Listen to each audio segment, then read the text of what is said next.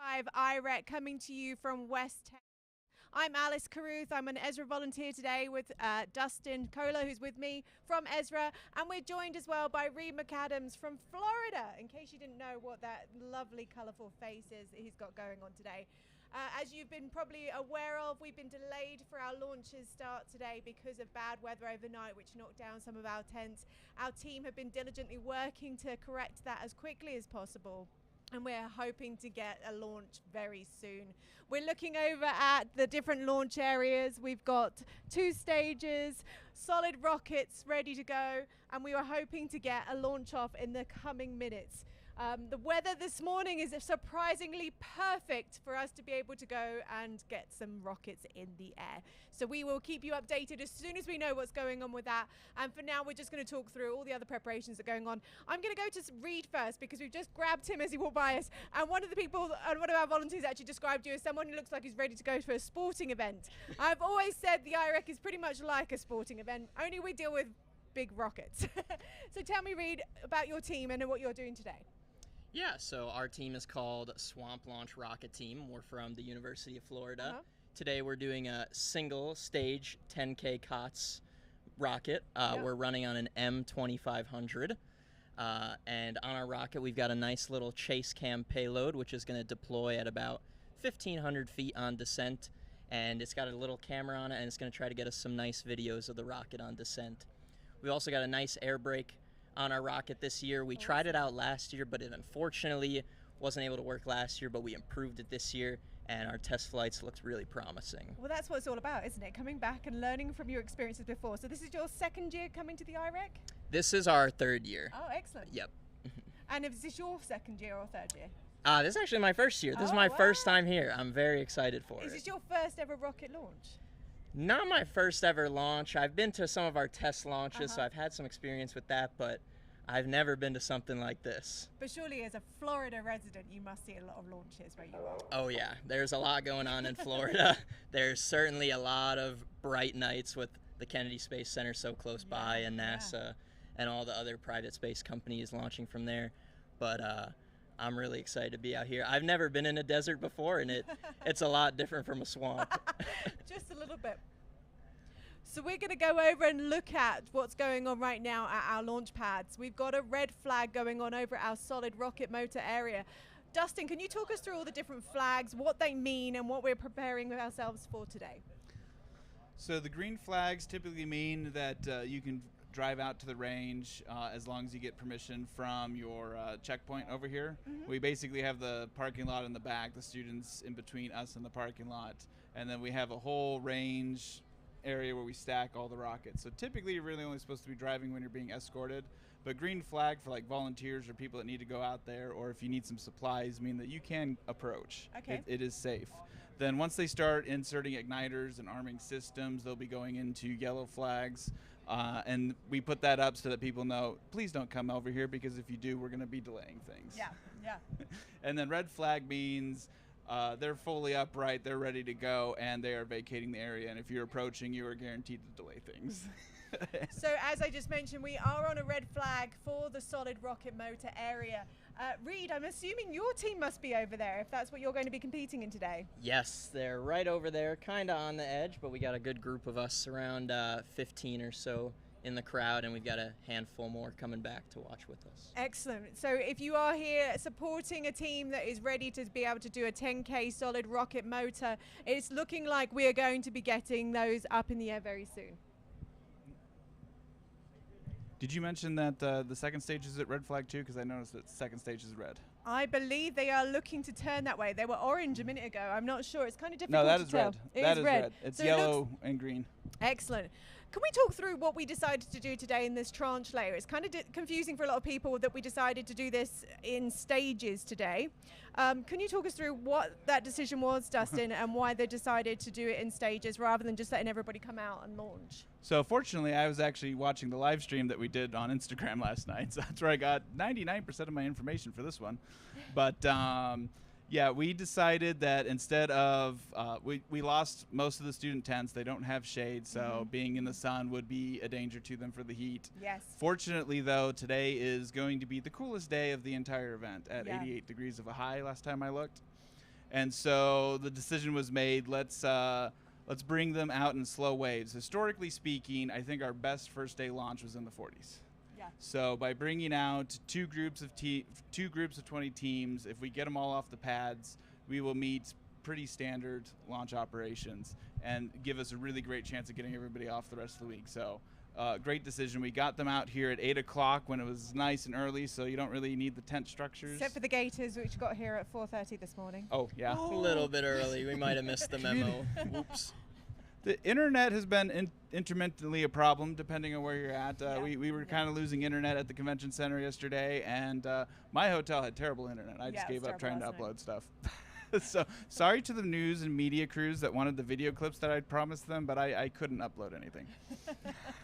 You know, we're dealing with a brand new site this year. There's a lot of little things that we're having to deal with, to overcome, to make sure we're ready for this and prepared for the launches. But hopefully for next year, we've got some lesson learned and things that we can be prepared for. Very much so.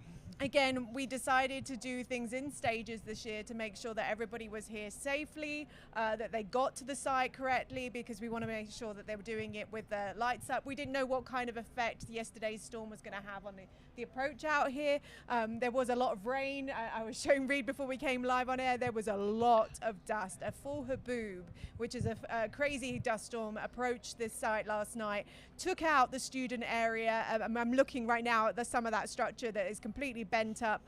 We're doing our best to make sure that we can get as much shade as possible so that the students aren't out in the heat, because it is a dry heat, like you were saying. It's very different to the swamp area, isn't it? Oh, yeah. Very different. So this is your reminder, if you're watching the live stream right now, hydrate. Now, it's kind of become a bit of a slogan every year, make sure you stay hydrated. But really, every year we've done this competition, and we've been doing it now. This is what, the 18th year, Dustin? Mm-hmm. There has been student dehydration issues. It doesn't matter how many times we tell everyone to hydrate. That means not just drink water, take hydration salts if you're able to. We much prefer you to be prepared for this weather than having to deal with some kind of medical situation. Yeah, I'm pretty guilty of it too. My mom would always be here watching over me, and all of a sudden I'd get an iced towel down my shirt randomly when she knew I was overheating. Fortunately, eventually I learned to recognize that I get headaches before I get too bad. So I start drinking a lot of water. And you know, I must say, for hydration, Gatorade is a great choice. Did you guys introduce Gatorade to college I football? believe they did. We did. All right. Fact. Yeah. Did you not tell? I believe the Chiefs, Kansas City Chiefs from my home where I grew up, I believe they introduced it to the NFL, if I remember correctly. I think you're right. Huh. All fun facts. But we are getting ready. Have we had any update yet about any sort of time? We're on that red flag, as I mentioned, for 2 of the different launch areas. But really love it. Great to have an update of what's going on right now out of those launch areas as we're waiting.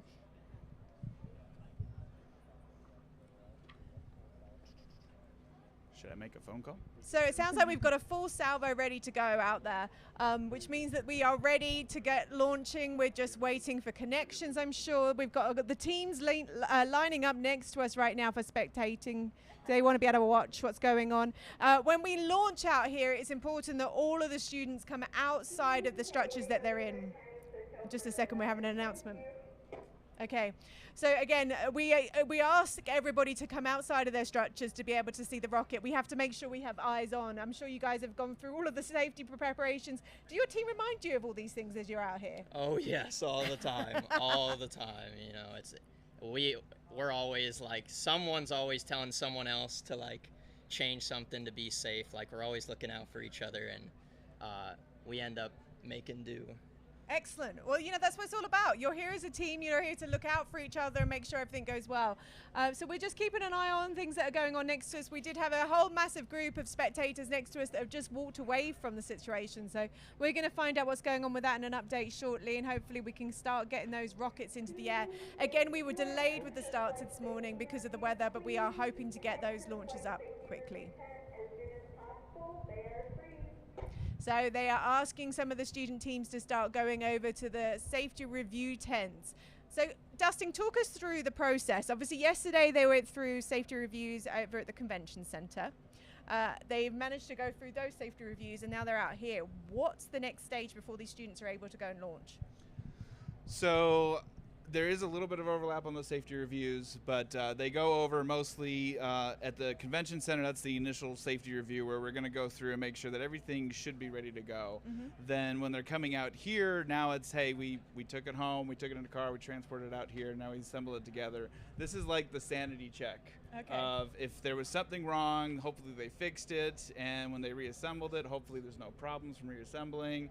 It is what they said it was yesterday, and then typically for your recovery systems, now's when you're going to start having your black powder in it. So yesterday at the stadium, you didn't have any energetics whatsoever. Here, if you have a black powder ignition system for your recovery system or any other kind of pressurized or electronic systems, you'll start loading some of that in there because you can't easily access the black powder. So when you assemble the rocket, it's trapped in there. We have many safety procedures where typically you have like a key on the side of the rocket, remove before flight tags on it, and that key should be in the off position, so all the flight computers should be dead. There's no connectivity or any way for it to go off, so it is safe here.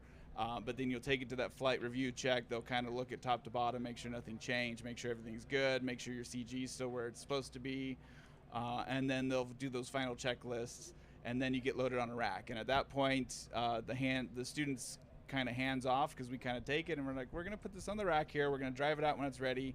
If something happens and they can't launch, maybe it's towards the end of the day and we run out, we have a I forget what they call it, but quarantine tent. And so if we can't launch the rocket, then it's going to be, hey, we're going to go into quarantine tent, you're not allowed to touch it, there's walls around it, and then we can certify that nobody's done anything by accident, and then we don't have to do rechecks on it or re-look it over. Excellent. Reed, how long did it take you this morning? So you guys arrived at site, you said at 4:30 this morning, which I'm sure was quite a shock to the system at that time of the morning. How long has it taken you to then reassemble your vehicle, get it ready, and get it out to the launch pads? So we were able to go through it pretty quick today. It only took us, once we started going, it took us about 2.5 hours, so it was pretty quick, relatively speaking. We did a lot of preparation last night. That's key. Some people did not get as much sleep as they would have liked, but we tried to get as much of our rocket ready last night as we could. We saw those dust storms and we saw that it was going to be a bit hectic today, so we just wanted to try to come in as prepared as we could. That was a good call.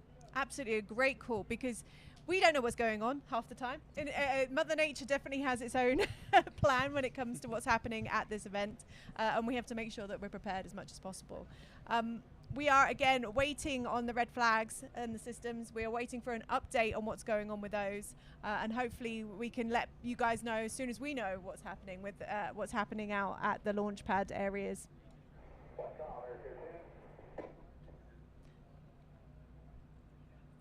Let me go ahead and text a couple people out there. See if I Oh, get is some that what more you're going to do? Yes. Again, we're learning on this communication system of what we have to do. We have our new Ezra media person who actually got a chance to go out there. I was just trying to listen in at that point with what's going on out of the area. And we're going to let Reed go soon as well, because I'm sure he's going to want to go and watch his rocket launch with his team. Yes, absolutely. I need to put on sunscreen too. It's bright out here. Right, so reminder of everybody, put on sunscreen, hydrate some more. You're from Florida, you should know about sunscreen. I'm from Alaska, I don't use it. I know, but man, this heat is something else. It really is. Thank you so much for joining us, Reed, and good luck. We are cheering for you and hoping to see you guys launch very quickly. Yeah, thank you so much for having me, and go Gators. All right, thank you so much. Thank you. Oh, we have another visitor, thanks. Can you introduce yourself? Yes, I'm Matthias Poletti from Technical University of Munich. I'm with Rocketry. We're here from Germany. We traveled all over the entire Earth to be here. And we brought our rocket inside of our baggage, and I think we are ready to launch right now. Excellent. Tell me about your rocket. Are you doing a solid rocket motor 10K COTS today? No, we are doing a 45K two-stage. Excellent. We have a two-stage system. So we have a lower stage with an 08500, 5800, sorry. And on the upper stage we have an N4000, and we are trying to reach 45,000 feet today. And the simulations with these winds that we have right now, it's looking really good. So we are very confident that that we will reach these altitudes, and I'm looking really forward to the flight. Absolutely. So yeah, again, we are waiting for the 2 stages, and we've got solid rocket motors ready to go for the 10K categories as well. So we're at the moment, we're just waiting to find out what's going on. We are on red flags. As Dustin went through earlier, we run off like a traffic light system. So green is when you're able to approach the launch pads. Amber is an alert to not go out there. Red is when we're ready to go. We're launching.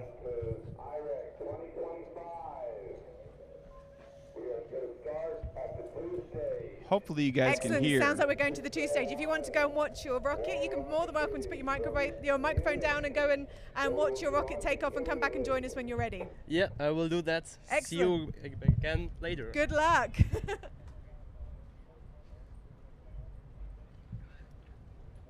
So as they just said on the from the launch area, we are asking everybody to stand out and be ready for the launch. We've got a 2 stage that is ready to go. Is the 2 stage directly behind us or to the side over here? Second stage is over here, where Okay. everybody's looking. Excellent. Not to poke fun or anything. Again, new site. Not sure exactly where everything is. I'm learning as we go. And for future reference, hybrid is slightly over to the right where you see all that stuff. They make sense.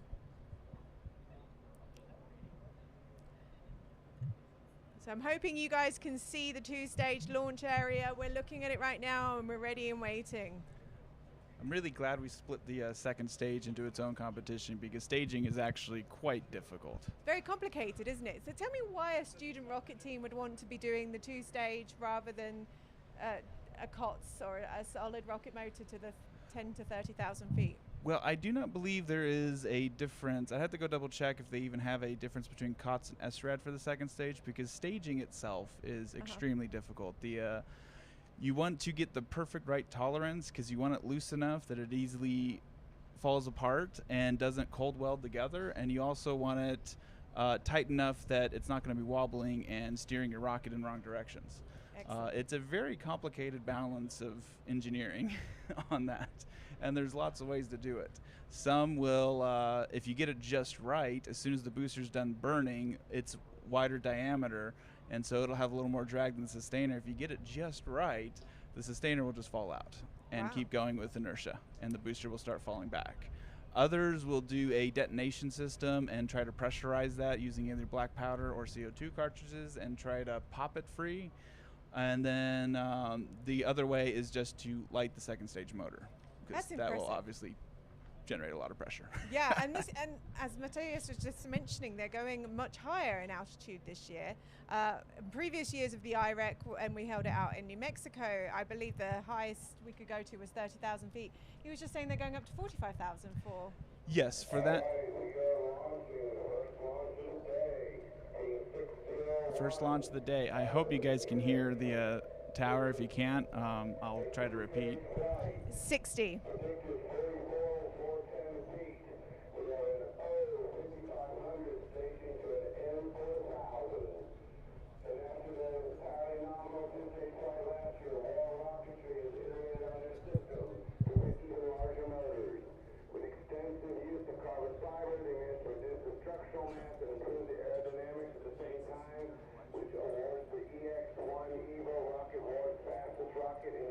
Okay, I can try to repeat that. 3-year history, capable of reaching velocities up to Mach 2.5.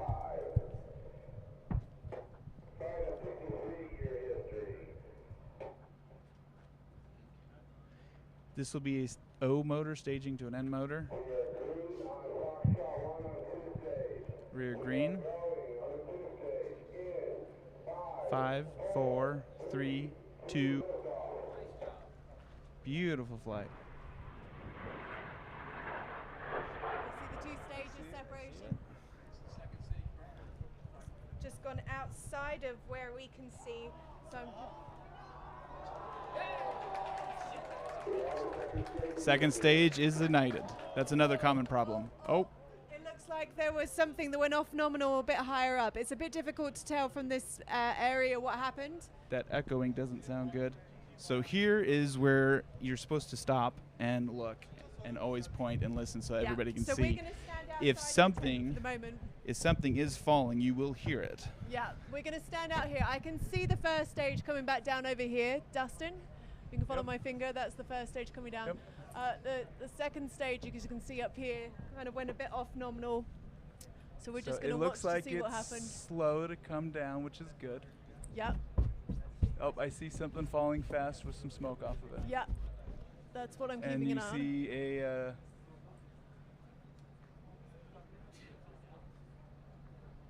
So we're holding at the moment. We're going to see what happens with this re-entry and make sure that everything is safe before we start to launch again. Coming down in a day called close, so please everyone have your eyes on the skies. We're going to hold until he's down. Yep. And this is where if we had recovery teams out there, they would be getting alerts on their radios, and they would all be heads up.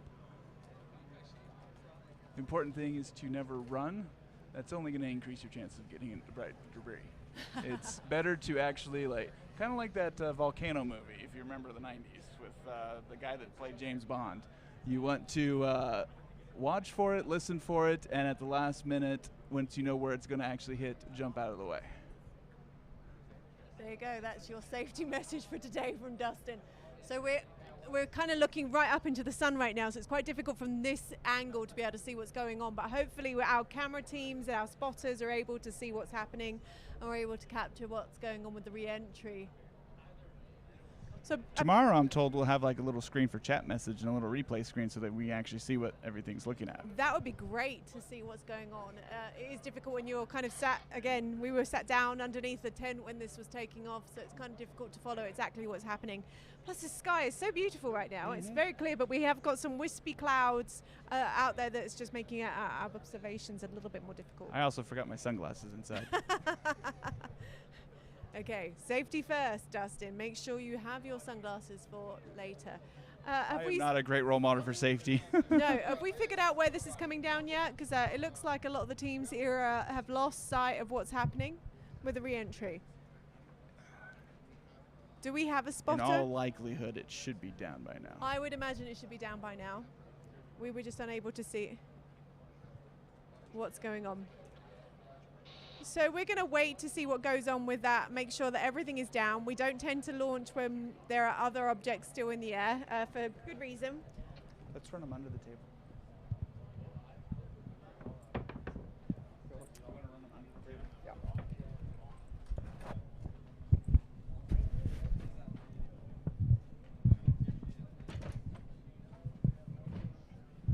We're just going to move a few things around right now, as I decided to start standing up, which, you know, was not part of the plan. We like to adapt on the fly. We're going to put this one down for a moment. Beautiful, guys. Thank you. So I believe that was Team 60. It would be great to know what team that was. 600? Well, yeah, there is no double-digit teams this year. Each category starts with a different 100 series, and then they count up from there. And we have 143 different teams that are competing this year, which is... It is 600. 600. Yes. Okay, 600 is coming up next, so I'm not sure what team that was before.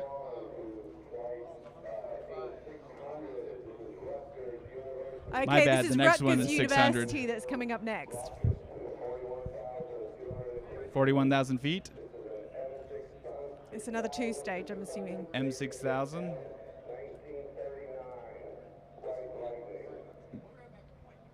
Going to an M1939. Excellent. So we're going to stand up we're again. gonna step out again. Just for it's easier for us to be able to view what's going on and have an idea of where the... If anyone sees a black dad hat with an IREC logo, I'm missing it. Okay. No idea. So again, this is Rutgers University and their two-stage that's going to be taking off. Launching in 5, 4, 3, 2, 1.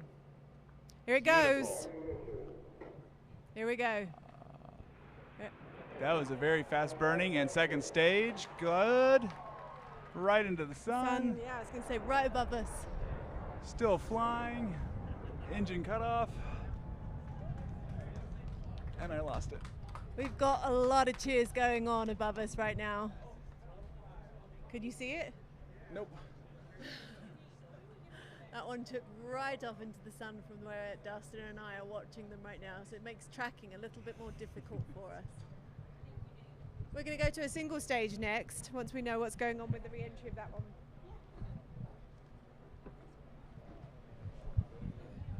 Just the center one. It's the bigger of the two dials to zoom out.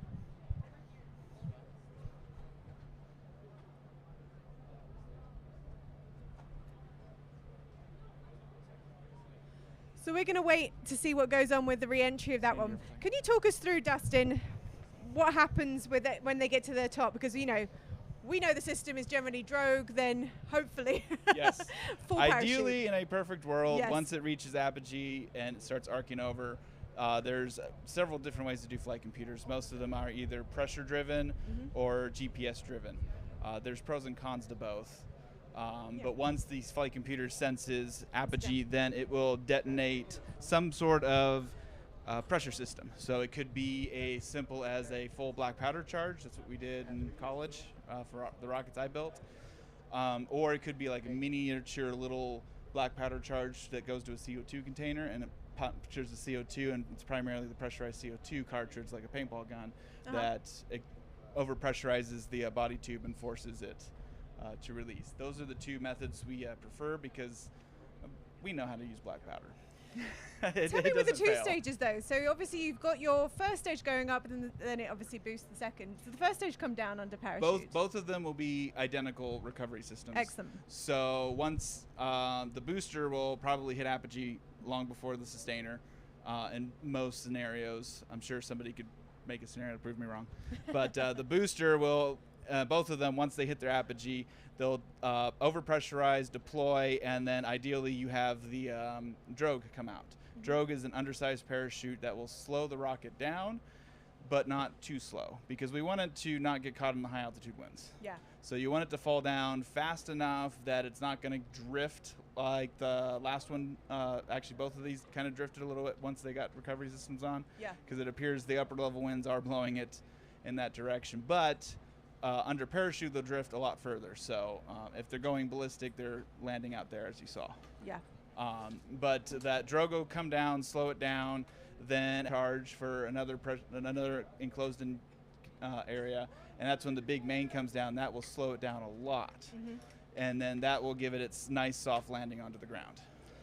Can you talk me through the recovery system? Because obviously we've moved to a new site this year. We're going to have a different way of doing it. At what point are the students able to go and recover? Are we going to have to wait until everything's launched and there's I believe the recovery system is identical to previous years. Okay. So once the range is open, they can start sending more people out. Duzce, phenomenal group of people that work with us. Yeah. And they have radio backpacks, GPS backpacks. I jokingly call them the baby monitors.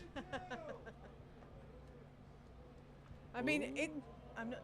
What are we seeing? Oh, I just heard somebody yell out 192, which might be the altitude they were at, because they Excellent. just had a reaction that's probably the main coming out, or not coming out. So we've got the teams next to us right now that Very are helpful in the information. spectator area monitoring what's going on. A lot of them have their own system to be able to monitor what's happening with their vehicles. So hopefully we can get some updates and get some one of the teams to come back and talk to us about what's gone on with their rocket launch. Well, once we get the roaming cameras going again, we typically have a roaming camera over by the teams so that Yeah. when they're calling out their altitudes, Yeah. we can know what's going on. Right now we're a bit far away. So we're seeing a few vehicles going behind us. Do you know what's going on with those right now? Not entirely, but we only had 2 rockets going out to the 2-stage pads. Yeah. So technically that flag should be getting changed to green. So that might be volunteers going out to change it to green, or they were cleared to go to either hybrids or second stage. Okay. So as we mentioned, we were delayed going on air this morning. because there was a massive haboob that hit base camp last night. So we'd set up the student tent area where their students were going to be prepping their vehicles together. That haboob, which is a very extreme dust storm, blew through and took some of the tops of those tents off and caused some severe damage to the structures, which is a real shame. So we made the decision last night to delay the start today. We want to make sure that the teams have plenty of shade. As Dustin mentioned earlier, it's about 88 degrees Fahrenheit today, which isn't too extreme with the heat, but it can still cause massive issues when the teams are working on their vehicles. And we want to make sure that team safety first, that they are under structures so they're getting plenty of shade. And this is your constant update. Stay hydrated, teams. Go and take some extra water, go and get some hydration salts into you. Make sure you get out of the direct sun. And if you are in the direct sun, please make sure you're wearing a hat, you've got sunglasses and plenty of sunscreen on. So this, what you're looking at right now, is the tent area that the students are operating on. And we brought them in waves this morning. So there was 20 that were allowed or encouraged to come out at 8 o'clock. Another 20 should be coming and arriving around about now. Obviously, we've been really lucky that those teams were able to move very quickly and safely this morning to get their rockets ready. We've had 2 launches so far this morning, am I right? That was two-stage launches. Excellent. And we are looking ready to get the 10K stages up and operational very quickly as well. So we are in a situation right now where we're waiting for that red zone behind us, that red launch area. We have a red flag. Again, we go through a traffic light system of what we want when they're ready. And we're looking at, again, back at that student area, making sure that they are prepared and they're ready. We've probably got some student teams arriving around about now as well. You can see the damaged tents there on that live stream. I know. So. It's heartbreaking. I mean, we obviously don't have any control of the weather. This has been the dustiest season that we've had down here in the borderland this year since the 1930s. So if anybody knows your American history, that means we are repeating the Dust Bowl down here, and these haboobs can cause some serious damage. So we're looking at the moment over at the solid rocket motor area. Dustin, have you got any idea of what, how many teams we've got prepping over there right now? I do not. I texted Emily, and I should text, see if she texts me back. So we're slowly getting set up. We're getting serious now because now we got 16 rockets. Wait, no, that's something else. Sorry. That's why I don't listen to headsets and talk at the same time. It's a skill. I wish there were 16 rockets out there, but I highly doubt there is. We'll see. We're getting prepared to go to the solid rocket motors, and we will let you know as soon as we're ready to go to those. We're listening out for launch control announcements which are going on around us, and we're keeping an eye on the student teams that are coming up next to us as well as they're getting ready to go out there. There's been, as I mentioned, 143 teams that made it here to West Texas this year, which is incredible. In comparison to other years, Dustin, you've been involved probably the longest out of all of us. Actually, I take that record this year. Do you I am really? Officially by 1 year over Rick Wills. Excellent. Congratulations, and thank you for being involved in Ezra for so many years. Now, you first started as a Rocketeer yourself. You were here competing with the team as a student. How many teams were there that year when you first joined? First year, we were the first person on the other side of the Rocky Mountains to join. And there were first place, second place, technical award, and UCLA. Stop doing that. What? But how many teams in total? 10, 15? 4. Is that it? I just counted them out. 4 teams Yeah. that were involved. I couldn't remember if it was 4 or 5, so I had to count them out. And this is back in 2010, correct? That was 2010. Yep, that was the 5th IREC, 4 teams.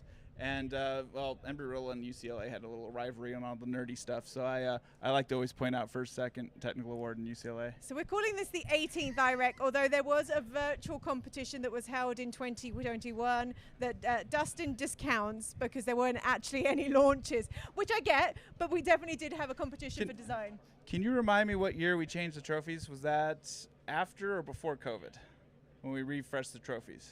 Oh, now or was that asking. the COVID year? It might have been the COVID. In fact, it was the COVID year. So 2020 So therefore, you happen. scrubbed IREC off the trophies that year. Don't say me. Therefore you. Whoever made the trophies it wasn't accidentally me. forgot I to promise put you, IREC on it the wasn't me trophies. personally. So yes, there was a decision made in 2020 for obvious reasons. We couldn't have anybody travel to the IREC. 2021 we had to hold it virtually. So technically this is the 18th launch year of the IREC competition. Again, in 2010 when Dustin first got involved, there were only 4 teams. This year there is 143 teams involved in this competition, which is exciting to see just how much growth we've had over these years, and to see how much is going on out here. We are hoping to get, we say, an average of about 40 launches per year on day one. Yeah.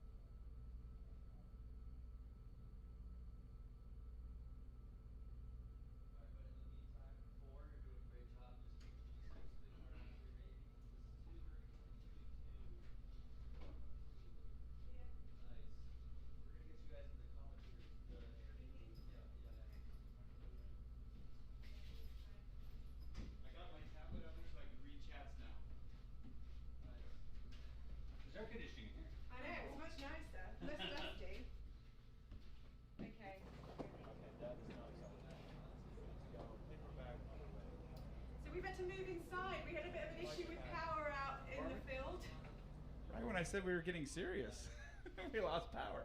Apparently we overpowered the power. And I see my microphone's not plugged in there. No, I was going to say, there's a microphone that's not even plugged in here, which is always interesting when you find, look to the floor and see the end of the microphone. Are either one of them plugged in?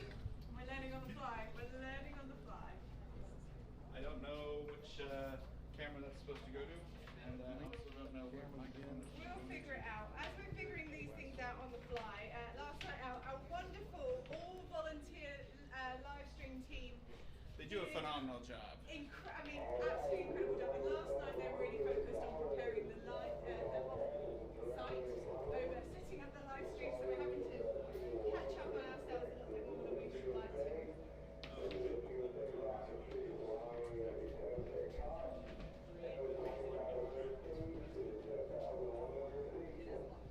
We're still trying to figure out plugging in a few microphones as we move into the inside. We've got this incredible trailer this year to be able to do the live stream. It's really impressive. We've got air conditioning in here. So as much as we were not in a crazy amount of heat this morning, it's only about 88 degrees outside. It's really nice to go into the air conditioning actually. Cool off for just a minute at the very least. While we're just working out a few technical details, we are still waiting again on some launches.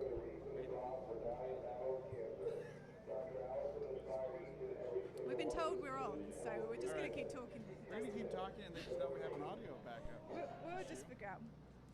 We'll figure it out as we keep going.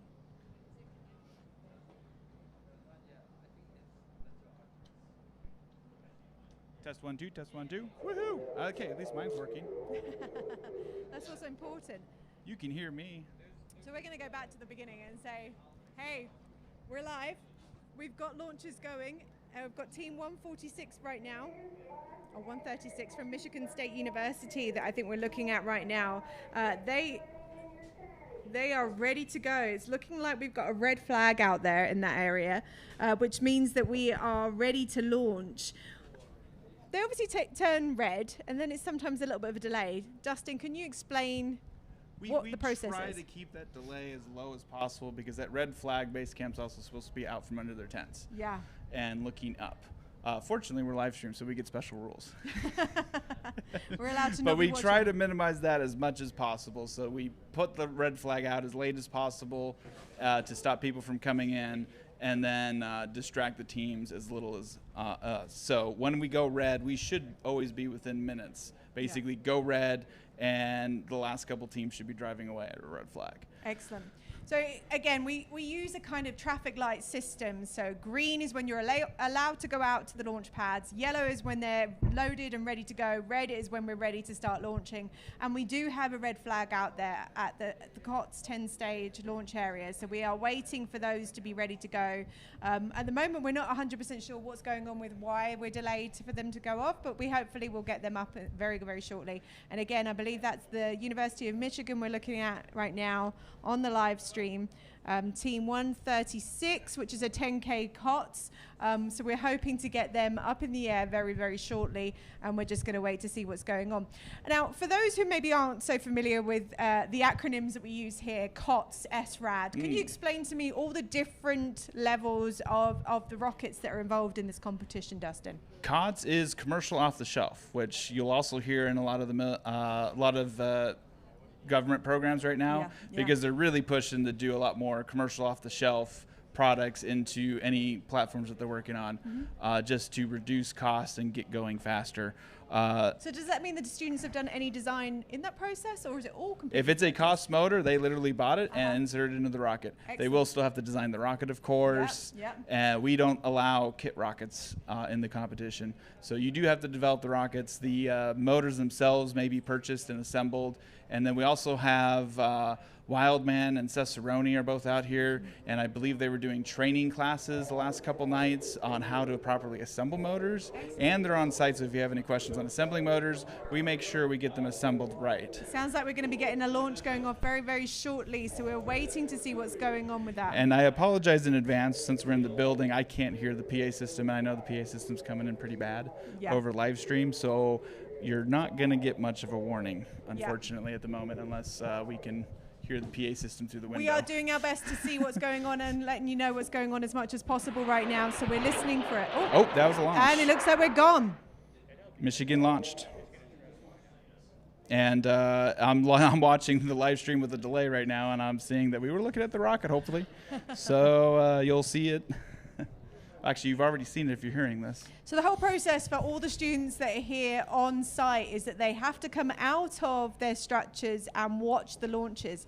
Can you explain to me why we do that? We're humans. We make mistakes. These are college students. They don't even have their degrees yet. So I will say we track all these statistics, and today should be the most percentage of successful flights. Excellent. Because these are the teams that were prepared, ready to go, got out here, got on the pads first. Typically, these are the teams that really know what they're doing. And so we're going to see a lot of great flights. Sometimes mistakes happen, but that's why we have safety ranges. You could put a bomb on the rails and you're not going to hurt anybody.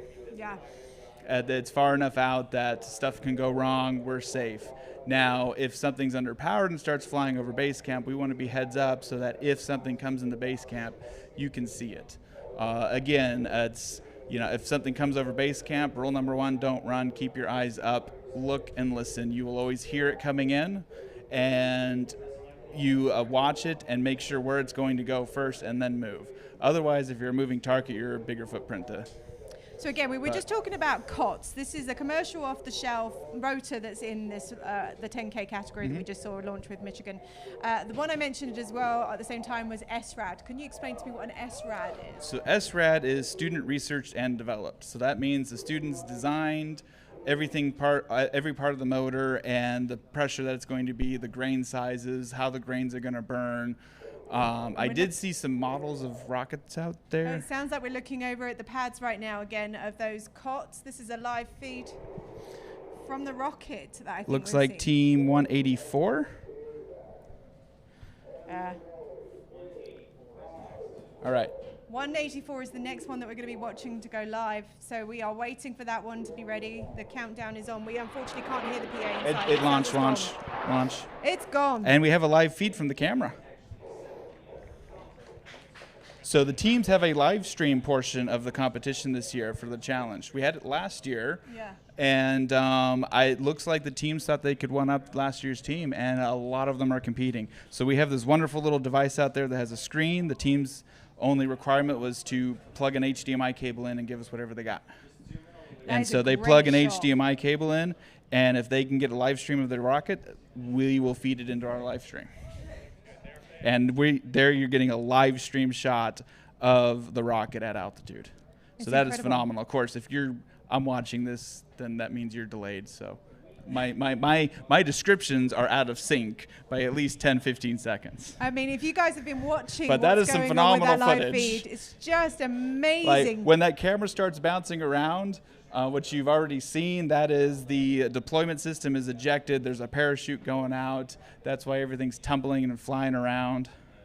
It looks a little bit like you're looking through a camera for a toilet roll right now. Can you explain to me what it is that you actually see when you're looking at this? So this clearly appears to be a camera that's inside the rocket looking through a little viewing hole on the side of the rocket. So you're looking at the shroud around the camera. You don't want to have too many protruding bumps on a rocket because that creates drag, that turns rockets. You try to minimize that or at least balance it out. Years past, when like GoPro sponsored us, we would strap the GoPro straight on the outside of the rockets. Yes, I remember. And everybody, oh, it's going to turn the rocket. It's like, well, that's why we put two and put one on the other side, so it has an equal amount of drag on each side. And that's one of the things that these students have to figure out, isn't it? You know, when they're designing their own vehicle, it's more than just building something that goes up. You've got to think about the drag, like you say. And this is a precision competition. That's one of the things that I really enjoy about the IREC. It's not necessarily about who goes highest and who goes fastest. It's about what people predict is going to happen. Is that correct? So the scoring, you have to hit a target altitude. And that's for your main scoring. There is the Jim Barrowman Award, which is a separate award that if you come here, even if you're 5,000 feet under or over, if you have the analysis to project an altitude, you declare that. And then as long as you qualified for a technical award, which means your rocket got X amount off of the pads, I forget off the top of my head what that is. As long as it gets off the pad and you qualify for a technical award, then the closest you are to your predicted apogee, then you're eligible for the Jim Barrowman Award. And I believe there's a requirement. We've just touched down, Dustin. Okay. We managed to get this full view, which is incredible, from the student team. Do we know what team that was that we've just seen the launch of? I saw some comments on the YouTube thing, DU Michigan, potentially. So, we'd love to know what team that was that managed to do that live stream. In case you're wondering, it's not that we're really bad at producing information on the live stream. It's that we're bad at getting the information. Yeah, I mean, it's difficult. There's so much going on right now. I mean, this live stream was started so that those that could make it here to West Texas could have an opportunity to see their vehicles launch. We're still learning on the fly again. The whole team here is run by a team of volunteers, and we're doing our best to get to you. But I believe that was the team of West Virginia that we just saw. Incredible to see. University of Virginia, apologies, and we're really excited that they managed to get that full live stream. No, that was fantastic. Great job. Definitely. It seems like we got team. We got some stiff competition for that coming live. up. It'll be the University of California that's coming up, I believe. So we're waiting for that one. So it's team 168 we're looking at. That's going to be going up next. Again, we've had to move inside. We had a few issues with some of the connections outside, so it's difficult for us because we can't hear the PA system. But we're going to do our best to make sure that you guys are aware of what's happening. And our incredible team that are working here in the live stream are making sure the graphics are going up to let you know what teams we're looking at and what's happening with those details. So if you are watching and you are a supporter of the University of California, just add a little note in our chat. Let us know what you're watching, and we'd love to be able to chat to you and say hi.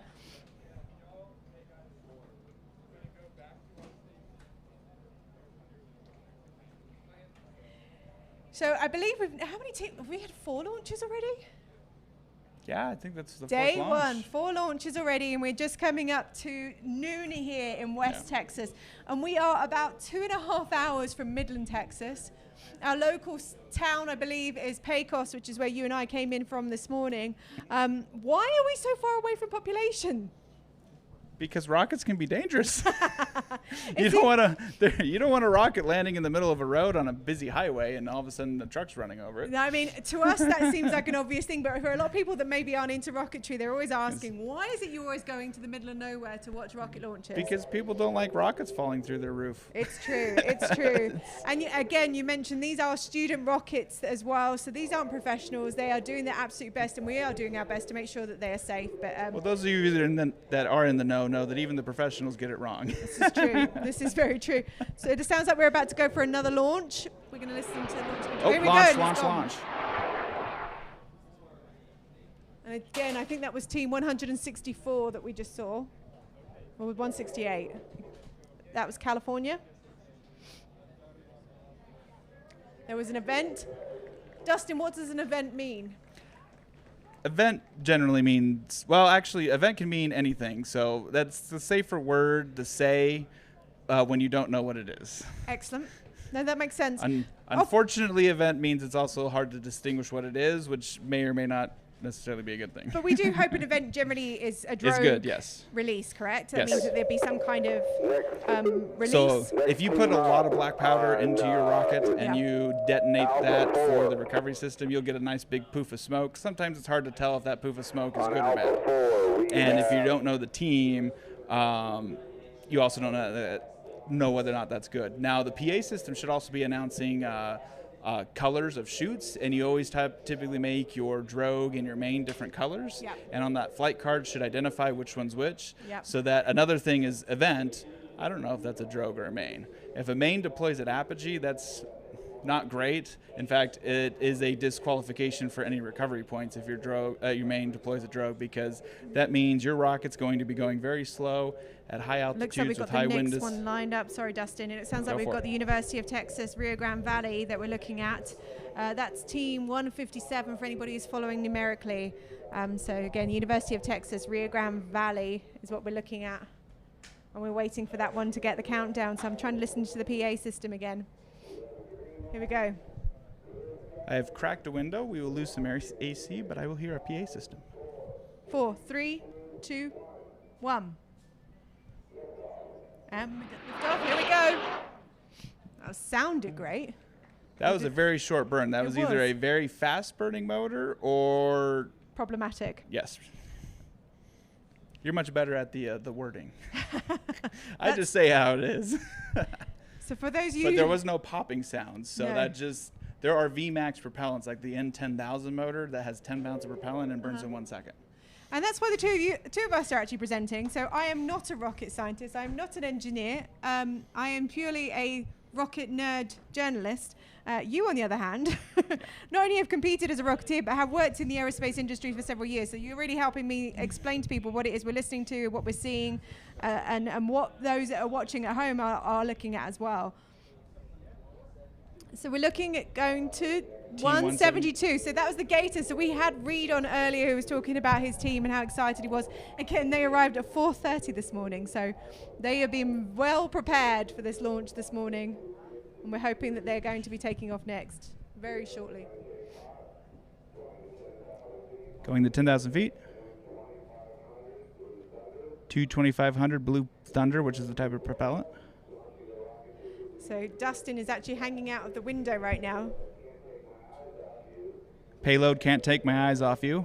And that payload is also another camera. So let's hope that their payload works like they hope it will. Go Gators. Carbon I fiber see you, airframe. Noah. Aquafuego. Go Gators. Sophia, yeah. We've got lots of them on the chat now watching.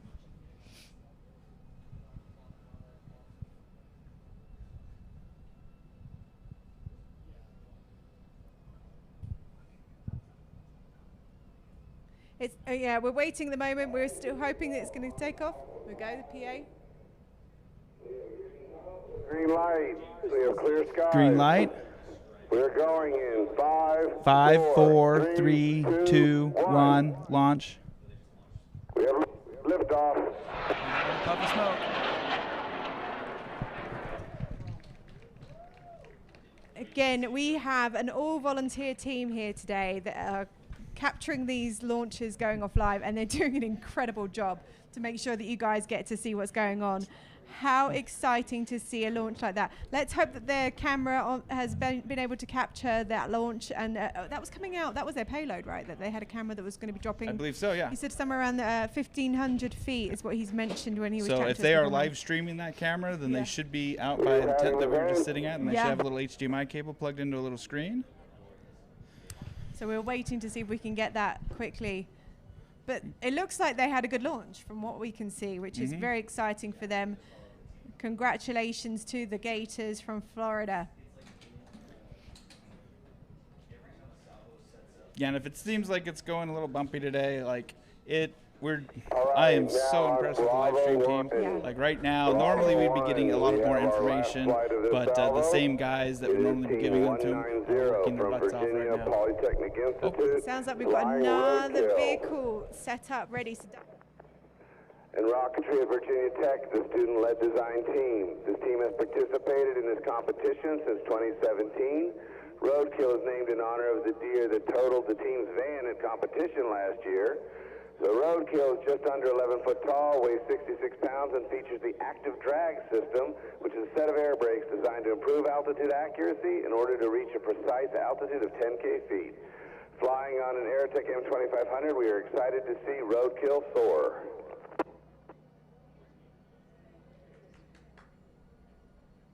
Okay.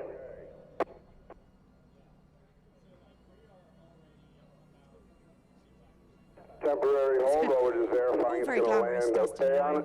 guess, Front of us.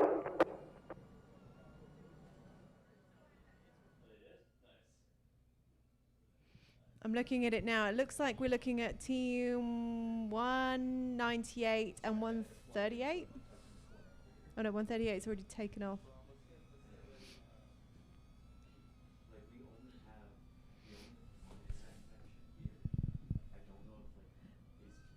It looks like it's the Team 190 Virginia Polytechnic Institute we're holding. They said something on the PA, but I didn't catch it. Sometimes they could be holding because they're trying to get continuity. So if they're doing, not continuity, but connectivity. Hold is over. We're back to Bravo 1. Here goes Virginia Polytechnic Institute. Virginia Team Polytechnic 190. Institute. We have a green light. Green light. Clear skies. We're launching in 5, 5, 4, 3, 3, 2, 1. Have ignition.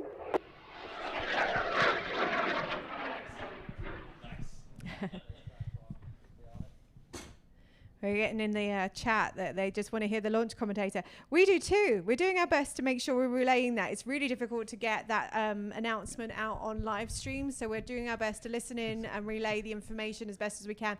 We are hoping that, like last year, we're able to get that patched into the live stream. We're still working on it. Again, we were delayed getting everything set up last night because of the weather situation. Mother Nature had different plans for us yesterday when the haboob hit us at around 8 o'clock last night. So we're doing our best to catch up this morning and get all the information as possible. Yes, I see you. The people that normally we have these nice, lovely producer voices in our headphones that are telling us what's going on, but they are actively setting things up and fixing power at our station, adding cameras to the live feed.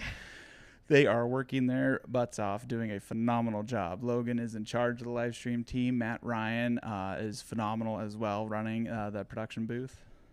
They are incredible to work with. You know, the whole Ezra team is, I have to say. The Experimental Sounding Rocket Association is all run by volunteers. And we've got about 150 of them volunteering this year that have come out to support this event, including the team from NASA Spaceflight. Hopefully we'll get them on the live stream tomorrow. They're setting up today. They only arrived yesterday, so... NASA Spaceflight has been volunteering with us for the last many, many years, ever since we've done the live stream, actually, I believe. And they are phenomenal, but they are also helping set up cameras and get everything going. So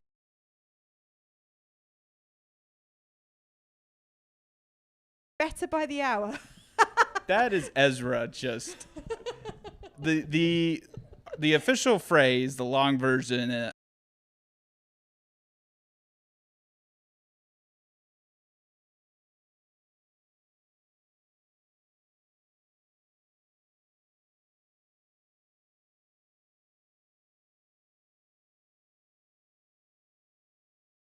fully loaded when they decided to go out earlier. Possibly, yeah. Yeah. Again, we had 20 teams arrive at 8 o'clock. We invited the next group to arrive at 12 o'clock. We think a lot of them are coming in a little bit earlier. I don't blame them. I'm going to be getting here eager, chomping at the bit to get ready and go. We're expecting... If I was competing, I'd be early. Yeah.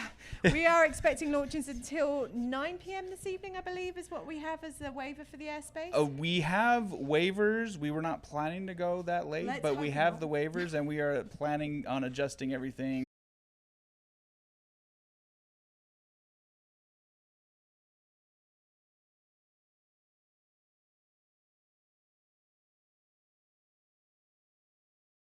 Right manner.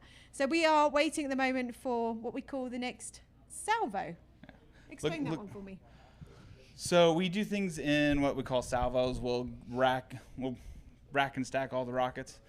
We try to get as many rockets in one salvo as possible, because every time we let those rockets out, if we let more behind them, that's going to slow everything down. Yeah. And so a lot of times we'll group them into one group, send them out simultaneously, because it's quicker, more efficient to do that than get as many of them on the pads and then launch them one right after the other, because the drive to get out there is not short.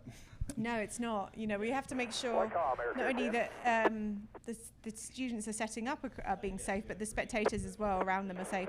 And we are in a remote area, so they are a little bit further away from us when they're launching. Camels are eating cords. We don't have camels out here, luckily. Not in West Texas. We've actually got... Hey, it worked last time. I said, hey, where's my black hat? And my black hat appeared. Okay, we've keep asking. Another plug to our website. It is for sale on our website. And everything, when it comes to sales for things like that, goes back into putting this competition on. This is a huge operation. I don't think many people understand just how much goes on behind the scenes in preparation for this. You know, all the money that goes into putting this on. A massive thank you to the sponsors that support this competition. Very much so. The funding makes such a huge difference. It's what allows the group of volunteers from Ezra to put on this competition so these students can get hands-on experience. Because it's all about making sure that the future workforce in the aerospace industry have had that hands-on opportunity. Because going to university is great, studying is great, but actually having the opportunity to build and do things as an engineer is key, really, for preparing you for the workforce. And we will get some of those sponsors on live for interviews. And I can't remember if we had ads this year for them to play, but we will be giving plugs to our sponsors as soon as we have that capability. Yeah. But as we speak, like, everything's being set up around us. Like, I'm pretty sure that monitor is supposed to be the more live feed so that we can talk to what they're seeing and not be delayed. So we're currently looking at Dustin's cell phone in front of us. This is my cell phone, which is why when we talk to your comments or talk to what's going on in the video, it's very delayed. Because we're watching it with you and then saying it, and then you get the double delay. On the fly, it's the way it's supposed to be. Again, we had a bit of a power issue, so we lost the power to be able to see our feeds. We're having to do this on the fly, and we're doing our best to bring as much information as we can to you. You're looking at some great drone footage of all the things that are going on outside. The preparations for the next launches. We're seeing recovery. Are we seeing recoveries at this point? Technically, we can release recovery teams. So they, I haven't seen or heard any information to verify that, but yeah, we could be sending recovery teams out right now. So again, we've had about 6 to 8 launches. We've lost count because we had to move halfway through. I was trying my best, I promise you, to make sure I kept an eye on things this morning. It's not as easy as this looks, trying to do things on the fly. I have the memory of a goldfish. Oh, well, we know that. We know that. I stare at too many numbers as a structural analyst, and I just don't remember numbers. I have to write everything down.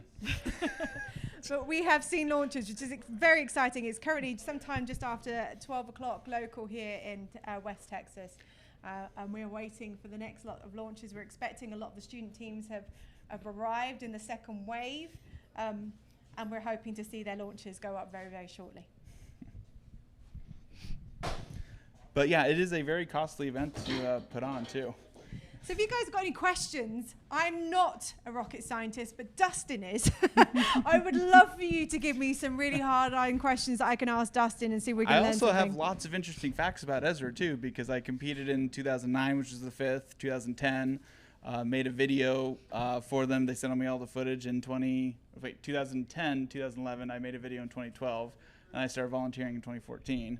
Was made president within a year, vice president within a year. That's what you call jump to the top. Yeah, I've held every single position. I've been range safety officer. I've been pad manager, media, You've judged? Everything but live streamed. No, I haven't judged. I've ran the judges. So Anita Jimenez is our head judge this year. Talk me through what a process is to be a judge in a competition like this, because we're always looking for extra volunteers to come and support this. We are looking for extra volunteers.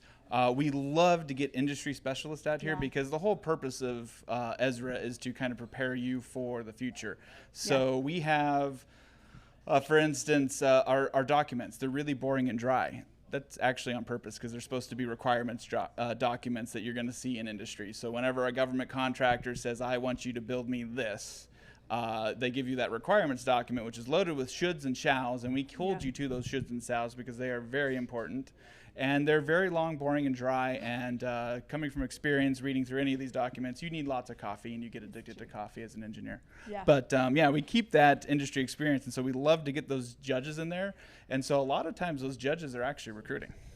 They ask you for resumes. We warn the students up front, you should have your resume on hand, because if they really like what you're doing, they're going to hire you. Which is great. What a great opportunity. So we've got a lot going on right now around us, and I'm doing my best to make sure I listen to what's happening. But then we also have judges that are from Tripoli, and they have a lot of experience in these levels of rockets and being building these safely and doing recovery systems, flight computers. They're very familiar with all of the hobbyist side of things. And then we have tons of judges that are just teachers and all kinds of normal jobs too. And judging doesn't have to require a knowledge of the system. We technically pair our judges with, if we have a teacher judge, we'll pair them with somebody that's from industry or from Tripoli or NAR, so that you have the teams, and then we break up. All the judges will get assigned an X number of teams, and that changes every year depending on our volunteers and our team load. They'll score all those scores. We average them together, and our goal is always to have multiple scores from judges so that we can average them together and make it more fair. I'm trying to listen into what's going on in the control room right now. It sounds like we've got some more 2 stages that they're preparing to get ready to go and launch. Once we know more information on that, we will bring that to you. I smell food. Good place to put a plug in. We have food trucks out here. It sounds like the 2 stages waiver, the high altitude, those that are going above the 30,000 feet, their waiver actually closes at 1 o'clock local, so they've only actually got around 30 minutes left to get a launch in. So yeah, we will be trying to rush those, but we try not to rush anything too. We call it rocket fever. So I'm sure those teams have it right now trying to beat that 30 minutes. And as long as they do everything safely, we will do everything we can to get it off in that 30 minutes. It's all about safety first. When it comes to anything, when you're dealing with rockets, it's all about making sure that the teams are safe and that their vehicles are safe. We're not going to let anybody launch unless we are 100% sure that there's a good chance that it's going to launch. And that is being at a new site, being that we knew we were going to have complications. That's one of the reasons why we got rid of the early launch bonuses. Because this year we didn't want the teams getting rocket fever and pushing too hard to do anything in a whole new environment where we're not even familiar with it as much as we would like to be. So we don't want to push ourselves too fast either. And so we elected to go ahead and forego that for a year or two until we're more comfortable and more into a repeatable rhythm. So we've moved to this new location in West Texas. We were in New Mexico from 2017 until last year. And the reason for that is because the competition is getting larger. We're getting more and more teams applying. How many teams do you know roughly applied this year? I think we accepted 170 teams. We over 200 teams applied. I do know that. It is the world's largest intercollegiate rocket engineering competition, which is what the IREC was known as before. It's now the International Rocket Engineering Competition because we've got over 20 countries represented in the teams this year, which is just amazing. And I believe we're just going ahead and dropping the whole intercollegiate portion of that. I think we can claim that we are the world's largest. University level student competition. And that means that these students have been working hard. They are the best of the best. And that's why so many incredible companies are sponsors of this opportunity. They like to come in and recruit from these students because they have got this great hands-on experience thanks to the team at Ezra that put on this event every year and give them this opportunity. So we're just looking over, it looks like the hybrids, that's what we've been looking at on the live feed. So that white Connex box is there. That's what gave away the hybrids area. That is a trailer, I believe. I figured as much.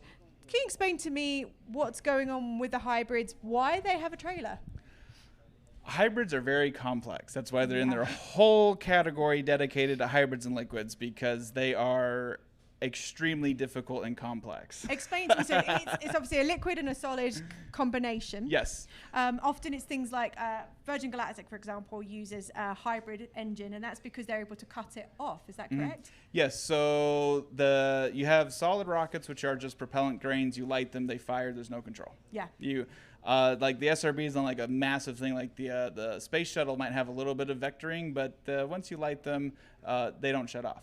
Hybrids gives you the ability to shut off. So the benefits of liquids are that you have both your oxidizer and fuel are liquids. You can control how much is going into the nozzle. You can thrust vector. You can do starts and stops mid-flight. SpaceX does it all the time. They fire their engines. Yep. They fire their engines again to decelerate and come back down. They'll fire their engines like 2 more times, I believe, once to decelerate a second time, and then the last time to land it.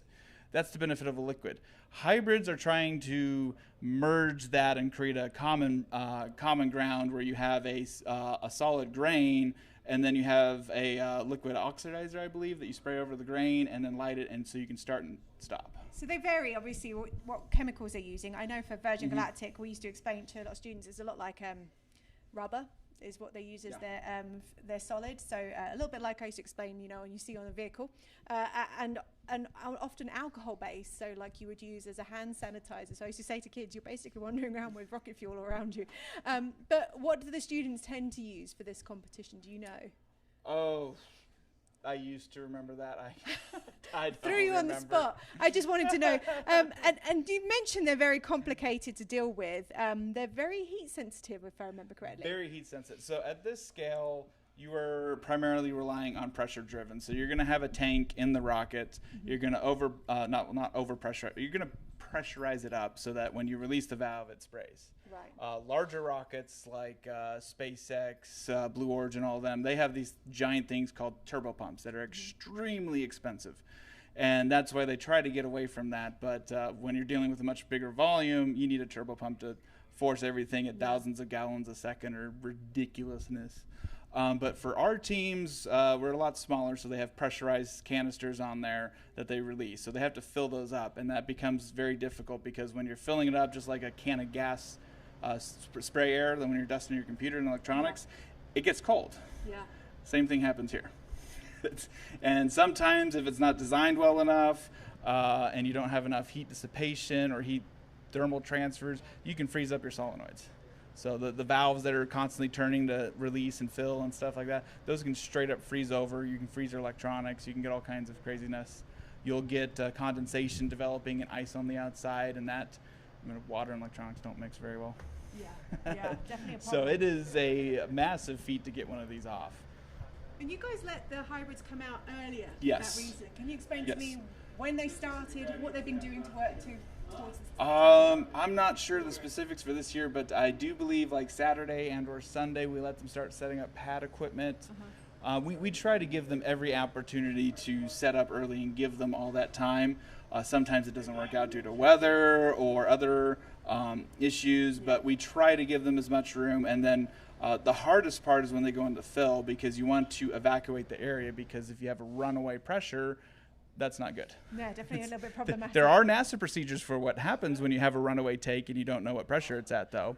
It requires a rifle and a bullet as a legit NASA procedure, and we've only ever had to do it once in the history of IREC. Which is impressive. Yes. There's a lot of noise going on behind us. We are in the middle of a trailer where there's lots of people wandering, working around, that are trying to do our best to fix all the technical issues we've been having this morning with the live stream. So we apologise if there's a lot going on. Again, we are a group of volunteers that run this event that are also running the live stream. We do have support here from people that are working professionally in the broadcasting industry. A big thank you to our friends at NASA Spaceflight, who will hopefully be on air tomorrow giving you some great commentary about what's going on, and they can tell you why they support this event and why they think it's really important for the industry. I can tell you that I've been involved in the IREC since 2018 and have absolutely adored being part of this competition. I know very little about rocket science and rocket engineering as a media professional. But was very, very lucky to have worked with the teams here, and have always been inspired every single year by what it is that they're trying to do. You and I were walking around the convention centre yesterday, having chats with a couple of the teams, finding out what it is that they were doing. Was there any standout for you of anybody that's come up with some things? That's hard. I was running the camera and doing other things. I wasn't actually listening to the interviews. Dustin! I'm sorry. I have can only to say, do so much. Oh, actually, there was that one standout. Yes. I know where you were leading me with that one. I was going to say, there was a team, and now I wish I could remember what the team's name was, but you and I were blown away because they are launching an organic payload. They are. They're launching an organic payload. They have I'll try a to say it with a straight biosciences face. major as part of their team who's not anything to do with rocket engineering, who decided she's a fan of rocketry, wanted to get involved, came up with their payload, and they're looking at fertility. Yes. As their payload. And they're flying sea urchin semen. Say that 10 times fast. And Dustin and I were floored when they decided to show us. Well, they let it off a little less colorful. We're launching semen, and I'm just like, I didn't want to ask where it came from. Well, so the biosciences major, she was incredible, and I hope we can get that interview on air later, was telling us that she's studying fertility, and she wanted to see whether microgravity had any effect on men's sperm count. And so they collected semen, and they are going to be launching it in the coming days. So we're really looking forward to seeing that one go up and find out the results of that experiment. And to clarify, it was from a sea urchin. Yes. Which is hopefully not code name for one of their club members. We didn't ask that question. It was on the tip of my tongue the whole time. I promise you. There are questions you sometimes like not to ask. I was just floored with her ingenuity. It's great to see this merger because, you know,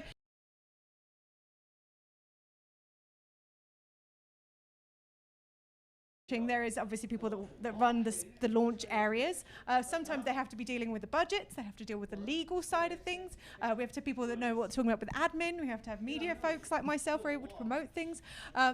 And then you have to have those that are working on the science side of things as well. So it's incredible to see that they've got that merger of interest that have come in from that university. So hopefully we'll find out what that team was and we'll come back to you because I thought it was quite impressive. Hopefully they have somebody watching the live stream that'll tell them to come to us. Yeah, I'm doing my best to keep an eye on the chat. It's very difficult because there's a lot going on and we're being distracted and we're hearing things and we're looking at the hybrid. It's all going on at the same time. Jill Turner, I would love to see them loading on the pads as well, and we will have that by tomorrow. We will get roaming cameras and cover some of that. So our incredible friends that support us here at NASA Spaceflight were out this morning doing that. They arrived yesterday to set it all up, and they arrived here just as that haboob came in at 8 o'clock last night. It literally wiped out this site. Again, we're not in control of Mother Nature. It's one of those things that we have to deal with, and we're doing our best to make sure that we are giving ourselves time to get things set up for tomorrow. So today we are aiming to get, at least we'd love to get 40 launches off today. The weather is perfect for it. We've just been delayed because we have the situation with the weather that came in last night, took out all the structures here on site and stopped us from being able to set up the live stream, stopped us from being able to set up the electrical connections to the launch control area, and making sure that we had everything set up for everybody's operation to be safe here at site here in West Texas. So Dustin's just about to disappear to go and figure out some technical things, and you're stuck with me for a little while. But it's looking like we're getting rockets out to the launch pads, which is very exciting to see. We're just waiting to find out what's going to be going next. Yeah, I can see in the commentary they're saying beautiful day. It really is a beautiful day, considering that haboob came in last night. Yeah, we saw some great footage come in. The team here in the live stream were looking out at the tent that we were sat in earlier, and I don't know, it's maybe 20 feet away from the window. Halfway through the video, you couldn't see the tent anymore. We'll get some replays set up later. It was pretty severe. And Dustin and I were driving from Midland to Pecos last night when we were caught in that storm. And both of us knew straight away that there was going to be a problem if it came this direction. So we tried our best to warn the teams when it was en route. We called the people that were out here setting up live stream and we were like, did it hit you yet? And they're like, what? Watch the weather. Yeah, to say that I look like a drowned rat. And I mean, it rained very shortly, but it was a lot. You're going to rat me out for leaving you behind, aren't you? You did leave me behind as I ran from my vehicle with a paper bag. I thought you were just grabbing the bag of food. I didn't know you were going in the back door to grab a bag. We were doing our best to set up some of the media for today. Last night, again, had issues with live stream, with connections at our hotel last night because the weather was so severe out here in West Texas. We're doing our best to catch up, and we'll get you some of that information as soon as we can. And I would love to show you those videos so you can see what we're dealing with. The one that hit last night, I think, was worse. Yeah. It was a. We didn't get the rain. The rain was superficial. It dried off the ground pretty quick. It was primarily the wind, and I'm not sure how strapped down the tent So we're was. looking at the commentary right now. Someone's asking what was worse, the one that hit Spaceport last year or yesterday? Yesterday was definitely worse. We did have, was it 2 years ago when we had really bad rain out of Spaceport America when we were holding Oh, yeah, that was 2 years ago. I was there for that one. Yeah, but we were lucky then. There was no structural damage. It was more the damage to the road. And Yeah. that was part of our concern last night. That was part of the reason why we decided to delay arrival today, because as much as we had teams here on site that were trying to set things up, we didn't know what the road out to the site was looking like at that point, and we didn't want to leave it too late to make these calls. So we decided just to delay the entries, and then we had to deal with the structural damage. I'm sure if you've seen any of the drone footage this morning, it left a lot of the huge tent structures bent up. There's not much we can do about that. It is Mother Nature had its own idea of what they wanted to do today. So we're looking at these incredible drone footage. Can you tell us about? Let's see, we got 1, 2, 3, 4 cars going out. And if the drone ends up getting close on that shot, I can hopefully count the number of rockets. They're on the rail. trailer. Yeah. So we built new trailers this year, I guess. I saw them building them when I was here setting up. Oh, nice. We got these wooden racks on the trailers, and then we have these foam arms that kind of come out, and then so you can set them on there. So Ezra builds all of that themselves. Yeah. And again, a team of volunteers that come out here and support this. It's incredible to see what they do to make sure that these students get the opportunity to launch. A lot of these students go on to careers in aerospace. A lot of them I know have worked with companies that I've worked with in the past.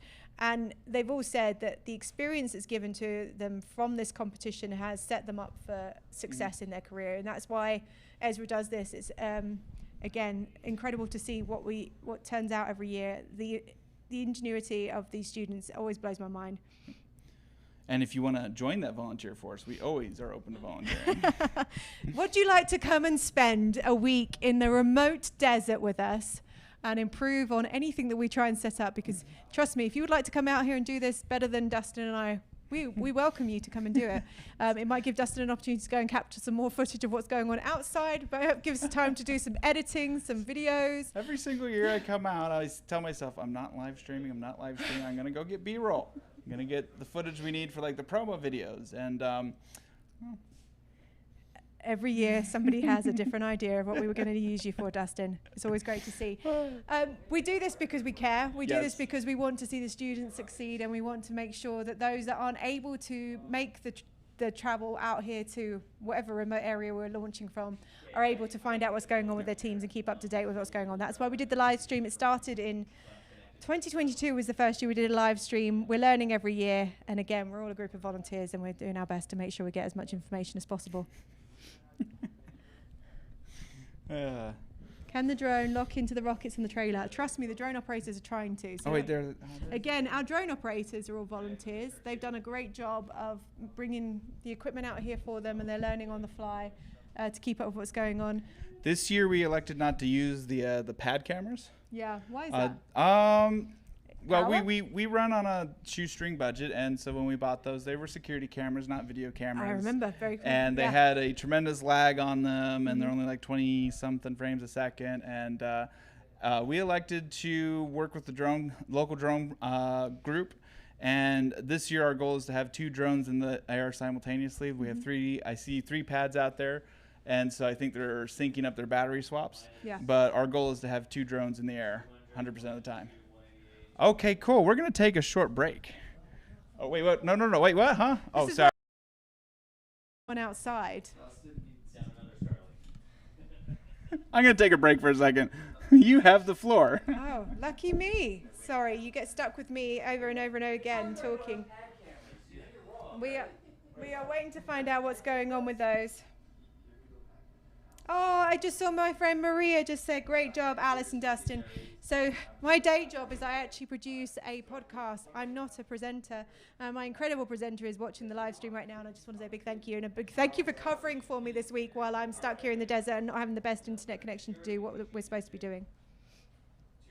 Have you been told what's going on? I have been told what's going on. Sorry, I like not to wear the headset because I can't multitask very well. Listening to people talk to you while talking at the same time. So tell me, what did they correct you on? What did you do wrong? I got corrected that we actually have pad cams this year. So that means that DaVinci had some cameras that they were going to bring that are nicer than what we used to have.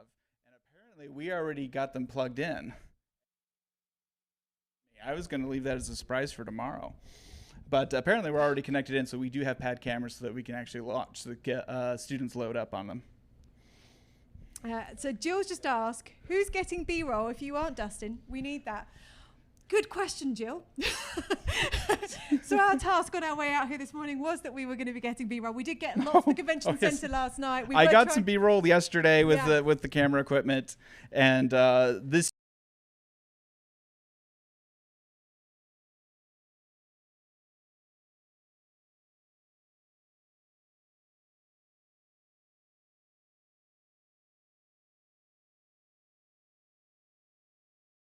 I'll start taking more breaks and getting more footage. And so, but yeah, I've been with the organization for many years, and this year, last year I was tied with another, Marty Simonich, for all those that remember Marty Simonich, fantastic, phenomenal person. He has not made it out the last couple years, and this year I take the lead from him for being the most senior volunteer for Ezra. We count the my 2 years competing as being volunteer years because we did get the Bribing Judges with Burgers Award. So we were cooking food for the volunteers even though we were competing. Is there any other great questions coming from the chat?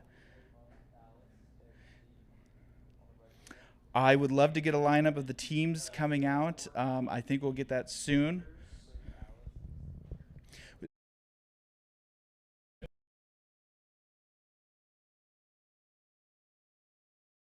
This is another great hydrate.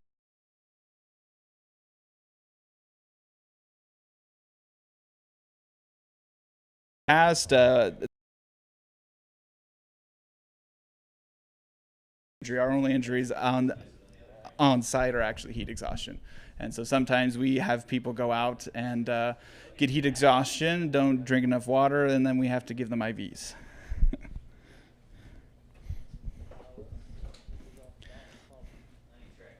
But in previous years, we had the phenomenal safety and emergency equipment of Spaceport, and we had ambulances and stuff like that. I don't know. I will go ask once I get off of here.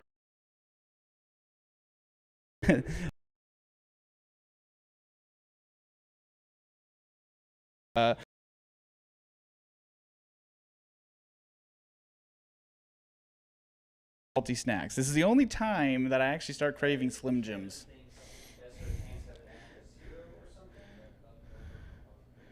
All right. All right, cool. So we have an interview lined up. We're coming to Alice right now, and she has an interviewee.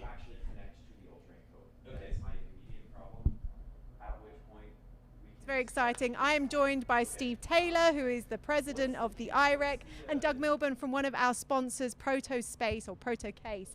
And we're going to hear a little bit about why you guys are supporting this event and how you're supporting it. But Steve, I wanted to give a quick word to you because it's your first time you've joined us for the live stream today. How's it going? You know, it's surprisingly well.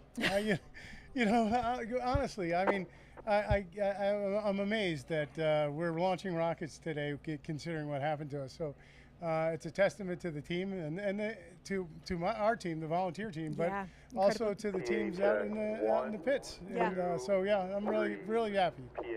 So I just wanted to say a huge thank you on behalf of Ezra this year, Doug, because you guys have really helped us out with the launch rails out here. Can you tell us a bit about Protospace, why you're involved in this competition, and what it is you've done to help us out a little bit this year? Sure. Protospace. We do something called high velocity mass custom manufacturing. It's a mouthful, HVMC we call it. It's about how to make parts, custom parts, in 2 to 3 day base lead time. That's incredible. The rest of the world's aerospace job shops, you're talking 10, 20 weeks. And we developed as a scientist, engineer, and a development project, and try to get parts out of a machine shop. And I did half hours work, and they want to make me wait 3 weeks because another customer came in front of me, said, let's create something for scientists, engineers, development, innovation that gets stuff fast so you can keep your focus, keep your project velocity. Excellent. And you guys are based up in Canada. Well, we're North Carolina and Wilmington on the coast, and we're in Nova Scotia, Canada. Excellent. So you're pretty much all over the place, which is really exciting. Can you tell us a little bit about the launch pads, the rails that these guys helped you out with this year? Because I asked question Doug yesterday. He said, you know what, it's my team that did it. I don't know all the details, but it's been a huge help to us. It's been remarkable. I mean, but we designed the pad, and again, in a fairly rapid rate of time, and we got together a group of both with Protospace folks, and we got the Ezra folks together, and we created what I think should be the next generation high-power pad. Excellent. It does a lot of things that we wanted to. It's an adjustable azimuth. It's got a adjustable launch angle. It has a jack where you actually are able to elevate the rail rather than having to pull it up with guide wires or with the folks behind it just pushing it up. And so it's safer, it's adjustable, and it's high quality and durable. I mean, all of those things are what you want in a high-power pad. So I've been calling it the next generation, or the new generation of high-power pad. I can't thank you enough for doing that for Ezra, because we are a group of volunteers that put on this competition every year. You guys support a lot of student competitions. Why? They're the next generation, number one. Number two, we are the next generation of manufacturing. And we teach people how to use HVMC and how to get advantage out of it. And we end up with thousands of customers out there. We have people all through major aerospace companies, private space, electric aviation, that how'd they find out about this new way of doing things? University Rover. Yep. And was one of them. And we do like numerous, Formula SAE and solar driving. We're just right across the spectrum. But our aerospace division, it's been URC has been big for us, and now we're really hoping to, stay behind Ezra, help Ezra do its thing, and great for us. And that launch pad, that's Ezra's creativity. We don't do the creativity. We're boring. We just make stuff. But it's this partnership between our customers, and in your case, Ezra, who we're supporting, and it's your creativity and the ability to bring that creativity to life fast, crisp, and accurately. And a great example of it. And then you guys got a launch pad, and we get to say, hey, we made a launch pad, even though we don't know anything about launch pads, and we get excited about it. So. Yeah, I think your engineers were definitely excited about it. It was they were really excited to do it. So they said they actually love working on projects like this they haven't done before. So this is one of those you haven't done before, and I will tell you. You were able to manufacture it fast, and this is not, this is Protospace. It was, I was really worried that we were going to be able to get this thing manufactured in the short window that we had, and they did it. They did a great job, and it was the first rail used today. Yeah, and stay within our confines of what we stock and our capabilities, and 2 to 3 day base lead time for things, which is just most people can't wrap their mind around that. And we can also Steve and I were talking, we can done things like built things in hours for people when it's an emergency. And sometimes jump and tell them a story about making parts for a satellite that got flown over to Britain to assemble at a university in Britain. Had to be there on Monday. Friday they realized they didn't have the parts. Made them. The customer chipped in for the which university was they chipped in for the airfare. One of our people said, I'll go to Britain for the weekend.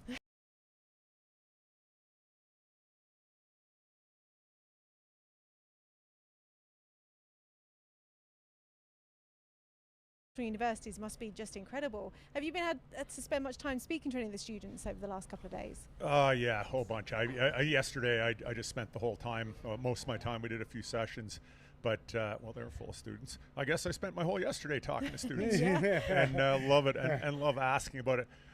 I wish when I was young I got to play with rockets. Never did, and I get to listen to them about and look at the technology they're putting into it, and I love their enthusiasm. It's just truly amazing. Yeah, I agree. It's always infectious.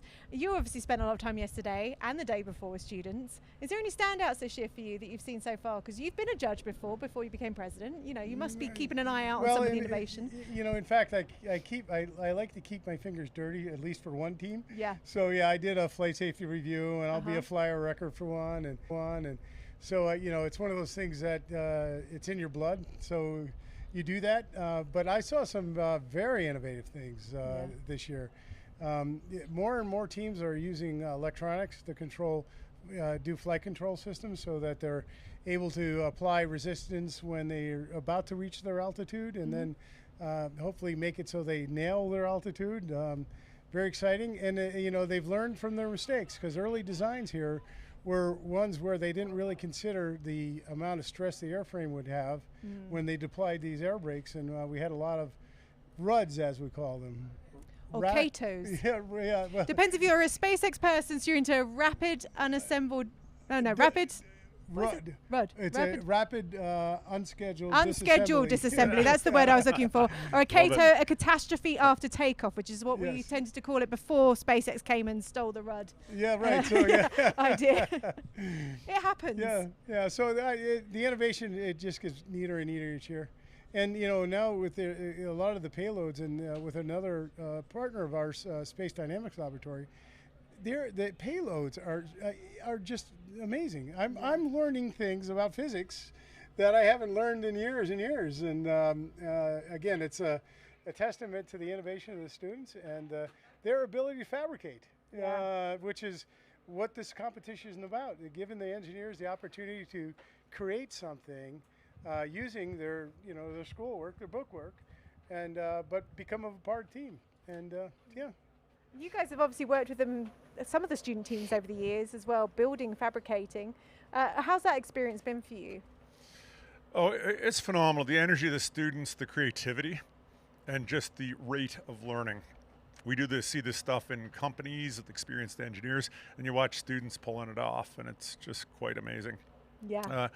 The thing we stress with them, get velocity. Run your project at velocity. Get things done. Test your systems. Test extensively, because it's going to break. Nothing ever works the first time. Yeah. And we go through that with the ups and downs, the heartaches, the enthusiasm, expectations, and then the crushed expectations when something breaks. And then when you put it back together and you get it and you learn something out of it. And then, if everything goes right, it culminates in a rocket that's just going to fly and everybody's going to cheer, right? And if not, you get a RUD, and that's part of it's like we were saying, it's kind of like watching NASCAR Formula One, Every now and then you get one of those things happen. As long as nobody gets hurt, it's all part of the sport, right? So. Yeah. Absolutely, the sport of rocketry. Thank you so much to Steve and Doug for joining me and telling us about that. How many launch pads have we got set up this year? Well, there's 20 launch pads set for the solid banks, and 90% of the competition will be launched out of there.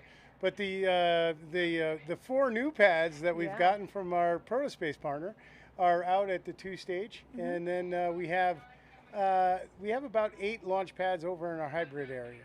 And so hopefully and we've designed our system such that each launch area can launch independently. So we can actually have multiple launches from multiple areas safely, I might add. Always the key part of it. That's part of the reason why we had the delay this morning. We wanted to make sure the teams got out here safely. We wanted to make sure that there were structures in place so that they could operate safely while they assembled their vehicles. And we wanted to make sure that the volunteers were safe as well. We've got to make sure we're key. So I think at that point, we're going to be able to throw over now to Logan, who's got our other sponsors at AIAA to help us talk about what they're doing to support this competition. Hi, this is Logan Herrera, Director of Media with Ezra, and I'm here with Mary Scott from the AIAA, one of our key sponsors and partners. Mary, what is the AIAA and what brings you here this week? Well, Logan, we are so excited to be here. AIAA is the American Institute of Aeronautics and Astronautics. We're a professional membership society that supports the aerospace engineering and scientific community. And we're thrilled to support all the students and the Rocketeers here and introduce them to AIAA and some things that we do as well. Oh, great. Well, what are a couple of those things, and what can students benefit from by being involved with you? Absolutely. So AIAA was formed over 75 years ago, and we support the technical community in AIAA. And for students in general, we encourage them to join our AIAA community through membership, through participation in our programs. We have student conferences, we have professional conferences, we have access to publishing, and a lot of professional development and workshops. Great. And what has it been like to be at a rocket competition for the first time? Absolutely amazing. The experience through IREC and Ezra, the organizing committee, has been nothing but fabulous for us. We're glad to support, we're glad to be here, and we're glad to increase our partnership for years to come. We hope it's a long-standing relationship moving forward. Well, great, and we are very happy to have you here. Thank you. And you were very popular with the students on the Convention Center Day, I noticed, with those water bottles. One of my fabulous assistants, could you bring us a water bottle? It really plays in with what at the launch site? Yes, hydration. You have to stay hydration. hydrated. Yes. No, it seemed like a natural fit to be here, and we're glad to provide that for all the students that are here. Yeah, and they are certainly appreciating that and chugging down that water. Absolutely, it's needed. Yes. A gallon a day, folks. If you're not using the bathroom, it means you're not drinking enough water. But I know you just arrived, so you're getting warmed up both literally and figuratively. Yep. No, it's at the launch literally, site. but it's been great. It's great. And what have your first impressions been of the launch site itself and what it takes to be a Rocketeer? So impressive to be here. When we drove in, we really didn't know what to expect because it's the first time. And driving in, seeing sort of the launch pads and what it took to construct everything to be here is quite impressive. You guys should be really proud of how it is, despite the little setback with weather yesterday. Right. Well, we've had some challenges this morning, but we've had some students doing a good job. They've had some launches already. Right. And we're really proud of them and the work they've been doing and the flexibility they've shown with this adverse situation. Well, I think what we've learned is students, especially engineering students or those practicing engineers, can be very adaptive, very flexible, and just be excited to watch their rockets go. I think it would be very hard to keep them away, I have a feeling. So I think the teams that are here are probably just thrilled. Yeah. I certainly hope so. And where do you see the event growing into the future, and how does that align with AIAA's strategy? What a great forward? question. Thank you. So AIAA has a few marquee programs as well. And let me, if you'll allow me, just to explain, we have a design, build, and fly competition that would sort of be the aero version of this rocket competition, where we bring together probably 1,200 students to Wichita and Kansas, or Wichita and Tucson. Every other year we rotate. And it really supports the aircraft, the RC competition. And it's exciting for us to be here supporting a rocket competition because we currently don't have one.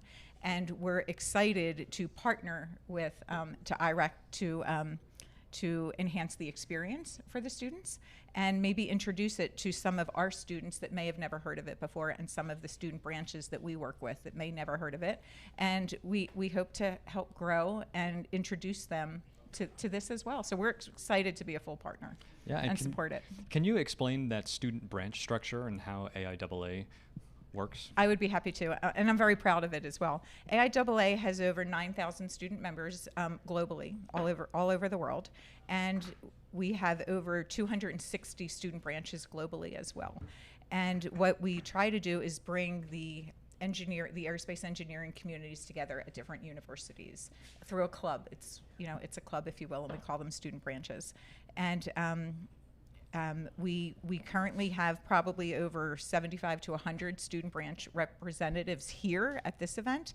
And yesterday we had the opportunity to meet probably 25 who don't have student branches and that reached out to us who were interested in getting more information. So we were thrilled with that. But we're excited to start promoting our partnership with IREC to our student chapters, all 263, and hope that they'll see the value in this and want to engage as well. So we're happy to support that and promote it, just like we support our own design, build, fly competition. Sure. Well, and thank you for sharing that. And Yeah. we're going to toss it back to Alice to let us know what's going on the range. Great. Well, thanks, Logan. This was fun. Cool. Hey, well, I'm outside now. We're back in our commentary booth, and we're just waiting for a few more rocket launches to get ready. It looks like we've got a yellow flag going on behind me. I mentioned earlier in the live stream, if you're just joining us, we go for a bit of a traffic light system when it comes to the launch pads. So green means that you can go and drive out there, you can go and set up your launches. Yellow means that we're getting ready to go to red. Red means that we are ready to start launching. So we're looking out at the moment for the different flag areas. The yellow flag is the one that, as I say, is just behind me. I believe that's the 10K launch area, which we are looking to see if we can get a few more of those up this morning. Now, we decided today to come out here in what we're calling tranches, which is a very DoD term. Really, if we're thinking about it, we're doing it in layers. We invited 20 teams to come out here for 8 a.m., another 20 to join them at noon. We expect a few more of the other teams have come to join to watch as well. The reason we did that was because we were hit by a pretty bad storm last night. We had to delay people coming out here because we didn't have enough structures to be able to keep them out of the sun. We are obviously in West Texas in the height of summer. We're expecting 100 degrees plus over the next few days. Today we've been pretty lucky. As Dustin falls on top of me and comes into screen.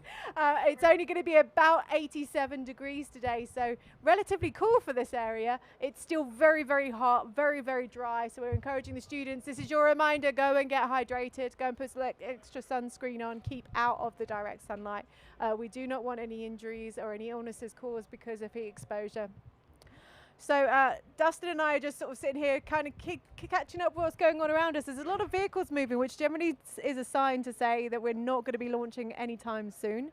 They're going to probably be going out, setting up launches, making sure that they're ready to get a few more out today. We were saying the last few years, I mean, obviously Ezra and the IREC has grown substantially since 2010 when Dustin was first involved. There was only 4 teams. We're now here 15 years later with 143 teams. The last few years we've had about 100 to 120 teams. We normally expect about 40 launches on day one. We've had to stagger it this year. I'm hopeful if we get all 40 off, it'll be great. I'm not sure that we can expect that because of the problems we had with the storm last year. It looks like we're looking at some of the rockets being set up right now in the live stream. With that, it looks like they're arming. Typically when they're on top of the ladder, reaching up, they're either arming or listening to the flight computers. Once you arm a flight computer, it'll typically set you a set of beeps, and that set of beeps means something. And hopefully they can actually interpret that. So we've just been joined by someone. I love it when we've got a little student just kind of nipped in next to me. Who are you?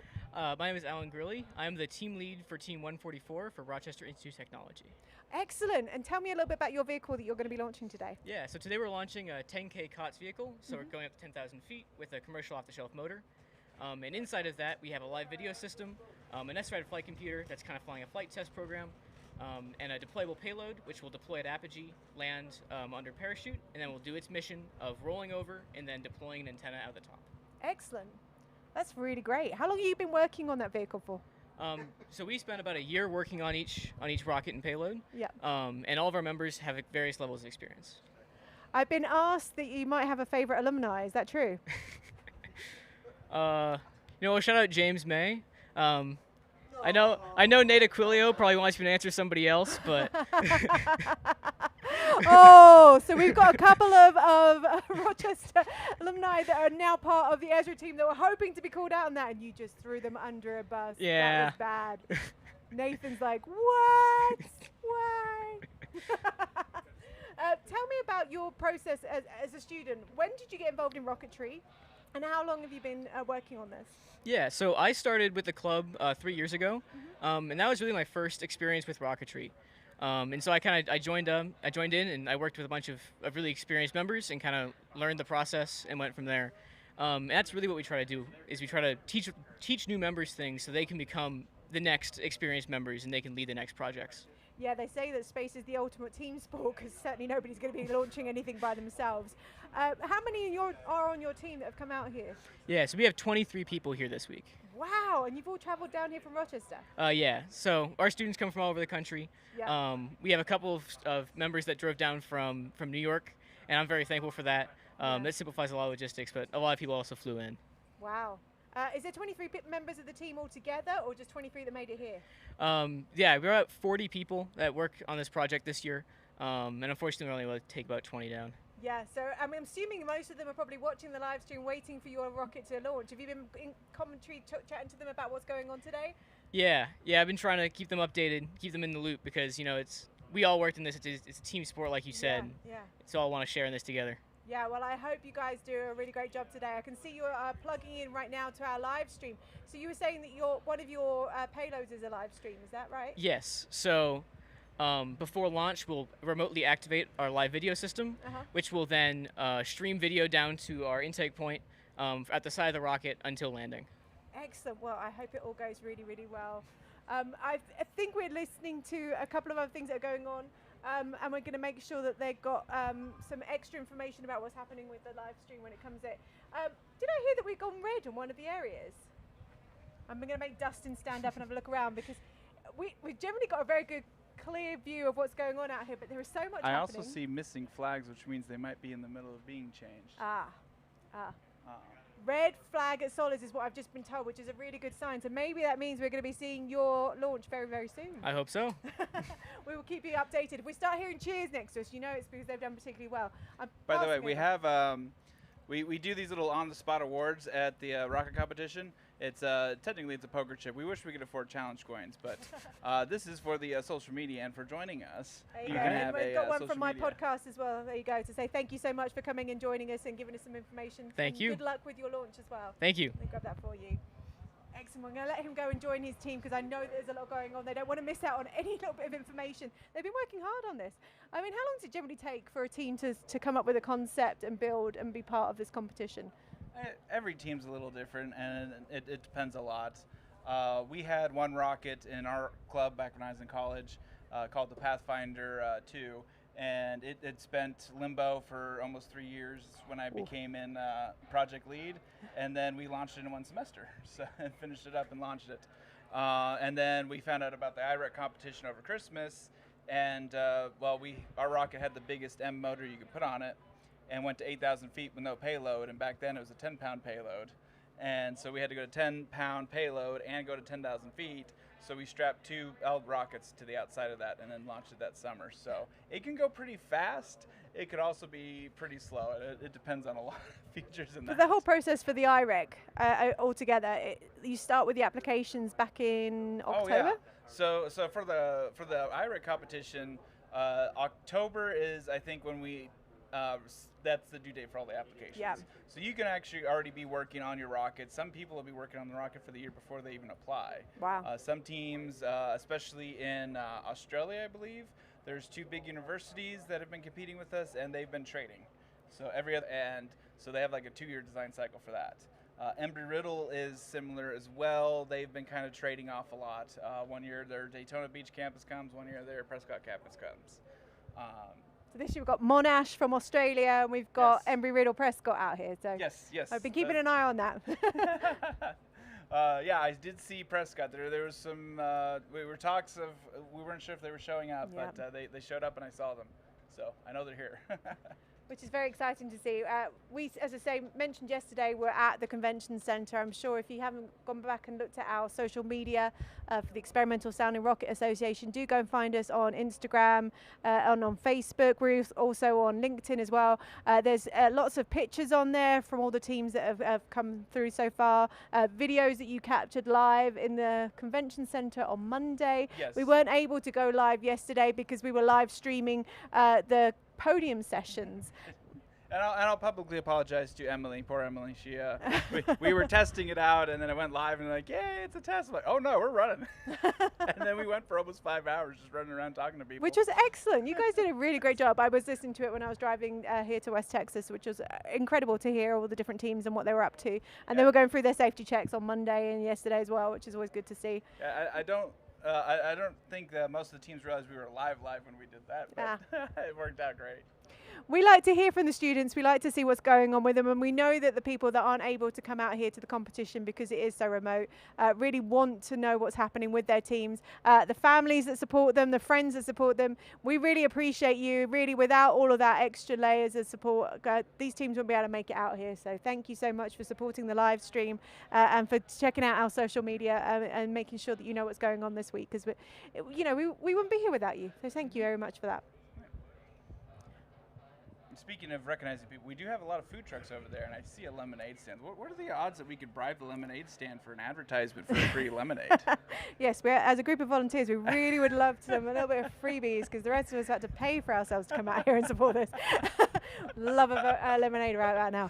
Again, this is your moment to go and remember to hydrate. All the teams that are watching this live, if you're not able to come out here today because you've been told not to come out in this first tranche of student teams, start hydrating today, because if you're going to be out here tomorrow, it's going to be over 100 degrees. So we're expecting to be a hot one tomorrow. And one of our legacy judges is the one that taught me this one, but they always would squeeze a little bit of lemon and then just a splash of sugar to make it not taste as bitter. But lemon and water is actually really good for hydration. I forget the medical stuff because I'm not a medical person, but it's actually really good with electrolytes and other stuff, and it's actually really healthy for trying to help you hydrate quicker. Yeah. I'm a huge fan of coconut water for that. I actually live in the high desert. I know my accent doesn't give me away as being a native to New Mexico, but I've lived in New Mexico for 11 years, and I can tell you now, coconut water, Liquid IV, or any of those other brands that are very similar are really, really helpful to keep people hydrated. So we're looking over at the pads right now to see what's going on. I'm trying to keep an eye on the different teams. We're waiting for some vehicles that are going out to another area. We're kind of spread out here in the desert, getting ready to start getting some more launches. Again, we had to only allow a certain amount of teams that arrived here at 8 o'clock this morning. A second round of students arrived at 12 o'clock. They've been going through the safety checks this morning. Oh, teams are coming back from the launch rails. Oh, are they? Oh, yes. That's a good sign.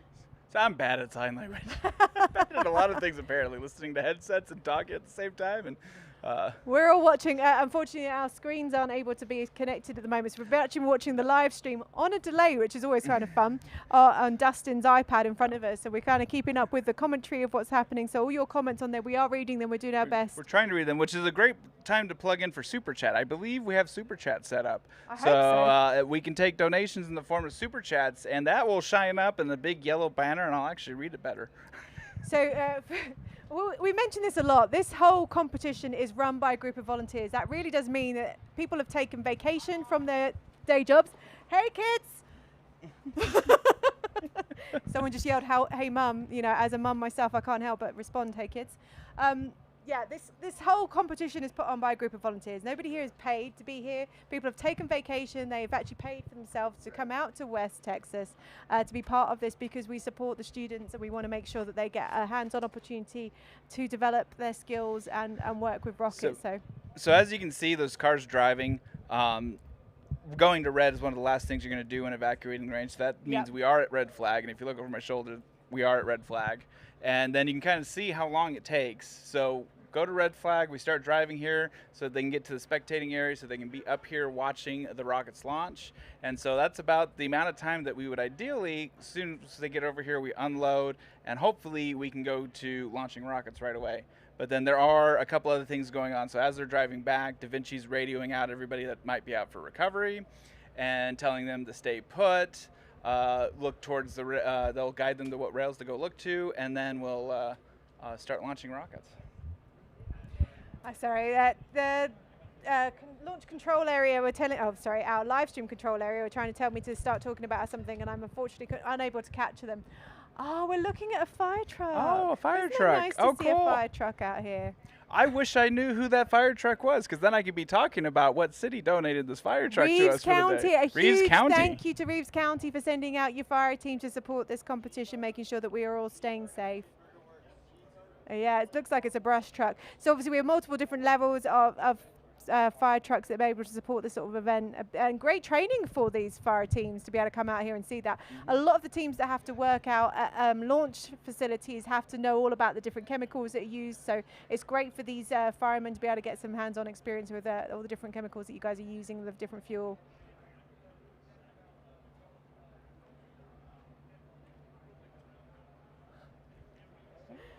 They're trying to get the firemen to rave. Isn't it amazing? You get a group of engineers in the desert surrounded by rockets, and they're more excited about a brush truck and firemen than I think I've seen a group of young kids. So huge thank you to Reeves County for sending us your fire team to support this event today. This is our first year here in West Texas. We had to move out here to be able to accommodate the amount of teams we've got this year, because it has grown substantially from, I think it was 120 teams turned up in New Mexico last year. We've got 143 teams here this year. An average amount of people per team is at least 4 or 5. We've seen quite a few large teams. In fact, we were just talking to Rochester that were saying they've got 23 people that came. Well, even our international teams have got quite a few people that have come over as well, which is really great to see. Amazing that so many of these students are able to actually come and see these launches. Some of them, it's their first time ever seeing a rocket launch, so a huge, huge, huge exciting event for them to be able to see. I'm seeing a lot of antennas being erected next to me, Dustin. What is going on there? Oh, that would be communication to the rocket. So we have multiple live stream, people trying to live stream in different forms. Some of them are just live streaming their ground data, and a lot of them have cameras on board that are live streaming.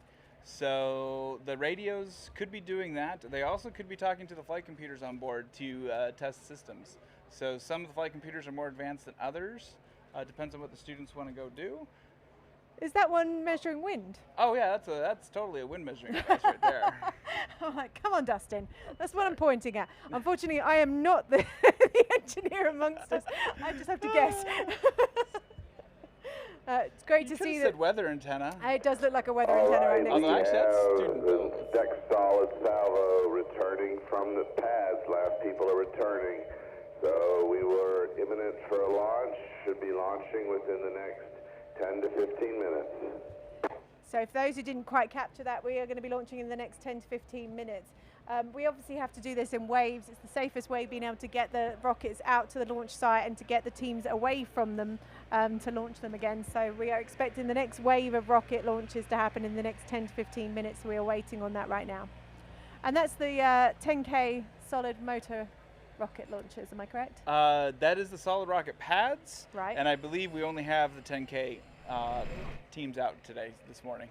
So this year we've added a few more categories. There's higher altitudes that they're going to be going to. There's obviously a separate category for the 2 stages that we were talking about earlier. Do you know much about all these categories this year and what have been added? So there's a 45,000 foot category, and I believe that is the second stage category. I don't think we're still sticking to 10 and 30,000 foot categories. We also played with the payload weights a little bit. We gave them a little bit of relief. It historically was 10 pounds, and we dropped it down to, I believe it was like 8.8 pounds when we started enforcing the CubeSat. Right. Because we did the calculations, and you'd basically have to be using uranium or something like that to get the full 10 pounds in a CubeSat. So it's like, yeah, let's lower that poundage. And then this year it was 2.2 pounds or 2.6 pounds, something like that. So giving the just mixing things up, making it a little less difficult. The reason we add those payload weights is we want to be more closer to rockets are supposed to launch with something. Yeah. And having a payload mass capable rocket is a typical delivery of if the government or somebody or a business were to come to you and say, hey, build me a rocket that launches a payload, they're going to give you a payload weight. The other thing it does is it forces you out of a class 2 to a class 3 rocket. And class 3 rockets are where you get into a lot more challenges. I mean, just the weight alone, when the recovery system deploys, that shock cord has to hold 10 pounds at a shock load. And that alone drives all the structural of the rocket. If you're launching, all that force is going up, and you have 10 pounds of inertia pushing back down. So it gets very, very difficult. Sorry, I'm pointing over to our live chat at the moment because we thought we had a super chat. So if anybody wants to know, we were kind of going through it earlier. Again, we're all run by volunteers. This whole competition is run by sponsorship. So a big thank you. You've already heard from AIAA and Prodocase. SpaceX is a sponsor this year, Blue Origin. There are a ton of them, and we're going to be speaking to them over the next few days and thanking them. But if you guys are watching at home and thinking, how can I support this? Go on to the YouTube, chat and you can super chat. You can send money to support this competition and help these students develop every year, because that's really what it comes down to. This is a very costly hobby to have. If only it was cheaper. It's an to be able expensive to hobby, and at this level, it's even more expensive than a hobby. Yeah. So a huge thank you also to the universities that have been able to support these teams that have come out here, because I don't think we often give them as much love as they probably deserve as well. And a huge thank you to a lot of the academic support that we get from these university teams that have got their professors out here that are supporting them to do this. They wouldn't be able to get this hands-on experience without all of those people. We also have a website they can go to, soundingrocket.org, and that has donation links on it as well. Excellent. And you can buy merchandise if you were looking for something for your donation. Sporting our merchandise from the website brand right now. new, what do we call that one? The dad hat. This is the weathered dad hat. The weathered. There is a regular dad hat, and then there is non-dad hats. So there is a hat you can buy that actually looks like it's already been in the desert during the competition. You can purchase now. And a huge thank you to, I can see Jessica who's hanging out behind our live stream right now, who helped build out that website page so you can buy merchandise. So we're waiting on the red flag behind us. We were given about a 10-minute countdown till we start to see launches. We have to wait until the students have come out of the area and those that are supporting it as well. Is that correct, Dustin? Yes. So once we're at red flag, everybody's supposed to be coming out from under the tents to be heads up. There's a little bit of a grace period obviously there, because red flag, they'll announce over the speakers, hey, you got about 10 minutes, so you don't have to like jump out immediately.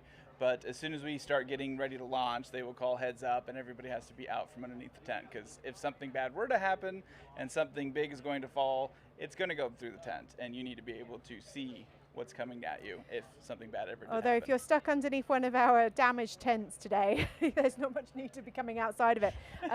If you've only just joined us for the live stream and perhaps don't know what's going on, we were hit by what we call a haboob, which is a really, really bad dust storm yesterday. It took out some of our large tent structures, which is why we had to have a delay this morning to those coming out to site. We have everybody back from solids, so it's time to put some more birds in the air. We're going to open this salvo with Bravo 2. We're going to start with Bravo 2. So they're about to start launching again. Bravo 2 is the pad number. So I don't know what it's set up this year, but each row will have a letter or number, and each column will have a letter or number. So that kind of tells us where they're at. I heard it might have been Clemson that's ready to go. So I'm waiting to find out if that's correct. All right, Bravo 2 is Clemson University flying Pocket 10. It's a 10K COTS, predicted 8970, flying an Aerotech M2500 Blue Thunder. And let's pull their details up. We should probably come outside of the tent right now so that we can see the launch and also Right, so we can watch it come back down. excuse me, Clemson University's rocket engineering team will launch their project. It's coming out in front of us, correct? Pocket 10, playing on Davos Swinney's coin phrase, all in. The team has been through adversity, not being dealt a great hand, but with a pair of rock Pocket 10s and a chance to win, we are going all in with this team. Pocket 10s will be flying with a new modular structure, allowing for future iteration in a brand new set of SRAD flight computers to lay the foundation for innovation for future teams. Hopefully you guys can hear a lot. All right, we are on Bravo 2.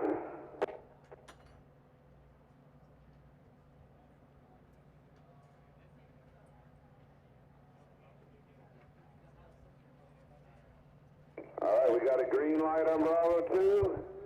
We have clear skies. Range is clear. We are launching in 5, 4, 3, 2, 1. Liftoff.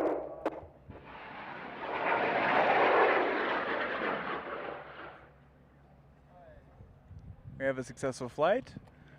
We're waiting for an event at Apogee.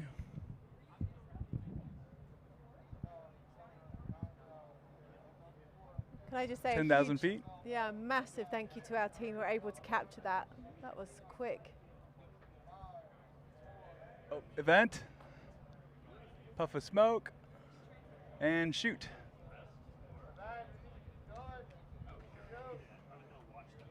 We got an orange chute. Main at apogee. What apogee was that? I did not hear over the shoulder. They are calling out the apogees behind us, though. What apogee? Main at apogee, it sounds like it possibly was, which means that their main parachute deployed at apogee, which means it's going to be a lot slower coming back down. We'll have to wait until that's cleared. It's also unfortunate for the teams because that is 0 points for recovery now. Oh, it looks like we're going to be doing another launch straight away. So yeah, we can technically launch if we know it's all coming down safe. Okay. Duzce University, I apologize if that's not the correct pronunciation. Flying Conoroe. It's a 10K cot on an M Blue Thunder, flying to 9,800 feet.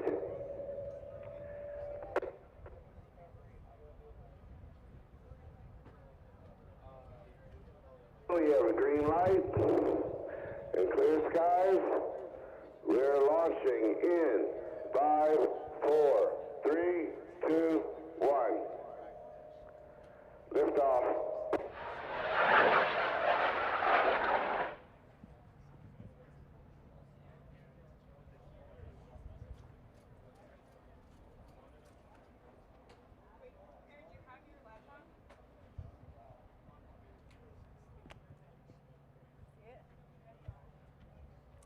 We're just out here snapping selfies because you do with a rocket.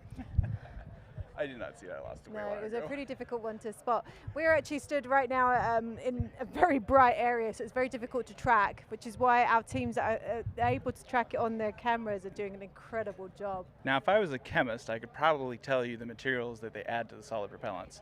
But I'm just going to tell you that they can add some chemicals and pieces of metal mostly, and that will make them burn different colors, produce different levels of smoke. So some of them have lovely smoke trails that take you straight to the rocket, and some of them don't have much. And ideally, in a perfect world, if you want to be maxing out your efficiency, you would have no smoke. So obviously with liquid rockets, you don't see any smoke, do you? No. Alpha 3, pad Alpha 3. You see water vapor in many cases. This is the University of Alabama flying Redshift, 10K COTS on an Aerotech M 1939 White Lightning. So it sounds like we've got the University of Alabama next. The Alabama Rocketry Association, the University of Alabama, is back at IREC for the 6th time. ARA is dedicated to promoting STEM engagement in grade school, providing hands-on industry-like experience to college students, and putting the University of Alabama on the map for top engineering schools. This year's project, Redshift, is focused on learning new rocket building and control techniques. Redshift has new student-built parts, ARA's first altitude control system, and relevant research. Again, there we have Alpha 3. We have a green light, clear sky.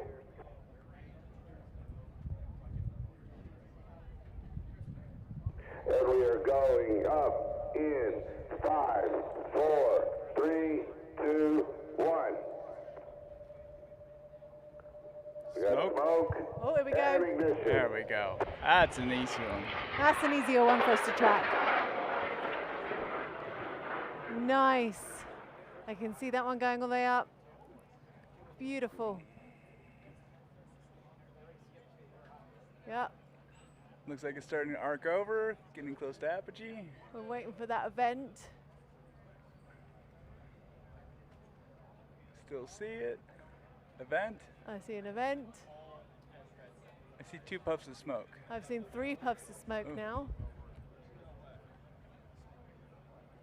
I can definitely see something coming out of it. I wonder, was this one of the ones with the payload, deployable payload? It might well be.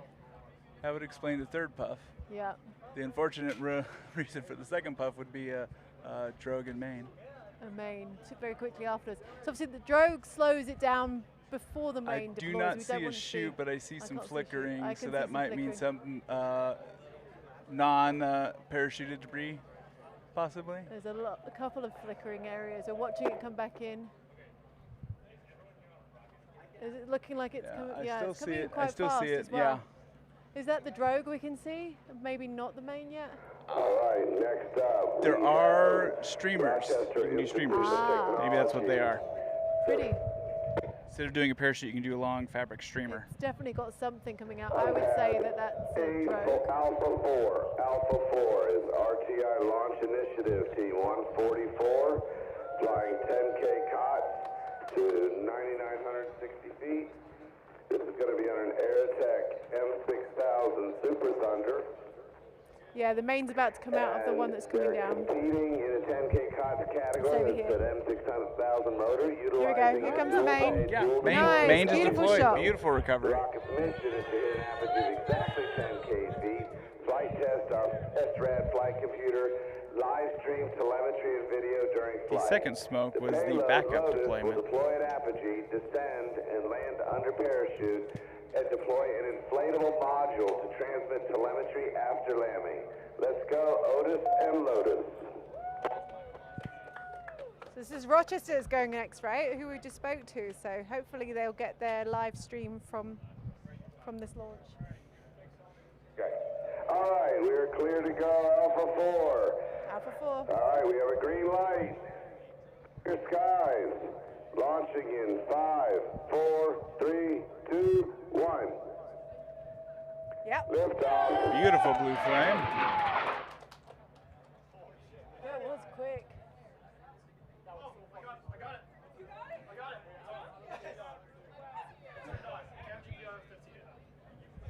I lost it as it got towards the cloud line. Looks like they just barely got their live thing going.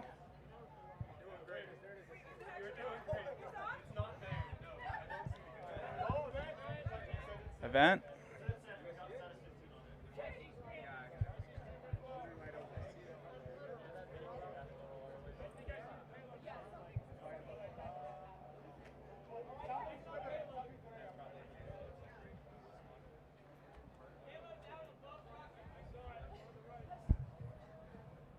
Oh, I see. They say the payload is out.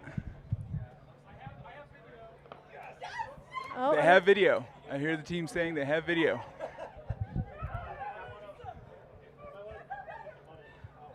I can see it. They coming got back video down. and they are feeding it to our stream. Hopefully you're seeing it. Is that what it is? Streamers we can see. Oh wait, hang on. Oh yeah. They I got can us a see new that. TV. They got us a new TV. We're watching it right now. Oh nice. I'm watching it come back in. It's coming in right above us. Look. Okay, heads up, everyone. It is falling with streamers. They went with streamers instead of a drogue shoot. So any second now we should see the deployment of the main shoot. Oh, we're deploying. It is right in front of us. Nice, beautiful. Closest to base camp is not a challenge that we have, No, but that one might win. but that one might have it. Right in front of us. Incredible to see. Beautiful.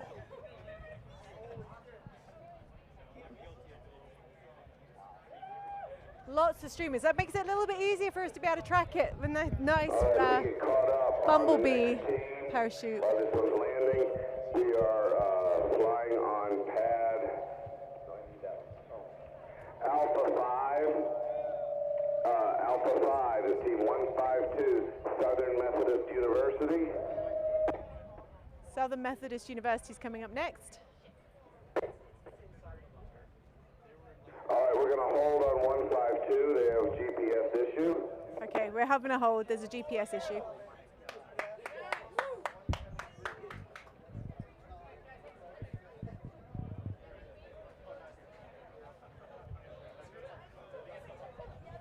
So we can have a hold on that one. They're having a bit of an issue making sure they're connected to their rocket. Now, if we have another rocket, this is where we will switch pads and switch to the next rocket. And it looks like the drones are chasing the recovery. All right, we're on a brief pause for the moment for wind and GPS. Sounds like they might have established GPS.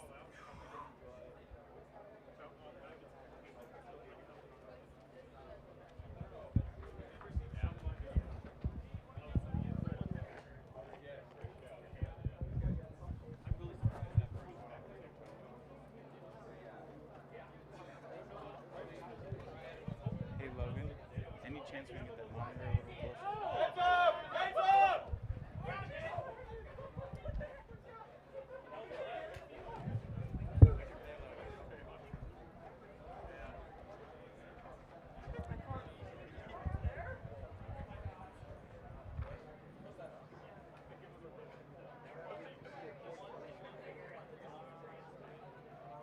Can anybody see what they're? Reminder, if you see it, point to it. If you see it, point to it.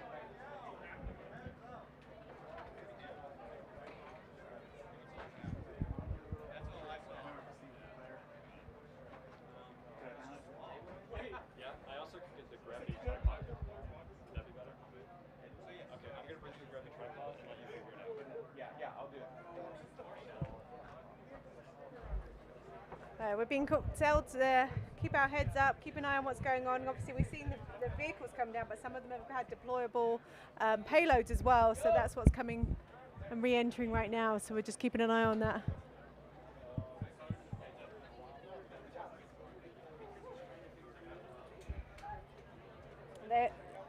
All right, we are going on pad Alpha 5, Team 152. Sounds like the next rocket's ready to go. 10K COTS, 10,500 feet on an M2500 Blue Thunder Aerotech motor. Okay, Mustang Rocketry is SMU's high-power rocketry club and aims to make rocketry accessible for all students. This palace was created with the goal of addressing issues of previous rockets. Design decisions were made with information taken from a digital twin created from last year's model. We would like to thank the Lyle School of Engineering and the Center for Digital and Augmented Human Manufacturing for their help in the creation of our rocket.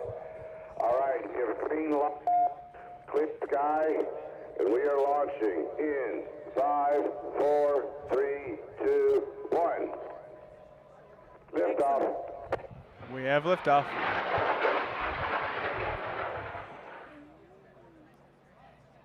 Wow, that stream went a little too milky white into a milky white backdrop. I lost tracking definitely very difficult. It is bright here.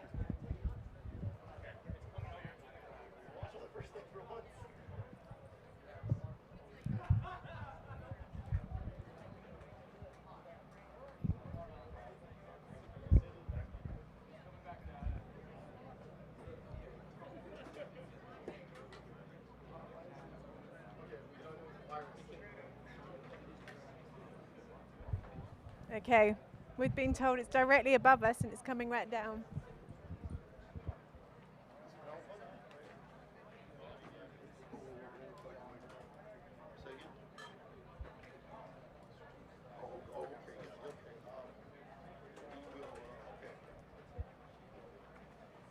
Oh, the monitor. Anyone spot it? We need a, if it's easier, we can undo this. Yeah. And then round it down. Okay. We're getting quite a crowd around here of all the different teams.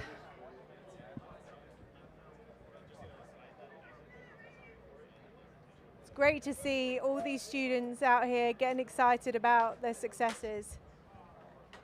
Not just their own, but seeing the others teams do well. We're on a hold for the last rocket up. We have a curve descending under drogue.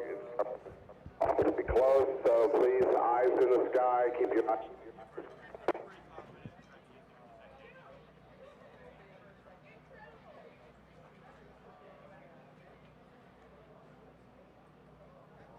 We're just...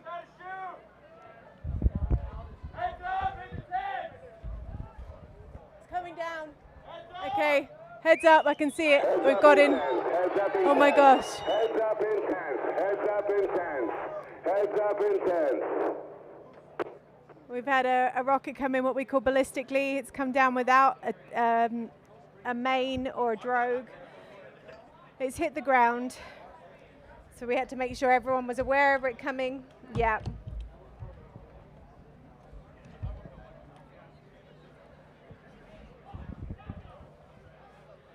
I guess it'll make for an easy recovery as it managed to come down not far from where the rest of us are.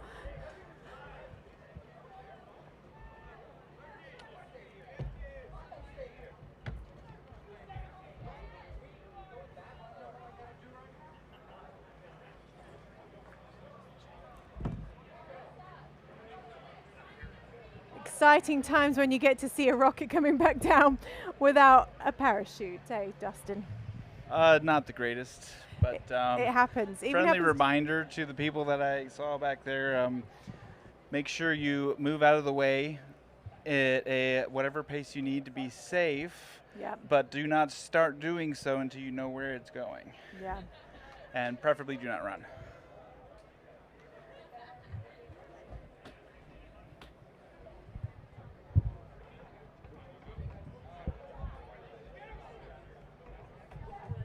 We are slowly getting upgrades.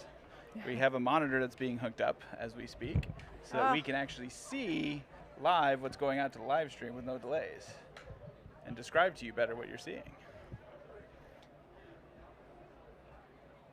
So massive thank you again to Reeves County that have provided fire EMT support for today. That's what I think you're seeing right now on camera. Again, safety is paramount to all of what we do here at Ezra and the IREC. So huge thank you for them.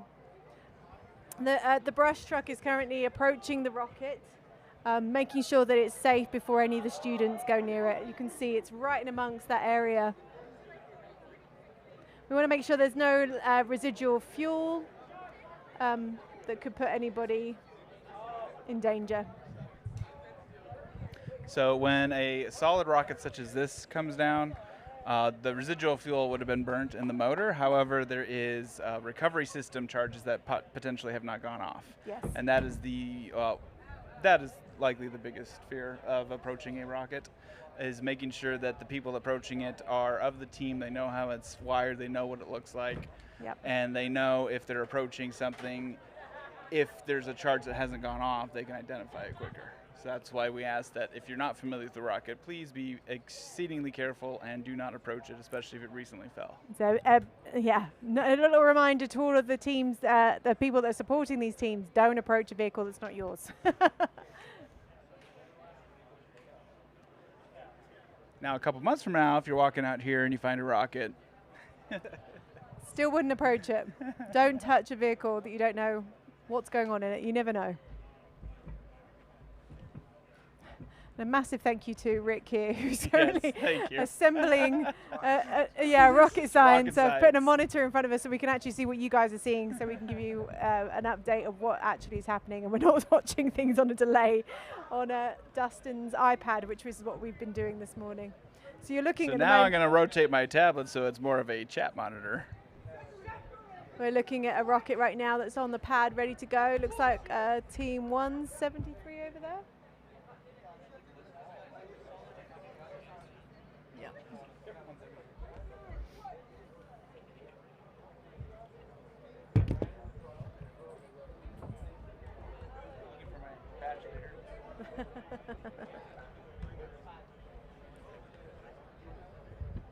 Again, some great footage of what's going on at the site. This is the first time we've launched here in West Texas. We're in a very remote area near Zaragoza. It's about 30 minutes away from Pecos, West Texas, about for this event. And a lot of the volunteers have had to do a lot of traveling as well. Dustin, who's sat next to me right now, has actually traveled here all the way from Nome, Alaska. Where is Nome, Alaska, Dustin? That little peninsula that sticks closer out to Russia. We're on the front southern little tip of that. Nice.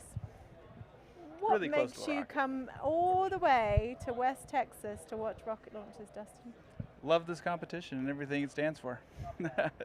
It's great to see the teams, the students. The students are what make you come back every year, even when you're a little burnt out, maybe because you've been working as hard as our volunteers do. But at the end of the day, it's all about the students, and it is fantastic. It is. Their excitement and everything. And you can see this is the setup we've got this year for base camp. We've got all the parking areas separate from where all the students are working in those long tents. As you can see, some of the structures got damaged yesterday. I mean, a little bit damaged, just a little damaged in that haboob. We've gotten 2 more tents today than we had last night. Well, those tents went up, after. Thankfully, they went up when the haboob hit. They were the last 2 tents to go up. Well, each one of those rows of tents is actually 2 ginormous tent structures.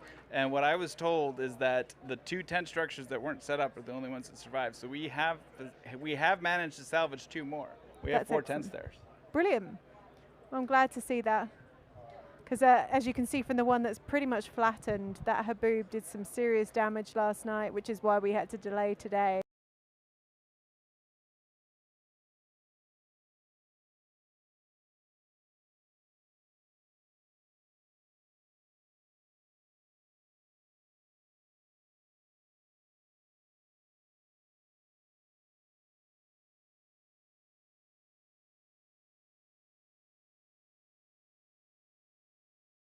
guys here.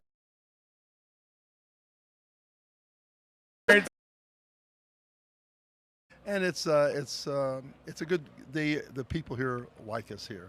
I would like to give a shout out to my grandsons, Kyle, Evan, Wesley, and Noah. They're going to be watching this at some time. So hi guys, good to see you. Also, I like to say I'm a part of a company called New Frontier Aerospace, and we are building rocket engines and do orbital transfer vehicles and do point-to-point rockets. Excellent. So we're. Rick Wills is the perfect example I was speaking of earlier, where we have some judges that have extremely good industry experience to go with everything they know. Absolutely. And we were talking about hybrid engines earlier. Yes. That's when you brought in Rick, because we're flying by the seat of our pants here. I'm wondering if I got it right. I said the grain of a hybrid is the fuel and the tank is the oxidizer. That's correct. That's correct. The oxidizer is typically nitrous oxide, although 2 weeks ago, what we think is the first collegiate hybrid to launch with liquid oxygen flew with the Friends of Amateur Rocketry at the Far Out tournament. So here we only fly with nitrous, which is a good thing. I think nitrous is an excellent. I've used it. It's an excellent oxidizer. It's self-pressurizes. Some people call it the poor man's liquid oxygen because it is self-pressurized. You don't need a pressurization system. Yeah. It makes life a lot easier to design. We just laugh at the. We've got a dust devil forming right behind us. For those who don't know, it looks yeah, a little bit like a dust devil. tornado. There you go. It's just a nice little whip up of wind. That's what happens when you're in the desert in the heat of the summer, in the middle of.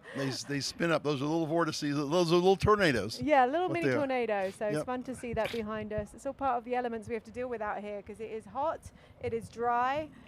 And we're lucky. It could be a lot hotter. It could be. I think so it's in the upper 80s, I believe, right now. The good thing about it will be hotter the rest of the week. That haboob hit yesterday was that we actually cooled down, which is nice. Yep.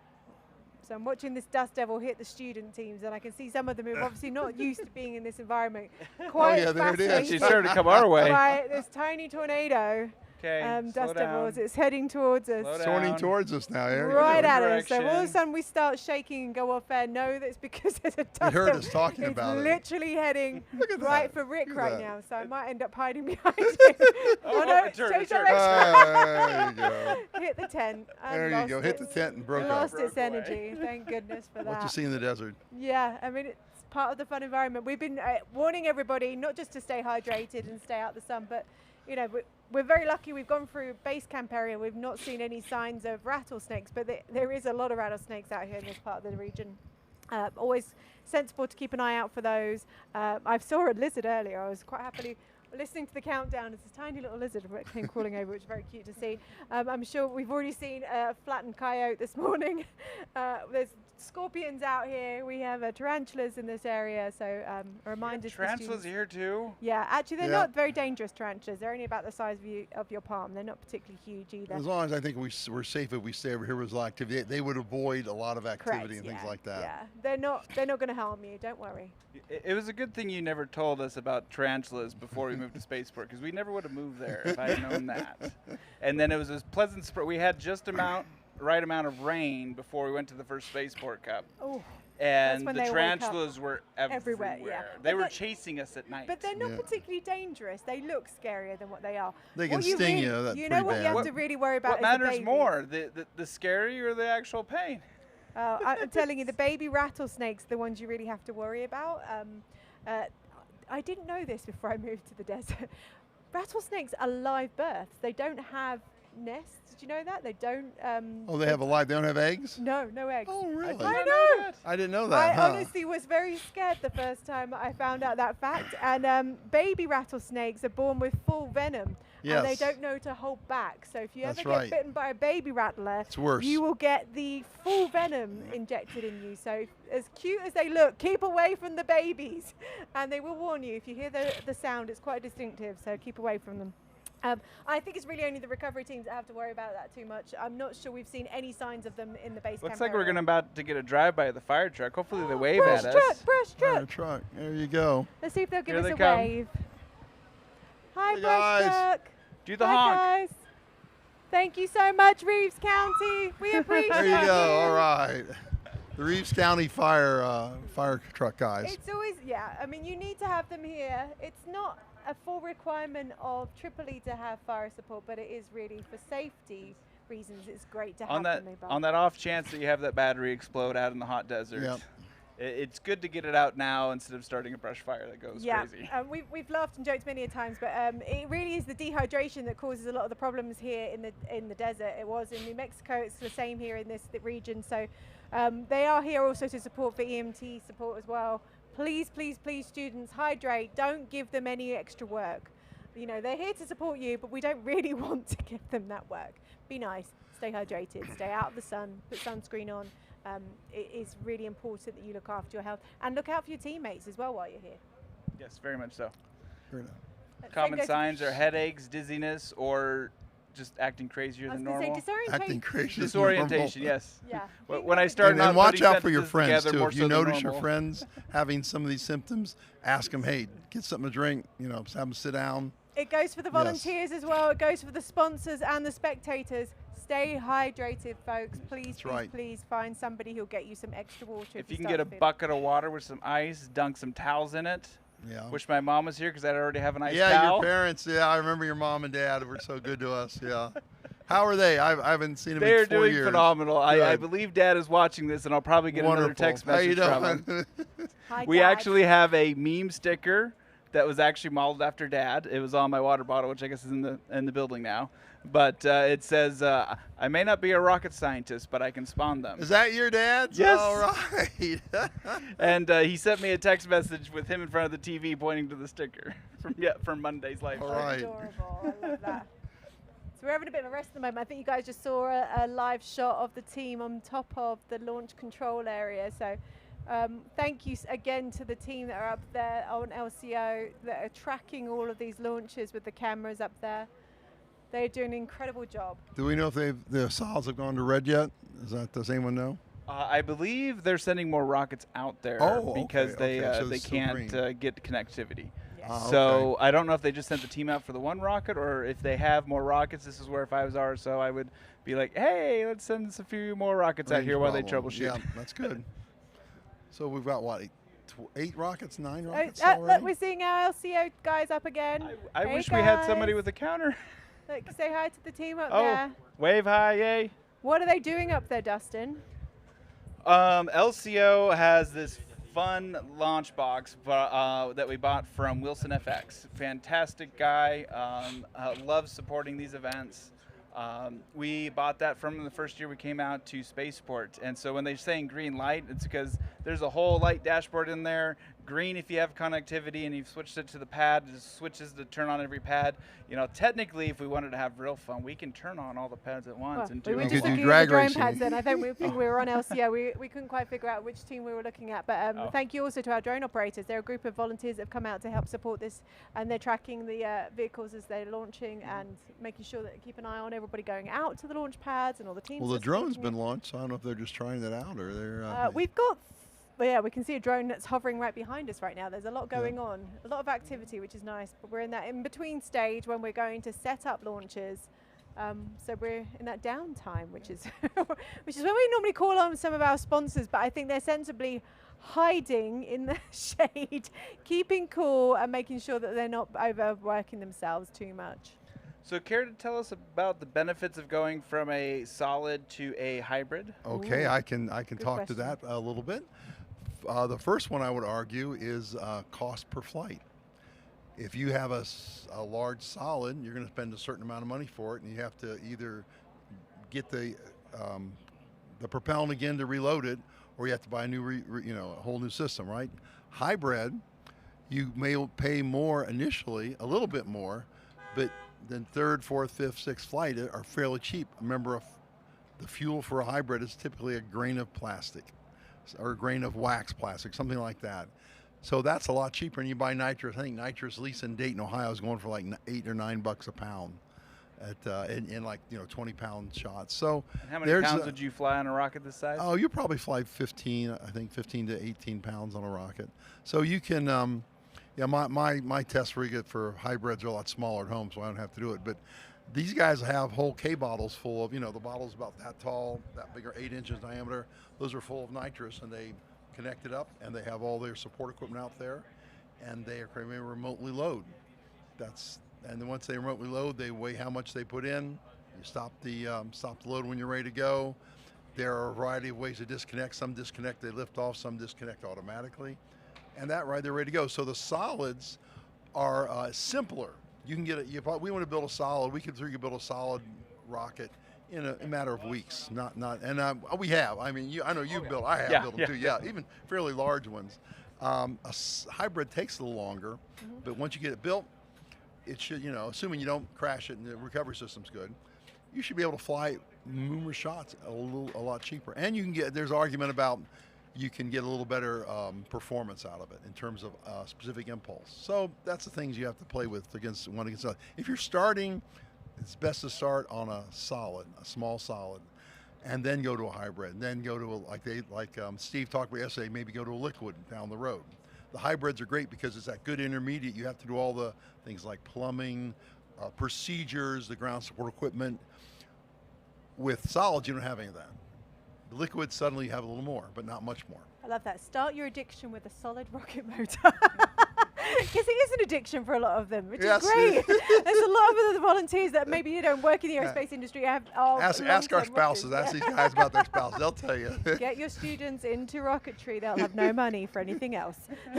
and I would like to say this event has caused a lot of students who have been hired by SpaceX, Blue Origin, a lot of the schools that have very robust rocket projects. For example, at Ohio State, we have 2 students that went to work for Blue Origin right over here in Van Horn, Texas. We've had 3 that have gone to Blue out in Hawthorne. I think 2 still work there. So that's the kind of thing that this is promoting. And if you walk in your resume and say, I've flown big rockets, I managed a hybrid program, I'm familiar with cleaning procedures for, cryogenic and for oxidizer. That's the stuff they'd have to teach you. Yeah. So the advantage here we're getting, this is really training for the next industry, the space industry. There was one organization, I'm not allowed to announce which one, but they would always bring their some of our best judges that would come here, and their whole goal was to hire every single intern and new hire for their entire division. Yep. Doesn't surprise me. So that's and you saw that we had the sponsorship yesterday at the. We were at the Horseshoe Convention Center. We had sponsors out there. I would use the word hawking, searching for talent, which is that's what part of it. I think one of our goals is get those people together. I mean, how often would a guy from some university able to actually talk to a guy from Blue Origin or SpaceX? Well, that's one of the things I remember speaking to some of the recruiters before. I said, we take a team to a university and we maybe speak to a handful of students at a time. But instead of going to one place and meeting just one selection, we're able to come to one place and meet all of the best talent, of them, yes. Which is really quite incredible for them to do it. And I was excited yesterday to see that SpaceX have signed on now to join. I'm glad to see that. I think SpaceX is changing the way we do business in space. It is. We got a little bit of a shout out from Greg Cicerone saying that he's enjoying the live stream. And he's playing it while he's wrapping a carbon fiber filament. Hey, Greg, good to see you, man. We hope that you're paying attention to what you're doing now, simultaneously watching us and not being distracted by our random commentary. Hopefully you're looking at one and listening to the other, and hopefully it's the right ones. The right way around. That's what we're all hopeful for. Well, he's winding filament winders, so there you go. We couldn't done that 10 years ago. Film 3D printing. I wish I had that when I was in college. Oh yeah, because I called our rocket the Home Depot monstrosity. It had these 2 pieces of plywood circular cut and threaded rods with some nuts holding it together, and then we just had the one body tube with the drogue on one side and the main on the other, and so you'd have to reach this down, arm length down, and then somebody would have to drop screws on the side once you get it lined up, and it was a disaster. That was a lot. That's how we all built. All of them were built that way. Wood, plywood, some wood. Phenolic tubes. Phenolics. Then they went to fiberglass. Fiberglass reinforced first, and then you got filament winders after that, so you got rid of the phenolic. Now we have, you can get 3D printing at a fairly reasonable price. I have a feeling if I go to do my level 1, 2, and 3, I've launched level 3 rockets before. Don't tell tell anybody. All right, I won't. But I have launched them before. But one of these days when I go to do it, I'm really tempted to try to 3D print 100% of all 3. You can do it. There's no doubt in my mind that you could work it. Yeah. And you can work with some of the sponsors that are here as well that are actually supporting these student teams by doing 3D printing for them and fabrication. Yes, definitely. We spoke to Proto Case that have Proto Space that are here yes, supporting Proto Space, yes. And they were able to help build the new launch pads and launch trails this year. And I think they offered definitely get them. I was actually talking to them, and I'm going to forward an email to one of my former companies that I worked with, because they're a smaller company where they're buying like 1 or 2 things here and there, and they keep getting put on the back burners or charged exorbitant amounts of money because they go to the large manufacturing companies and they're like, you're not buying. When you say, hey, I want to buy 3 of these, they're like, oh, 30,000, right? 3,000? It's like, no, 3. And then the price goes through. There are a lot of companies. I know I've seen this in my own company, and I've watched other companies. They will go out and buy or lease. They don't buy them. They lease metal 3D powder printers. They'll lease CNC machines. Why? Schedule. Yes. If they go to, like you just said, they go to a big house, they say, I want some of these, and they'll charge them an arm and a leg, and they'll take them 8 months. Well, we need it like in 90 days. Oh, don't have, get in the queue. Right, so And so Protospace, I overheard them talking because I wanted to ask them about something I saw on their desk because engineering nerd, and and I overhear them talking about how we don't support like high rate manufacturing. We're catering to you need 1s or 2s, great, and you need them in 3 days, and so they don't have the queues and the wonderful. Oops, we were going to make your thing tomorrow, but somebody just ordered 10,000 little washers. I think there's a market for that. I think other companies could. If they chose to get the 3D printers, get the. We have one final rocket to send up from this salvo, so everybody get out from under the tents. We will take a look. To get up, to go and see what's going on. We've got a launch going up.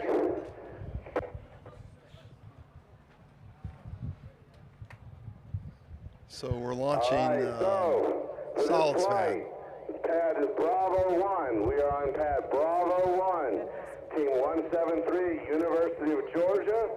Project name Cloud. It's a 10K COTS going to 10,250 feet on an Aerotech M1939 White Lightning.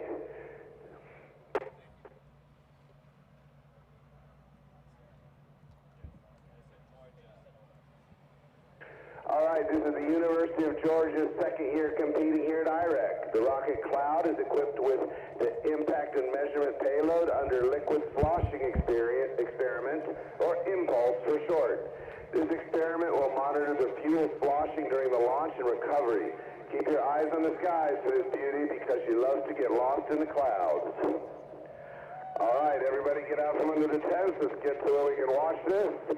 We have approval that we have a camera on the rocket. So we are Bravo 1, green light, clear skies. We are launching in 5, 4, 3, 2, 1.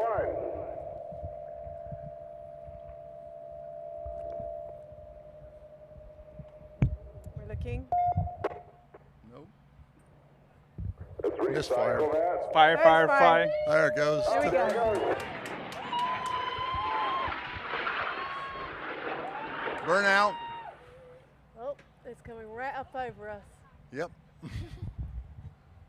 Okay, watching it. And it is very calm. The winds are very favorable right now. Waiting for an event. I see something, yep. Looks like we just had some smoke. Hopefully that's the drogue. I can see something. Looks like maybe the streamers.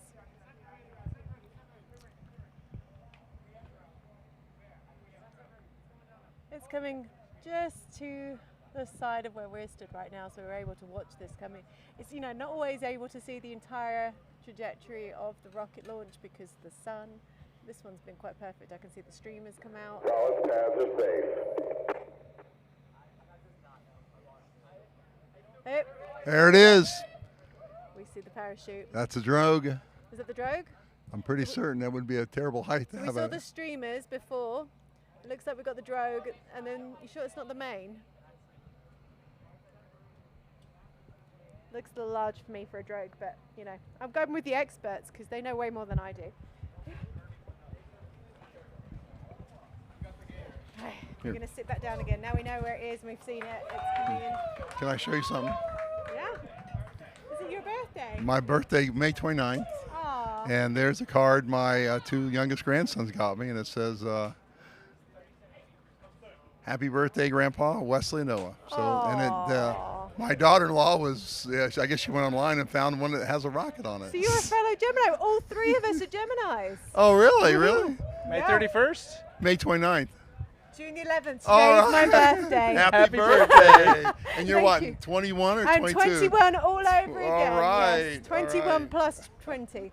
And if you didn't notice, you have, it's not a Celsius, but somebody was listening. Thank you so much for sending me an energy drink. It got to that point in the day where I was like, oh, the caffeine had no longer kicked in, so I appreciate that. I'm fine. I got water over there I can get. Yeah, stay hydrated, please. Yes, please, stay please. hydrated. Well, Dustin, are you able to fly rockets in Nome? Can you get equipment? That's a good question. We were talking about maybe we could move the event up there at some point. We'd have to go and have a flotilla. We were jokingly referring to that, but Nome is directly underneath that super huge busy flight corridor. Yeah. From like China and Japan all the way to Anchorage, and then refueling, and then going to California. Yep. Yeah, no. No, we can't do it. All right. No launching. And then you got the tundra, the grizzly bears, the moose. You can train them. The moose they are can go almost get as the deadly as rockets. the grizzly bears, honestly. I bet they cause more car accidents. Yeah, definitely. The moose, I think, particularly too. I call them mythical creatures. My husband's from New Hampshire, and every time we go, I get all these warning signs everywhere of moose. I've never seen one, so they are mythical. Thank you so much. I'm going to figure Drink water. I haven't seen drink water in a while.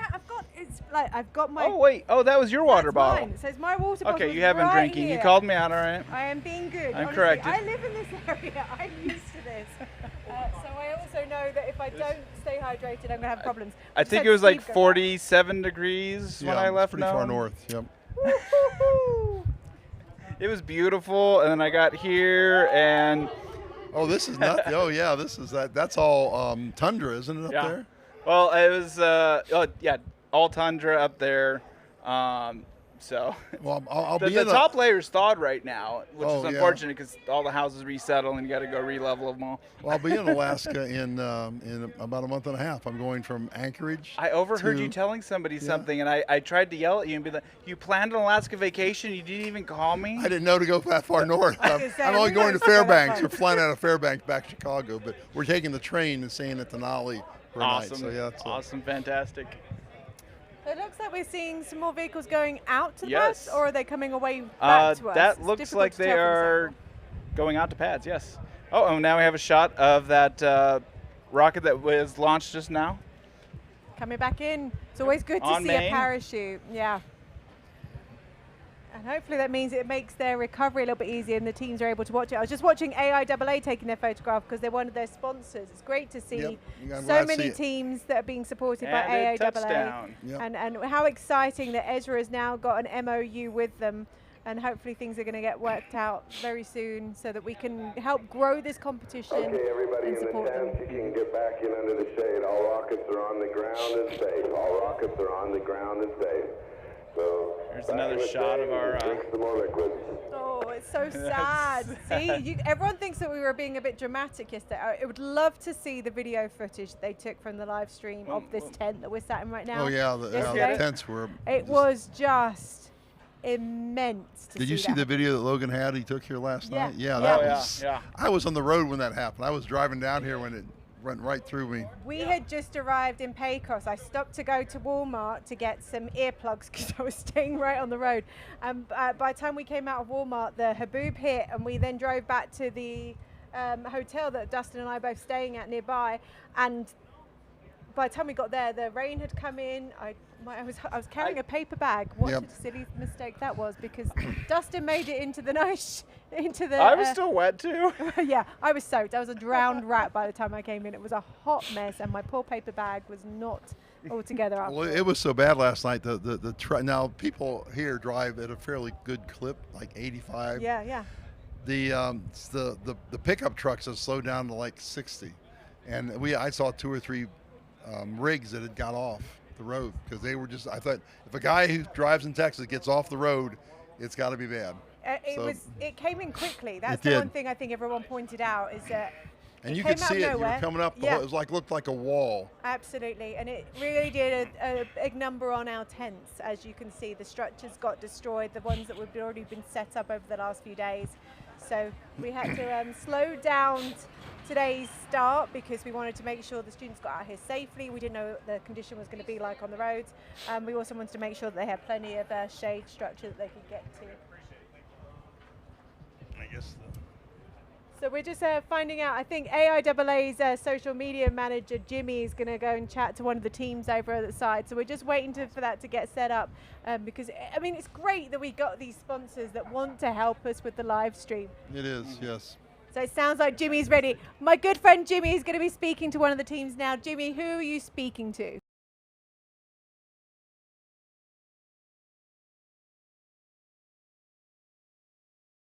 Here with IREC this week.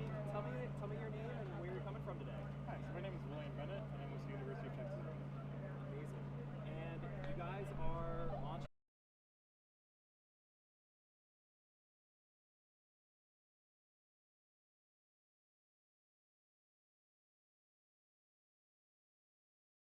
Put it through. And the grooves. Rail buttons that screw into the side.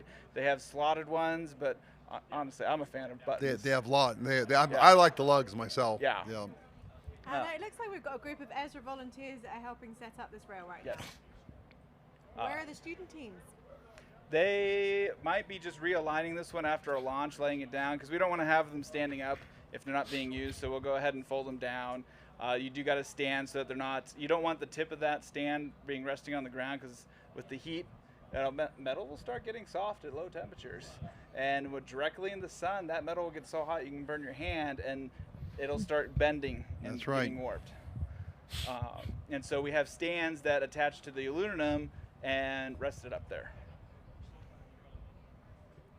So right now they might just be cleaning that one up and getting it ready for the next team to come out. And obviously these stands get left, I'm assuming, out here because they've been stored in the desert for a long time. So it takes a lot for the teams to maintain them, like you say, keep them clean. So come Saturday, depending on how many rockets we have left to launch, we'll start tearing down the ones we don't think we need. Reminder to keep drinking those fluids. You can Drink. You can find excellent lemonade and other snacks over by the food trucks. Make a visit, please.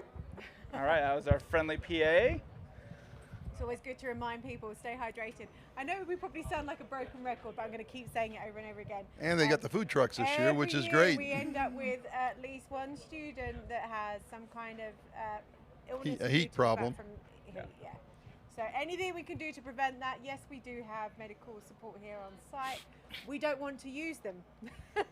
Ideally, we want them to sit pretty in their air-conditioned trucks and enjoy their time here. Yes, and we don't want any student having to deal with anything to do with heat-related. It's in your hands. Stay hydrated, stay out of the direct sunlight, and look out for your team. It's really important to keep an eye on everybody around you.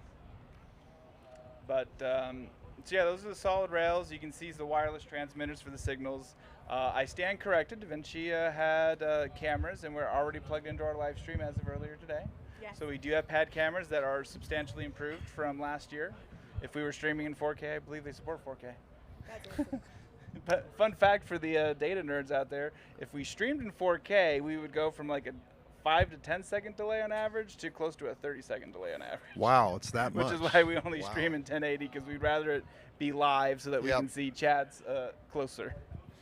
And you got to think, we're on a Starlink here, aren't we? We are on Starlink. We even have a Starlink engineer on standby helping us. So thank you to Tim, who's behind the camera, hiding over there. He's even jumped in and helped sort out the cameras and set up for us today. So I really appreciate all of his support. He's now become the IT person as well as the Starlink engineer. He's helping out, and just like any volunteer at Ezra, you help out with anything. Like you do everything. Again, my goal is to do media. And then I get out here, and day one, Steve hands me the map and is like, "You're in charge of base camp and getting it laid out." Okay. You've got to be multi-talented. When you come here, you're going to be I'm a judge. I can work on the pads. I'm sitting in multimedia. So almost every volunteer does two things at the IREC. It takes a lot of effort. And here we have a hybrid It pad. looks like a Canadian team. Yes, set up. Canadian team. Yep. If you look at all the extra equipment the hybrids have to have, that's for loading nitrous oxide.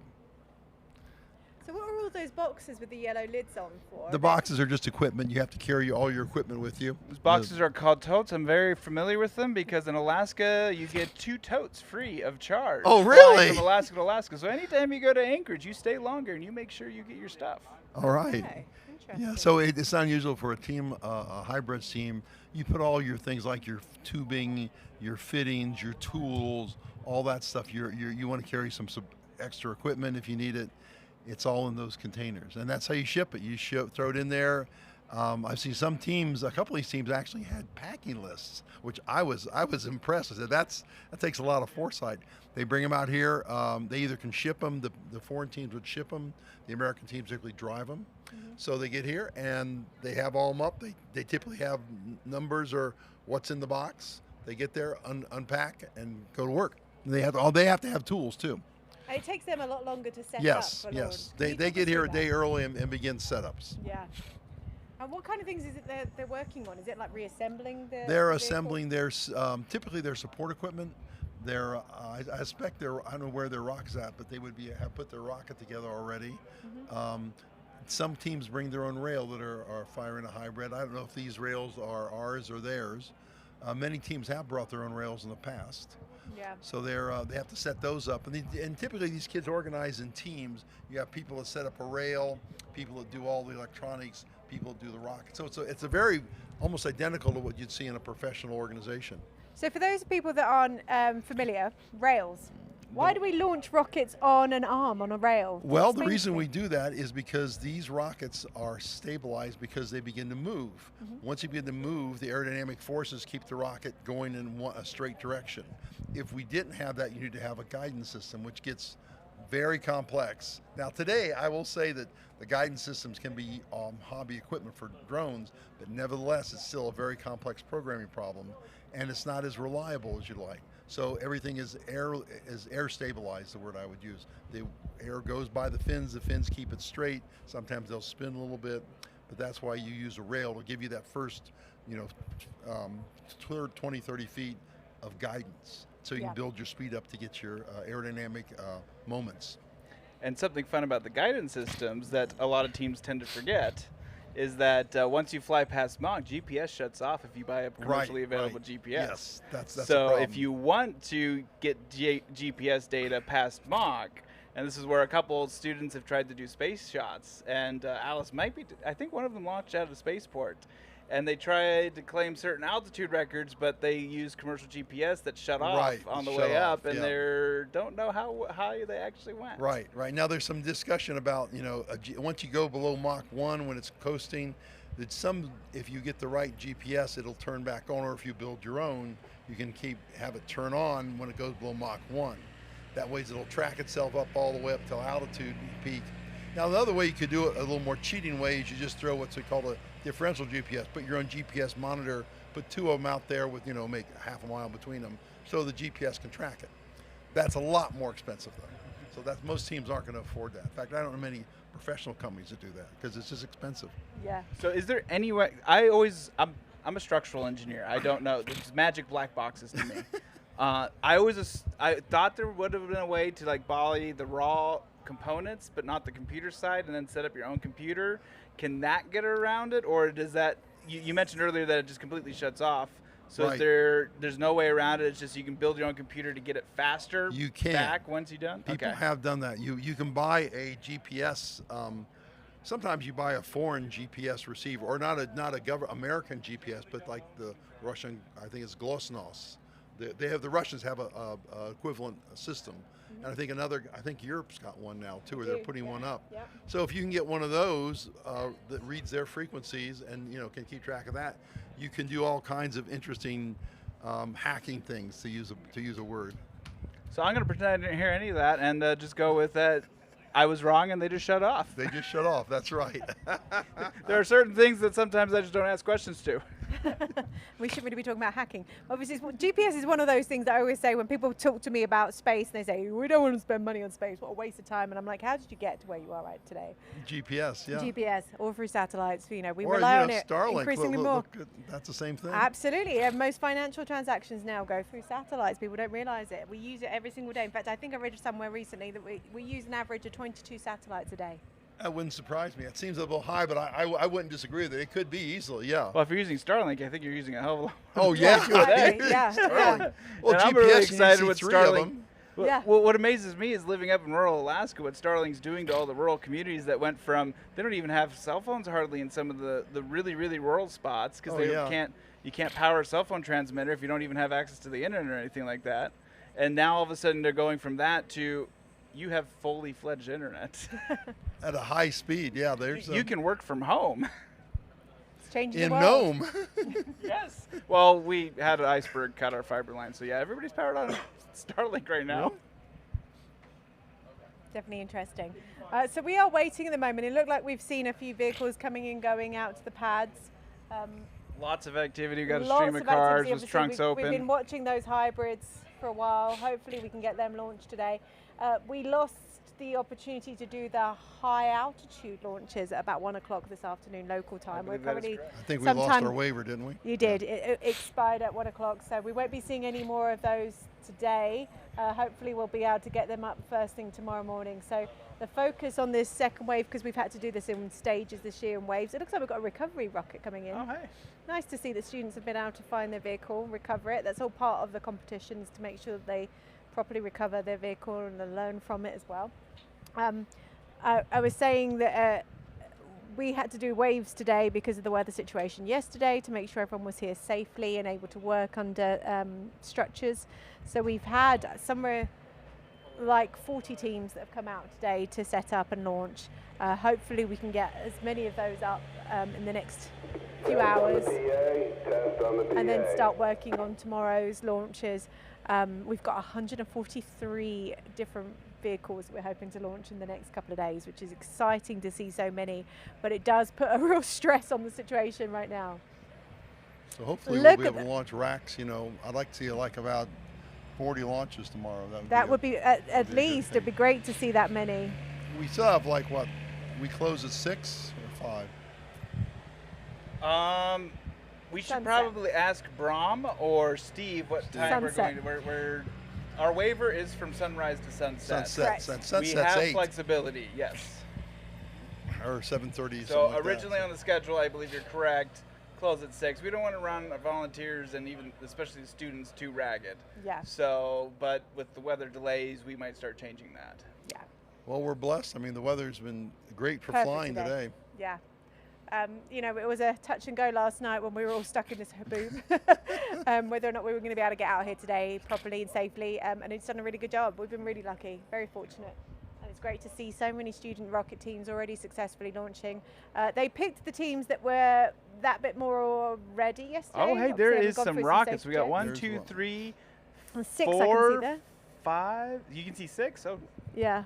Nice. 6 rockets going Now, how many rails to do we have solids. at the solids pad? 8 Oh, or 10? don't quote me on this, but I think it's like 20. 20 rails? I think so. We got more rails this Great, year. great. That's wonderful. I mean, Because I think what happened is we had Protospace built us our second stages, and then I think we got some more rails somehow in hybrids. I think somebody built some for us. Yeah. And then all the rails that currently were at those other pad sites are now in one large solid salvo. So I think we just have one salvo or one launch pad location with, I think it was 20 rails. So we could have a salvo of 15 rockets. Yeah. That's and as I was 10%. saying earlier with that Wilson FX system, technically, you know, if you want to have some fun, we can turn them all on at the same time and launch 20 at a time. We call it in rocket racing, we call that drag racing. Yes, when drag you launch racing. rockets simultaneously, it's. I don't know if that's in our waiver, but we should add it one of these years. We're looking at a rocket that's down at the moment, nice and easy one for recovery. So hopefully, whatever team that rocket it belongs to, they are able to go and recover their vehicle quite quickly and easily, because it doesn't look like it's too far from the road. That's really the most ideal situation, isn't it? In fact, we had one that came down really nicely, not too far from where we stood, so we're hoping for them. Can't quite tell which one it was. We but- saw the Even if parachute it's whip 10 up. feet out of base camp, we still want to keep the procedure so we don't lose Yes. track of everything. Mhm. So students still have to check in with Da Vinci and get the book bags for their short little 10-foot jog and then come book back. bags. And It's check a it all in. backpack. I love the way you backpack. referred to my backpack earlier as a book bag, and it took me a few moments to realise what you were talking to. A book bag. I was like, sorry? Yep, it's a book bag. Yep. That's the English. I am English. Yeah, you're the wrong English. You got to speak American. The real English.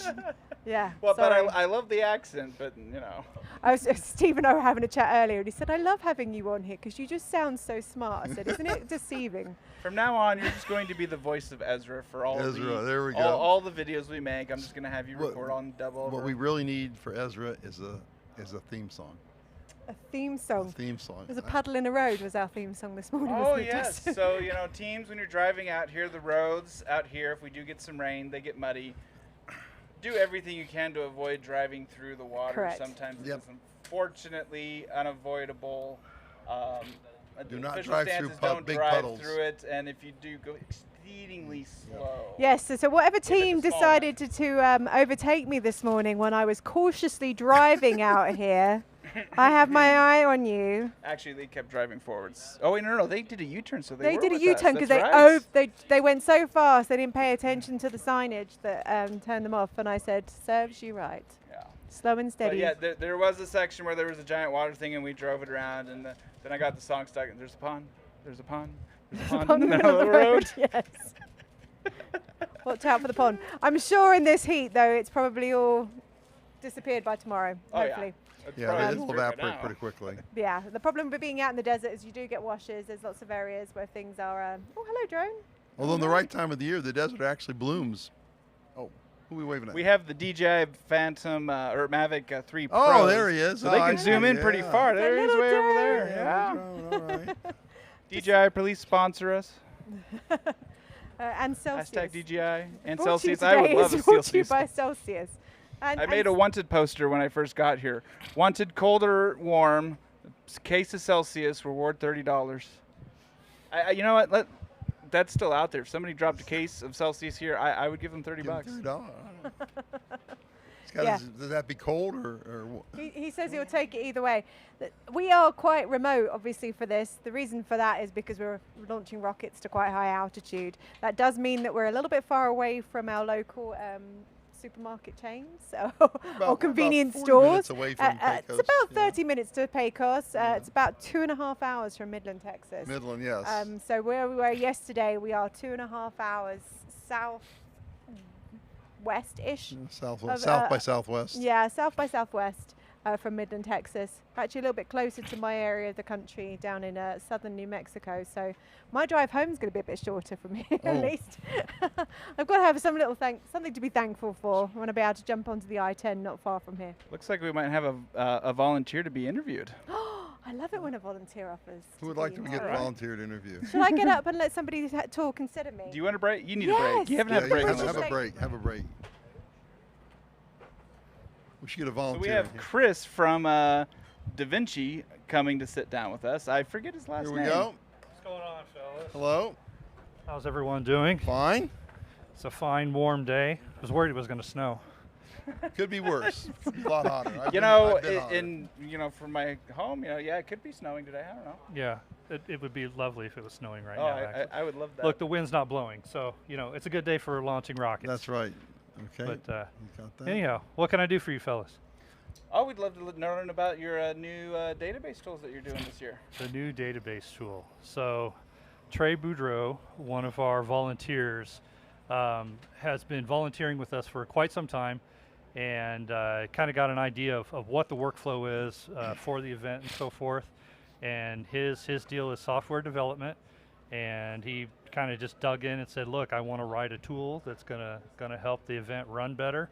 And in addition to Trey's efforts, we have a bunch of other volunteers that pitched in with different portions of that and so forth. And here we are. You guys are using the tool, and it's working pretty well. It seems to be working fairly well. I've heard. It does seem to be working well. Yeah. I mean, there's always bugs here and there, but it's working. It's working. Yeah. So what? Could you please tell me your name? Oh, my name is Chris Harris. Chris, where do you hail from? Houston, Chris? Texas. Houston. Or actually Alvin, Texas, right? Alvin, yeah, it's a suburb. So we're yeah. just just south of Houston, so Yeah. a smaller town just south of Houston. But there's so many small little towns around Houston. It's just Houston just gobbles them up. Yep, You know, yep. it's kind of like Pac-Man for my small towns. niece and 2 nieces live up north side of Houston. It's like Yeah, it's just all Houston. Yep. Yeah, I understand. But anyways, so yeah, we're back again, helping out the event. We love this event where, you know, Da Vinci is very rocket aerospace centric.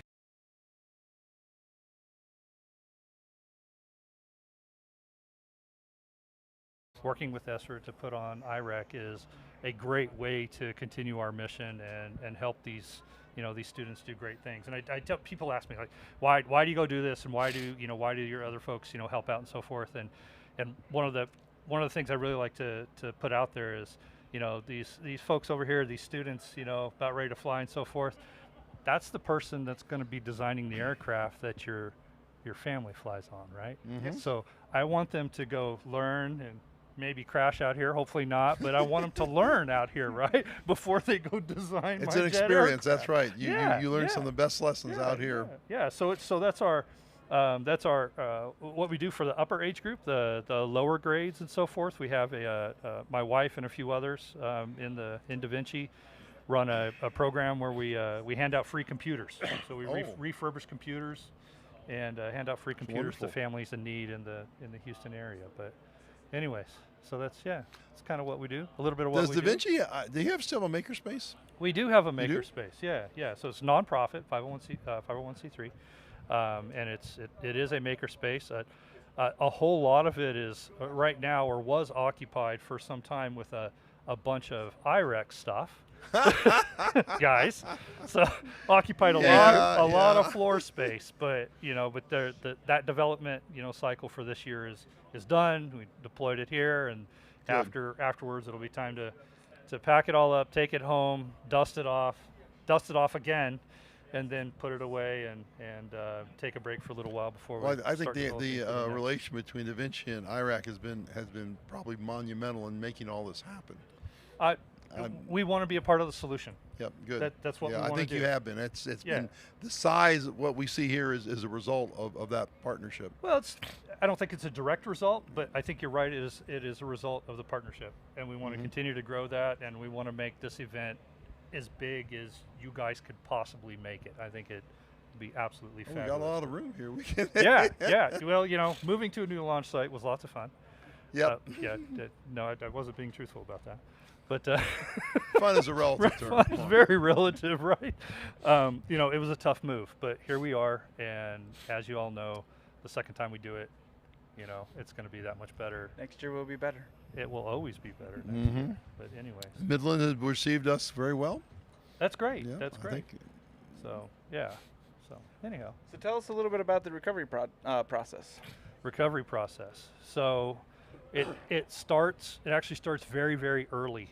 It starts with training and validation of the TRA membership, the AAA membership and so forth, because, you know, insurance and all that jazz. So after that, their information goes into the portal and so forth, where we can track it. And then when they get to the event, that's obviously mated up with all their other information about their rocket, the class they're flying in, and so forth. And after they fly, that information manifests itself in a barcode, as you know, on their badge. They come to the recovery tent and they scan in, and the beauty of that is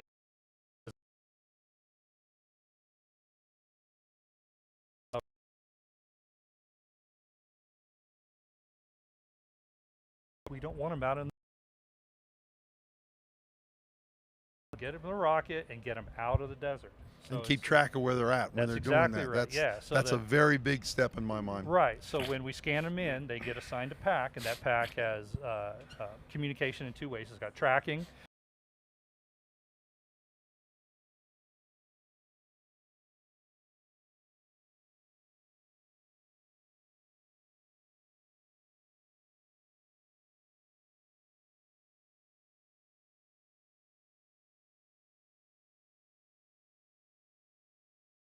We know their health.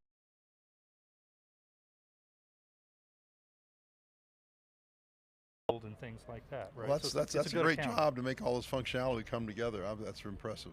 Well, I appreciate it, and I've got a whole group of people over there that, tell them too. So I'm just kind of the crazy leader. Okay. So you're the crazy guy pointing the direction, right? Trying. Yeah, Yes, I that's try. right. All I right. try. Yes. So anyway. And then I believe you also run our PA system.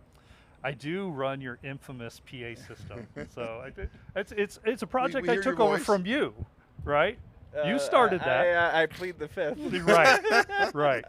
I had a friend from Wichita that was working at a company that loved doing audio video for his church, and yeah, he spec'd out a system for us, and we built it out, and then I believe we found a way to shovel that off onto you. Yeah, right. That's okay. In a former life, I did a lot of that kind of stuff. So it's a very challenging environment, and it's very large, and trying to cover that much area in this environment is generally a very, very expensive proposition. So our goal is to try to meet the requirement as low as with the lowest dollar possible. Right. Yeah. Our PA system was sized for a much smaller crowd too. Yeah. It was sized for like the Utah, and then we grew a lot more than we thought going to space. But we still use all those pieces, right? Yes. So all the high frequency horns and all that stuff that you guys bought, we use that as high fill, and we've started getting some higher end cabinets with a little better low fill, and it's getting better and better. And I don't know if you guys know this or not, but a lot of the foreign competitions that have sprung up after what are modeling us have looked at some of the stuff you've done. Oh, really? Yeah, and they're saying, you talk to the guys in Eurorock, talk to the guys at Teknofest, Techfest in Turkey. That's 10,000 people go to that. Do you realize that? Hell, you it's should huge. tell them to and come they're talk and to they're me. they started because to we were there, and they saw what we did, and they're trying to imitate us. So it's the imitation is the most sincere form of flattery. So there you go. Flattered all over the world. Cool. Well, look, it's on one side of it's a little bit of competition, which is always a good thing, and on the other side, it's more of those students getting experience and learning more. So it's look, more is better. Yes, definitely. So more is better. Keep it safe. As much as I'd love to, we can't have like 300 or 400 rocket teams coming here. Yes, I'm going to retire today. Oh, hey, what's on screen? Some people are putting up rockets now. The producer is giving me some notes, and we have some rockets going vertical. So right now, they are actually reaching up for their recovery systems. They will have remove before flight keys we talked about earlier. He is listening right now. You can see him putting his ear up to the rockets. Those flight computers start giving you beeps to tell you if they're working or if they're not working. They have error codes where they'll tell you something's wrong. Hopefully we don't hear those. But it is a lot like R2-D2 because it's literally just beep, beep, beep, beep, beep. George Lucas could see us now. Oh, do you want to go? Yeah. Nope. You all done with me, or I got to go back to work? Oh, all right, you got to go back to work? Oh, all right. Well, we can't. You got to go back to work. Oh, is there a question? Jason Hook is asking if there's a hold or if they're already done for the day. We are still launching. I would love to get Steve Taylor here soon to see if we're going to get a third group of students today. But we are loading rockets right now, and you can see that they are armoring recovery systems. So we should be, typically that means we should be at yellow flag. Can you see? I don't see it. Let me see. Turn around. Yeah, we are at yellow flag. They're loading. Yep, there They're it up. is. 1, 2, So 3, 4, 6. Looks like 6. Yellow flag means 5 we or can't 6. be sending any more people out there. They are arming, and then as the teams finish arming, you're going to see them start walking away, walking to their cars to get ready to slowly, not quickly, drive back. And then as soon as the last team is vacating, the Ezra volunteers will throw up the red flag, and we'll call people to come out. You don't have to carry a cable with them. So it looks like we have Team 103 on the yellow sign. We also have a Team 78. Gotta go.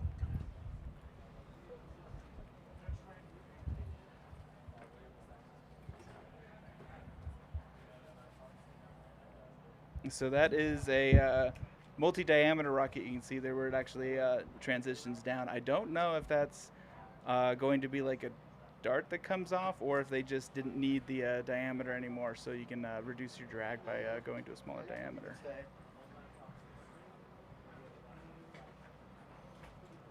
We also have some teams in the back. I can't quite read the numbers.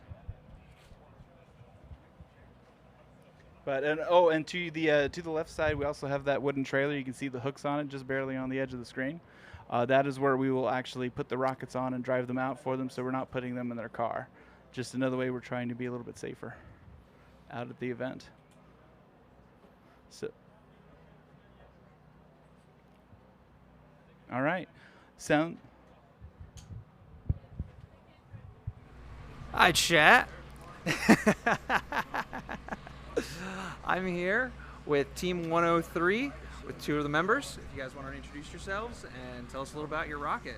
Yeah, so we're Auburn University. My name's James Cannon. I'm the former chief engineer. I just graduated, but I'm here to support the team before I start. Yeah, I'm Nir Patel. I'm former president. We're just retired and having a good time. Yeah. So our rocket is, talk about the rocket? Yeah, tell us about the rocket. Tell about what you're doing. Tell us about the rocket. Tell us about why you're here, what your experience was about, and as much detailed information as you want to give us. Sure. Okay. Yeah, so our project is Project Bullet. So this is our first year back at IREC after like a 5-year hiatus. So we are here to gain experience and learn more about the competition and move on to bigger and better rockets next year. This year we're flying something small. It's one of 2 rockets I've seen on a level 2 motor versus a level 3 motor. And we have a dummy mass of aluminum as a payload. Next year we'll have a much fancier payload system. But yeah. Anything you want to add? Yeah, our team's very excited to be here. We put in a lot of work in a very short amount of time, I'd say. We're one of those smart people that decides to do like 3 competitions in a year as one squad. But well, we pushed through. We made it here. We're very proud of ourselves. I'm very proud of the leads that are at the pad right now. And we're hoping to see a nice clean launch and recovery. That's great to hear. You guys have anything else to add? I do. War damn Eagle. That's great. I'll throw it back to the guys in the studio. All right, there's no guys in the studio. All right, we'll keep walking around. Sounds like, let's find another team. We don't have a lot of teams out here, but let's go talk to some of the spectators. Let's keep going. Are we about to get interviewed over here? Yeah, you want to add an interview? Are you part of PTC? I'm just going to add anyone, yeah. Sure. Let's do it. How's it going? All right, this is our sponsor, OnShape. Yeah. All right, tell us your name, tell us why you're here. Yeah, my name is Domenico Damari. I'm a senior engineer at OnShape. We're here to support teams, offer them our software for free, an enterprise version, really help teams collaborate. We have a cloud-native CAD solution that allows you to real-time collaborate, no more file management, but just been out here enjoying the rocket launches in the sun. Awesome, that's great to hear. I know a lot of our student teams this year and previous years have been using OnShape. Yeah. I know they love it, but what's been the most amazing thing you've seen so far out of the students you've seen this year?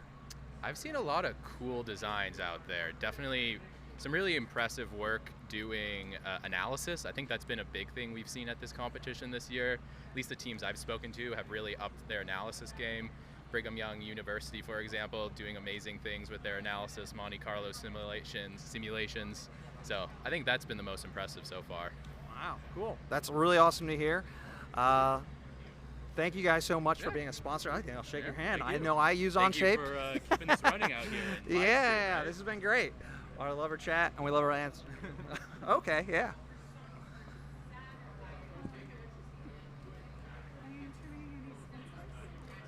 Yeah, I think so. It's going pretty good. Okay, we have another sponsor.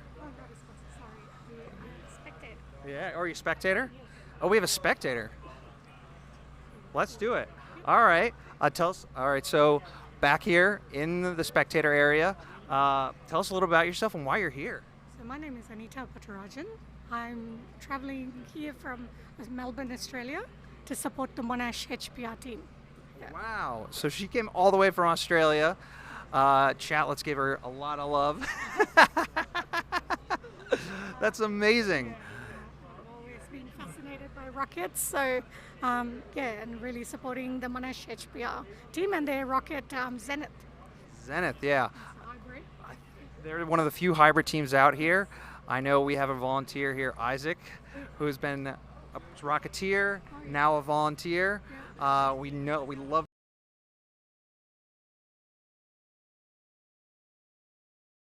and they're always really impressive to see. Are you just here to support them, or do you have a family member? Or so my daughter, Rachel Patarajan, is part of the Monash HPR team, and she's here with her fellow students from Monash, and really here to support the whole team.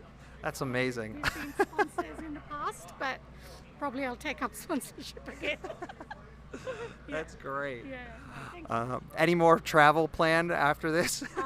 No, we'll be here till Saturday and the closing ceremony, and then we'll watch all the different teams from different countries launch, and then we're back to Australia. Just a short break.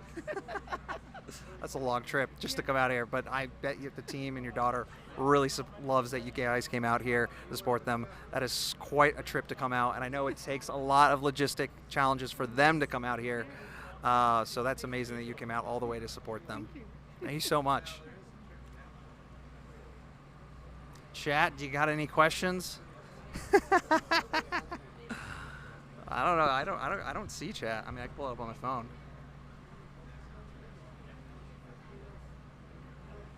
Okay, we have no hold. We are currently loading rockets. I think we have a 30K. How many have launched today? I don't know the answer to that one, unless someone can get me that. More than 6. We have a 30K on the going on the rail on our 2 stage. I'm aware of that. We've launched 2 45K 2 stages earlier this morning. And we've got a lot of 10Ks still coming up on the way. Any other questions? The sunglasses, yeah, my shades are sick. These are combustion pit vipers. You can. Oh man, they do not have live video yet. That'd be cool though.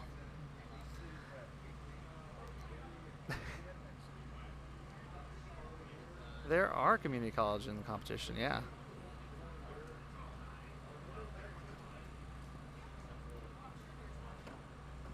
Yes. Matrix, yes, there are community colleges in the competition. We have a couple I know from, I think there's one from Houston, a couple from Texas, New Mexico. That's the ones I know off the top of my head.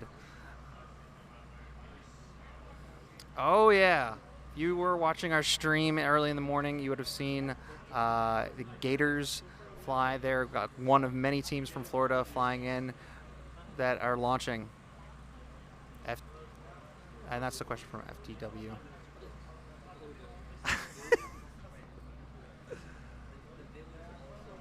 It's hot out here. That's one of the questions. I don't know what the exact temperature is. It's probably 86, feels like 90. I'm very, very hot. Oh yeah. Say it again. Blue Chronicle, thank you for the super chat. We love you.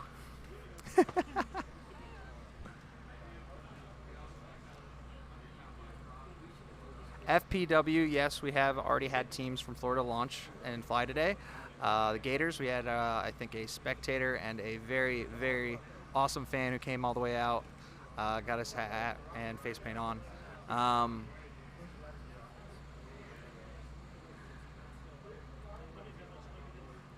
Abraham NMSU is not out today. They'll hopefully be out here tomorrow or Friday. Any other questions?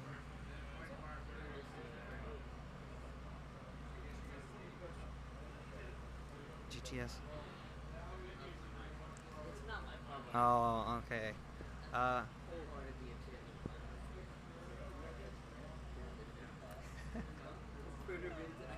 Chat, got any more questions? I'm also a propulsion engineer at Blue Origin. I can ask I can ask those questions. Okay, chat wants to know a little about me. I'm I guess they want to know who I am. I'm a propulsion engineer at Blue Origin. I'm a volunteer here. I will twerk for a super chat. Yes, I will. That is a question that I guess is being asked, and that is the yes.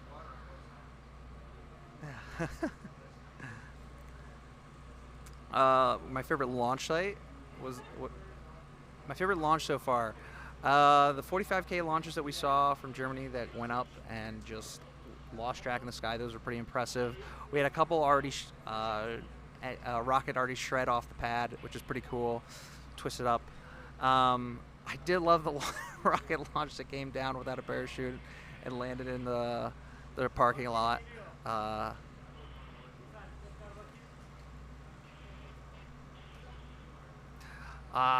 New Glenn. Yeah, I can't really answer, but Matrix. You know, we came down a little hot. We'll get it again next time. That's what we're doing this in August. We're gonna launch again. We're gonna catch it this time around. You know, for a first vehicle that's coming in, it's pretty impressive though. We successfully took our payload into orbit, so first time, that's pretty impressive. What is my favorite U.S. state? Daniel Barry, what is my favorite U.S. state? Oh, that's a good question. So I have lived in New York State, I've lived in Maryland, I've lived in Colorado, I've lived in Florida, I have been to most of the 50 states, actually, believe it or not. I love, dude, yeah. Do I have to twerk now because someone gave me a super chat? Andy, thank you for the super chat. Andrew, dude, I can't see it. Andrew, thank you for the super chat. To answer the question, the favorite state is the state I'm living in right now, for now. Well, I'm living in Florida, a great state of Florida. It is very hot. Go Gators. Yes. GTA 6, okay. So, I played a lot of GTA. Astro is asking when GTA 6 coming out. I believe, oh man, it's coming out next year, right? I'm thrilled for it. I played a lot of GTA 5, so I hope it comes out soon. We have not finished all watching.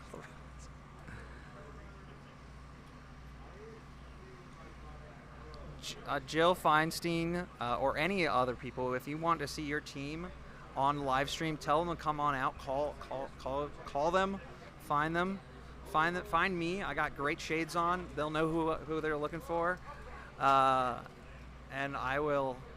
Oh, I got to do a little wiggle.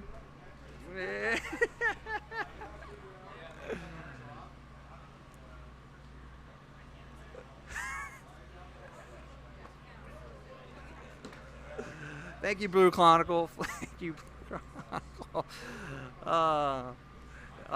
What other questions we got in the chat? I am not single right now. My girl Anna out there. Yeah. Hey.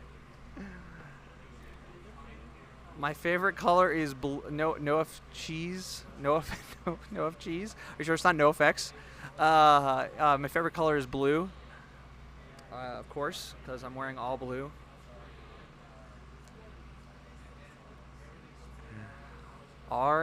Say it again. RA2705. My favorite ice cream is chocolate fudge brownie by Ben & Jerry's. That is an amazing flavor. I've loved that since I was a child. Yeah, can we get some dubs in the chat for brownie flavor ice cream?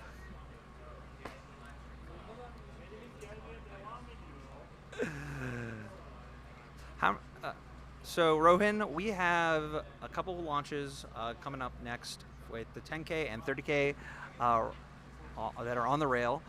We are still letting in students come in until we close our waiver down this evening at around 8:56.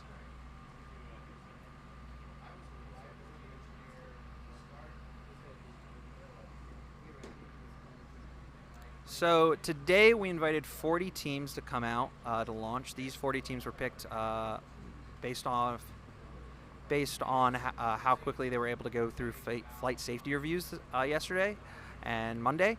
And so we invited the 40 teams to come out that we thought would be the most prepared, since we knew our tent situation was not ready to have all 143 teams out here. and we invited these 20 teams to come launch, so we'd still get some teams out here and get through some rocket launches today.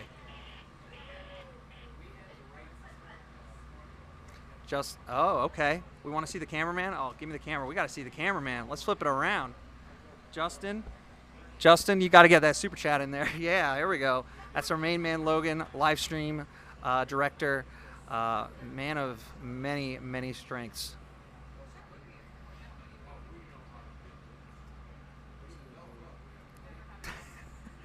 All right, we got a recovery coming. Oh, it's RIT's out there. Oh God, yeah. All right, so I can see him from here. Okay, so RIT is picking up. That's my alma mater. Went to school in Rochester Institute of Technology.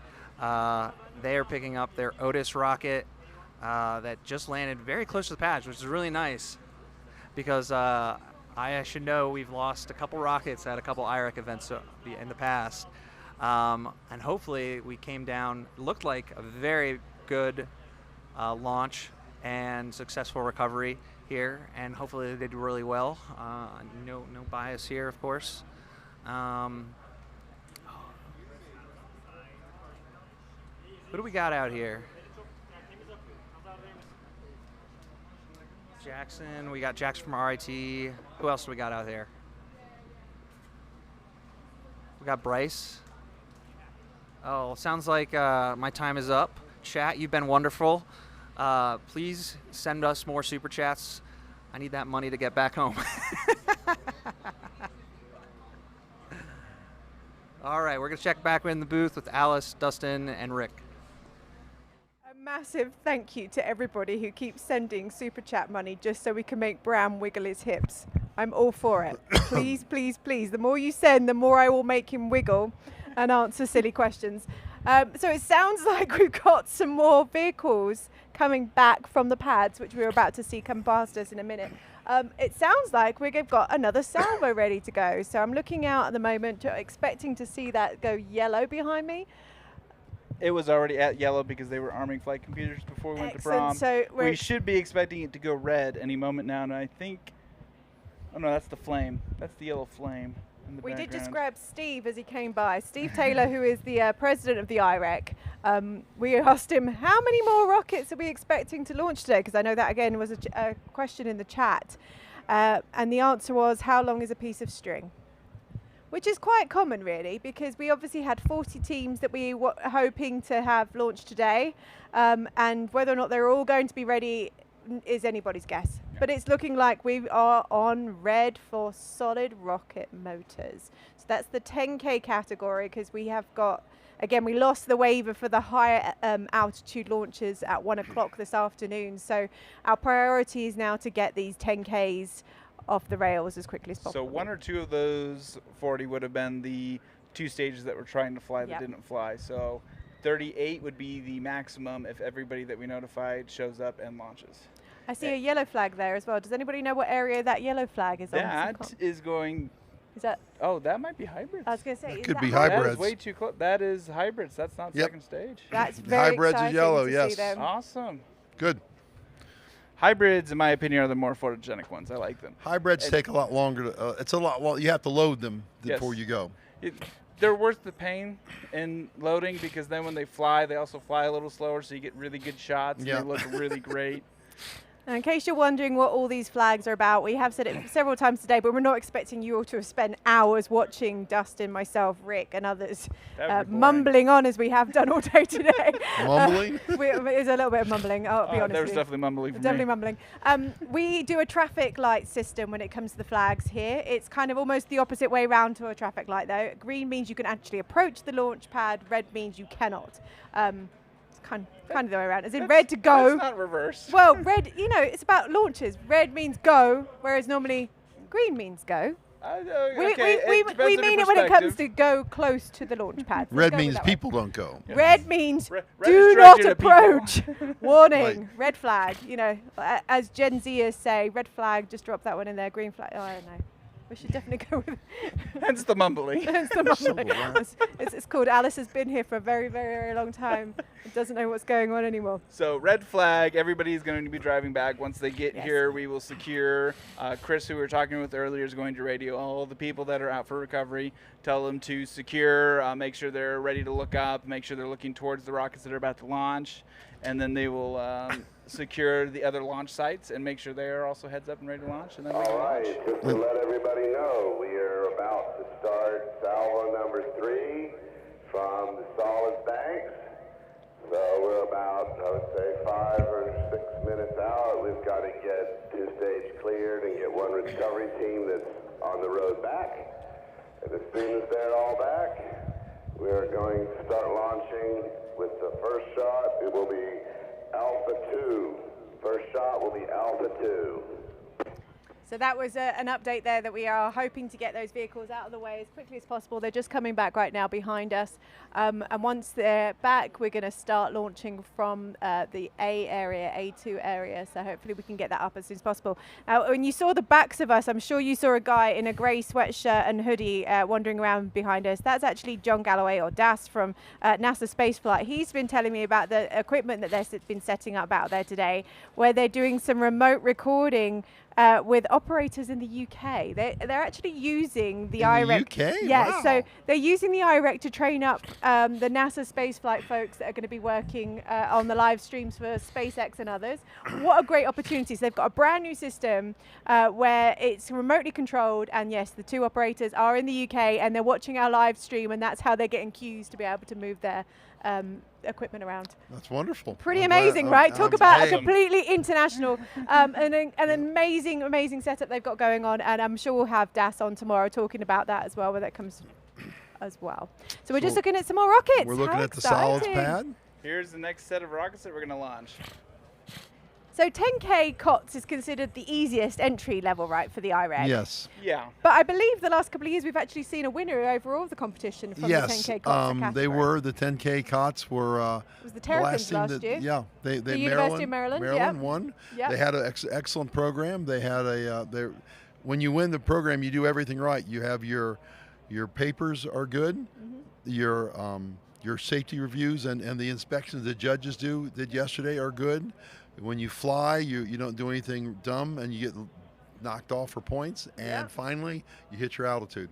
Yeah. So And because it is an easier competition, there's the whole role in the role documentation. You'll read that the overall winner is judge's choice. Right. And that is because, if we didn't do that, then every year would be the 10K COTS. But we actually, if you win as a 10K COTS, that means you really, really nailed it. You knew what you were doing. and the competition is tougher at the 10K COTS because the number is so much greater. More of them. Yeah. You may have, half of these teams, the 2/3 of these teams are 10K COTS. Yeah. So that's a tough, come out in the top 5 of them, that's saying something of your skills. I sent around the teams to my colleagues. I work for a company that's spread out across the US and said, tell me who your teams are and who you're supporting. And quite a few of them are from the University of Maryland. They're like, we want to see the Terrapins win again. So I've been looking out for them. Huge shout out to them, and a huge shout out to my colleagues over in Maryland that have been watching us today. Big thank you to them. I know there are others that are looking at Worcester Polytechnic, which of course, is Robert Goddard's old stomping ground area. So well, I don't big think history IREC there. has ever had a back-to-back winner in almost any category, have we? That's incredible. isn't it? You're standing next to the double. You're the back-to-back double winner. one? I He's am the the only double one. Bear in from- mind there were only only had 4 one. teams when Dustin first started doing this competition. so- I'm Well, the talking in the first year, the modern era. second year, that I like to credit the video for Of course, quadrupling because it went up to like 12 for a year, and then yeah. And now and now then we're it at started doubling almost every year after that. 143. Yeah. So we all kind of have little soft spots for some of the teams that come and launch every year. Personally, I always pick the UK teams. I don't know why, what appeals to me.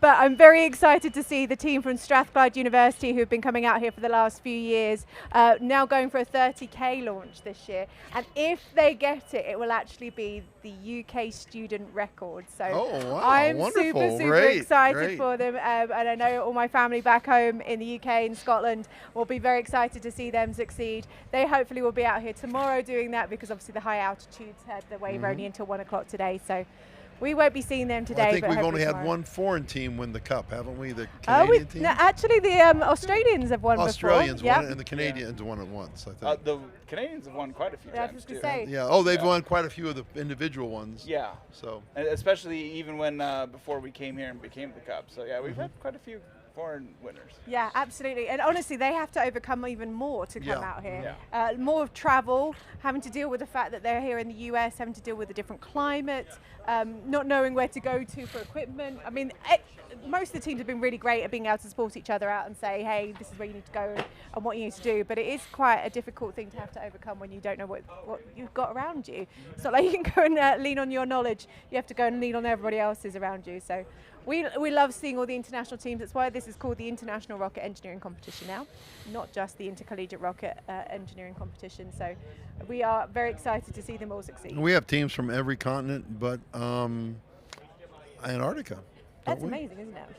I was talking to NDTV last night, which is a breakfast show over in India, talking about the fact that they are obviously supposed to be launching Yes, their they do, and they're their, very. Some of this, I was judged one of the teams, and I looked at some of the work they did, and the work was first class. Their payload was very impressive. Yeah. So they're first rate. They're right up there. They're very excited because this week they're going to be sending up an Indian astronaut for the first time for nearly 40 years. That's right. That's so right. yeah, we're That's really right. excited to see them do very well. I've bumped into the team from Romania. My friend Christina Korp was over there presenting a couple of weeks ago, and she said, you've got to look out for the Romanian team. I've told them to come and say hi to you. So I hope they come and find me at some point over the next few days and we can have a good chat. In fact, one of my colleagues has just said my parents are out there mentoring a team. So please come and find me, the Russells. I'd love to be able to say hi and meet you.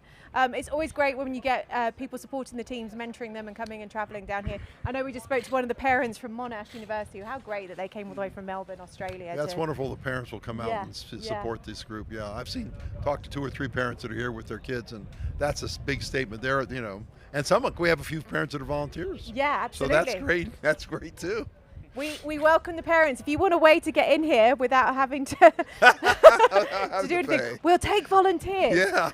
Please go to soundingrocket.org, click through the menu, find the volunteer area, fill out the forms. Someone will reach out to you and say, yes, we will take you on. And we really do need all sorts of skills. You don't have to be a rocketeer yourself. You don't have to know tons about rocketry. Sometimes we need people that are willing to just do the running around, the administration work, literally supporting, making sure the students know which direction they're going in.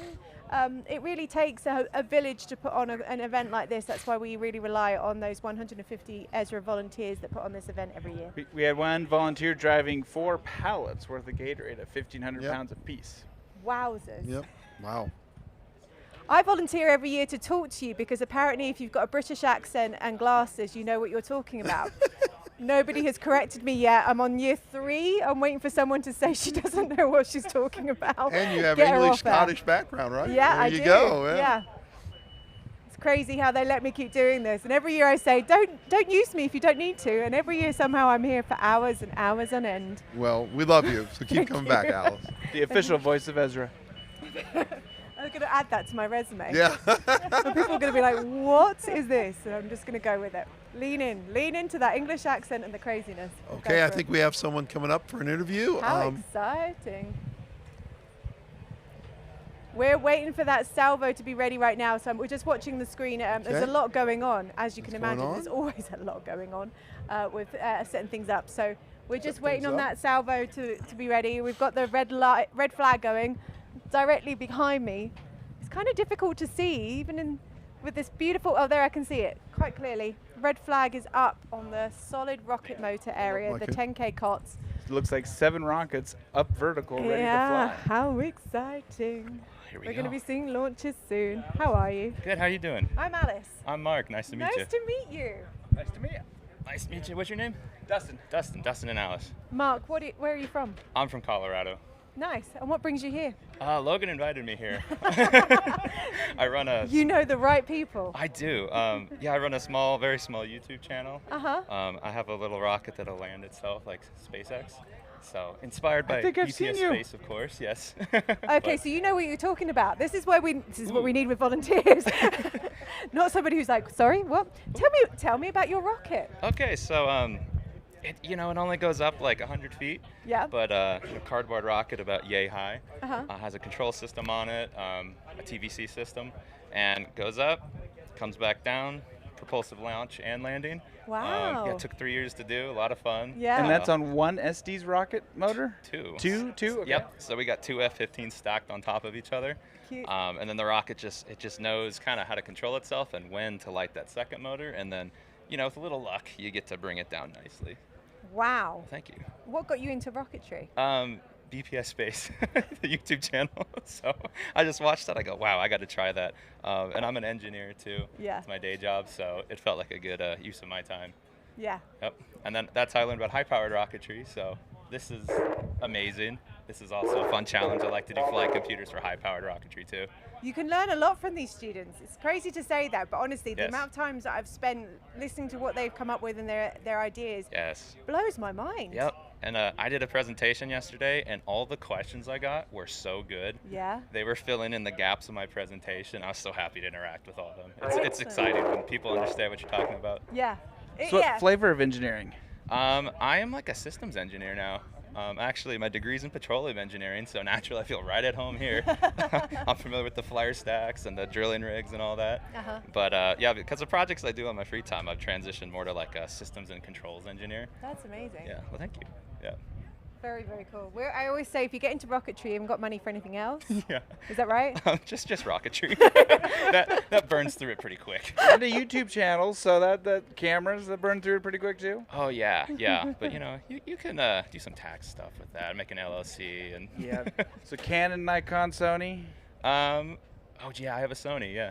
A Sony. Yeah. This is where they get really nerdy about cameras and what they're going to use, which is very exciting. As you can see, we're kind of making stuff up as we go along when it comes to the live streams here. I think you guys know what you're doing. It's I just use iPhone, so this is way better. We are making stuff up. Yeah. The people inside actually know what's going The people on. inside, Matt and Logan and the others that are all in there, aren't making stuff up as they go along, thankfully. Well, they do have that stress look. No. So they know what they're doing. Yeah, honestly, when I was calling for caffeine earlier, all I kept thinking was, please somebody make sure someone's fed Matt. Because I don't think anybody comes in to take over when he's directing, because I feel it on air as I'm making stuff up as I go along, but at least he's the one that's actually controlling what you're seeing on air. So if anything goes wrong, fed him with breakfast and coffee this morning. we did. We went to a well-known Seattle-based coffee supplier this morning, and to a well-known Golden Dome restaurant, and made sure that our team wanted.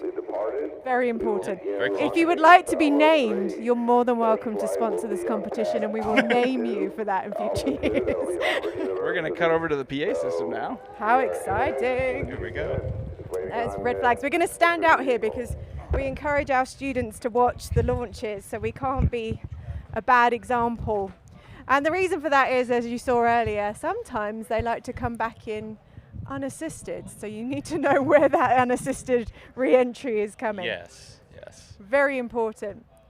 So if you're watching this and you're not standing outside of a tent right now, shame on you. Hopefully you're at home. Only if you're at home. It's your only excuse for getting around it.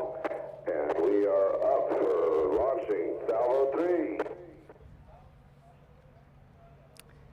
My apologies, I missed what team that was.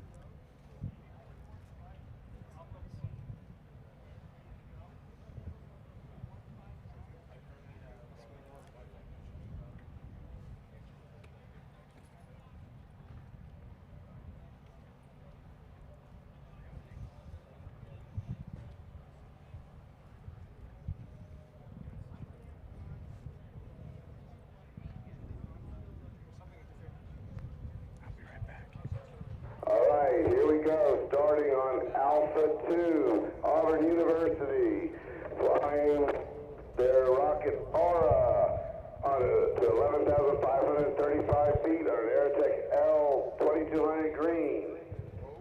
And they're are known as the Auburn University Rocketry Association, proudly known as ARA. You can't miss us in our signature Hawaiian shirts, always needed to the spot on the flight line. Today we're flying Project Bullet, a 4-inch to 3-inch, 8.25-foot long single-stage rocket aiming to reach 10,000 feet. Powered by an L2200 motor, it carries an aluminum slug as a payload. Let's send it. War Eagle. So it's Auburn University is coming up right now, if you didn't catch that. We have a green light on Alpha 2. We have clear skies. And we are launching in 5, 4, 3, 2, 1. Yes! We're off. Little wobble, great to see and clear. Great weather for all this launch today. Nice, we can see it get to apogee. Looks like it's coming back down, waiting for an event. Hopefully we can see a little puff of smoke when they release either payloads or drogues. We're watching it come back down right now. Oh, here we go. I just saw a puff of smoke, looks like an event.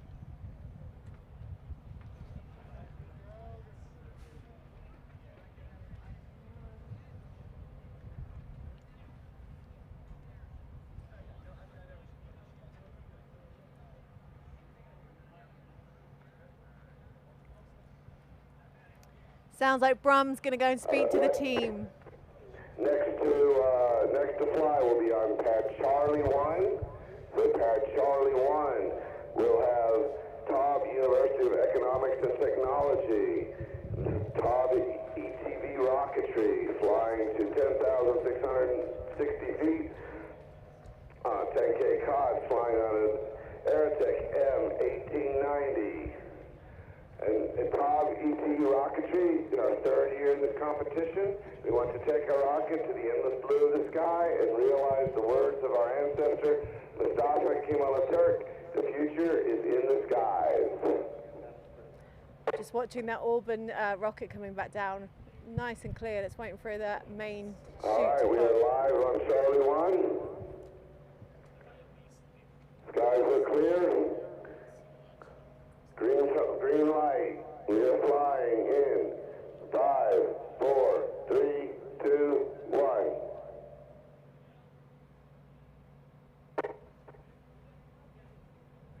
Sometimes it takes a second.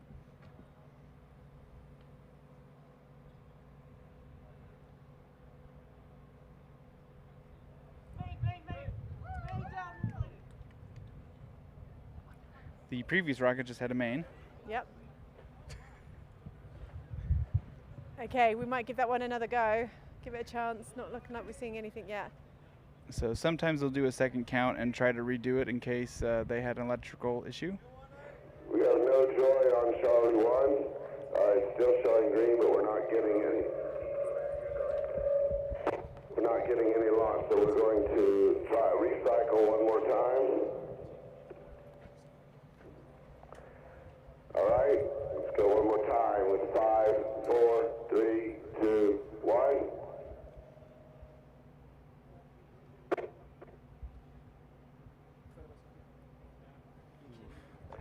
No joy. All right, blue scrum. Charlie 1. Oh, it's a shame when that happens, but we'll figure it out and hopefully the team will have a chance to go again. Alpha 1. Alpha 1, Team 105. Baskent University. Their project is Parsi Rocket.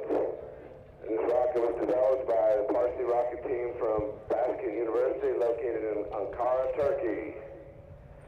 They're flying in 1939 to 10,900 feet. Clear skies, green light, launching in 5, 4, 3, 2, 1. Fire? Yes. Yeah.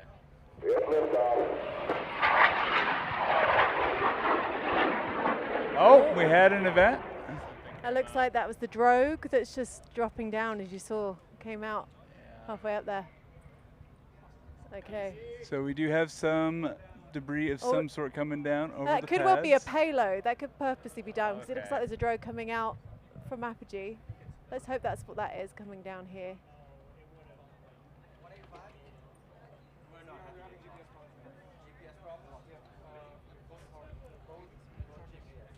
watching this come The in. majority of the rocket is on some sort of a drogue. Yep. I wonder what this part is we're seeing come down through the plume. Interesting. Let me to find see if they out. have it on camera. Yeah. So that was the team from Turkey that just launched. We're just trying to figure out what it is we're We seeing. do have part of the rocket, looks like the bottom and maybe midsection on a drogue. That's a good sign.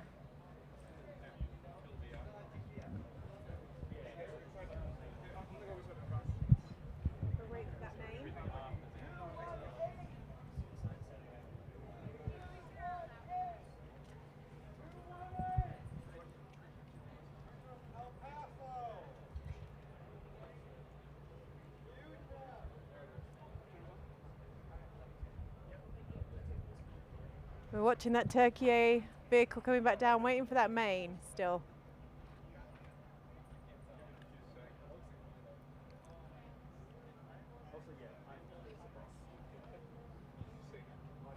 Oh, there you go. So we're an event, haven't seen the main come out yet though. Okay. All right, we're going to move to Alpha 4 now, as we're moving ahead one to Alpha 4. Looks like the main's not going to be coming out on that vehicle. Maybe that's what we saw come out on the way up. And it's landed. Nice little 10K cost. puff of smoke. Predicted 10,500 on an N3300 Aerotech red line. And this is the Michigan Aeronautical Science Association Dearborn, from design to apogee. And they will be on, and again, Alpha 4. We have a green light, we have a clear sky, and we're launching in 5, 4, 3, 2, 1.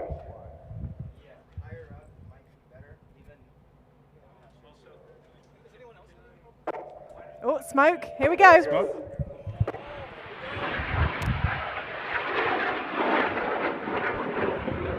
Beautiful flight. Yeah, nice clear launch. Coasting.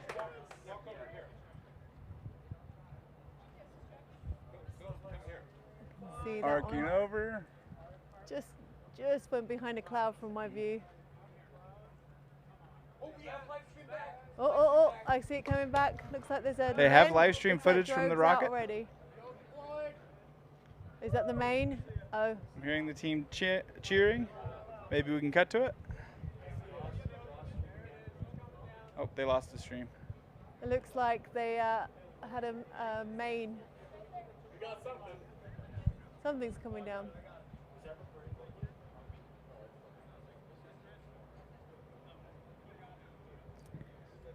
It's great to see all the teams pointing at it, exactly what they're supposed to be doing, keeping an eye on it as a group, as a collective.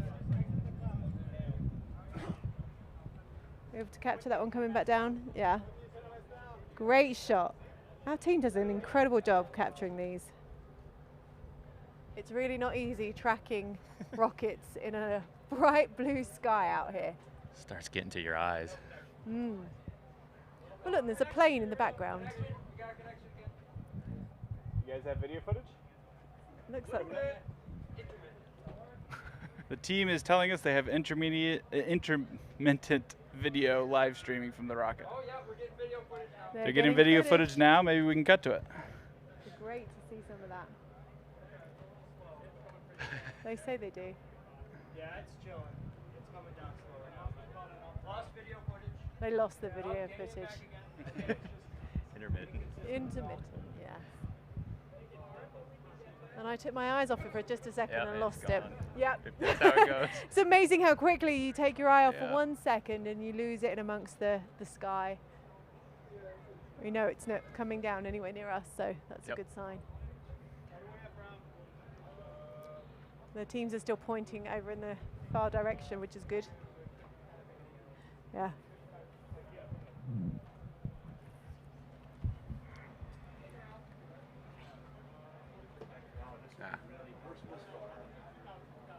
You spotted it? Yep. Right. Oh yeah, perfect.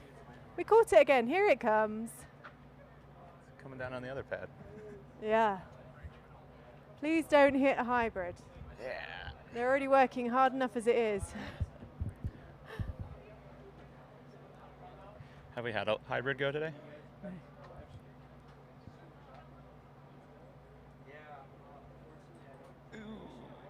Okay, we're watching it come down right by the hybrids there. They're well out of the way. And it's landed. It's back down. Yes, congrats to that team. All right, that one landed down and safe. So, next flight on Pat Alpha 3, University of Western Australia. Project name Send. So 10K COTS flight to 10,000 on an M1845 Aerotech Blue Thunder motor. This team was established to compete in the national international aerospace engineering challenges such as IREC. The University of Western Australia does not offer an aerospace engineering program. As a result, UWA aerospace members constantly research novel concepts, and the team excels at self-guided learning. This is the third time UWA Aerospace is competing in IREC, with the last time being in 2023. All right, they are on Pad Alpha 3. That's Western Australia.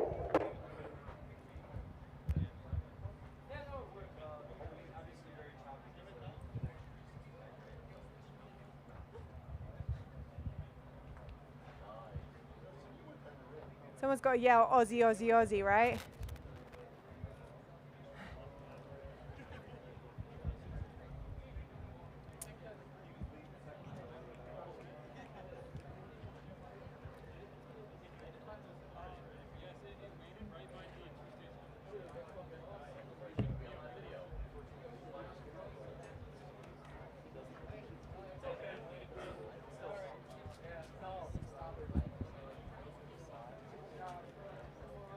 So it's the team from Western Australia. Is it a 30K? I think it's only a 10K COTS that we're seeing.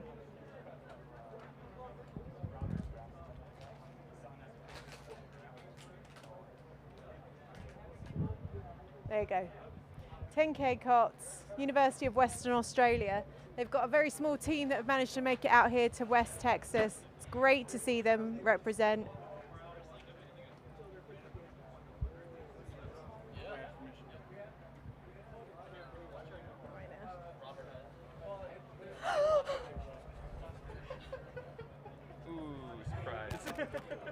Right. In case people were wondering what happened, Dustin just poured very cold water down my back. Hopefully they were, I don't think they were watching that. In case my husband was wondering what that noise was.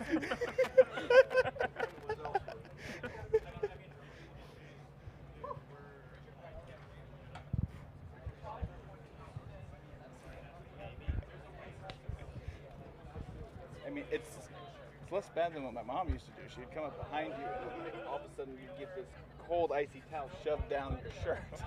It is important to stay cool and stay hydrated, folks. It is rather warm and toasty out here. I think our thermostats are saying it's only 80 degrees. It feels far warmer.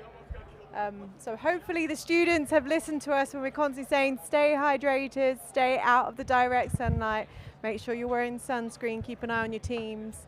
We're going to repeat it and repeat it again because it really is important. Did you just pour water down yourself? Yeah, my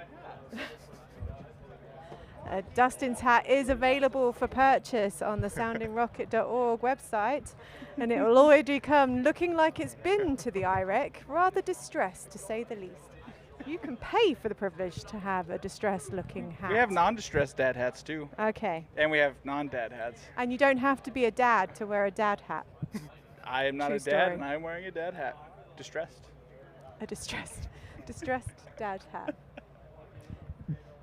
You know, it's Father's Day coming up on Sunday. Maybe all the kids should go and buy, I shouldn't call them kids, all the students should go and buy them. We also have two. We had the meme sticker I mentioned earlier that has the I may not be a rocket scientist, but I spawned them. But we also have just the IREC logo with Proud Parent on it. There you go. So if you're those students that are still looking for that last minute Father's Day gift, which is coming up this Sunday, and it's not just Father's Day here in the US, it's actually Father's Day back in the UK as well, and I'm sure in other locations around the world.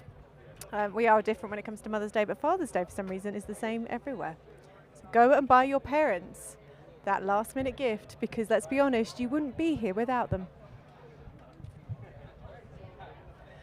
So we're currently waiting right now for another launch. Not 100% sure what's going on with the delay. I'm noticing a pretty big dust devil down there. I'm wondering what the wind is out on the range. We think it might well be some wind issues that are causing the delay. We're looking at a dust storm. They're like little mini land tornadoes. They're not really going to cause massive damage, thankfully, but they will cause a little bit of a problem to your vehicle in flight. So we're going to wait for that wind to die down a little before we launch again, in case you're wondering and waiting.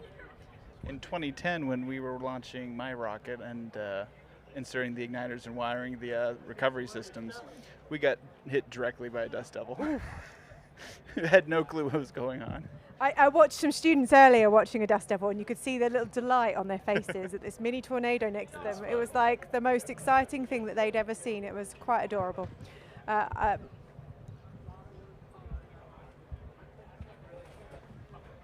Yeah, if you look at the screen right now, there are 3 cameras you can see on it. See that small little white one right there? Look how close you can get with it. Isn't that incredible? That is an amazing shot. That is pretty close.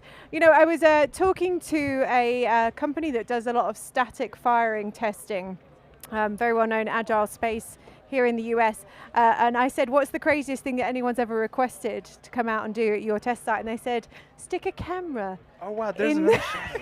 Look at that. Took it right up into where that fire is coming out. Is that camera incredible? Is that a NASA spaceflight camera? NASA spaceflight were actually just telling me that they are remotely controlling these cameras from my home country of the UK. So the 2 people that are training on those right now are watching us here on the live stream and working that. Wow, is all I can say. Talk about an international live stream.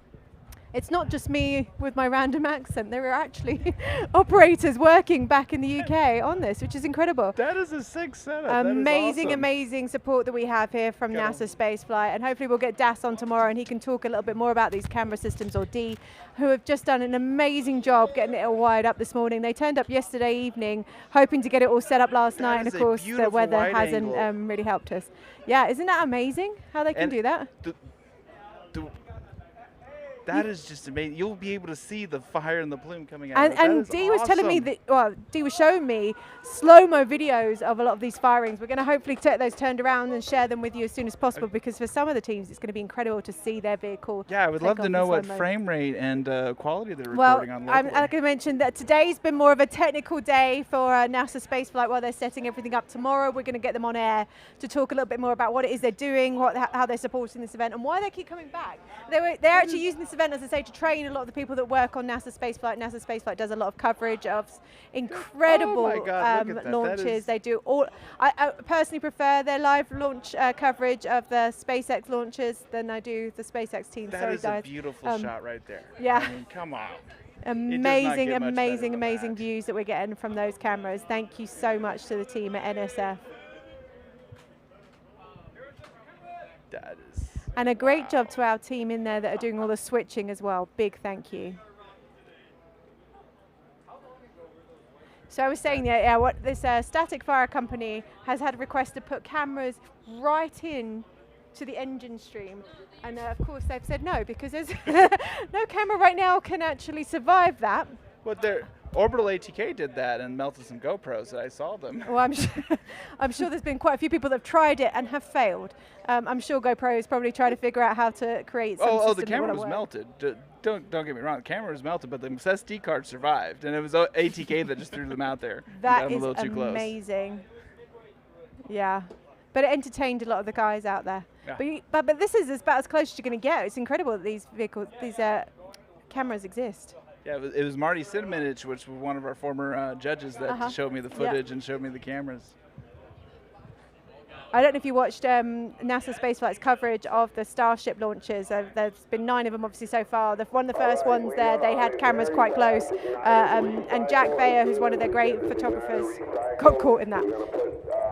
This last bird plus the one that valved the igniter. So you can be undercover for a moment, but be ready in the next a few minutes to come back out for the last 2 launches.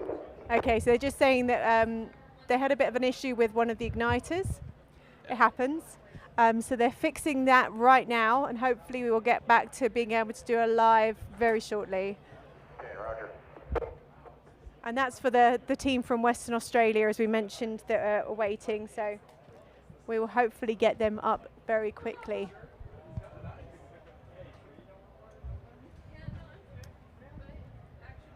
So we're telling all the teams, get back in the shade, guys. And we're going to go and speak to one of them right now.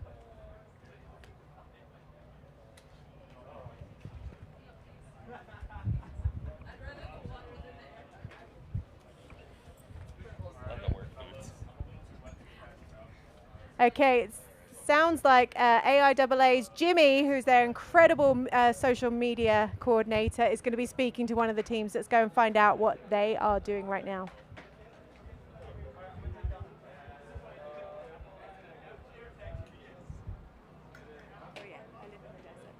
I'm Susie Feist. I'm a rising senior and president of the Auburn Rocketry Association. So tell me, is this your first time at the event? Yes, this is all of our team's first time here. We've done the event back in 2019. Can you get the mic closer? We did the event back in 2019, but everybody that is currently on the team, this is their first time here. And you guys just launched not too long ago. How do you guys feel? Like, tell me a little more about the emotion behind that and everything else. I'm really proud of our launch, considering how quickly we made that rocket. And also, we had to scrub it before. We had a team that had a conflicting frequency, so it was out there for a long time. We were a little bit concerned about the team, but it worked out so well. I'm really happy. I think the rest of the team is too. So what would you say is your biggest, excitement from all of this? Like, what are you going to take away from this event? For me personally, I've liked how many different teams are here. Like, this is the biggest event that we have been to. So there's a bunch of international teams, there's teams from all over the states, and it's just been really interesting to talk to everybody, different cultures, different ideas. It's been really fun. All right, and we also understand that there's an AAA chapter president here. That's correct. All right, tell me your first name and your involvement with AAA.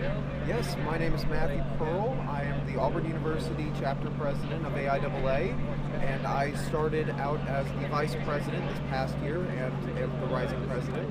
This past year we've had a lot of great events that we've hosted for the entire university. We are open to membership for all students, not just aerospace students, giving everybody that chance to springboard into the industry, because the industry needs everybody at this point, and the industry is very competitive to get into, so we're here to help everybody get in. We have a lot of great events that we host. Our biggest event is the Aerospace Day that we host. We have over 12 companies that came last year. We're hoping to have even more come this year. And this is just a great career fair where all these great aerospace engineering students get to come and attend and get to meet employers and get their resume in someone's hands, which is really hard to do sometimes these days. So we've had a lot of great success with that program. We've had a lot of great speakers also attend. We've had astronaut Victor Glover, SR-71 pilot Ed Yielding, as well as several other great companies come to attend, such as Lockheed Martin, Aerojet Rocketdyne, a lot of great people. So yeah. Well, tell me a little more, how has AAA impacted your professional career so far? Well, it's given me a lot of chance to meet a lot of great people, get to tour some great facilities such as ULA's Rocket Plant in Decatur and the Sikorsky plant in Troy, Alabama. And it overall serves as an inspiration to me, because I feel like all of us, we get into the point of we're struggling to study for those exams, and you don't see the light at the end of the tunnel, but eventually you go to these great places where you meet these great people and you're like, this is why I'm doing this. And that's the same for this event. We're all here on this team to come and do something great, and that's what we've done so far, and I'm just glad to be along for the ride. All right, so one piece of advice you would give to other teams that have yet to launch their rocket this week? Don't give up if things go wrong or get hairy. This morning, we woke up around 3 and our altimeter was not turning on. But we figured it out. We got it through it.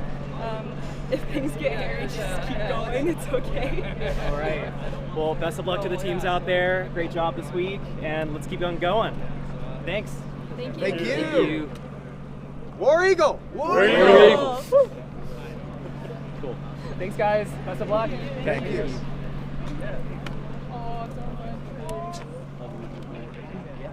Thank you so much.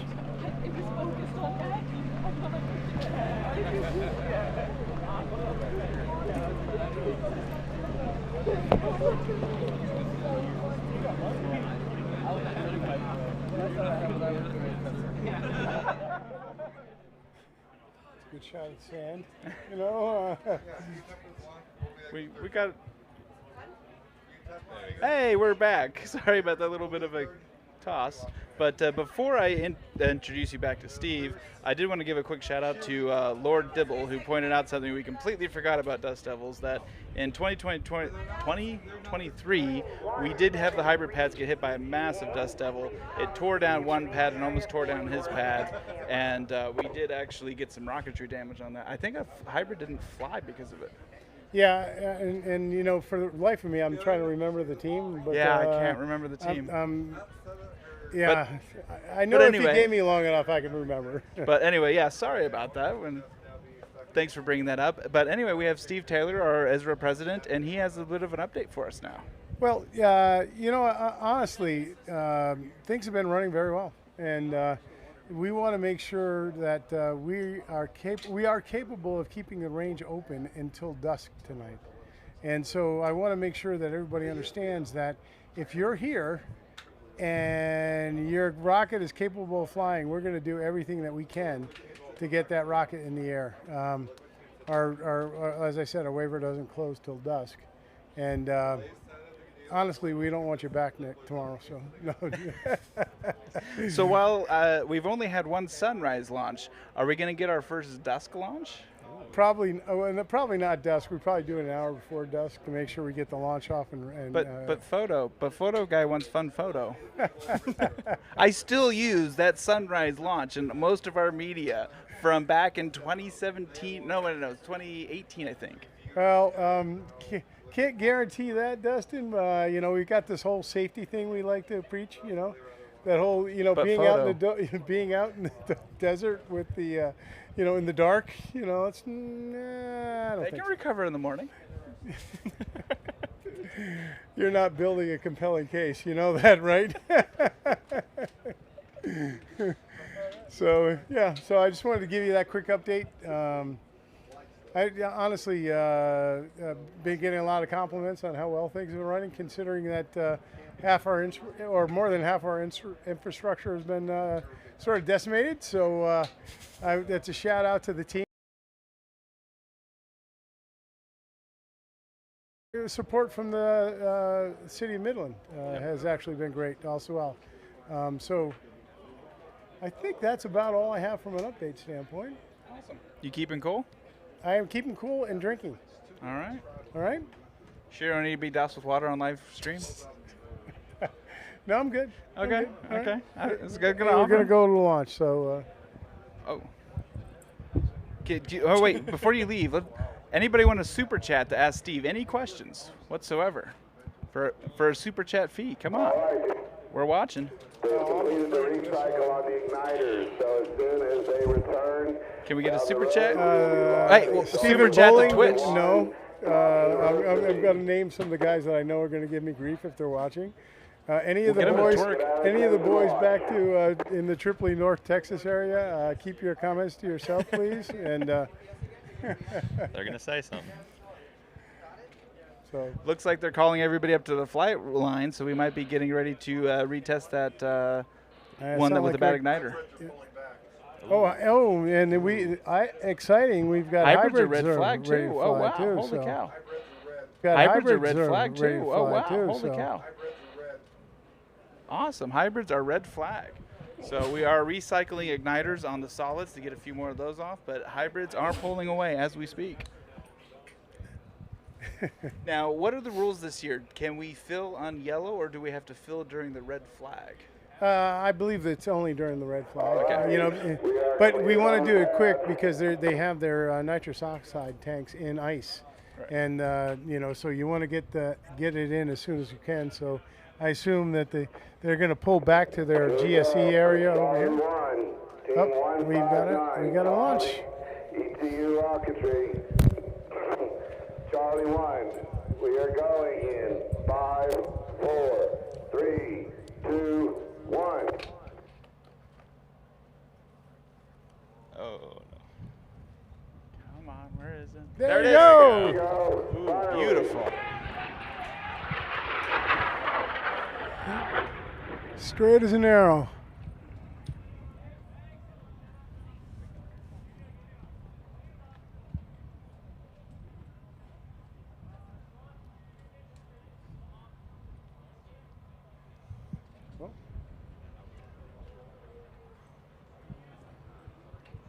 There's an event.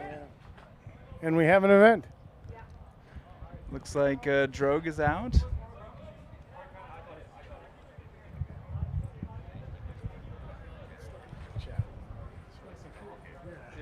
Looks like it's tad out of focus on that camera shot. That's nice camera work by Brom.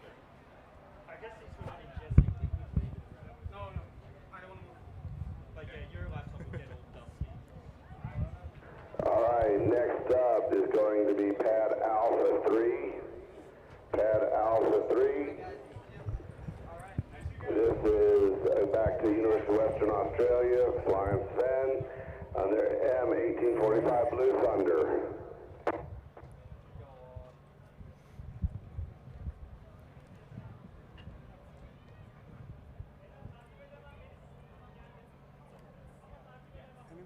All right, we're going to see this. We're verified that the last rocket is cleared our area. We are going to go.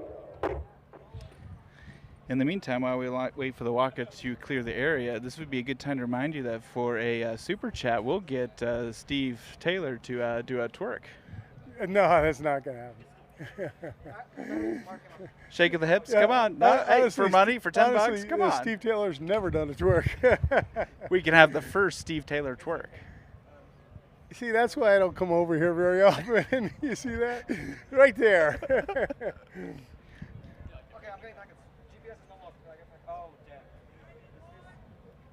All right.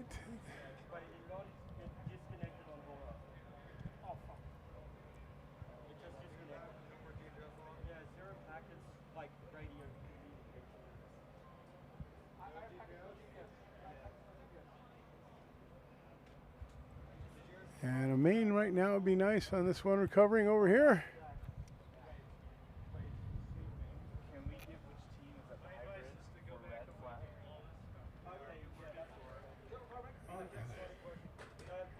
That unfortunately looks like on the last rocket that the main did not deploy. Okie dokie, here we go on Alpha 3, Western Australia, Team 185.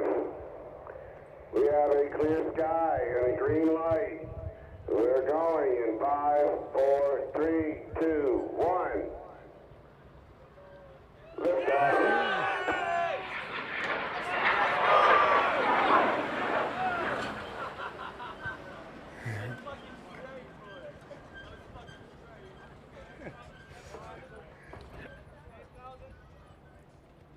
All right, Paul's going to go yell at the LCO to make sure the hybrids get off. Can you radio back or something the team that's on the hybrid rows?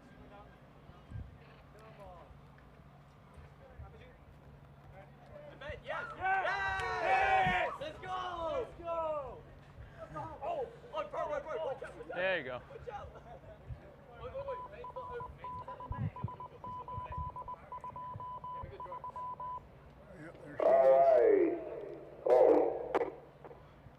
Ethan Lowinger is asking what rocket the hybrids are red flag for. We're going to radio LCO and find out. Red flag, oh, you mean the one Yeah, going which, hybrid? yeah, who's making hybrids red right now?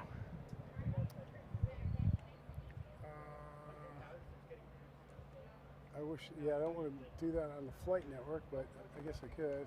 Wait, I'll tell you what. Here, hold this a second.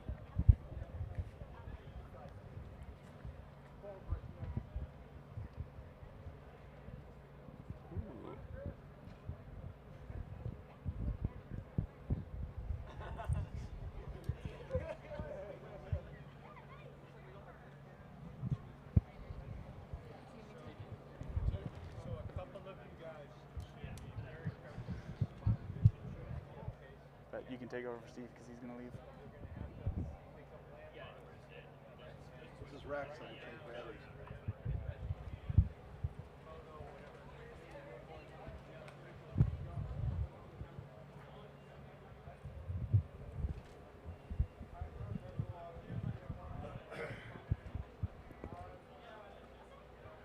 So I do know from listening through the headset that the hybrid is flying to 30,000 feet. We are on the phone opening up the waiver to the 30,000 foot.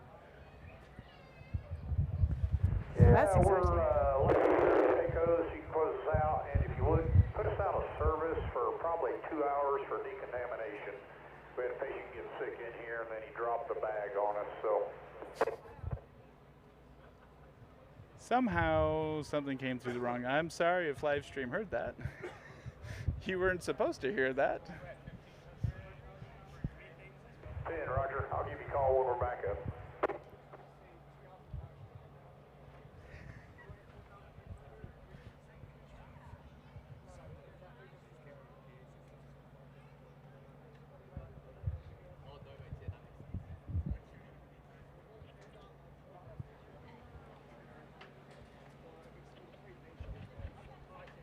While we're watching that rocket come back down, I'm looking over and seeing what other teams are lining up and ready to go. It looks like one of my local teams is ready to go next. Fun. University of Texas, El Paso, little borderland team. So we're hoping that we'll see Sun City Summit rocket launch soon. I think they're the next ones in line. I think next year I might bring a squirt gun and just start spraying people to cool them down. That works. Make for a bit of fun live stream. Super Soaker 10,000. Be safety team. Oh, there What it are we is. looking at right now? Is that a main end already out? All right, we have an all clear. I'm not entirely sure. To return to the tent.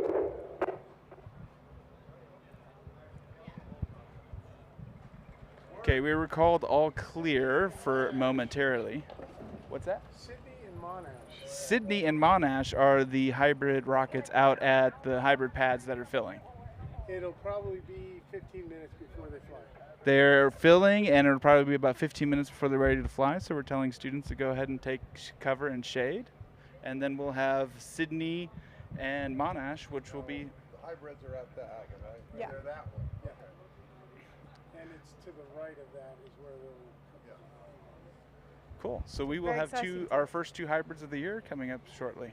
And one of them, at least one of them, is going to 30,000 feet, I assume, based on some radio traffic I heard? I don't believe you asked me that question when I went to go query the LCO. The answer is yes, because I heard Brom over the radio calling the FAA to request the 30,000 foot waiver. Yes.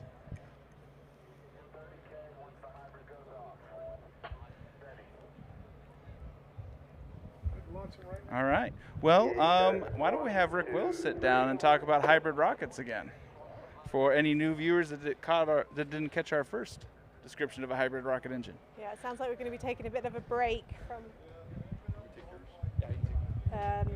launching while we wait for these hybrids to get ready. It looks like we're going to possibly have the University of Sydney and Monash, which is in Melbourne, Australia, launching their hybrid rockets in the next 15 minutes. So we were talking earlier about hybrid rockets. Do you know much about hybrids?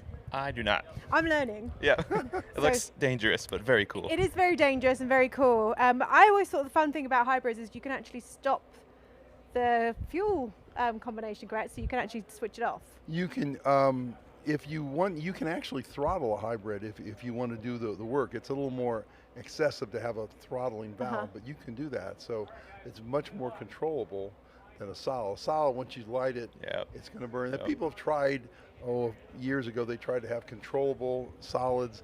It wasn't that effective, so no one ever really used it in any form that I'm aware of.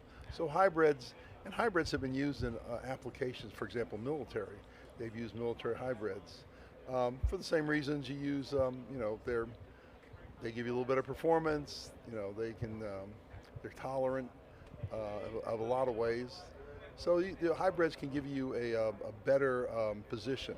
Now the bad thing about hybrids, or the good bad thing, is that they're more complex. Yes. That's the price you're paying. So all these teams out here have they have an entire setup we call ground support equipment. GSE is the acronym we use, and that's all the how do you load your nitrous oxide into the hybrid. And the smaller hybrids, for a lot of the hobbyists, they have it's very simple. Just have a tube go straight up the middle, and they have they'll fill it till it's full. They'll shut the valve off and they'll fire it, and they won't disconnect the tube, let the tube burn through. That's one way to do it. These hybrids, I don't think they do that. They actually fill and then they load, they go. Another challenge you have to do is you have to figure out how do you disconnect the load tube. Yeah. There are some pop-off valves that you just let go and it pops off. That's a challenge, because if it pops off and the hose falls into the plume, you can hurt the hose. So many people have tried little pop-off valves that have a spring that pulls it back. Some people will disconnect. I saw some teams have mechanical robot arms that have a little thing and they pop and it disconnects. It has a spring and it pops back. Much if you ever saw a Saturn V take off, you saw the gantry. There's a big, huge umbilical cord that pops back when it begins to take off. It's a similar concept, only it's a lot simpler. So that's some of the challenge. How do you disconnect that? How do you keep your nitrous oxide cool in this heat? And this is in the 80s, hot upper 80s, which isn't too bad. If you're in the desert and it's over 100, you have it's very complex. So I've seen teams at IREC that have had little houses that have a little generator with a refrigerator system on it. So there are very many complex ways. And those folks had, like, I think 3 bottles of nitrous oxide in the K bottle is like about a 4-foot bottle, 8 inches in diameter. That's a typical K bottle you'd purchase from Airgas or whoever your gas supplier is. And you have to keep that cool. Some people will put just soak water on top of it and let the evaporation cool it. So that's another challenge you have to do. You have to, by the way, you have to keep all this equipment clean. There's a certain standard you have for cleanliness when you work with oxidizers. And it doesn't matter if it's cryogenic, oxidized oxygen, or nitrous, or high test peroxide. Those all have to have a certain standard of cleanliness. If you don't have that, you run the risk of starting a fire or an explosion. Wow. So that's the thing. That sounds, it sounds difficult. Yeah. They better be getting bonus points. Right. It sounds difficult, but once you do it, it becomes it's very doable. All these colleges here have methods to do it, process to do it, and they practice them. And when they do it on a certain place. They have like maybe 3 or 4 people there. They have a cleaning process that goes through. At the end of the cleaning process, you inspect it. Typically, you inspect it with a UV light at a certain frequency. Also, you have a bright light and look at it. And it sounds complex, but yes. For example, the UV light you can buy now on Amazon is a little flashlight. It costs you like $20, and it's real bright, and it's the right frequency. I think it's 3600 nanometers, and you can just flick it on and wear goggles and look at it in a dark room. And that's how you do it. Anything will illuminate if there's any dirt. We're both like. Yeah. And to add to that, they both come from Australia. Yeah, I noticed that. Yeah, I actually talked to the Monash team. Yeah. Did you? I did. They've been notoriously, the Monash team have always been very good here. Yeah. But I just think they've added that complication. They've travelled all the way across. They have to travel across the ocean, so you have a lot of shipping. Yes. A lot of shipping, and then have had to work here since probably late last week to get everything ready. Mm-hmm. And they've been out here since Saturday or Sunday. You said literally. Yes, I believe they started building Sunday. Yes. That's incredible. So it's a lot more effort. It pays off. And these people, when they go to work, they can on their resume they'll put down they worked with a hybrid system with nitrous oxide or whatever their oxidizer. That means you know about cleaning, you know about cleanliness, you know about processes, and that's the kind of thing most employers that are in this business that want to see that. So it's a useful tool. I was laughing with the Monash team yesterday when they were interviewing with one of the local media teams. I said, just please do me a favour, make sure your nose cone doesn't dive. Like anybody's been following the Australian space program, Gilmour Space was set up a couple of weeks ago to have their first orbital launch in nearly 40 years, and their nose cone decided to jump off the rocket before it even took off. So hopefully the Australian teams embarrassing. are fairly That's better organised than Gilmour. Sorry, Gilmour. I really do hope that you're going to do very well, and I really do hope that Australia continues to support their space systems team, but it was a very unfortunate thing to be seeing on an international stage. So I'm sure if Monash do well, maybe Gilmour should speak And if you can look, another thing you have is look down there. I don't know if the cameras can see it, but those are all the tents of the teams that have their own control panels. That's amazing. So you have to have a way to talk between there and control on all your data acquisition is monitoring what's going on. So now that's another thing in industry that happens all the time. Oil refineries, any big chemical process, systems, you've got that, order of magnitude larger. That's how you control. So people have already done this on a very. They probably have half a dozen sensors going on. I'm blown away by this. I am every time I hear about it. I mean, I've worked with professional space companies like Virgin Galactic that use a hybrid system, and they make it sound so simple. But when you're talking about it, I just think, wow, these are students. That's amazing to see that. Thank you. Thank you. We've just had a delivery of lemonade. Lemonade? All right. Is this anybody's? Thank you. This one's yours? No, this one. Okay. I hope you like. He gets the red one. Mango? That works. Cucumber. Yeah, lovely. very good. We'll take it. We keep telling everyone, stay hydrated, stay hydrated, stay hydrated. So the other thing we have to deal with is that you have to load. So if you're going to sequence a flight in an event like this, you get a load start. So they call the range control officer and they said, we're ready to load. Are you ready to let us? And the range control officer looks at his board and says, all right, that means you're going to go in, pick a number, 15, 20 minutes. All right, prepare to load. That's what we're doing. We're loading. Yeah, so we were obviously waiting to go and do some more solid rocket motors, but the hybrids are ready, and when they're ready, you just got to go with it, right? Yes, that's it. When you load, you have the oxidizer goes in. It's going to go two places: out the vent or out the engine. That's it's a commitment. And when you load, it's a commitment. Yep. No going back. We're watching them because they're not too far from where we're actually sat at the hybrid station, and we're watching them just. My jaw's on the ground. I'll be honest with you. Yeah. It's amazing. That's about 2,000 feet away from us right now. 1,800 feet, I think. Yeah, we're a very safe distance, I promise. Are you ready to plug for lemonade stand? It's cucumber, mango, pineapple, and strawberry. Oh, we're just being told. So a massive thank you. We've got a lot of great food trucks that have come out here to support this event. It's a lot of commitment for them to have to come all the way out here. A big thank you to the lemonade stand. Oh, I don't know what they're called. Are they Fabulous something?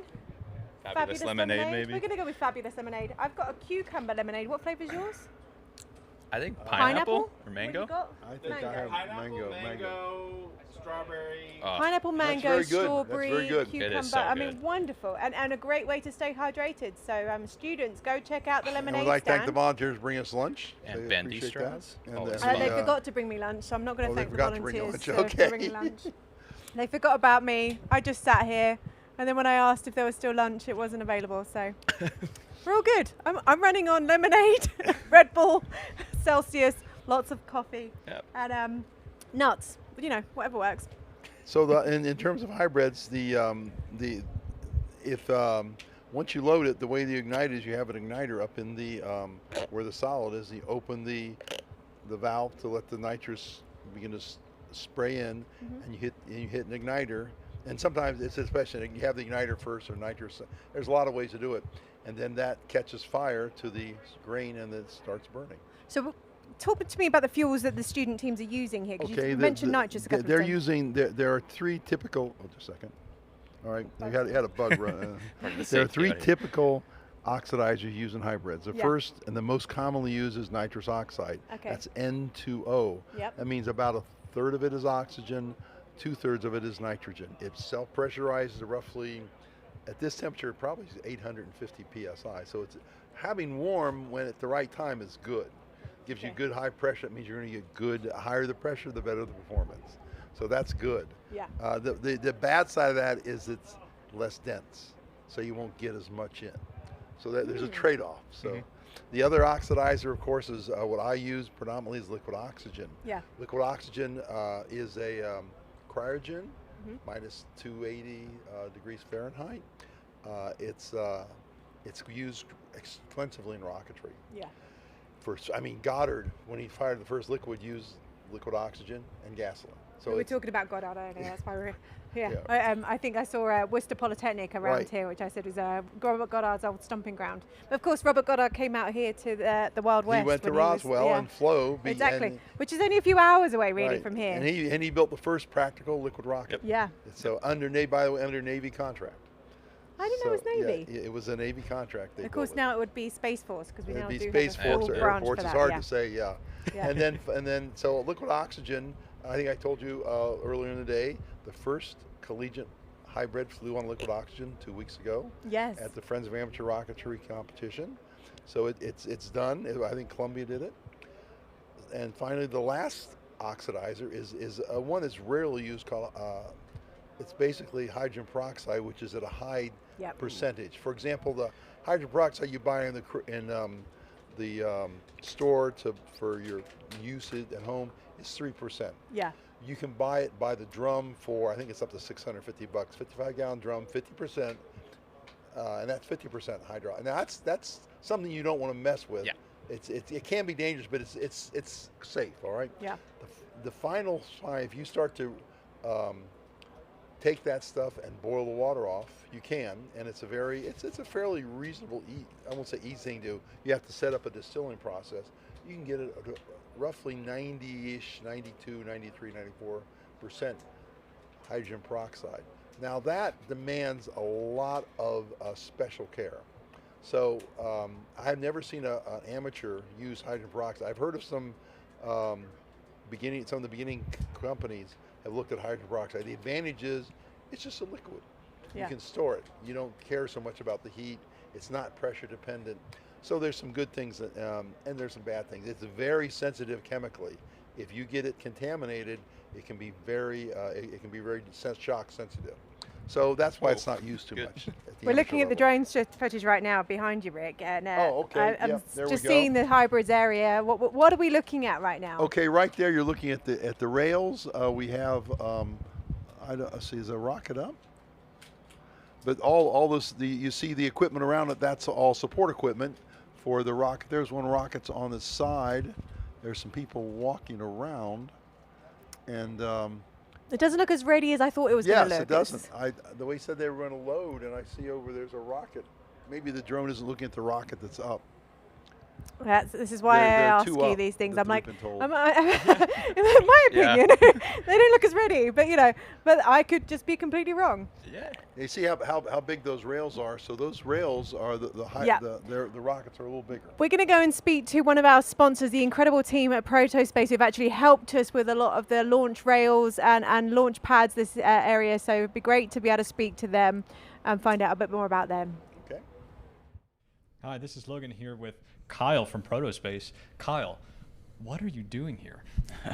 That's a great question, Logan. We're here to sponsor student innovation and make sure that our custom manufacturing helps to accelerate the velocity of all these student teams who are pulling off amazing engineering challenges and overcoming so many different obstacles that we just want to help accelerate their manufacturing process so that they can focus on the science. And we just saw those drone shots of the pads. I know you helped construct those. What was your role in that process, and what did it take? My role in the process from a manufacturing standpoint is just coordinating resources, making sure that our team could have them manufactured, test fitted in time, and then shipped out here.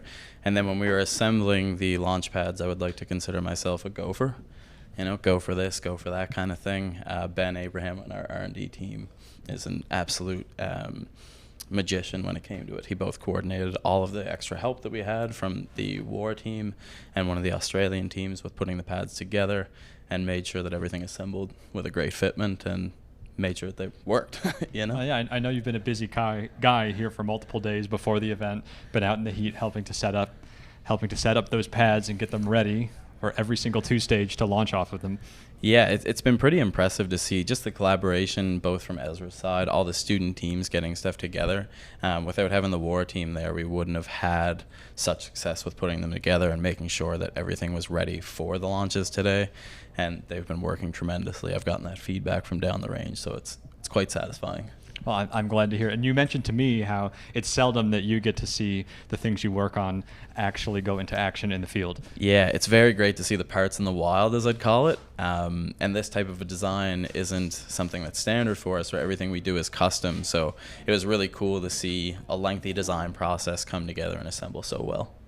And I know you also provide services to student teams. Can you talk about your student sponsorship and the manufacturing value and how all that works? Absolutely. So each team is offered, as long as they're an IREC, $1,000 of manufacturing credits in kind, and then everything above that we offer 50% off. Most teams will be using that for CNC machining. A lot of their complex 5-axis parts we make for them. We did a few nose cones this year, which is pretty cool. But really just making sure that the machine parts that teams need arrive on time. Could you tell me a few highlights or particular parts that you made that it's going to see fly? Absolutely. So University of Georgia, who launched earlier today, we made a thrust plate for them and their nose cone, and we made their payload last year that they've reused this year with a different science experiment inside. Duke University, we did their air brake housing assembly. A ton of parts like that. UT Dallas reused their payload from last year. So it's really cool to kind of get to see parts in teams from all around the world. That's great, and we really appreciate all you do for the teams and helping them be the best that they can be and push the boundaries of technology. Yeah, it's really our pleasure to be a part of it. We're happy to support science and innovation, and these student teams are so impressive that we are grateful to work with them. And how does it fit into your organization's larger ambitions about developing student engineers? It's a very great fit. For as long as our company's been around, they've been very focused on providing student sponsorships and helping with student innovation. So this is just a great fit for us, and we're very, very excited about the partnership being made with Ezra and look forward to continuing to sponsor this great competition. Yeah, and I've enjoyed working with you, Kyle, over the years. In the beginning, Kyle was my sales rep for my professional work. And one day I called him and said, Kyle, have you heard of this rocket competition? And it went from there. How do you remember that journey? Yeah, it was a call that I wasn't expecting, of course, but when you presented the opportunity to us, it was just such a great fit for our organization.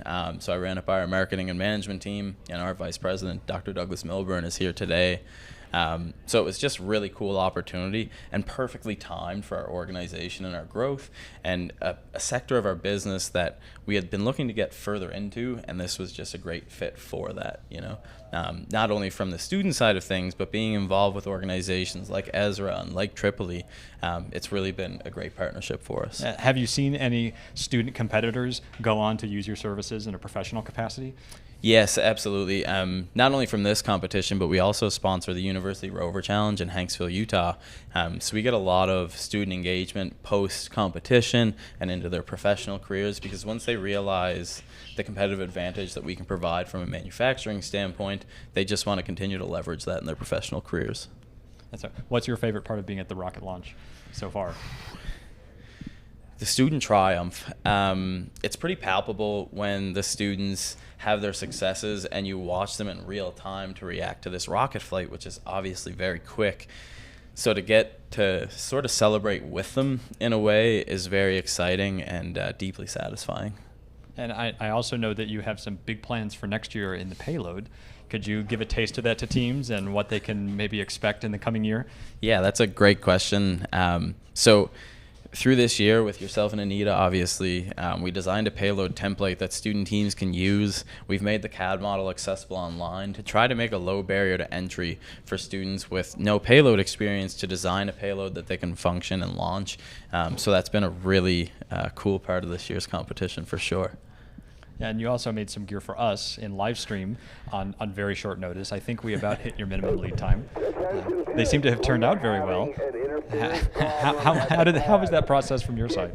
A lot of strings to pull it together internally, but for context for those listening, we got the designs from Logan on Wednesday night and Thursday morning.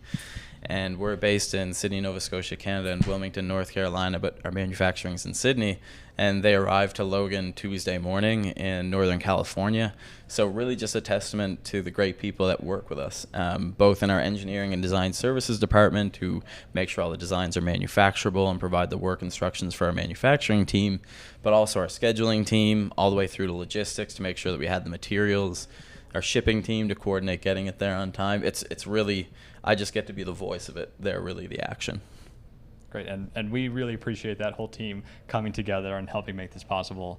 So thanks, Kyle. We're going to toss it back to Alice to talk some more about the range. Thanks for having us.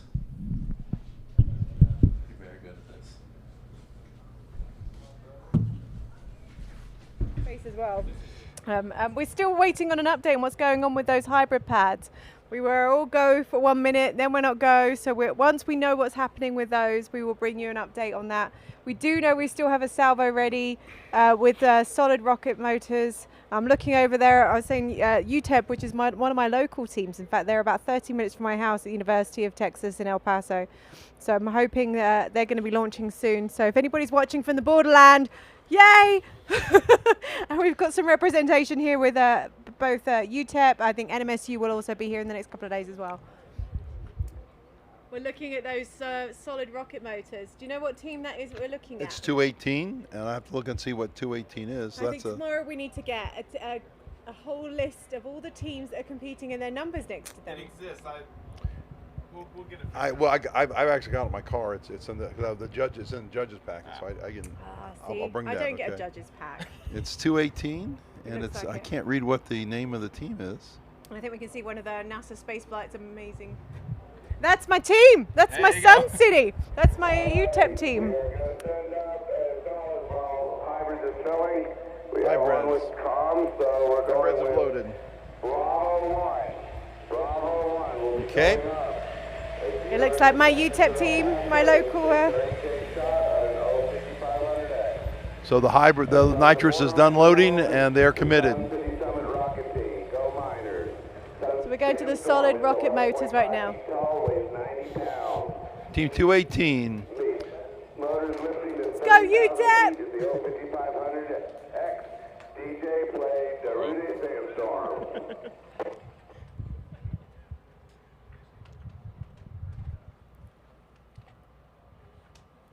Oh, it's 218, 30,000 feet. I'm sorry. We have clear skies. We are launching in 5, 4, 3, 2, 1. Come on, guys.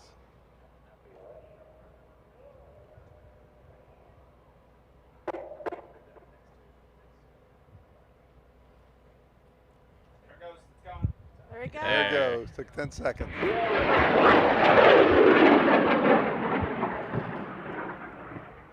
Well, that was successful. Long burns are great. Successful launch. I can see them bouncing on their toes next to us. We're These are tracking very where they're at. excited. Lost it in the clouds above us. Yeah.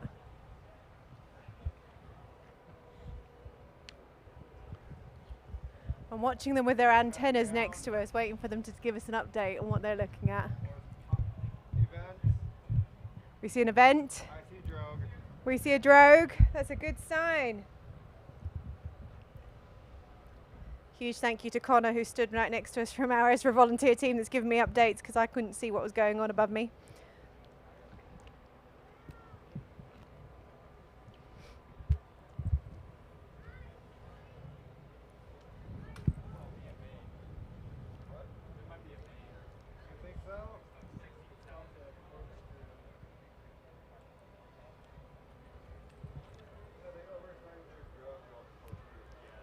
Still waiting for an update on that. Have we been able to capture anything on camera?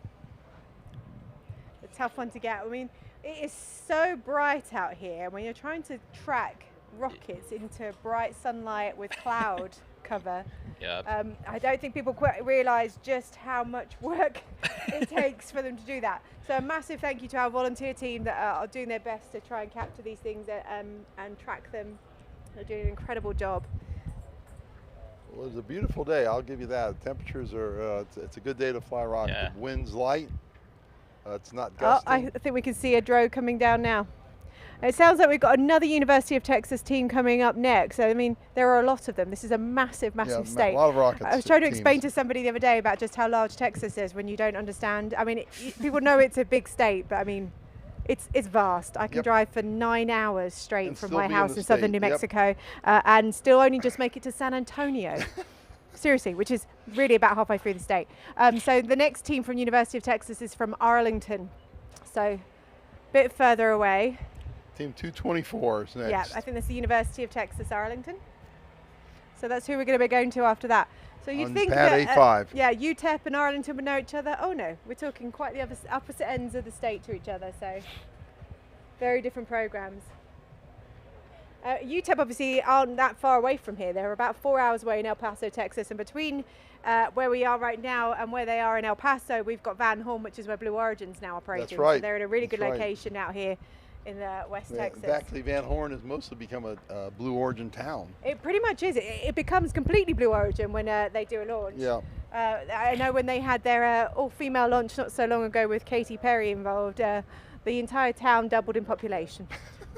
There's a guy who I was his mentor at Ohio State, and he works there as a test engineer. Excellent. He was the head of the Ohio State Liquids program. Oh wow. So this really works. Guys get hired in these companies from their experience on these sort of things. It's amazing, isn't it? Yeah. Blue Origin have been a great sponsor for this competition Blue's for been great a for long us. time. I So love 'em. we love to give a bit of a shout out to our incredible sponsors who support this event. Really, without their support, we wouldn't be able to do this. As much as we want to volunteer and give our time up, there is only so much of our personal money we can give into this as well to make it happen. So we really appreciate all of the sponsors that are able to support these events. We're just watching that drogue. It looks like incredible job for our team tracking that one coming in. An amazing job over there. And once we know that that's safely down, hopefully we'll be going to the University of Texas in Arlington to get their solid rocket motor. We're still waiting on that hybrid system. It's probably taking a little longer to load than expected. You know what? It always happens with space, doesn't it? It does, Things yes. take a lot longer than you That expect. works out, yes. Delays are standard. That's a good It's program delays are management. Yeah, that's a good program standard. management wisdom thing. It takes longer than you think. I just want to remind everybody that no transmitting gear should be on that is not at the pad. We are currently being delayed because that rule is not followed. Make sure anything that transmits is off until you reach the pads. So they're just warning the students for no transmitting equipment until you reach the pad. It happens. I'm sure it wasn't done on purpose. There are rules there for a reason. We see Texas Tech walking past us right now.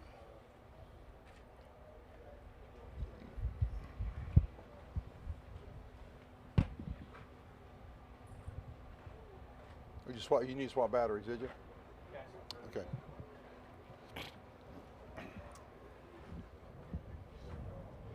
And it looks like the food trucks are pulling out. Because the food trucks are about to go past us, which means it's going to get very dusty.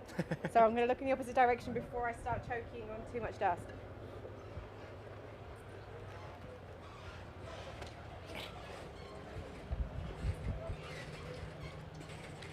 A massive thank you to those food trucks. Thank you, guys. Thanks a lot, guys. And I'm very excited because Dustin's just bought me a fruit salad. Woohoo!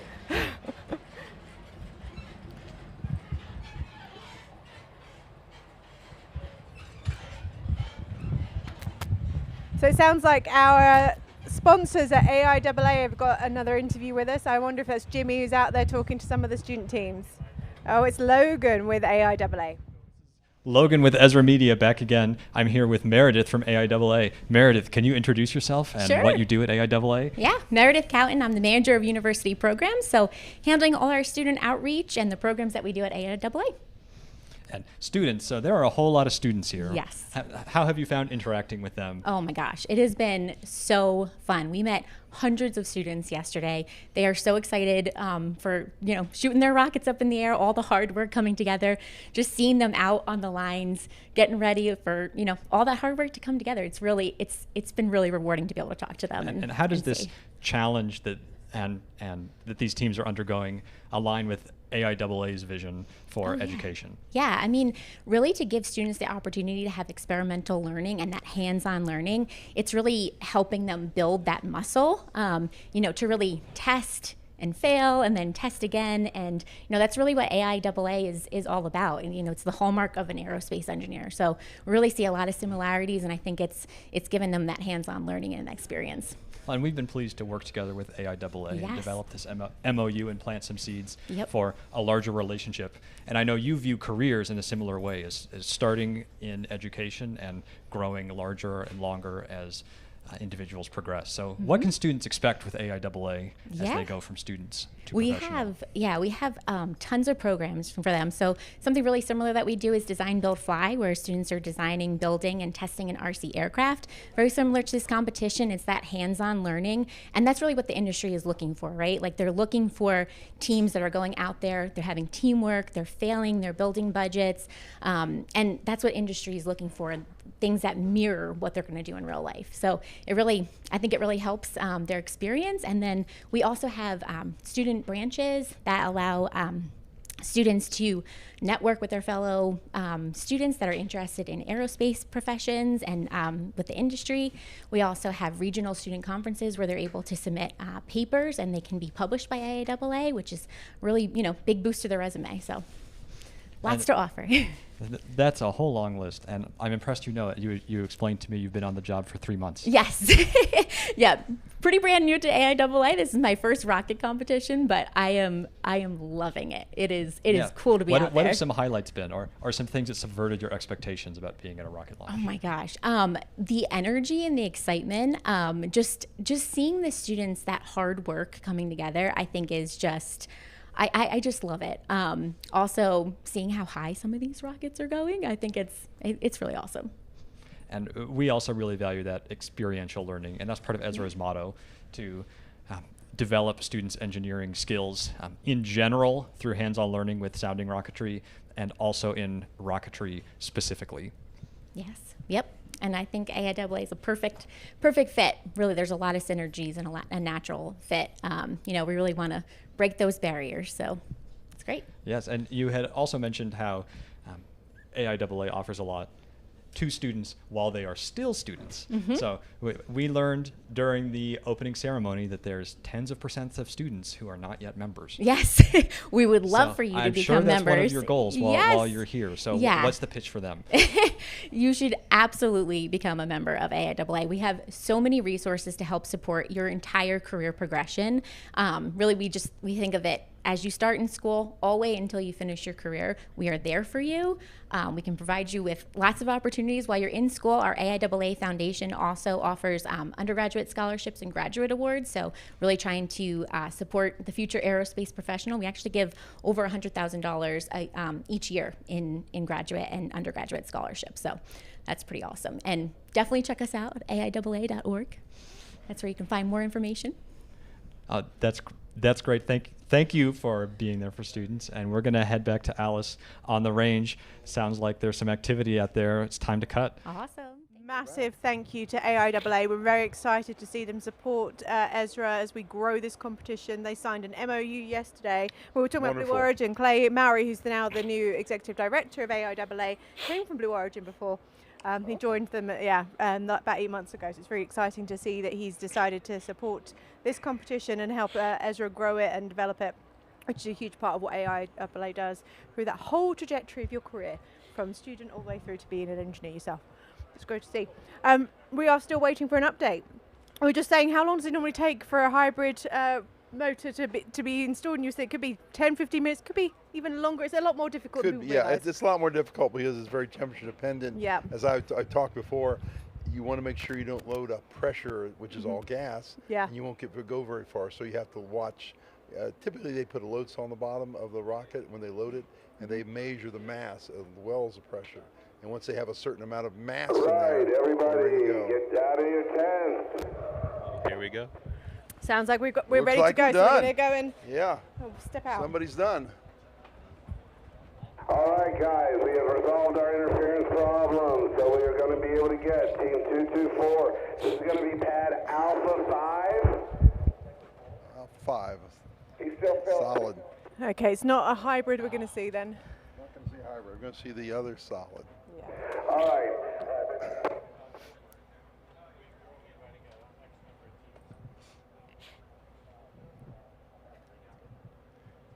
Yeah, we can see that red flag out there, which means we're ready to launch.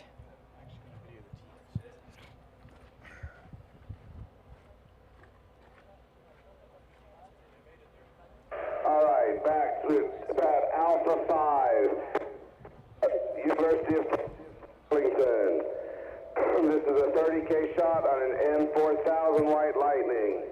This is the UT Arlington Aeromass, second time competing in IREC 30K category and the sixth time competing overall. Their flight vehicle, Osiris, resembles the team's commitment and perseverance as their entire vehicle has been rebuilt following their launch at Lone Star Cup in March.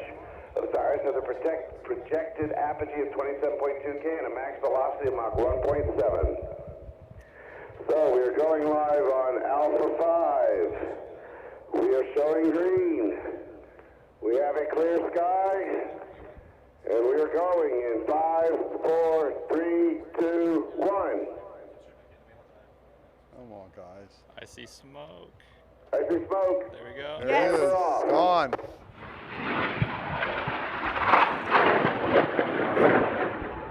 Right up above us. All right.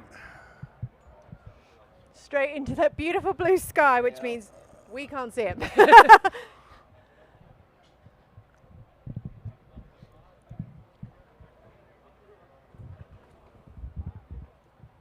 So again, that was the University of Texas in Arlington.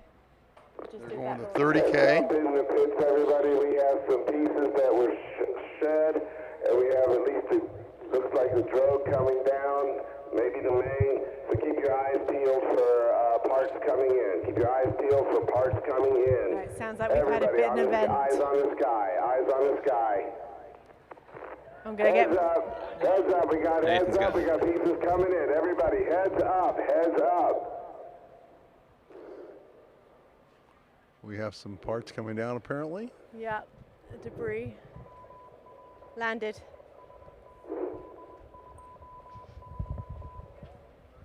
It has landed.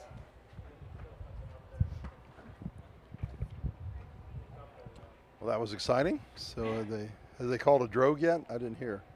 All right, all pieces are confirmed down.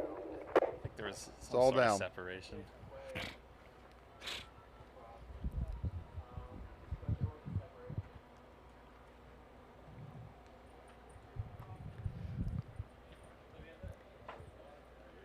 It sounds like we had a bit of a ballistic re-entry, which means it came down without a drogue or a main parachute. So we'll see what we can do with recovery for that. Good news is it's not anywhere near anybody, so we're in a good situation. It's shredded? We've just been told as an update, it's shredded mid-flight. Yikes. Hey, look, a lot of these teams make this look really easy, but there's a reason why this is a difficult competition to not only get into, but also to succeed in, because it isn't easy to build. It isn't easy. As an example of a parachute came out, was going too fast. The parachute, the dynamic pressure blows the gores out, and that's just the part of the timing problem.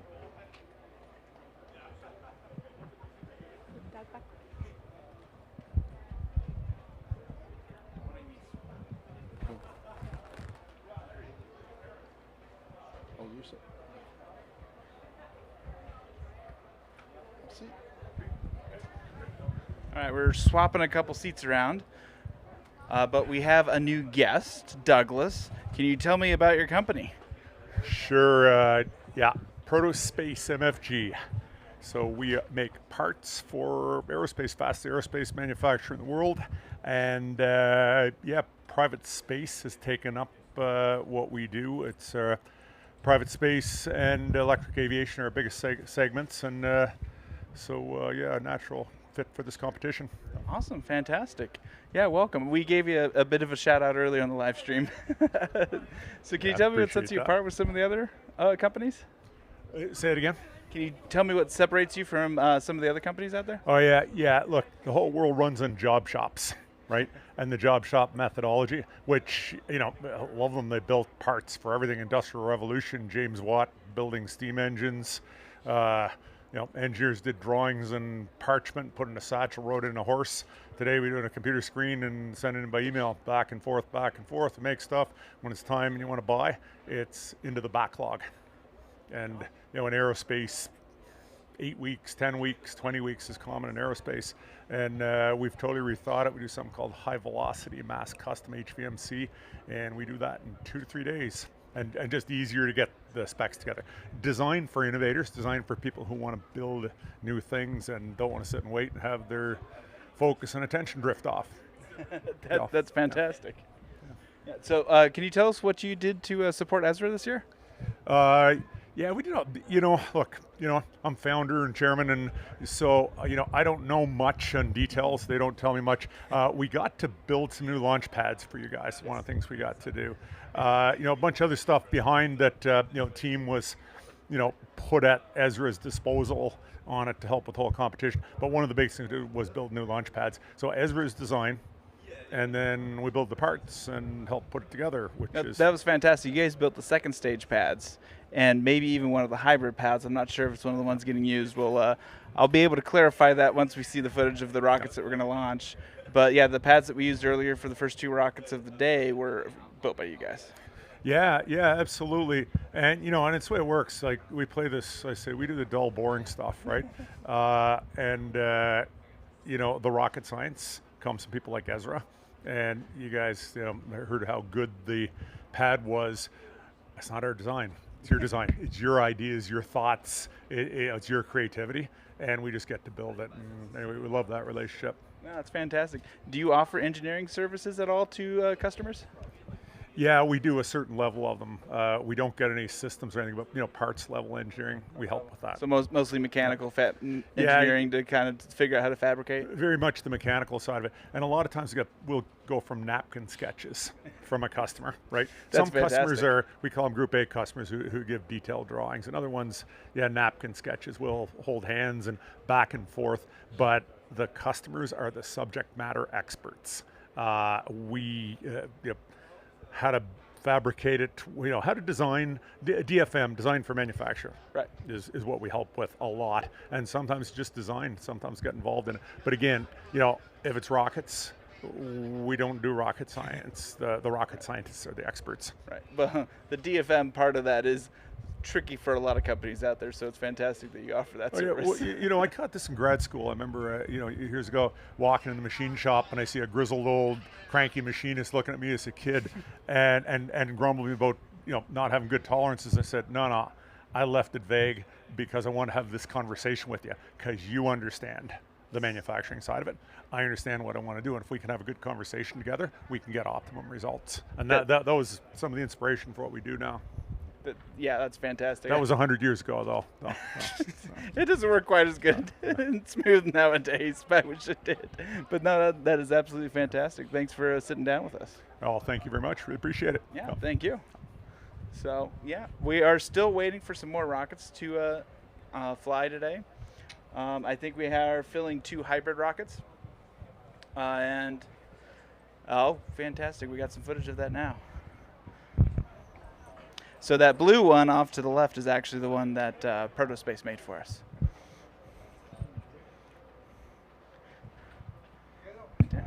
So we are filling right now. What are the differences between those rails and the solid rails? Yeah, like you can see how big that base is right there. Like that is a monster-sized base. How do you feel about that base, Rick? That is a that is some beefy legs. Is that just overbuilt just in case, or? Do you wish you had those in Utah? Oh yeah, that would have been nice. Those are some beefy legs. That rocket is going straight up that rail.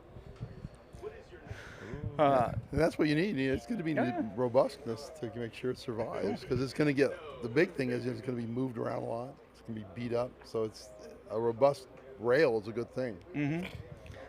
So we were talking about the difference between solids and hybrids and the benefits. When it comes to hybrids versus liquids, what would be the pros and cons about the two? Hybrids versus liquids is a delivered thing. Basically, if you want extreme performance, you go with a bipropellant liquid, because you get a much better IS or specific impulse. That means how much fuel, how much thrust you get for a given amount of fuel. Specifically, it's how many pounds of thrust for each pound of second of fuel. So a liquid, you can drive liquids up to, for example, the space shuttle burned at a few thousand. From the hybrids, we're just verifying a wind that they are ready to go as soon as we can get. Looks like one of the first hybrid is going to fly. First hybrid of the day. All right, of the IREC. Hybrid N2568. So we're going with the hybrid. They're loaded up. They are on the pad. If you look down there, they're the teams down there and their tents. Right at the end of the road here is where they're controlling their hybrid from. They're going to be giving specific controls. They typically have wireless, Ethernet wireless bridges. That's how they control. They each have the controlling team has a computer, and the controlling team will do all the initiation. We're watching, which team is it? There's what you're seeing is the hybrid on the pad. Notice the length of the rail. It's a pretty long rail. Underneath it, it's a covering. I suspect their nitrous oxide was all underneath that. You don't want your nitrous oxide tanks exposed to the direct sunlight. That's going to heat them up a lot quicker than just heat up an air temperature. It's a nice big pad. They're at a slight angle. The guy wires are keeping it steady so in the wind. And about 1,500 feet away, which is a standard, that's where the control people are at. So they're all down there, and they're waiting for this as anxiously as we are for the first hybrid to go.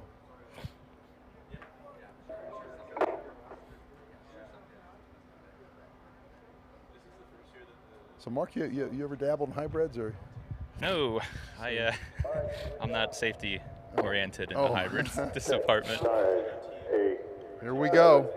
6, 5, 4, 3, 2, 1.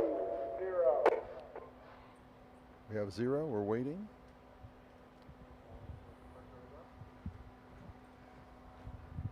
It may take a second for them to actually get fired. We'll see, unless I don't see anything coming out of the bottom. So they haven't opened their valves yet.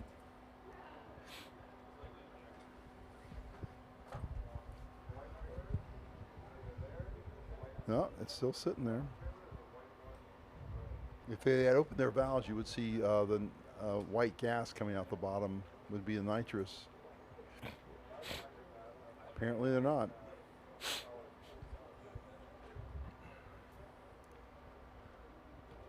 We're waiting. There's another view of it.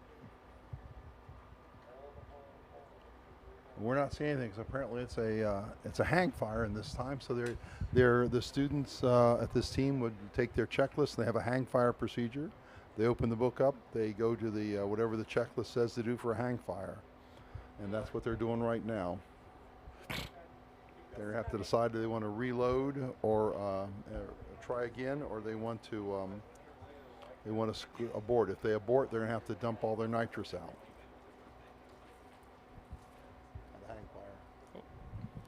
So we're waiting to see. Oh, there's. They're actually scrubbing it by the sounds of things, Rick. Yep. So just for jumping here and give you a bit of an update from what I'm hearing. Unfortunately, they're scrubbing, and that's why they're venting. That's why you're seeing at the moment. You see down there, right there at the bottom, below the tent.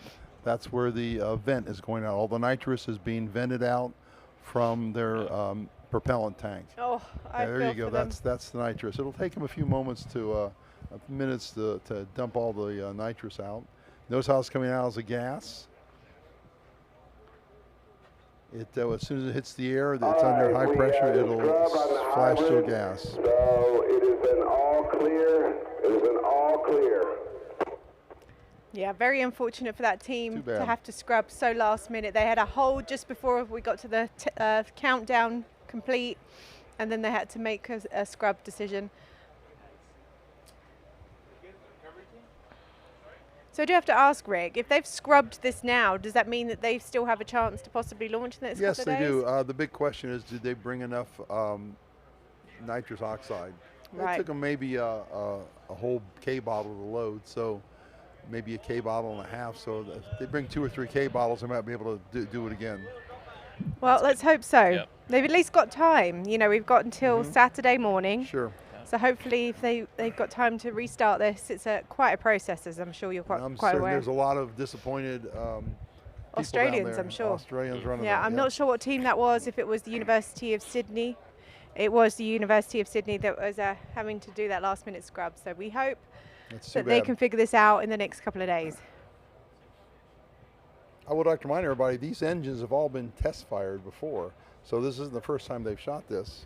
So we can sit back down now. That's the good thing. Once they made that decision to scrub. And it looks like there's nothing coming out of their vent line, so their it's safe. hang fire checklist should be completed, so it should be safe, and they should, if they have another. Yeah, it looks like they have a couple bottles there, so they may have enough to do another shot. If not, they could probably call the local supplier and get it down here from Midland. Yeah. Or so that's too bad it comes so far, and now they've tested this engine probably a couple times, and so they know the characteristics of the engine, but for whatever reason they got here today and their ignition didn't work. So these things happen. I mean, it happens to professionals all the time. So you know, it's a learning experience. I know you're into rocketry as well. How many times has it happened to you when you think you're there and you're ready, and last minute things about to change around? Yeah, it almost cost me an L2 one time, but it happens. And that happens. You know, you look at SpaceX. I was down at Florida watching a SpaceX shot. Hopefully, I'd get to see one at night. And we were sitting there watching it and didn't go. They canceled like 4 seconds before firing. They scrubbed it. So we all were down there. This happened yesterday. So it happens to the best. It happens to everybody. They had a LOX leak yesterday on the Axiom 4 launch that was due to take off from Florida yesterday. So this happens all the time with professionals. So actually, as terrible as it is as an experience for these students, it actually gives them a very real life experience when it comes to rocketry. This is the way it is in real life. That's right. So. And we are still waiting on Monash University, which is also working on their hybrid, I believe, today. So we can see what happens with them. My understanding is we have a whole salvo of 30Ks that are ready to go. Oh, great. Great. Yes. Wonderful. So we are waiting to make sure we've got the all clear to go for that. So we could be seeing several 30K launches this afternoon. So it's almost 5 here locally. That means we could, the waiver closes at sundown, which is like 7:30ish. All right. So we could be here another couple hours. We may get another big couple salvos off. You know, Rick, we started this at 11 o'clock local this yes. morning. And we've been on there the whole time. So need more lemonade. That's a testament to your ability to hang in there, my dear. Yeah. I was doing okay until you told me it was almost 6 hours on air. We're doing fine. We're doing fine. If I start twitching, just know it's all good. So yeah, we are waiting for those 30Ks. I'm not sure what teams we've got lined up in the 30Ks. I was telling you earlier though that I'm very excited because we actually have a British team here this year from the University of Strathclyde that's going for a 30K, which will be the British student rocketry record if they get it. Well done. So I'm really excited. So if I start to scream and holler for the Scots, it's actually I think the third team that the Scots have been here from Strathclyde. Scotland's actually the largest producer of satellites outside of California. Not many people know that because Scotland's not very good at telling anybody that.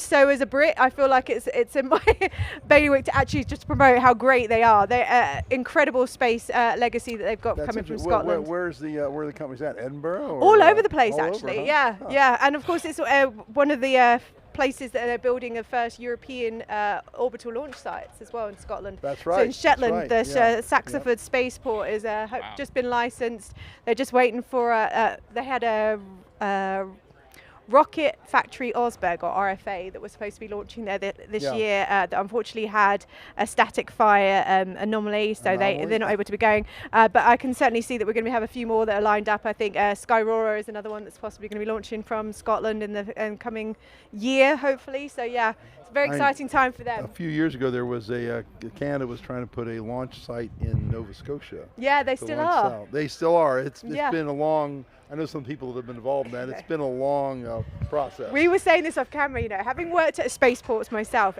it's a long process to get a spaceport. You worked at spaceports, so you know all about it's a lot longer than people realise. It's a whole big process and a lot of money that not many people want to invest into that infrastructure. So Yes. trying to find, it's why it's often federal ranges that do particularly well over Right. here in the US, Right. or state-owned facilities that have to pump a lot of money into it, and the return on that investment. Well, the doesn't always come very SpaceX one in quickly. Texas is unique because that's Yeah. all privately funded by Absolutely. SpaceX. So that's but they can obviously only launch Starship from there right now. That's the only Yeah. Oh, one. really? Yeah. Why is So that? it's a bit like the Van Horn site that we've been talking about the last few days.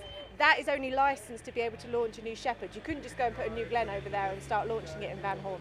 Yeah. So a spaceport is actually licensed for the vehicles that you want to be able to launch there. Yeah. And these few commercial spaceports like Starbase and Van Horn, Texas, are only licensed for the one vehicle. Now there has that been that some was used for. talk. I know some. We both know people in, Yeah. in the AST that what's the issue of launching orbital vehicles inland? Inland. Oh, well, that's a and tough. that's a challenge. So that's There's a they few haven't done that spaceports yet. lined Yeah. up that really Yes, are there are chomping a at the bit. number of them. Now, what I've explained to a lot of people, having used to work at a spaceport in New Mexico, they desperately want to be able to do orbital Yes. launches, and there's a lot of things that would be pro for that. Obviously, it goes through White Sands Missile Range, which is the most controlled airspace in the whole of the US. However, there is a trajectory that will go straight over Midland, Texas, and we're not really sure that Midland, Texas would appreciate Yeah. boosters dropping down on them. Yes. Having anything near a populated area is definitely an issue. So the FAA is not against it, but equally is not going to do something they don't think is safe. Right, And I right agree. now, I if understand you've that. ever seen any launch from any large vehicle, debris is quite regular. The debris Yeah. field, just the one Yeah. they just when they re-entered that one and all the debris field came in. Yeah. That's a classic example. So Exactly. So we'll figure it out. I'm sure at some point. I'm hoping in my lifetime we're going to be able to see it.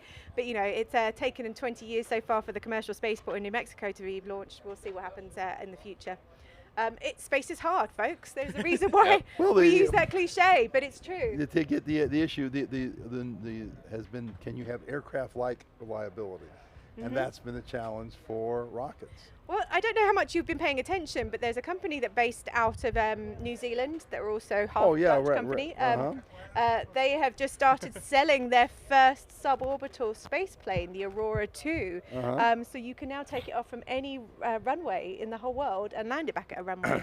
A pretty amazing thing to see. Yes. So I do think we're going to, that was Dawn Aerospace, if anybody wants to look them up.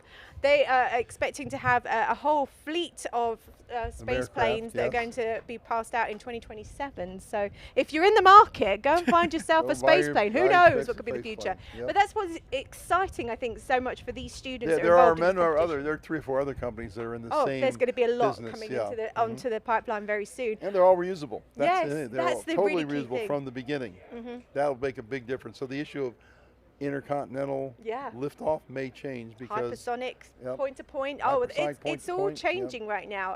What an exciting time for these students. I mean, when I was at university, if I told anybody I wanted to study to become a journalist that specializes in space, I think they would have laughed at me. And I recently graduated. But it's amazing how quickly it's changed. You were saying you came to Rocketry quite late. Yep. When did you discover and how did you discover Rocketry? Just through YouTube videos, and I was hooked. I just, I did thrust vector control 2 years, and then only a couple years ago that I figured out about high-powered rocketry, and I thought, I wish I knew about this in high school. Yeah. But I'm hungry for it. I've been doing all that I can for it. I know, you're a lifer in the aerospace industry. yes, I've been doing it since I was probably 20 when I started jumping out of airplanes as a paratrooper, and I learned to fly. So as a part of a pilot. So I went to college, studied aerospace engineering. I started a couple of rocket companies. I'm in one now that looks halfway successful.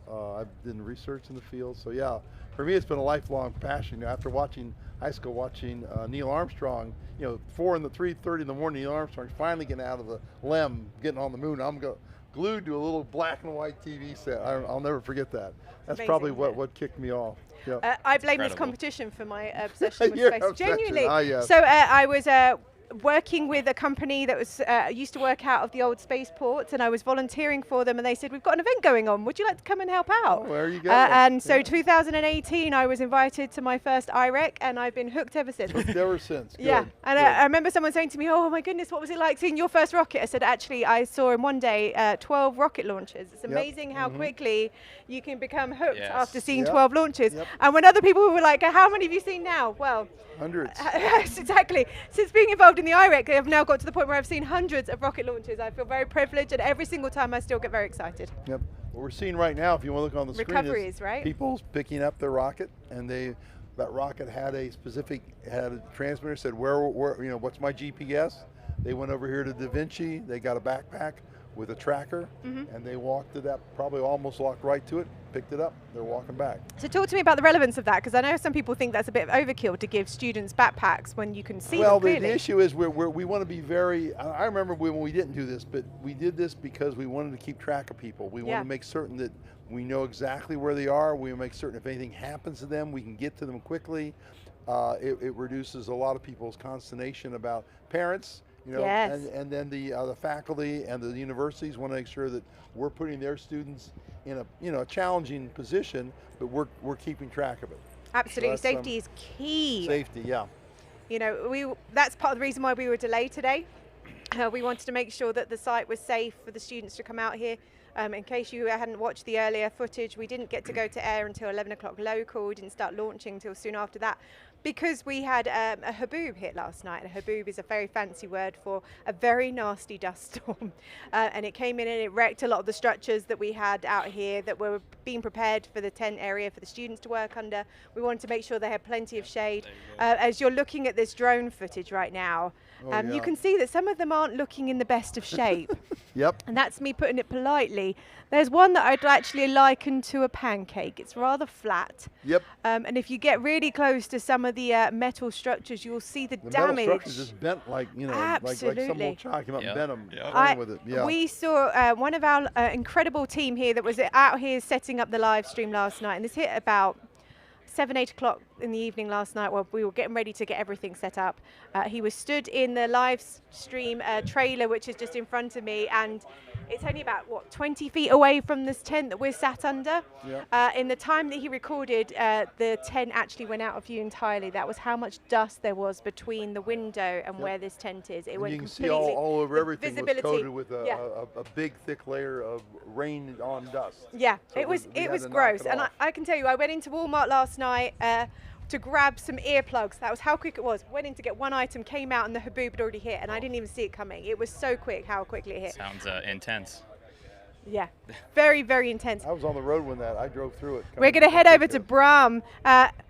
This is our call to chat, guys. Get ready for the twerking. All right, how's it going, chat? We're going to go find some teams, try to talk with them. Always open to some questions. Let's go, Nathan. Come on. What we got? We're walking over here. Oh, we got some blue people over here. But let's go over to the booth, the spectator area. So let's see some teams while we wait around for the next batch of rockets. Oh, Sorbiz already giving me some love. That sounds great, man. Dude, everyone in the chat, I love y'all. Send me some love. Give me some super chats. Ask me some questions. All right, guys. How you guys doing out here? Doing good. What team are you guys part of? Texas Tech. Anyone want to talk to the camera? Talk to chat? Talk to our live stream? Who's the most qualified? You don't need to be qualified. I'm not qualified. Hey, there we go. Come over here. Hey, all right. Good afternoon. Good afternoon. If you can give us your name, your team, what you're launching, tell us a little bit about the rocket, and tell chat what you love about being out here at IREC. Yes, sir. So my name is Dev Tavares. I am from Texas Tech University. We are launching Raider X this year. That is a 10K SRAD rocket. It is the first year we have ever done an SRAD motor. It's quite a lot of development this year. We also have a 2-stage parachute with a reefing system. We're very excited to test all that stuff out. It's our 3rd year out here at IREC, and we're trying to make it our best year yet. That sounds awesome. Is there anything you're a little nervous about? You afraid that your motor's going to not make it up? Oh, no. I'm very confident in our motor. Our propulsion team is absolutely top rate. The only thing that I'm slightly worried about is our radio connection between us and the rocket. But we'll see how that goes. That sounds awesome. Anyone back home you want to shout out to? Yeah. Hi, Mom. That's great. Chat, do we got any questions for Texas? Texas Tech? Come on. Go Aggies. Oh, wait. Oh, nice. Ooh. We got any chat questions? No chat. Oh, all right. That's okay. Oh, well, Good luck. Does anyone else want to chime in?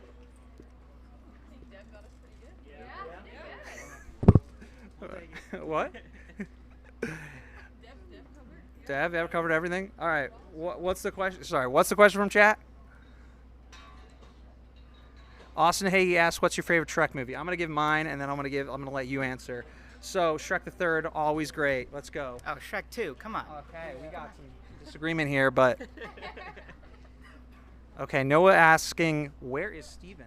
Where is Steven? Steven is out there at the pads. All right, Steven is out there at the pads.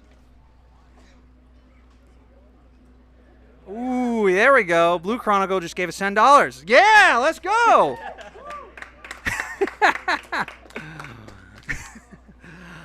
All right. Well, it looks like we got some rockets going out to the pads right now. All right, let's see if we can get some other teams in here. If we can, I'm gonna go walk around some more. Thank you, guys. Thank you. Oh, do not trip. Ooh, what about the hybrids? I don't know what's going on with the hybrids. Oh, do we got WAR over here? They're the hybrid team. Let's go ask them. Show them how to rack them. Hey guys, can I get someone for the live stream? We want to know all about your hybrids. What? We're not hybrids. They're not hybrids. We just want to hear about your rockets anyway. Let's talk. Yeah, come on, get over here. Chad, give them some love. All right, give us your name, your team, Yes. what you're launching. Yes, I'm Nelson from team VAR Rocketry. We're from the Technical University of Munich, Germany. And yes, we were the first ones to launch this morning. Two-stage, 45K, COT solids. And yeah, we already got our booster back. You can see it right there. Oh crap, let's walk over here. Okay guys, come on, Chad. Come on. Got to see this rocket. This is beautiful. They went to 45K. That's one of our new categories this year. And we got a team. We only got a couple teams taking full advantage of it. Oh shit, we're gonna break something. But okay. Last person who had them was Julian, I think. All right, but here we go. Yes. Tell us a little bit about it, man. This is absolutely. So first of all, everything you see here is from the outside carbon fiber that we completely did ourselves. So we have access to a 5-axis winding machine at our chair at the university, where we design and manufacture our own skins. That way we can completely optimize for the load cases that we have in each segment. So yeah, as you can notice, we have different segments of the rocket that can be connected via structural connector and a couple screws from the outside. And yeah, so here we got our huge fin can, which came down without damage. Wow. And if you're interested, you can lift the thing and you'll actually notice how lightweight this is. Oh, so, crap. Oh, yeah. It is really light. Exactly. So this is insanely light. The fin can was actually part of our podium session where we, so the main or the greatest design achievement that we had this year. And exactly. So in total, this weighs 3 kilograms. I don't know how many that's in pounds. Sorry. I have no idea as well. Anyone? 6 pounds? There we go. 6 pounds. Chat, confirm that. For our electronic segment, we have a glass fiber laminated skin. And then for our recovery system, it's a bit untypical for the teams here at IREC, but we have a sideways recovery system where we have a hatch here that gets popped off. The camera. Can we pick it up? Maybe? Yeah. I don't want to get you loose points, oh yeah. No worries, yeah. So look at that. The hatch here deploys and pulls out the drogue parachute, and actually this year we flew a reefed parachute system, so only one parachute inside. So first it was held together, a bit smaller, and as soon as the reefing line was cut, the parachute opened, and yeah, we had a full main parachute. And yeah, that way we save space and weight, of course, by only using one parachute. Dude, this looks like some real professional engineering. Holy crap. This is pretty impressive, man. Yeah. I'd hire you. You can actually notice if the camera comes close. You can notice the angles at which we wind our. Oh, we got a question from chat. Yes, you want to answer some questions from chat? For sure, for sure. What's their question? Indoberry asks, "What's the most beautiful place in Germany?" Well, that has of course to be our campus in Munich, Garching Forschungszentrum. Shout out to all my fellow engineering students who are spending all their time there instead of in the Trick question, it was West Texas. But I heard English Garden is nice as well. Okay. We do not want you getting hurt. We do That's not great. want them getting hurt. Okay, keep on going. Yeah, sure. I mean, I could talk forever if you don't stop me. So Yeah, I'm gonna let you keep on talking because chat's gonna ask me to do some weird stuff. Absolutely, for sure. I'm done. So here we have another highlight, which is our staging cage. And if you look inside, you'll see our flame diverter. So this year we designed for hot staging, but in the end we decided against it and opted for a brief coast phase, which you might have seen in stream. I believe the camera was cut during the first flight. The tracking was not completely figured out yet. That's I'm sorry about that. I'm sorry about that No too. worries, no worries. Yeah. We might have some footage.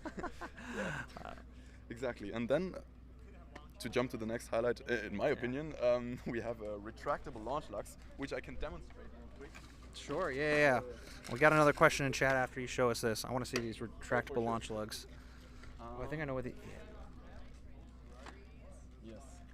So right here we have an awesome tool, and with this we can actually grab our launch lugs and pull them out, and here we can put them on the rail, and then as we leave the rail they jump back inside and are flush for. That's pretty fancy, chat. That's pretty fancy. This is some real engineering, guys. This is not your hobby rocketry. This is some real shit here. Thank you very Okay, very great. All right, so we got a question from chat. I completely forgot what it was. Can you bring it back to me?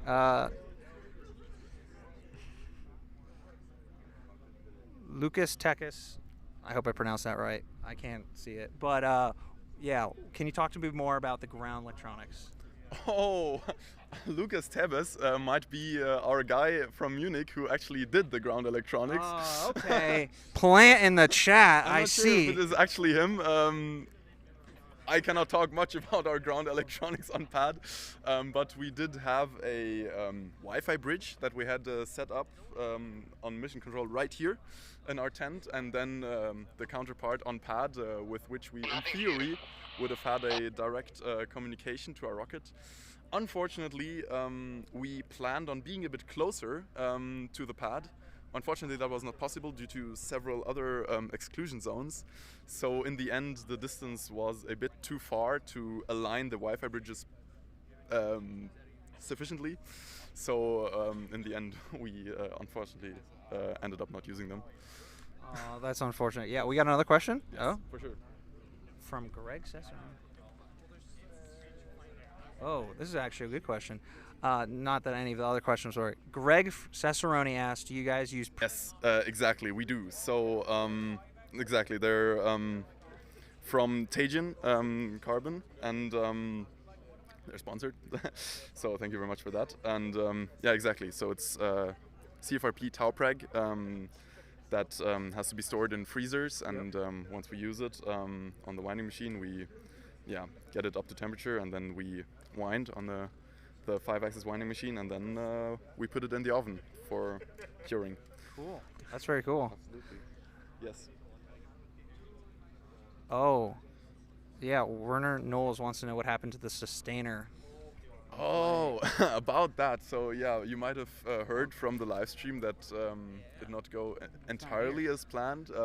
So we seem to have had some stability issues at above Mach 2 point something. I'm not too sure. So yeah, we did see something going sideways, let's say. In other words, it's shredded, chat. It's shredded. It's gone.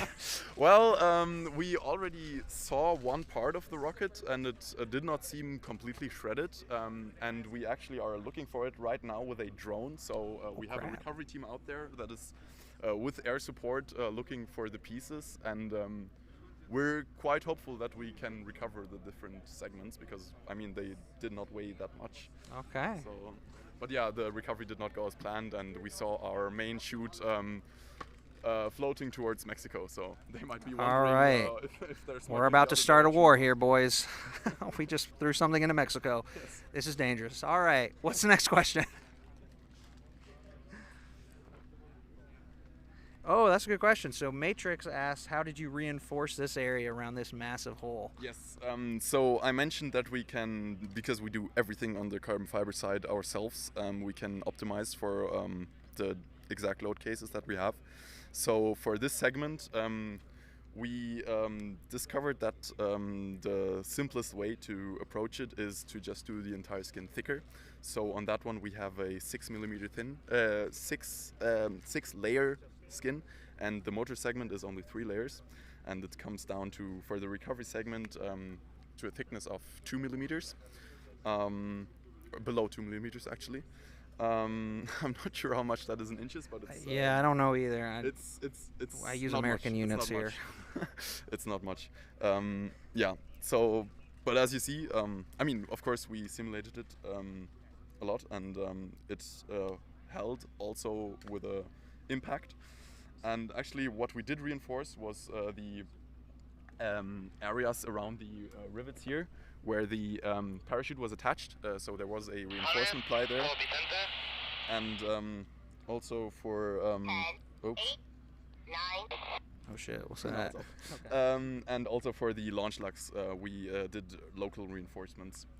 Very cool. Very cool. All right. Thank you very much. Thank you. Thank you again. Good luck finding the rest of your rocket. This is a beautiful rocket. Thank you very Love the sustainer. I might ask some more other questions later. But thank you guys.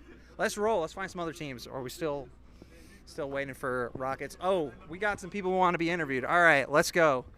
Yeah, here we go. Yeah? Oh yeah. We got some guy with some sick glasses. Let's go.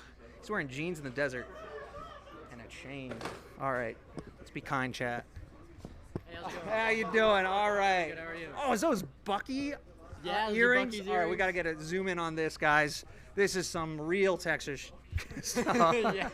I gotta pull myself. All right, tell us a little about yourself, your name, what school you're with, and what rocket you're My name's launching. Bodie. I'm with Kent State University from Kent, Ohio. We're flying Andromeda. It's a 10K SRAD rocket. We're feeling really good about it.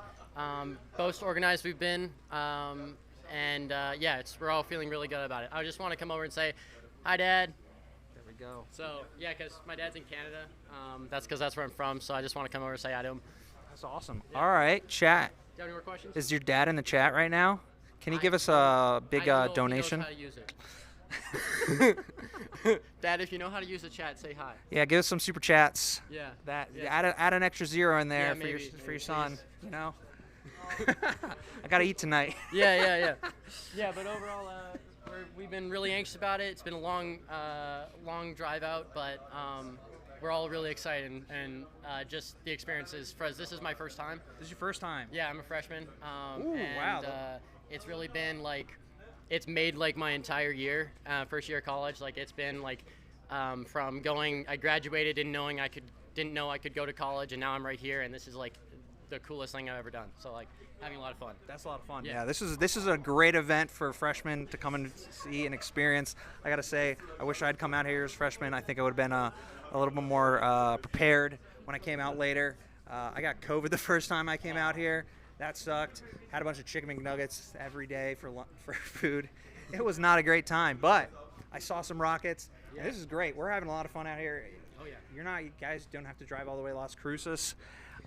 We're having a lot more fun out here, and you guys get to go to 30K. So how is it going? Is this your team's first time out here? No. Our team has been out here since 2022, I think. 2021, maybe.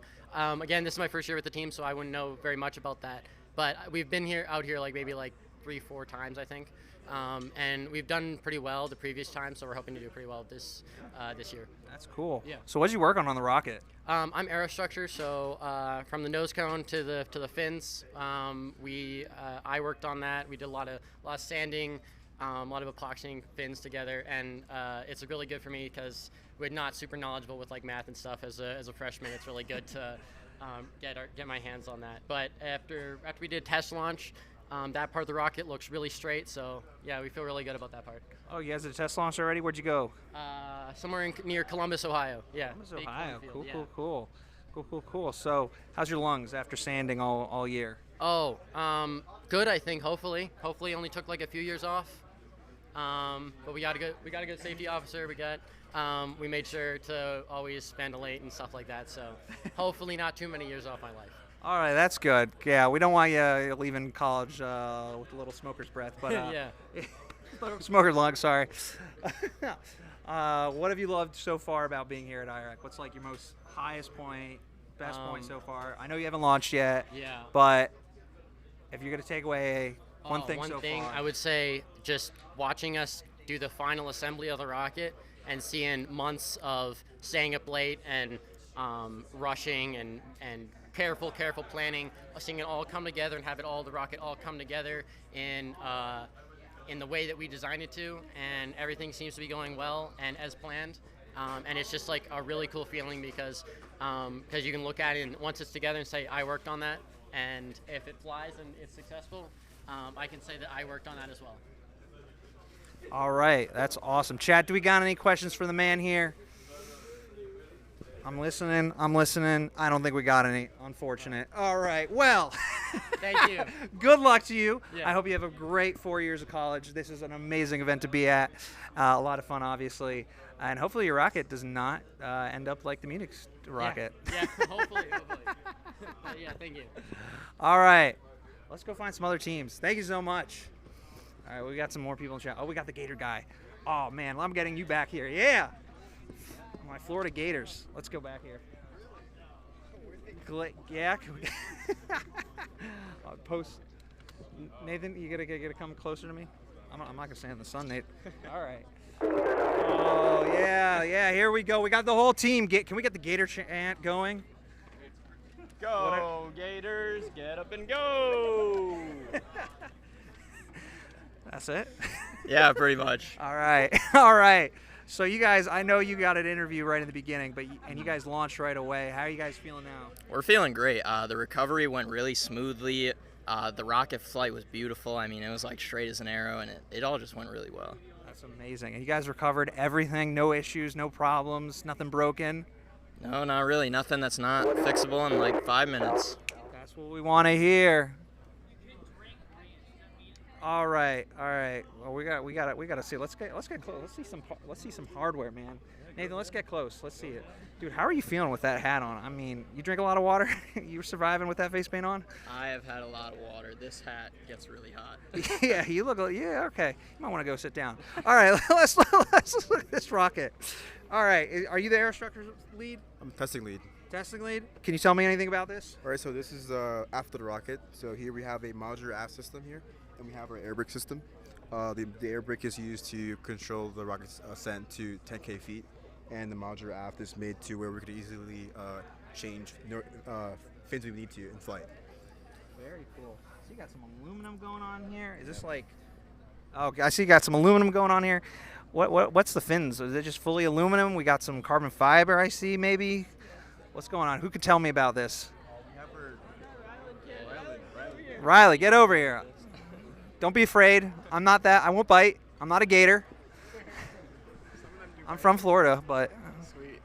What am I? Yeah, you're talking. Tell me about what this is. Okay, yeah. Tell chat what this is. All right, chat. So what we've got here are carbon fiber foam sandwich fins. So we've got an 1/8-inch thick piece of structural foam core with 3 face plies.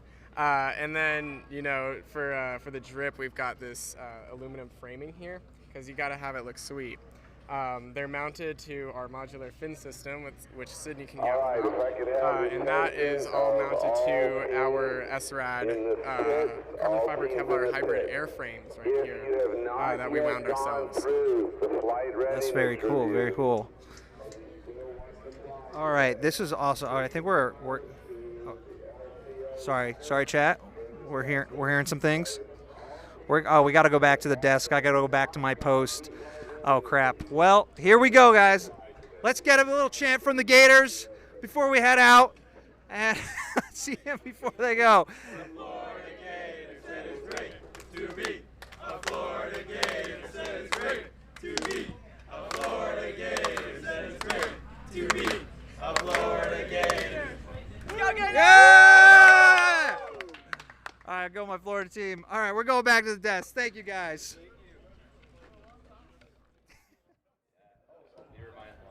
Hey guys. Hey chat, should we say, if we're being like Bram. My goodness, is he having fun out there? I think you guys need to keep sending him some super chat money to keep him going. He'll be twerking away for the rest of the day. Yep. It's going to be my little challenge for you. What can we get Bram to do? We've just been like, going complete space nerds over here, having comparisons of who do you know? Do you know so-and-so? Do you know? It's always fun. It's a small little industry, which is why it's so incredible that these students get opportunities to come and work with people like Rick here, who've been involved in the aerospace industry for years. Dustin was telling me that actually one of his first mentors, or the person that was putting on this competition, was actually one of Werner von Braun's apprentices, which is pretty cool. Really? I mean, yeah, talk about, you know, starting off, we're at the top, and then like trying to reach the rest of it. So it is amazing the legacy of the IREC competition and the access these students are getting to incredible mentors and experiences like this. So hopefully you guys continue to support us on the live stream so we can continue to bring this information to you. And well, also, you know, the founder of IREC actually worked he was Air Force retiree. Yeah. And he worked on the Air Force, he was on some of the Air Force space stuff. Isn't that amazing? So he was, you know, Paul had a background in that, yep. I know, it's a totally amazing thing. We were just saying, you'd never even heard of this competition a month ago, had you? No, I'm brand new to this. I mean, you guys are rattling off all these names. I'm just nodding to be part of it. But yeah, happy to be here though, of course. There you go. I'm glad. You know, I do say this. Starts this like addiction of getting into this. When you start to realize just how incredible this competition is, you can't help but fall in love with it and fall in love with the teams. You know, I spent so much time yesterday talking to a lot of the teams, wandering around, recording some videos and finding out about what they were working on. And by the end of it, I just wanted to hug them all and be like, I'm so proud of you for working so hard. It's the mum in me. Well, you also got to remember the people working today, compare it like when I was an undergrad in the 70s. Yeah. These kids can walk in with tools that they can build almost anything and then turn around and manufacture it fairly quickly. And all the electronics, integrated circuits that are just phenomenally in what their power is today. So it's they take all that and put a fairly sophisticated, the rockets that are flying over here are what would have been professional in the 50s, 60s, and 70s. So that's the standard that we hold now. The tools are wild very now, high technical standard. Absolutely. So it looks like we're seeing a salvo being readied at the moment. I've been told that there is going to be some rocket launches coming up very soon. We've been looking out for the flag system. I've gone over this a few times today, but for those of you who haven't been watching us all day today, because we have been on air for 6 hours. Oh my gosh. We do a flag system, which is very much like a traffic light system. Red actually means they're ready to launch. It means don't go up that way. Yellow means that they're getting ready to launch, and green means that the pad is open to go and set up. They're green right so I can now. see a green on the solid rocket area, which would be the 10K area.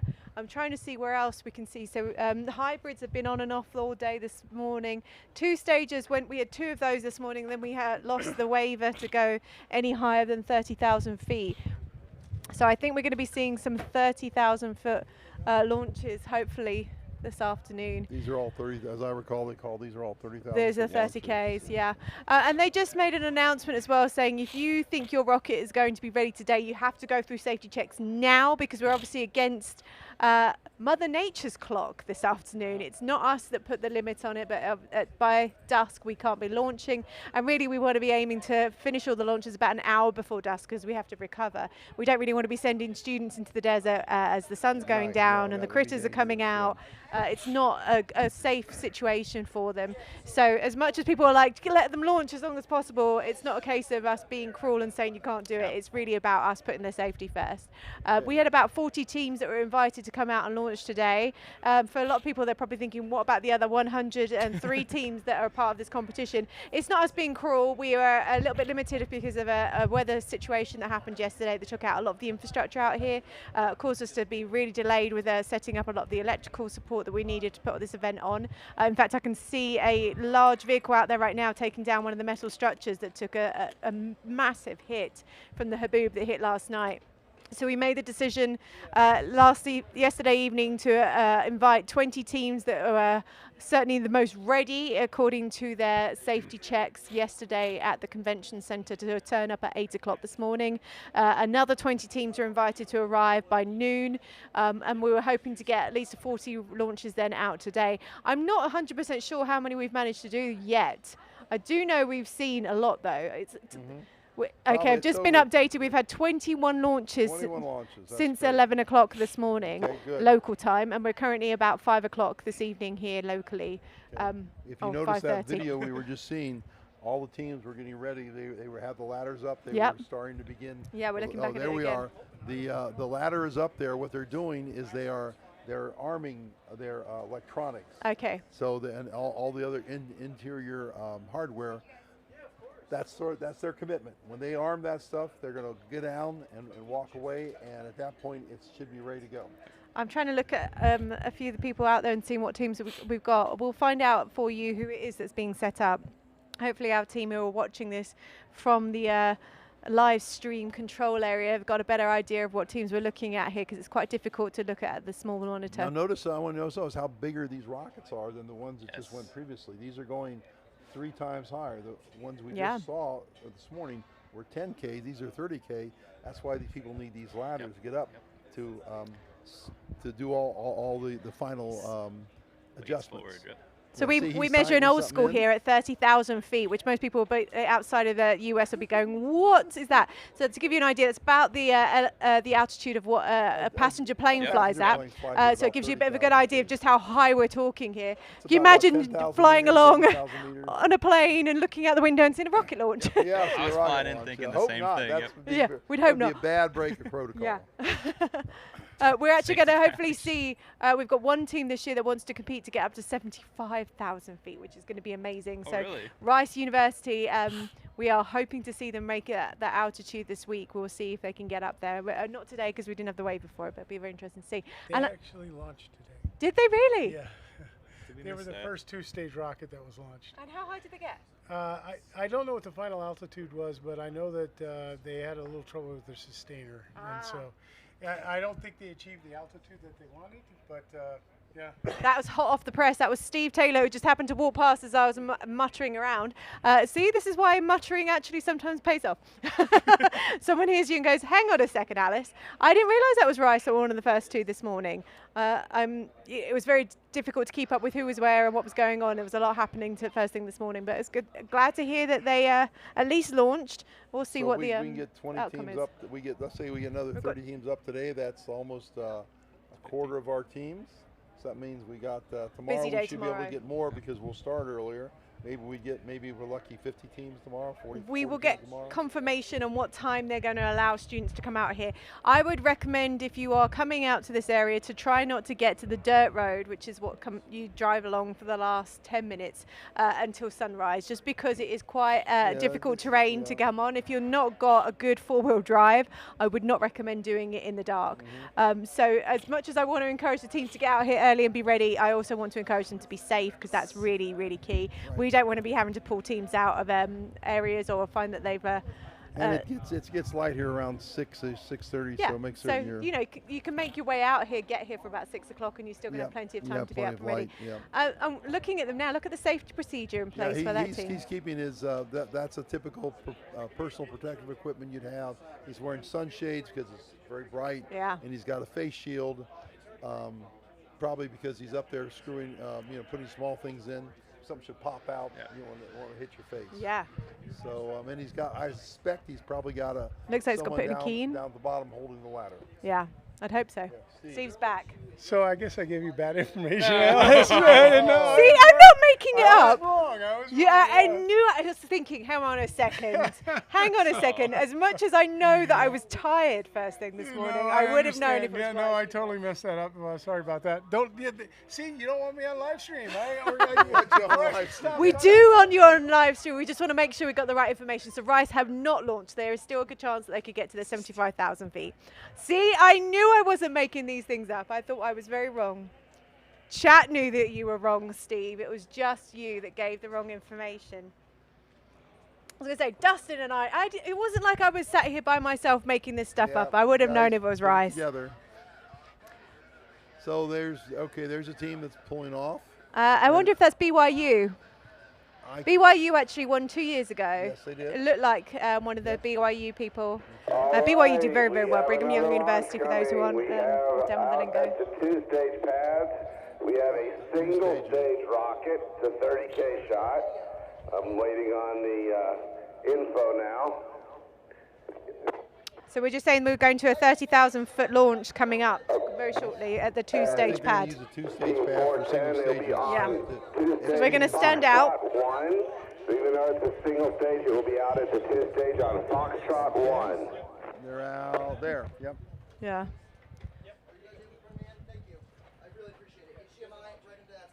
We've got a couple of very excited teams sort of just off camera that we're watching right now.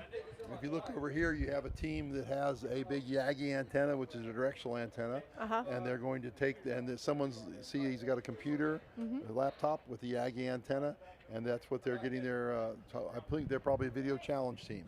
Nice. We've had quite a few teams this year that are ready for the video. 410 that is currently out there is 30K SRAD. So that's an 3500 with a 10.3 second burn. And WVUER is proud to present Shenandoah Sunrise. It's a 6-inch diameter rocket with a composite fiberglass airframe and a carbon fiber booster. It is powered by an SRAD 152 millimeter 3500 flying in the 30K solids category. It is carrying a DART, directional antenna for real-time telemetry as its payload, and will be broadcasting live video and telemetry from the vehicle to the ground station using an onboard motorized rotator for its high-gain 5.8 gigahertz antenna. Let's go, Mountaineers. I think this team right here is West Virginia. Everybody in the pits, we will be launching as soon as they are ready. And they're talking about SRAD, which is a student research and developed. Yeah, they built their own engine. Yeah. So they poured the grain. Excellent. Solid. They look anxious. Yeah, West Virginia University. All right, 410 has said they're good to go. Everybody get out of your tents, get your eyes on the sky.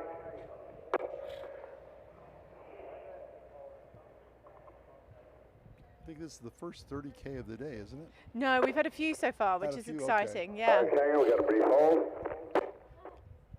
So the whole salvo is going to be nothing but 30Ks. So. I believe so.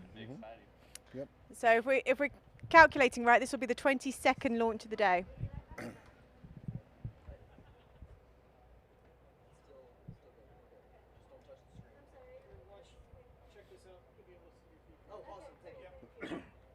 And we are hoping for a live video from this one, which would be very exciting to see if they can pull it off. Yep. We had one earlier that was just incredible, although it looked like it was in a toilet roll is the way I described it. I want to point something out to you. We learned the hard way. Yeah. Those teams over there at the solids pad are still working when these guys are actually going to fly. Yeah. Then the reason we did that is first few years we did it, everybody had to kill off the pads. And that took, time for everybody. Yeah. So all these pads are separated enough so these people over here doing all that work can work while these folks over here are launching.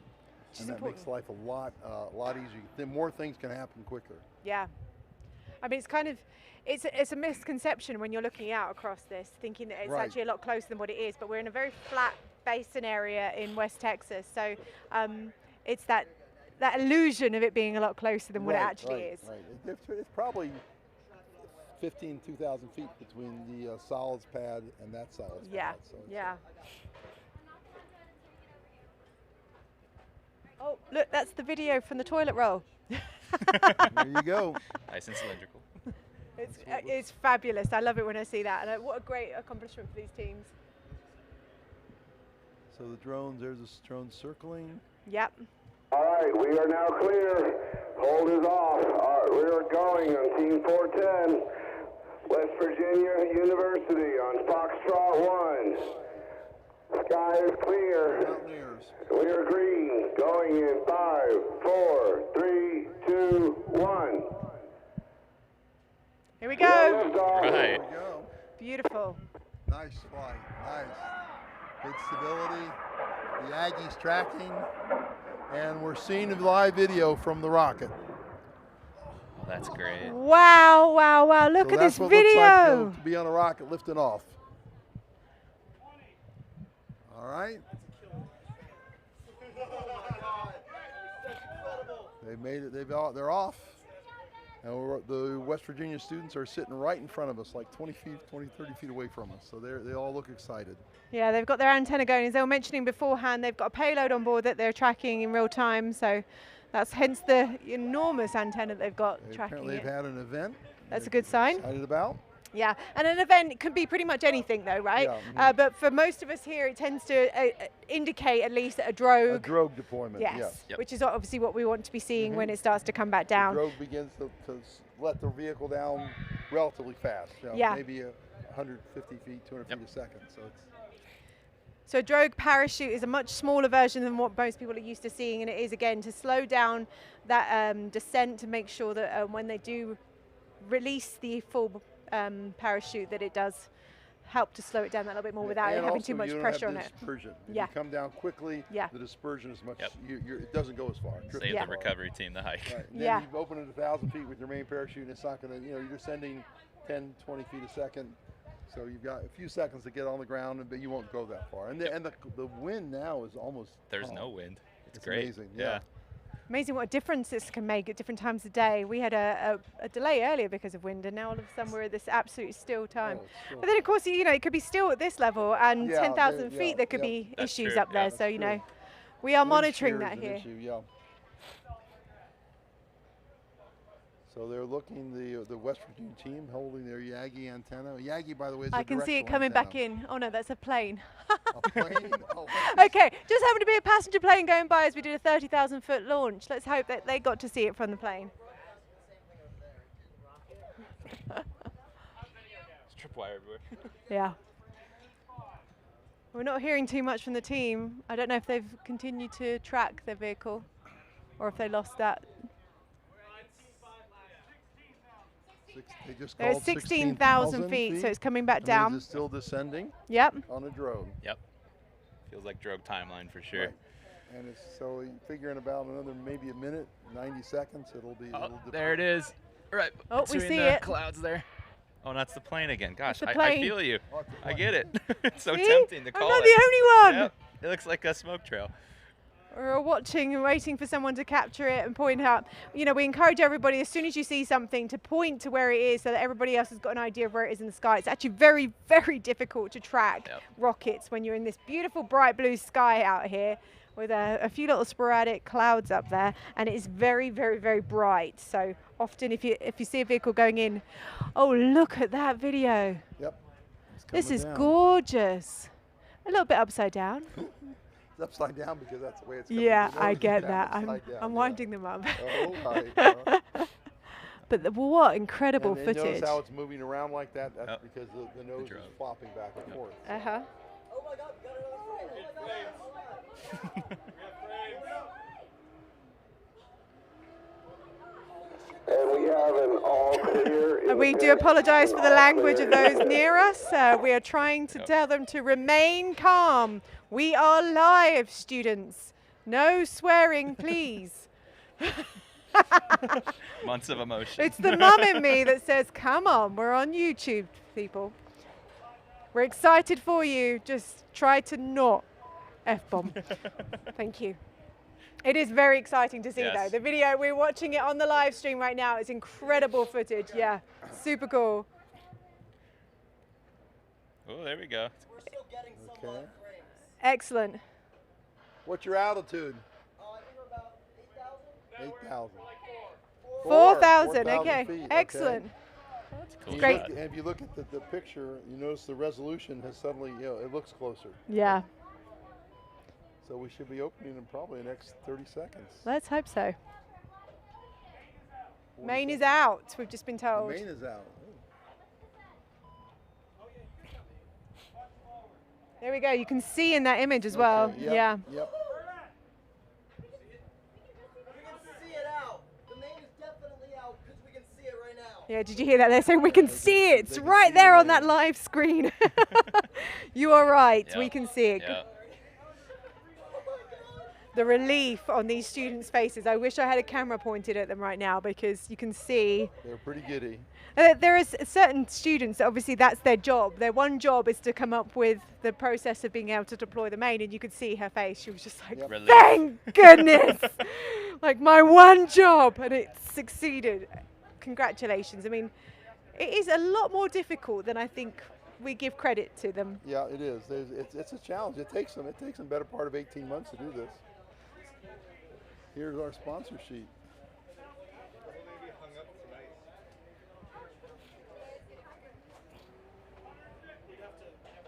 They're about 150 feet, they said, above. Oh, they're close, yeah. Look at Above the feet. ground, so we're waiting for it to come in. Congratulations to that team. Well done, guys. West Virginia Mountaineers.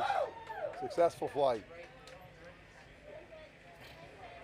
And the wonderful thing is they're actually high-fiving other teams that are stood next to them as well. I mean, the there's a lot of camaraderie is just... Yeah, and they just they gave them their HDMI cable. So. Oh, really? Yeah, I think that was the Monash team helped them out. So the team from Australia is helping the team from West Virginia. I mean, what a great thing to see. I say this all the time, this isn't a competition like you get in sporting events where you want other people to not do well. Right. Yep. If anything, everybody wants everyone to succeed. Yep. I've seen people lend each other tools, lend each other parts. You were just saying that they were sharing an HDMI cable. And it seems minor, but it does make a huge difference, particularly when you're a team from international. That's just great sportsmanship. And I would remind you, there is a sportsmanship award. There is. Oh, yes. that should be noted. Yeah. Absolutely. We're going to sit down again for a minute until we know we've got another launch coming in, just so we're out of the way and we're not causing things. So you can see those teams there now. These are the teams that are actually working on the live stream next to us. So they've been working together. They were very, very excited and very pleased with the outcome of that launch. So congratulations to them. And we can see Monash setting up there as well. I believe Monash are going to be doing a hybrid launch. Is that correct? I think so. Yeah, that was they're there. They're set up. So I was talking to them yesterday. Yep. Yeah, they arrived, I think, in the middle of last week here in West Texas and bumped into a team from India and posted about how the two of them just bumped into each other at Dallas International Airport and how excited they were to catch up and share stories. I just loved that. It really made my day to see these international teams working together and working hard to make sure that they achieve what they've been set out to achieve. And there's a lot of camaraderie between them too. I see them socialize, I see them talk, they exchange. Because I think part of it is they all are sharing a very similar experience. Yes. They're experiencing the same problem. They're going through the same methods, processes to get a rocket. So that builds camaraderie amongst them. Yeah. You know, the years I've been involved in this competition, there is very few times that I've not ended up in tears at some point because one of the teams told me their story about an issue they've overcome together, and it's just really I'm a mum. I can't help it. My mum in me just goes crazy and just starts to go, oh, just bless your heart. Genuinely, it makes me so exciting to see them working together. And we're going back to those hybrid area. It looks like, I'm guessing that's Monash getting themselves ready. I can't imagine at this point it's University of Sydney that managed to turn around their scrub this quickly. So that's a nice drone shot of everybody's equipment. Oh, I think we have, 4 pads for... Look at that crop circle there, Rick. They have 4 pads for hybrids. Not in Roswell. No, we're not in Roswell. We're not in New Mexico anymore. It does look a little bit like that, though, doesn't it? I was just talking to our wonderful team that have been working on the live stream and getting it ready in the last few weeks, and how last minute a lot of the clearing of the debris in this area has been to be able to make sure that this site is ready for what we're doing. I think the people that accepted the idea of the IREC coming to Midland didn't really understand what they were accepting at the time that they accepted it. And they've been very generous. I've been impressed with how much the business development group has gone out of their way to. In fact, when I was shocked, I was driving around town on listening to National Public Radio, and I'm thinking, whoa, when have I ever heard that before? A real ad. I've heard it 2 or 3 times. So it was. They've been running it for the last couple of weeks. Yeah. I think what they wanted to do is to alleviate concerns. You know, it's the first time they've seen rocketry launch in this area. You imagine if you were driving along and all of a sudden saw a rocket take off, you'd be a bit like, oh, rocket taking off. What's that? New Mexico, where we've held it for the last since 2017, still be different. You've got White Sands missile range. People are used to seeing missiles and things in the air all the time. This is exactly. It's a raw oil field. You would be panicking. So they did a really good job of educating the public about what was going on here, and making sure that they were aware that this is something they want to encourage. This is all for STEM. This is all about the next generation. They want to put Midland on the map. They've obviously got a spaceport here in Midland, Texas, and they're hoping to encourage people to learn more about the space industry and understand why it's important for them and why it's great for these students to have this opportunity. So we're looking over at that team from West Virginia again. It looks like they're just getting some of their telemetry back to figure out where they're going to be going to for recovery. So they'll be going out and finding their vehicle later. It's actually part of the challenge. They absolutely have to recover their vehicle where possible. And then they bring the rocket back to the recovery table and they inspect it, and they review the data of how high it went, and then if it's overly damaged, you lose points. Yeah. So there's you want to have the rocket essentially reusable, and the data and hopefully your altitude is within a very narrow range of what you predicted it would be. Yep. Absolutely. That's where you get the most points. This is a precision competition. This isn't always about who goes highest and fastest. It's really about what you understand with the rocketry, what you plan for and how you execute it, and how you recover and work as a team. That's why a lot of recruiters use it, actually. It's a great opportunity to see a team work together from start to finish. Start to finish, and see how they deal with it and how they deal with failure as well, because like we've talked about before, it's kind of normal in the industry to have some sort of failure. That's very real life. Oh, that happens. Yeah, everyone, and I'm certain all of these teams have had. If they haven't blown up an engine, well, that's assuming they're using it building their own. But all teams that build their own have problems with the first time, 2 or 3 times they shoot. That's just. We had some teams that couldn't come here because their engine blew up. Yeah, didn't have time to figure out. So there you go. They couldn't do anything. So. We laugh in the industry about failure is not an option, but actually it's almost an encouragement in the industry because it's not a bad thing. It's something you learn from. Yep. How many times have you failed as a rocketeer? All right, fun story. It took me 3 times to get my L1. The first time I was so stressed I forgot to screw in the motor.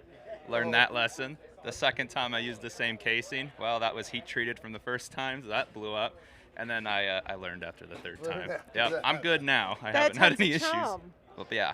That'll teach you real fast. When I do a cert flight, I always use a one-use motor. You know, I started doing that on the 3rd time.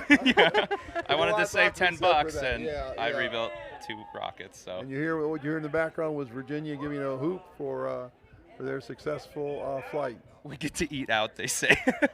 You know, for a lot of these teams that have already launched and then now have recovered, they've got a couple of days off now until the final day on Saturday when there's the awards ceremony. They get a chance to go and see a bit of Midland. Some of them I'm sure haven't slept since they've arrived because they've been working so hard on this. And I just heard them word, we get to eat out! That means that they're not probably going to be eating microwave dinners and working on their rocket simultaneously, which I'm sure is what they've been doing the last few days. So it is a huge relief at this point.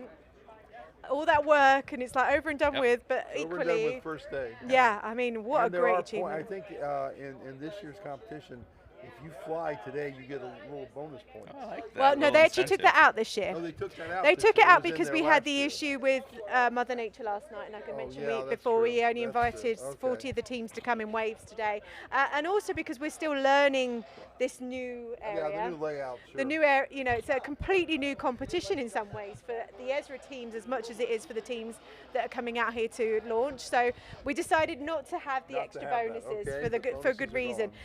We didn't want rocket fever and people coming out here at crazy o'clock and not knowing what they were doing. Yeah, that's a good idea. It's a real thing. So who's up next? I think we're expecting some. The other Salvo 30Ks are right behind us. So we're waiting for them to, I think they started to clear the pad yet. It sounds like it. I've just been told that someone in chat wants to do a remix of my voice. A remix of your voice? They've already done a remix of my voice. I'm so sorry. Well, you should make sure you get a contract. So do I get royalties from that? Version of your voice. Oh, there's already an AI version of my voice. Is. It's the joy of working in broadcasting is that AI at some point is always going to steal your voice somehow and use it.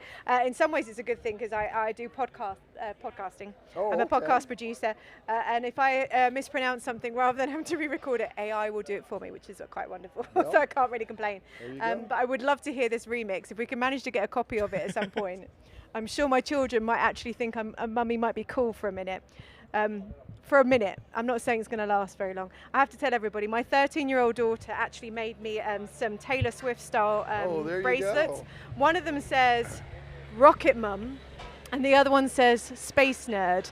So I'm not quite a Swiftie. She made them both. She made them both for me. She said I couldn't quite figure out which one it was. Last year, everyone kept calling me Rocket Mum because I'm the one that goes around and tells everyone to hydrate regularly, because I've seen enough students pass out of this competition over the years by neglecting themselves. Yep. They never hydrate. I had one team from the UK. I always adopt the British teams because I know what it's like living in this climate. And their head guy from UCL a couple of years ago, who was actually from India originally, was like, I know what I'm talking about. I'm from India. I'm used to the heat. I was like, this is a different kind of heat to India, my friend. He's like, I know what I'm doing. I'm fine. I'm fine. I'm fine. And I was wandering around, and all of a sudden I got buzzed through saying, Alice, one of your guys is in a medical tent. And I walked in, and I said, are you kidding me? How many times have I tell you to hydrate? Why are you the one that's here passed out? He's like, I'm so sorry. I was like, so that's it. I tell the British teams every time they arrive, I'm like, do me a favour. Do not be that person that ends up in the medical tent that I have to go and save. Because I will save you, but equally I don't want to give the work to the EMTs if I can help it. Nobody really wants to have issues with dehydration. It can be very nasty. It can make you very sick. And when you're working hard, you need to remember to look after yourself and look out for your teammates. So if any of the teams are watching this live stream who haven't come out here today, because maybe they weren't invited into these two waves, these tranches as we called them earlier, or cohorts, make sure you are hydrating today. Because if you're going to be out here tomorrow, it's going to be over 100 degrees tomorrow. It's going to be warm tomorrow. You need to start hydrating now, my friends. Next 3 days are going to be hot. I think tomorrow and Friday will be the hottest. Yeah, I've said multiple times now, you need to, there's lots of brands. I'm not just endorsing one, but there is a company called Liquid IV. Yep. If you can find Liquid IV or any off-brand equivalent of it, go and buy it now, start drinking it now, so that by tomorrow you at least have got a head start. Yep. We're seeing a red flag out there. Do we know what area this is? Because it's difficult. Is it It's the the solids again? So are they the 30K solids? that we've They're, got they're set up? red. They've gone to red. So again, this traffic light system is kind of, it makes sense for us here, but it doesn't always make sense for everybody at home. Red flag doesn't mean stop. Red flag actually means go. It means stop going out to the pad, but it means we're ready to start launching. So green flag means that you can go out to the pads and go and get yourself set up. Yellow flag means that you can't go driving out there, but they're getting ready to get ready to launch. Red flag means that we are ready to go. So there's a few little things. Yeah, I think so. We can see about 6 vehicles that are already lined up on the rails. So we're just waiting to find out when we're going to be going up. Once we do, we'll wander out. I see a Scottish little flag over there. Scaramouche, Scaramouche. Does that mean that my team from Strathclyde, you're getting ready to go launch?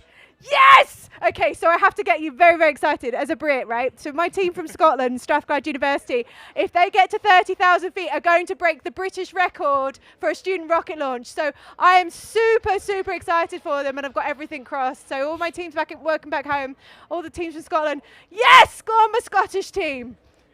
And they've even got the St Andrews flag up there. I'm really proud. You can take a girl out of the United Kingdom. You can't take the United Kingdom out the girl. Fun story. I'm actually half Scottish, so it makes me even more proud when I get to see. Scottish. Yeah. Oh, yeah. okay. Well, yeah. So very, I very proud of visited the Scotland. I had a good time. Edinburgh was beautiful. It's beautiful. We're going. I'm actually going next year. I went to St Andrews and I nice. walked the course. Yes, St Andrews is a very famous golf course for those who aren't in particularly into Scotland to sports.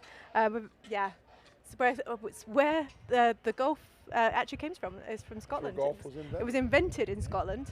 It's a very Scottish sport, let's be honest. We just get to wander around in beautiful areas and drink. I didn't know that the Chariots of Fire, remember that movie? Yes, They great ran movie. that scene where they're all running. Yeah. That was on the beach right there by the golf course. Yeah. I didn't know. That was one of the things they told us when we were there. So.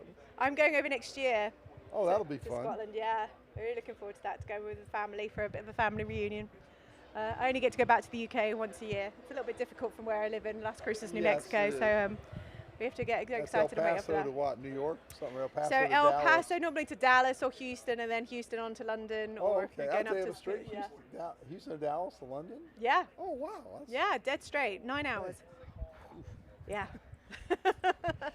I've become a bit of a dab hand at long haul. Got it down to a T. My children are amazing at long haul. In fact, when people say to them they haven't flown across the Atlantic, they kind of give them strange looks. I'm like, kids, you don't understand just how lucky you are to be dual national and get the opportunity to go back and forth between the United Kingdom and the US. So your parents still live in My parents do live in England. They live in England, yeah. Okay. All my family's back home. But I'm very much an American. I became an American in 2020. Congratulations. Thank you. It's just the accent that confuses everybody. God bless America, or God Save the King. There you go. Both. I'm both. I almost said God Save the Queen. That's a little old. Oh yeah. Yep. Oh, I'm loving all the Scottish flags coming in the chat. I'm dead proud of them, I tell you. This team has been coming out here for 3 years, and I've got to know them, and they are amazing, amazing students, and I'm so proud that they're going to be achieving this today. What we should do is we should get a Bobby Burns AI. Yes. And have Bobby Burns write the Ezra poem. Oh, did you just hear that? We need to get a Bobby Burns version of a poem for Ezra. And if anybody doesn't know who Robert Burns is, go look him up. Burns Night is a great celebration every year. Have you ever heard of Old Lang Syne, written by Robert Burns? Robbie Burns. There you go. You get a bit of an education sitting next to me. By the end of today, you're going to know everything. I need a list. I'm really good at pub quizzes. Well, I got all the names you told me too, Rick. Ridiculous. Oh, there's a big Dust dust Devil storm. coming right next to us. Dust storm, yep. Uh-oh. I just heard a welcome to West Texas, y'all. Yeah, Dust Devil, for those who haven't ever seen one, lucky you, is like a little miniature looking tornado. They're pretty nasty. They come out of nowhere and they can cause a little bit of a stir, but they're not enough to do some damage. Not like that Haboob yesterday that caused all that structural damage. I could not get over the shape of the metal structures. Oh, yeah, the metal was just bent there. It means they're metal poles. Bent, Completely you know. warped. Terrible to see. Terrible to see. So we're looking at the red flag. Red flag. Yeah, I'm telling you, the teams that are able to watch what's going on, I want to know when my Scottish team's going to be launching. Right now. There's a red flag at the hybrid too. They, oh, okay. Here, the caravan of teams coming back. Yep. So that's a sign they're getting ready to go. Brilliant NSF camera there in the foreground. Yes, there so it is. Fun little fact, the NSF, which is NASA Spaceflight, who are helping support the live stream team again this year, bought these incredible cameras in that they're able to do tracking from. And the people that are tracking them this year are in the UK. Yep, they're beautiful. Yeah, isn't that amazing? Talk about international coverage. It's Yep. not just me with my crazy little accent and we're doing here. that through a Wi-Fi here in this building, beaming up to a satellite. Yep. Beaming over to Britain. That's impressive. It's amazing, isn't it? And it's doing almost in real time. Yeah, yeah. So they're actually watching the live stream to be able to track their movements, which is just What time is bonkers. it in the UK right now? So those are the teams that have all I've just been loaded their told rocket. that Strathclyde are going to be talking to our friends over there, so I want to hear about what they're doing over there. Go on, Scotland! All right, I'm here. So what team are you guys here to watch? Strathclyde, Scotland, Glasgow. Nice. What altitude and Yeah, so we're in the 30K Cox, flying on a whole 5500. First year doing it, so quite excited. How was the process getting out here today? Getting pretty late. Been a long day. Oh yeah. It was a bit. It was a bit touch and go at the beginning, obviously, when we were announcing the launches, but we were very excited when we got put on the list. It was a busy day setting up. Right, exciting.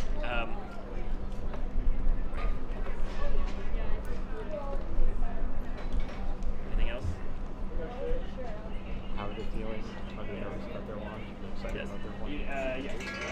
You guys nervous about the launch? A wee bit, of course, but we've had an amazing team behind us. We've all worked quite hard, so quite excited to see what we can do. All right, great. So, do you have any plans if this rocket goes well? Are you going to try to move into any other categories in future years or any long-term goals? Oh, I don't know about that. Maybe we'll get even higher. Maybe we'll go double stage next. I think it really does depend how things go today, but we'll keep trying new things for sure. What the West Texas do about Scotland? All right. Well, what do the residents of West Texas need to know about your house? Know about Scotland? Yeah. It's quite cold, so we're not quite used to this weather. But we love coming back here every single year. It's the 4th year that we've been out here, so it's quite exciting. Go on, Scotland! If your launch is successful, you guys got any plans for the rest of the week? The next few days? I think we'll probably just be coming out here, watching some of the other launches. Obviously, kind of taking it a bit more easy. If this all goes well, then it's going to be a nice time to relax and meet some other teams and kind of stuff like that. Great.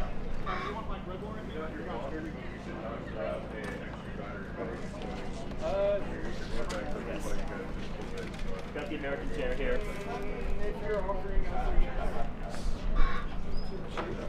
Shall we move on and find who's launching next?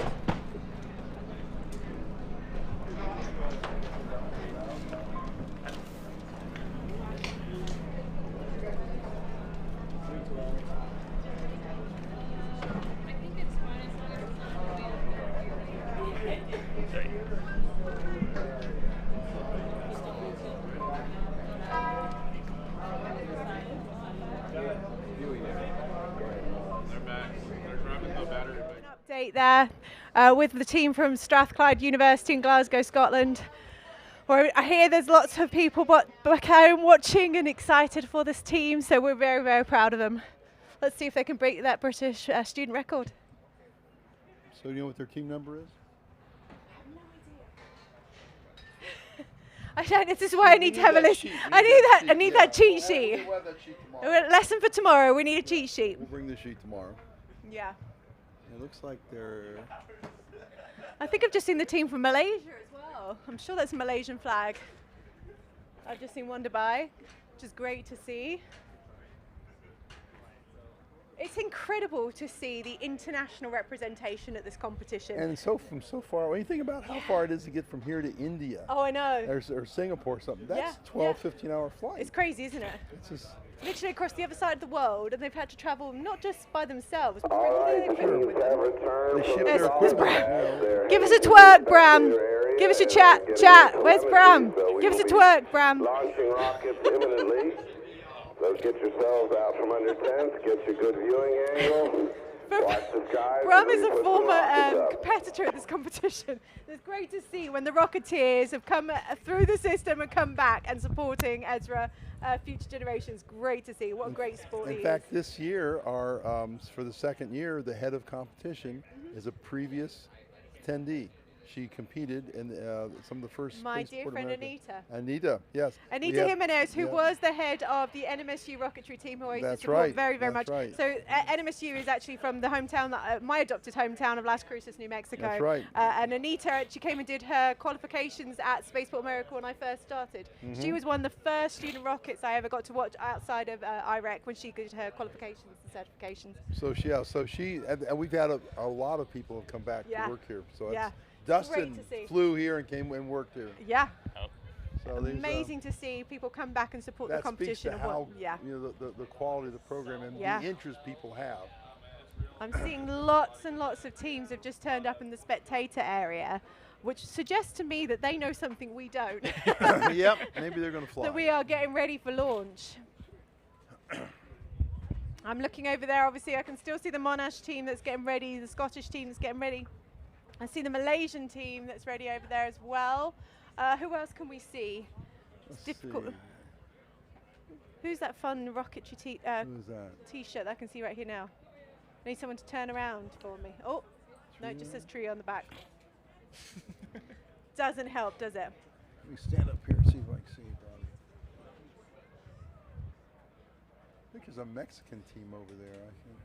Is it the Mexican team? There's some people with a Mexican flag on their shirt. I don't know if they're just watching or they're actually flying. It looks like, is that Maryland? Oh no, that just could be a Rush. Sungard. We'll have to see. We're going to ask Chris in a minute. We've got a couple of the Ezra volunteers over there that I know are supporting them. 120 people, 150 people right here in this little area. It's great to see, isn't it? Yeah. Yep. All waiting around, ready as we are to find out what's happening next. There's the Maryland team right there. I thought that was Maryland on the flag on the terrapin. Yeah. Let's hope it's the University of Maryland. They're actually the. It's like their flag that's there. Yes, that's what gives it away, doesn't it? So the University of Maryland are the team that won last year, so it's good to see them coming back and supporting it. We're just going to stand up for a minute because we're expecting a launch soon. We're waiting for LCO, which is our launch control team up right where Bram is and he's been twerking. They're going to be telling us soon.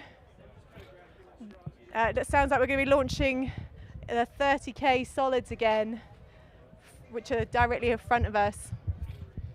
And you notice some of the teams that have their equipment set up. Washington. So the team that I was looking at the T-shirt of and saying what a really cool rocket is the University of Washington that stood next to us. So it looks like they're ready to see their rocket launch as well. We've just been trying to keep up with all these different logos in front of us. People need bigger signs. University Teknologi Malaysia, attempting to be the second team from Malaysia to compete internationally. They are flying 10K COTS. They are flying an Aerotech M2500 Blue Thunder. That has their Yagi antenna for data and probably download video. Clear skies. We have a green go light. And we're launching in 5, 4, 3, 2, 1. We lift off. Bit of a wobble as it came off the good. rail.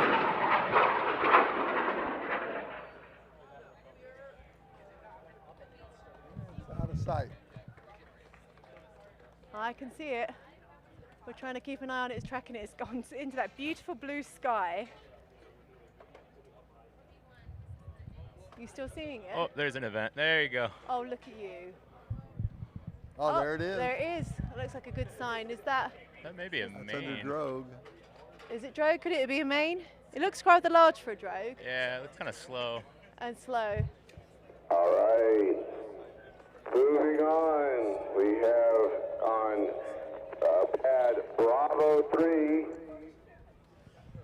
Bravo 3, Team 312, Texas Tech University, the Space Raiders. Texas Tech Tech. are going, the Red Another Raiders. Texas Tech. 10K, said M1149, blue to 10,500. The Space Raiders is the rocketry component of Raider Aerospace Society, Texas Tech's primary aerospace student organization. This year's launch vehicle is a platform for the newly developed systems such as air brake, parachute reefing, and ham radio repeater. Raider X weighs almost 40 pounds on the pad, stands over 8 foot tall, and is powered by an SRAD M-Class solid motor which will carry it to an altitude of over 10,000 feet.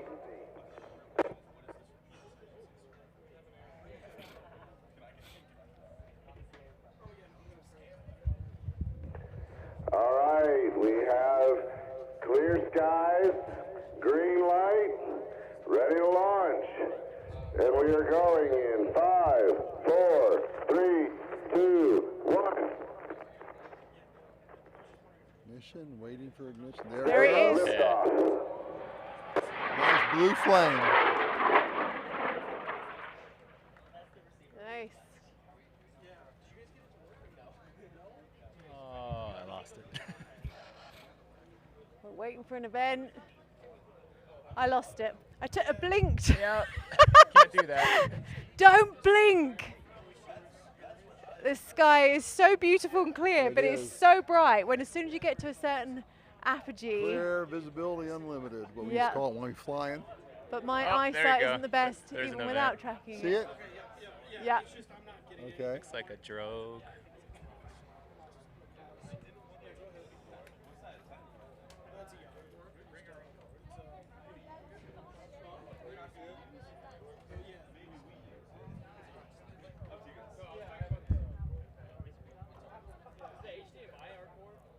Eyes. You okay? You see, it's the problem when you're tracking things, your eyes at the end of it, you're like, oh, gosh, it's bright. It is bright. Yeah, I can see it Cleared coming up down. nicely. This is beautiful launch weather. I mean, you It's just can't perfect. couldn't ask for better. Oh, look, and there's another one coming down over here on the right. Can you see? I think Texas Tech are a little bit excited. Yeah, yeah, they're excited. I don't know if you can hear them hollering next to us, but it's great to hear them. How exciting.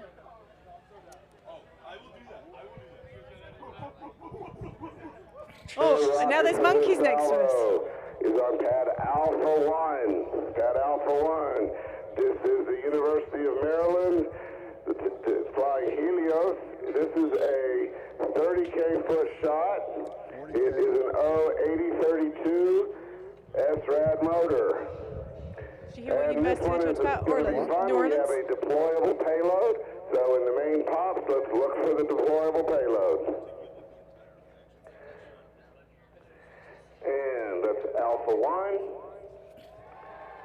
And Helios is the University of Maryland's first entry into the 30K SRAD category. Oh, it's from the University of Maryland, the winners from last year. 10K SRAD category. It's the team's most advanced and ambitious rocket yet. Good luck, Helios. So we are green on A1. We have a clear sky. We are ready to launch. We are going in 5, 4, 3, 2, 1. We have we have a Cato. We have a Cato. The engine blew up. And the drogue came out. Yep. Oh, we're Ooh. sorry, guys. Sorry. Too bad. That was a Cato. Apparently the engine exploded at ignition. Catastrophe after takeoff for those who aren't down with the lingo. A Cato, Yep. otherwise known as a Rudd. I felt that. Yeah. Saw the red stuff flying out. Yep. Probably was a cracked grain. You can really feel for them. They stood next to us. Crew out there to check to make sure there's no fires and to verify the other rockets are in good shape. Yeah, they're just going to check to see what the area is like before we start thinking about launching another rocket. Make sure that the damage hasn't been passed on to anyone else. Are you okay?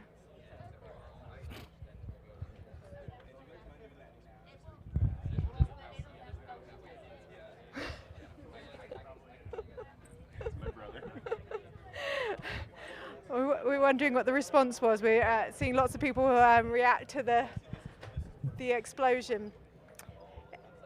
We have the local fire, Reeves County Fire Department's going out and have a look. Yes, thank you so much to the Reeves County support team. We've got both their fire truck and their EMT out here today, keeping an eye on making sure that everybody here is safe. They're just going to go and check to see what the state of the situation is out there by the launch pads. They want to make sure that there isn't any damage to anything else.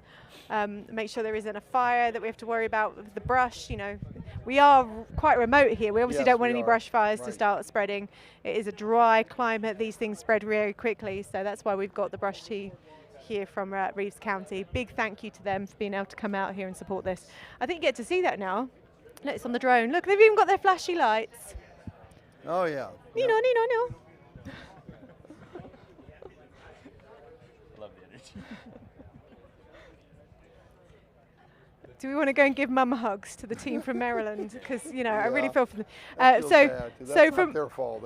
These are the team that my company is actually based in Maryland, N2K, who I work for, and they were all really so excited when they won last year because they won the 10K category.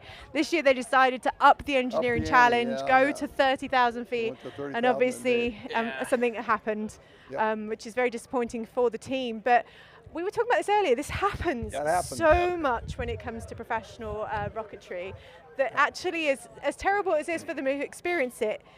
How they deal with the situation is actually going to set them apart. How they learn from it. I don't see any tears, which is a good sign. They're disappointed. Obviously, they've worked really hard on this, but hopefully they can learn what happened and relatively quickly fix it so that they can come back again and try again, because that's what it's all about. And actually, sometimes when things don't go to plan, that's where we learn the most. If everything goes to plan, then you don't know. You learn not too much, right? Why did it go good? Yeah. Sometimes it can be fluke, bit of luck, exactly. Luck. Yep. So hopefully they'll use this opportunity to figure it out. To come back together as a team, get their lessons learned, pass that on to the next generation. So if they do have new students that join the team next year, they can say, hey, look, things didn't go quite to plan when we tried to do it. This is what we think will happen for next time. We're looking at the video feed. They're looking at the cameras on the ground, and the fire trucks are out there. And I don't see them getting out for anything, so that's a good sign. I don't see any smoke either, so that's good.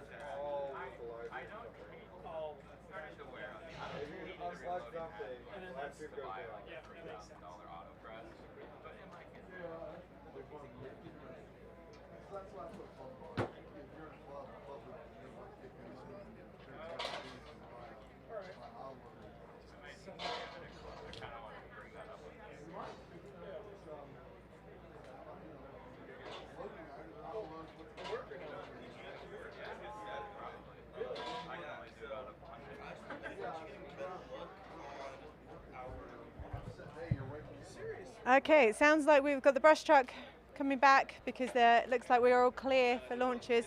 And it sounds like I've just heard that Monash might be starting their, they're fueling, which gives us about a 20-minute warning, it's my understanding, if they do things to plan, which does mean that we might have a bit of a slowdown for the rest of the launches. We'll see. Let's see their flag. Are they red or green? Where's their flag at? I don't see it. Yeah, we're waiting for the flag right now. So obviously this is what happens. Catos happen, RUDs happen, and we make sure that things go as safely as possible. That's why we've got the brush team here on standby. We didn't expect anything to be too much bad damage, but they obviously went straight out there to check to see if there was anything at the launch pad that we need to be aware of, but also, as I mentioned before, about brush fires. We want to make sure that they're safe. Damage to rockets of the pad, so when they are cleared of the area and have returned, we will resume launching rockets. I don't know if you just heard that, but it sounds like everything at the launch pad looks nominal, that the Cato didn't affect anything around it, so we're going to resume launches, which is great news. Yes. Oh, by the way, that concussion you felt, that was an actual explosion. That wasn't a deflagration. Oh, no. We felt that boom. I felt that right across my chest. That was wild. And you saw it, then you felt it. That's the speed of sound. Yeah, incredible, isn't it? Anyone who's ever been near a rocket will know that you can feel it when they get that boom near you. Yep. I feel it ricochet in your bones. I think rocketry feels all the senses. You hear it, you feel it, you smell it, you can almost taste it. If you're close enough, you'll taste rockets it. Launch, you'll taste it. Yeah. Feels all your senses. It's bright, you see that red glow. All the senses are filled. That's what a good hobby is. Yep. I got to tell you, I actually said that. You know the book Large and Dangerous Rocket Ships by Mark Campa? Oh, I don't know. It's about high power rocketry. I said those similar words to that, like I was at Argonia, somewhere in the late 80s. And we were interviewing this lady in the newspaper. We need to confirm your telemetry or we can't launch you. So if you don't show up at the viewing in the spectator area, you're staying on the ground. So please go over, check in, and let's get your telemetry. They're saying if you are ready, you've got to be going through your safety checks now to make sure you can get your launch before we have to close the range for the day. But I think at this point we are pretty much. An hour left. Yeah, we're getting ready. I can see my team from Scotland pushing to the front. I'm hoping it's my Scottish team, my Strathclyde team that are going to be going up there. And I apologise in advance. I promise I won't swear, but if I cry. I was going to ask if we're going to get some tears. That means you're invested. Yep.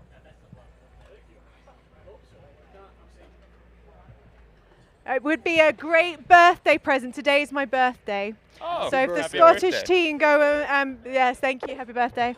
If my Scottish team break the record today on my birthday, I'm never going to forget that one, am I? Next up at High Power Solids is Team 3, Pad Alpha 3. Pad Alpha 3. So who's the team in the green shirts right here? I think. This is Kent State University. Is that one of your teams? Project Andromeda.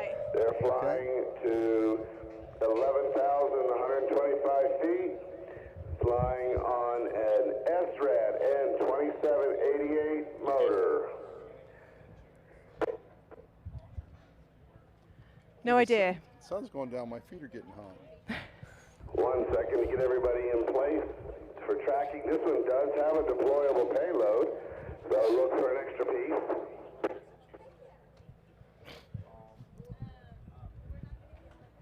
We're waiting for you guys to let us know. It's kind of difficult sometimes to listen to the PA about who's going on. Connor, do we know what team this is? Golden Flashes Rocketry from Sounds like Kent University. 13-foot SRAD launch vehicle powered by an N2788 solid ammonium perchlorate composite propellant motor. The vehicle features an embedded nose cone payload and a deployable CubeSat payload. The rocket is competing in a 10,000-foot SRAD category. And we are clear. Kent State, yep. We are on Alpha 3. Thank you for correcting me. This is a problem with having a British person do the commentary. I've got no idea about the universities over here in the US, sorry. I'm getting there. Continuity. So, Alpha 3, Kent State 306, going in 5, 4, 3, 2, 1. There it goes. Beautiful launch. I can see it still. That's a good sign. Yeah. We're waiting for an event. And again, an event is when we're looking to see some kind of... And there's a jet right there. Look at that. Oh, yeah. Of course, he's at 30,000 feet. We're only going to 10. So.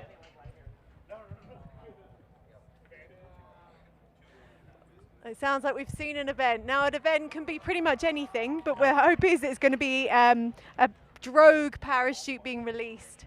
How do they do that?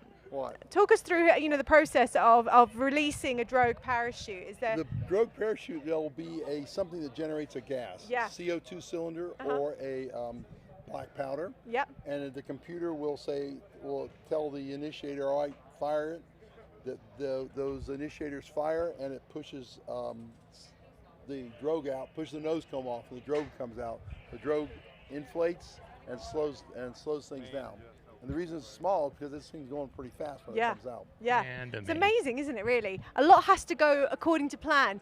These guys make this look really easy, but you and I both know... It's practice. Yeah, it's not quite as easy as it looks. I can see that drogue coming down. It looks like they've got some streamers as well coming out of there. We got drogue and main. And main, okay. It's So it looks like we've got the main coming out as well. It's all good. That's a good sign. Maybe not quite at that altitude that you want the main out, but But it's safe. It's there, it's safe. exactly. It's I'm come with down. you. You're I'm gonna like, get it back. it's better to have it come out now than it to not come out at all. Come down safely. That's We good. will prep the next, which is Team 225, pad Alpha 4. So we'll be on pad Alpha 4. This is Youngstown State University. This is a 30K cot shot going to 32,000 feet on an O5500X. And the 2025 IREC marks the 4th year of the Penguin-powered rocketry team's participation in the competition. This year's rocket, named Supernova, is the first rocket designed to compete in the 30K division. Wish the Penguins good luck as they shoot for the stars. Perfect, yeah, you got it right. It's the Youngstown State University. I thought I heard that, but I had to double check. Youngstown is northeastern Ohio. Oh, nice. Yeah. That's your area of the country. That's right, yeah, I know right where Youngstown's at. We have Youngstown, Akron is here. We are clear which to is a great fly. university Alpha as well. 4, Team 225. Skies are clear. And we are going. We have green light. We're going in 5, 4, 3, 2, 1.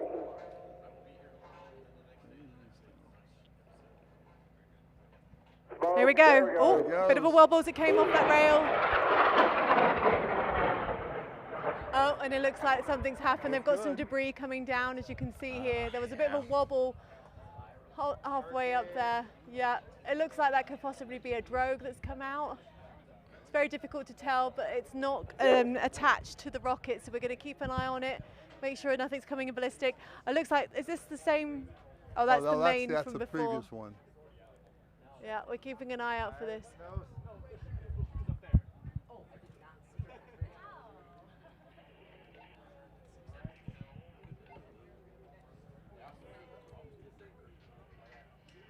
I'm not sure what happened with that one.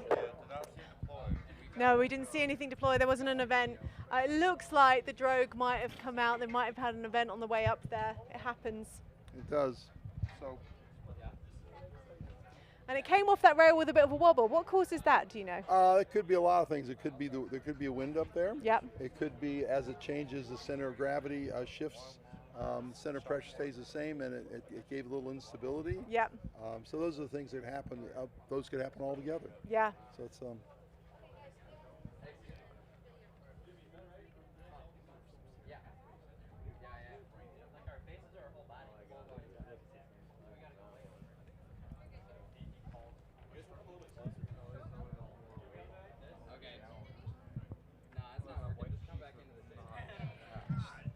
Stay in the shade, team. We are on Bravo 1. So we are on pad Bravo 1. Bravo 1 is team 409, the University of Washington, Seattle. Washington, Seattle is up next. They're the Go team Huskies. right next to us. Please do not swear. They stood right next to us in the live stream, so we've had a few swear words so far. Society for Advanced Rocket Propulsion is the University of Washington's largest engineering club. SARP is launching Cherry Bomb, a 10-foot, 3-inch tall dual deployment rocket carrying a gyroscope payload for attitude measurement on board. And we have a green light. We have a clear sky. And we are launching in 5, 4, 3, 2, 1. Yes. Good shot. Nice and straight.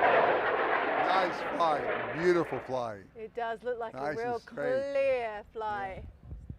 We're waiting for that event. We're looking at it going all the way up there to Apogee, the highest point, which they say is going to be around 10,000 feet. Okay, it's coming back down now. We're waiting for an event. There's an oh, maybe not. Okay, it's coming in hot. There's an event. An event, here we go. Back up.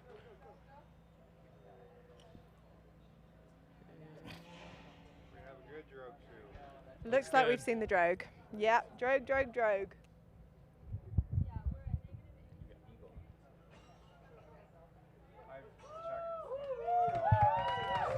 They're happy. That's a good sign. University of Washington Husky team looks to be very happy.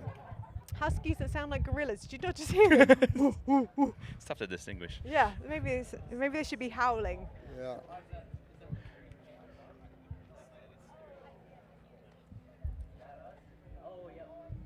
Two. Which team's going to be next? All right, our next flight is going to come courtesy of Bravo 2, Pat Bravo 2. This will also be Team 222, University of North Dakota, flying the Advanced Rocketry Club. This is a 30K shot, actual expected 27,700, flying on an O5500X Aerotech single use. And the University of North Dakota Advanced Rocketry Club is based out of Grand Forks, North Dakota. A rocket named MADLAD, short for Mock Ascent Delivery, with a liquid acquisition device.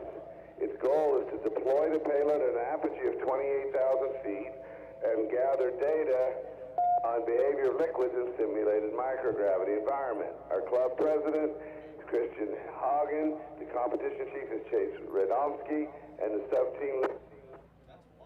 Yeah.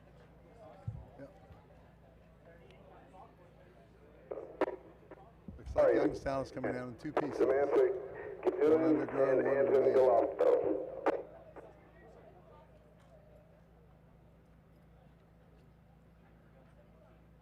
Interesting place to put the Or is drone. that, probably could be Washington. Could be.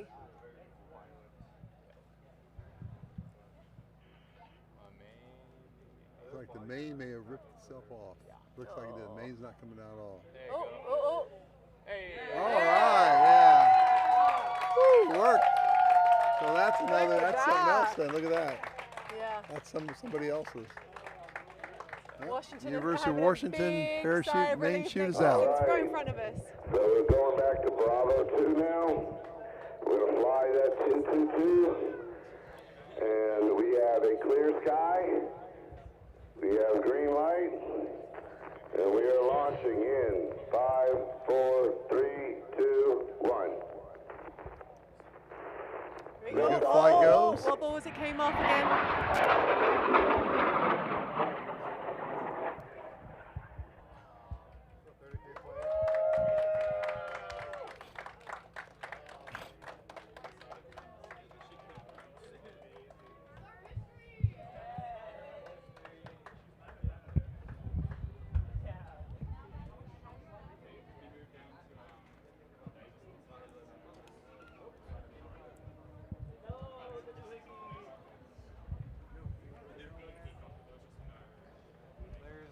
University of Washington's rocket, I believe, is down. Yeah, sounds like they were celebrating that. Yep. It's good. It's like not really moving. Yeah, well, at least it's coming down right at us. Don't have to walk as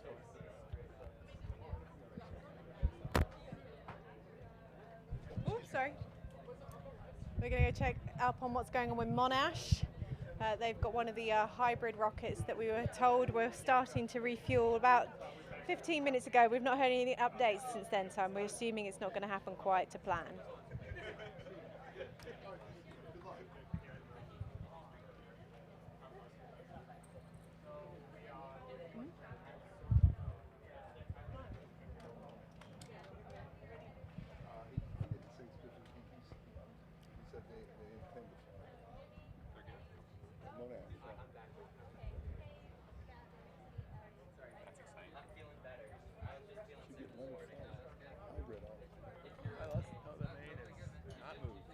drogue for College Park is about a touchdown.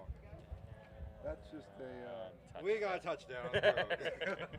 So where's the rest of the drogue? Yeah. Don't know. Okay. But the main's up there. Still right up here. Oh, really? Oh, yeah. There you go. There's your main problem. Huh. Well, that's pretty high up. That means there's a nose cone body somewhere between here and there. Yeah. Oh, yeah. Maybe, yeah. Don't think about it. Yep. Who we know we're looking at next? We're looking right now at one of the pads. We know what rocket we're looking at? No, it's one of the solids. It's Mississippi State University. 30K COTS. Nice. Team 208, Mississippi State. I think Mississippi State are the Cowboys, as I recall. Space Cowboys, I believe. Pardon me? The Space Cowboys. Space Cowboys. Very There you specific go. form of cowboy. Right. And why not? We just add space to everything, couldn't you? Okay, yes. Space Mom, Space Cowboys. Yeah. Ooh, he has a point. Does make us all sound much cooler. Yeah. That's why they're Space X.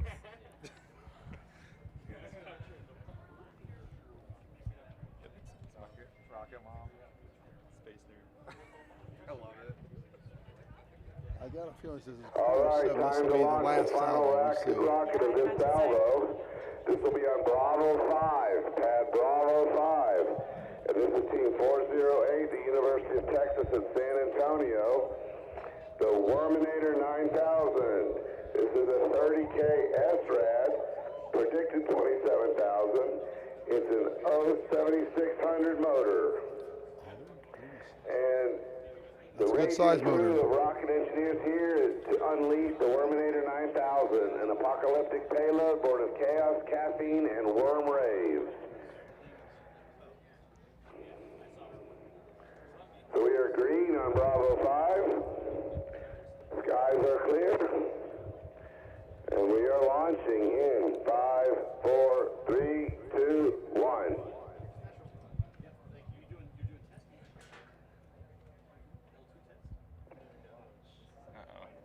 Yet.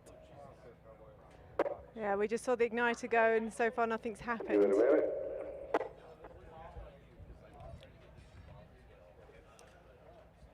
We're all ooping.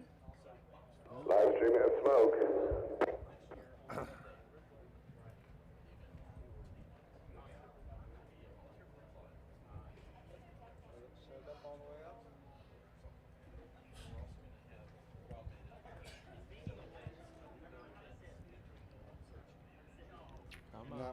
No, we're waiting. Igniter misfire. Yeah. We'll see what happens with them. It's like a Toy Story rocket.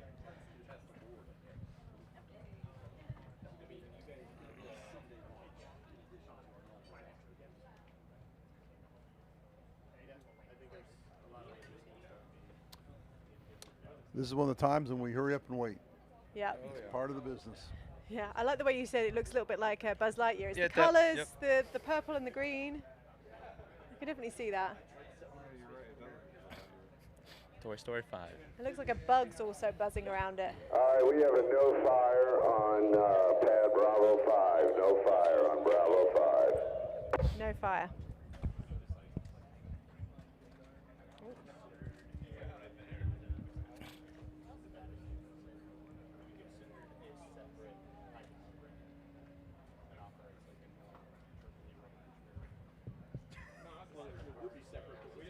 There's nothing. We're not sure what we're looking at right now, so we're waiting to get the all clear before we start looking to launch another vehicle nearby.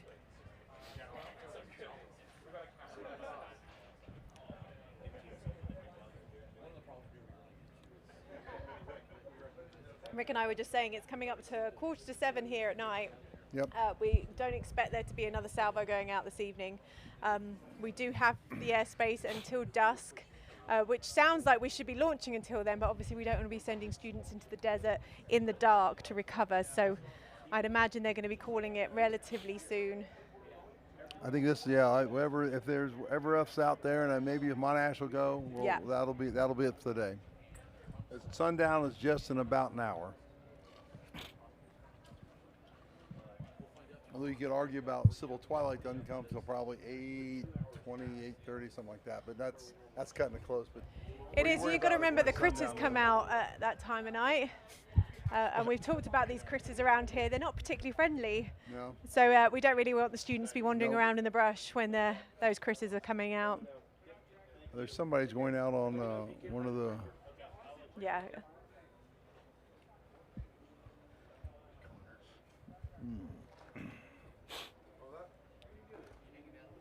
Oh, that's the hybrid pad, isn't it? Yeah, it looks like we've just seen a vehicle go out to the hybrid area, which I thought was on red, but it's obviously not.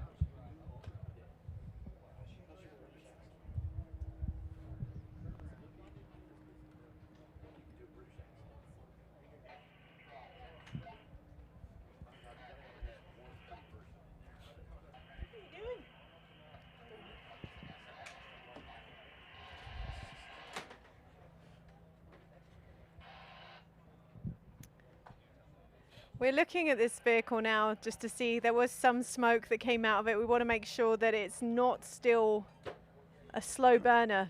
I know that sounds like a crazy thing to say, but you just never know what's going on inside the vehicle at this point. That's right. It's just wait. We're just waiting, so we'll see. Yeah. That's the advantage of having these robotic machines. You can go up and zoom right in and see what's happening.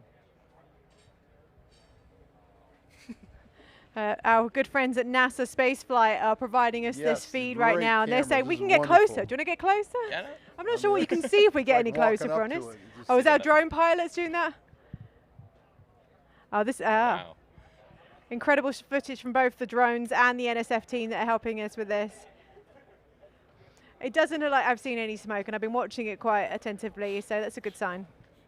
Well, there are a lot of schools now that have, when they do rocket static firings, they'll have drones, and the drones will just go right up and sit right beside. If something goes wrong like this, the drone will come down and fly around it. It's standard procedure now, and the drones are so, accessible, inexpensive, and the pilots are pretty proficient. Yep. So it's a great example of that. Do we know who's coming up next?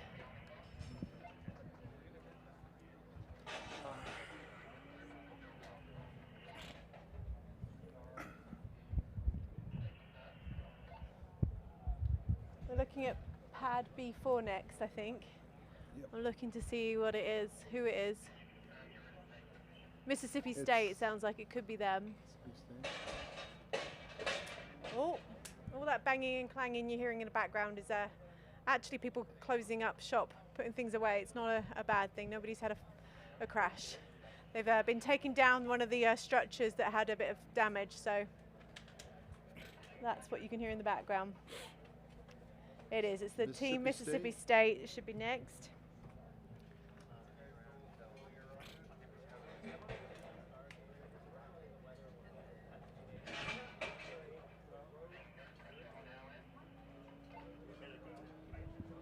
We're hearing sounds in the background of the company that are fixing the tents. Good. Are you tired? I'm so tired. I'm telling you, it's Get too old for this, Steve. I know. Hi, you're telling me. Did I tell you today's my birthday, Steve? No. Oh, isn't that cute? I gave up my birthday. Thank you for spending your birthday with us. I'm waiting to see if my team from Scotland break the student record, but it looks like they're getting into the truck right now. I know. All right, we have an all clear. They're 30K solid, yeah. All clear in the pit. That's the slow-mo footage that they're recording from the pad cameras. Cool. I just posted it to Instagram. Let's see. Yeah, put it. Nice. Okay, if you aren't on our social media, go and check out our Instagram account. We've just been posting some of the footage that NASA Spaceflight have been capturing for us today in slow-mo. Today they've been capturing it in 1080p at 240 frames a second. That's a I full asked them nerd to response. switch it up a little bit and do some 4K at 120 on some launches in the next couple days, so we'll get a little bit of both going on. So they're on our Instagram live feed. So if anybody who's not into Instagram, that means when you go on there and you look at the profile, click on the image, there's normally something that lights up around the outside. Go and watch those videos. They're incredible to watch. And a massive thank you to our friends at NASA Spaceflight. TOBB.com who've been collecting that for us today. Incredible, incredible footage. It's like a rocket nerd's dream, I'll be honest with you. They are beautiful shots. Those shots are amazing. And look at this, we'll see the igniter fly out. I really want to thank NASA Spaceflight for supporting this event for the last I think Duzce has been coming longer than I have. I think Duzce first came out here in 2017. And then he was here in 2017. I want to say 2017. Yeah. Yeah. Just a great partner. And it was fun.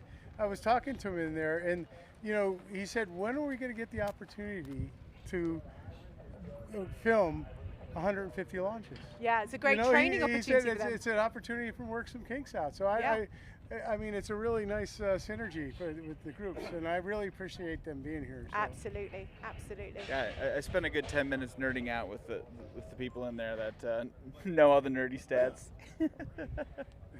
They're going to give me raw codex files. Oh, bless your heart. I can see how excited you are already. We're starting to see a few teams pull away. What's going on? Does anybody have an update of what we're expecting next? There are more solids that are in our queue. I don't know that I trust them, though. I was going to say, we're very aware we're approaching that time of day when we need to start thinking about if they're not ready to go. But there are more ready to go, and whether we get them off or not will depend on whether we think that we can get them back from recovery before it gets dark. So. Yeah. You got it's going to be dark for an hour. It will be fairly less likely. I have no concept of time right now, Rick. Well, it's 7. Photographer says great shots with the sunset. All right, Dustin. Dustin just wants the sunset shot. We're all more concerned about the students wandering around in the desert in the dark. So. I'm sure the people who are watching, waiting for Scotland to go off. It's like 2 o'clock in the morning over in Scotland right now. Can we get the Scottish team up so they can watch them, please? Rachel, team 406, your badge is in the recovery tent. We're still waiting for Mississippi. I think they're the next ones up. If all goes to plan. It's a pretty nice looking rocket there. It looks like Buzz Lightyear. We've already had this conversation a couple of times. This is the one that we saw smoke coming out of and were very confused by for a bit. This is why we need the Bernie specials from NEFAR. They were basically thermite. They were known for being the only igniters that actually blow a ball of fire out of the rocket before the rocket actually lights. Huh. Go hard. You never had hang fires.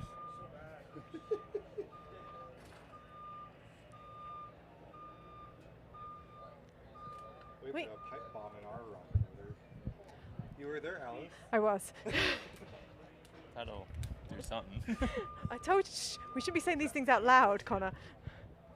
We've been waiting for what's going on. We're just having a good old nerding out session, wondering what's happening here. Connor and I were just talking about our old times, our 2020 times. COVID rocket launch. Yes, so when the 2020 Spaceport America Cup was cancelled due to the fact that there was just a small thing going on in the world with the pandemic. Our local university team was able to come out to the spaceport to launch, and we had to stand at distances away to make sure you guys got your launch certification, which your L3s, wasn't it? Or was Anita's? It was our competition rocket. It was your competition rocket, yeah. Yeah. So Connor was a Rocketeer with NMSU, which is New Mexico State University, the local team for where I live in Las Cruces, New Mexico, and has now come back as an Ezra volunteer for the last 2 years, 3 years now. This is my 3rd year. 3rd year coming back as a volunteer. So it's always exciting when I get to see some of the student teams that I supported when you were students, and now you're working and coming back and volunteering alongside me, which is always exciting. So thank you so much for that, Connor. No problem. Oh, you look, awards ceremony coordinator, it says on your shirt. I am. What does that mean you get to do? I do the lovely award ceremony. You do the lovely award ceremony, which is going to be at the Bush Convention Center in Midland, Texas. Yes. They're telling us to sit down, but I've sat down, I'm not kidding you, for 7 hours today talking. So I might hand it off to somebody else to do some talking for a bit, and I'm going to go and stand with the Scottish team. I'm going to go and just be a super fan. Be a sock. All right. Good luck.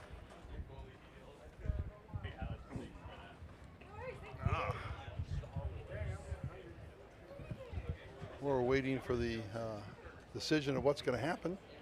Seems to be we're waiting for, it's a hurry up and wait situation. I heard we have 10 more Lots of teams in the waiting. queue, so that's good. Ready to go out to the pads? Yep. Cool. All right. Well, if we can get another shot in today, I would think I would like as many as we could today. That would be the best thing to do. We're probably up to what, something in the order of past 30, 35? Hopefully. I lost count. I was editing that video. Yeah. Oh. I know we announced, I think, 38 teams today to come out with our limited support today. So hopefully all 38 teams go up. Hopefully, I'd like to see Monash try to, or the hybrids find out why the hybrid didn't shoot. Well, I just heard Monash has scrubbed again. Monash scrubbed. All right. Yes. Well, they're not going to fly then. They said it's better to wait to fly than fly and destroy the rocket. That's fine. And I agree with appreciate them. That. That's a very good decision. That's a decision. Sometimes the tough decision is to stop and wait. Yep. Yep. That shows a good mature command chain. Exactly. And you got 200 more days, so you can. I think that's a reasonable decision. Mm-hmm. And we can see over here the people who fix the tents are busy taking things apart and putting them back together. So that's a. Oh yes. Yeah. Hopefully tomorrow we'll have a lot more tents for the students to be in. Yep. Tomorrow we should be up and fully functional. Yes, we hope. Unless another dust storm, haboob comes through. I thought we left New Mexico for the wind and the haboobs, and here it is again. Yep, there's nothing you can do about it. It's welcome to Western U.S. Looks like we have somebody checking out the rocket. There's somebody probably checking swapping out out the misfire. igniters. Yep.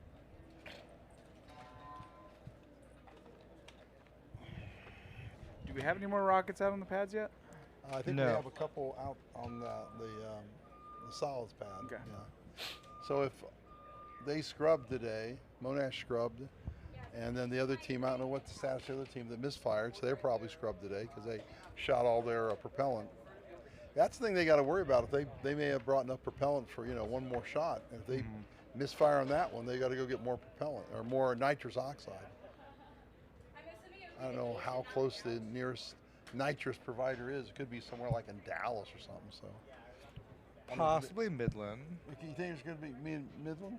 It could be. I don't know. Or Odessa with all the oil mining. Well, yeah, there around might here. be some nitrous. What other industries use it? Pardon me? Well, medical industry uses it, but it's a different grade. Mm-hmm. How about welding? Do they use nitrous? I don't think so. Another who uses nitrous, who was it? Just said, the speed racers use nitrous. That's true. So the AA fuel eliminators have a nitrous, and the funny cars have a nitrous category. Yeah. Well, I know Paul, our hybrids lead, said you need to go pick up extra nitrous. Yes. Sometime this week.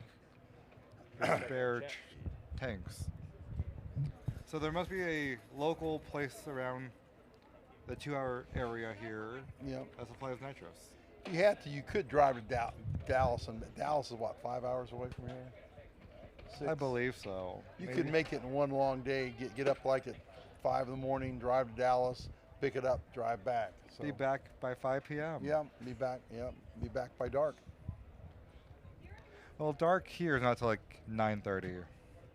Since sunset's at 2100. That's the advantage of shooting in June. You're going to get a late day, so I think that's a good an advantage for sure.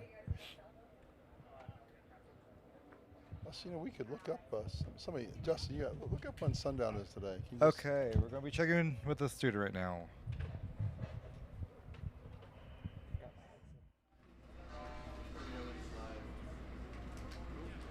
Good. We're live. All right, we're live. Tell me about this. What do we got going on here? So this was kind of a little project that kind of ended up backing off where we were in the middle of a wind and I kind of got bored and ended up making a shield out of an old trash can. So hence the name Captain Cyrock was born. And so I decided it would be kind of neat to kind of give it a whole personality, give it a whole thing. And so earlier in this past semester, I ended up designing this helmet and printing it out.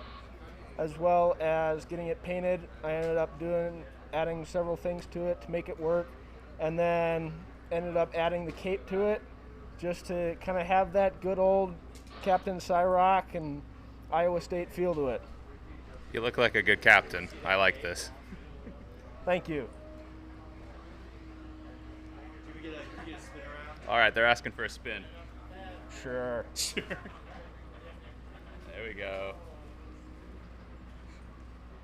Well done.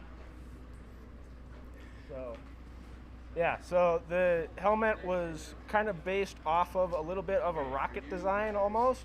So you have the main body to it, and then you have the fins and the motor housing. So I kind of thought that was just a nice little touch to add that rocketry feel to it.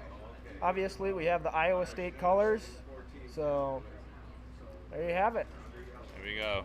Well done. It looks great. Thank you.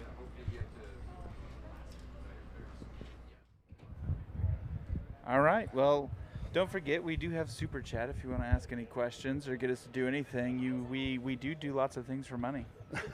Very true. Or answer questions. Or answer questions. That's right. Has anyone talked about our merch store so far?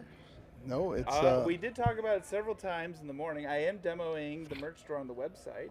Awesome. This is hat Good. that's only available on the website at the moment. You can buy those hats over there that you're wearing. Oh yeah. At the merch store here. Yep. We also have stickers, shot glasses, all kinds of stuff. Jackets. If Amin is by chance listening to this, he could bring some of that merch up here and we could demo it. We plan have on jackets. having the merch store open tomorrow here at the launch field. That's right. We don't have it open today. Because of the limited of the space for the tents. Yeah. Because of that, yes. So will the merch store be open at the George Bush Center? It will. Yes. Okay. Well. This will be our second year selling merchandise at the award ceremony. Yep. Well, that's good. I remember talking to Amin, and he said we had a very good day. Last time we had the merch store open in the Horseshoe. Mm-hmm. So thank you to all the folks out there. Get your IREC souvenir, 2025 souvenirs. It is not cheap to run this thing. And then there was a really great what questions Mr. we Slim got? Shady, Go Power Rangers. Go Power Rangers. What else do we have on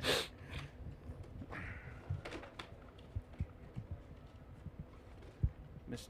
Mr. Slim Shady also says he will not give money. I'm very sad now. Oh, too bad. To a good cause. Eminem, shame, shame, shame. Oops. All right. Well, we got 10 more rockets ready to head out there if we can get these rocket off the pad. That's right. Yeah. And we're pushing against the day, so we'll have to see. So we're on. Somebody's on the. They're going. They're actually. Hey, cool. They're actually going out there to do it. Shots They're again. reloading. So. We got cars going out there. Cars are going That'll out be there. the 10 rockets that we were talking about earlier. We'll load getting them up. ready to load up all those rails. Yeah, a lot of times if you do have a hang fire, sometimes if it is bad enough and they have good enough batteries, then we'll just go ahead and throw some extra rockets out there. Yep. So we'll get those loaded up, and then we'll have 11 rockets to launch yet. Yep. That should would be launch nice. every That would be team nice. that came out today. That'd be good. I think. That's what, 40 Except for the teams? hybrids. Somebody said there was only 30 teams out. We were at 22 before I went inside. We've launched some more, so we're going to be pretty far up there. Good. I know we announced for 38 teams to travel today out here. Yep. But I don't know if all of them showed up today. Or all of them brought a rocket, or we're ready, prepared. That could be. But hopefully, I do get to see New Mexico Tech launch their 30K SRAD. I believe it's SRAD motor today. They were a great competitor against New Mexico State, my home team, since I think 2022, their first time at the original Spaceport America Cup until we moved here as IREC. Of course, Maryland, the winners of the Cup last year, had a sad day on the pad. Their rocket had That was quite exploded. an impressive explosion. Yeah, it was an expressive explosion. I was inside. That shook the whole building. We felt that. We out definitely here. felt that explosion you saw here. the flash and then boom. So you can tell how close you were. It took us a few seconds to get here. It so. did. That but was moving a supersonic. Kato's never a bad thing. It's a good way to learn for next year. That's right. Never take a failure as a hardship thing. Yep. You learn from your experiences and you grow and get better with And failures have happened at every level of rocketry. Exactly. Yep, so The longest version of our motto is knowledge through experience, experience through failure. Exactly. You don't really That's true. learn anything unless you fail. That's right. That's right. And we're back to the rocket pad. So we're getting got a staff member are up. walking by. We do have. Somebody told me we have 20 pads out there we could load. Yeah, 22. 22 pads. That's an impressive. Oh, sorry, never mind. 20. So 20? they were. Oh. See, this is why I normally don't wear the headset. Okay. Yeah, but I mean, you think if you can put a whole rack of 22 rockets or 20 rockets 20 on it, rockets, yeah. That, that's like, what, 12, 15, or 22, Shout out to 20. Team 208 we got on the pads there. That's like 15% of the rockets. If you do that in like 2 hours, an hour and a half, that's phenomenal. Oh, yeah. I still think we should drag race. For those of you who don't go know, a lot faster. Yeah, drag racing is for in high power rocketry or in model rocketry is where you push the button for 2 rockets at the same time, and it's the obviously it's like a drag race. Who gets up there first? So that's the who safely. So you got to come back and. So that's every you hear the word drag racing and rocketry, it's firing two or three. I've seen as many as like 5 or 6 rockets go off the pad simultaneously. That's part of the. In fact, where was it at Balls? They tried to have that record of.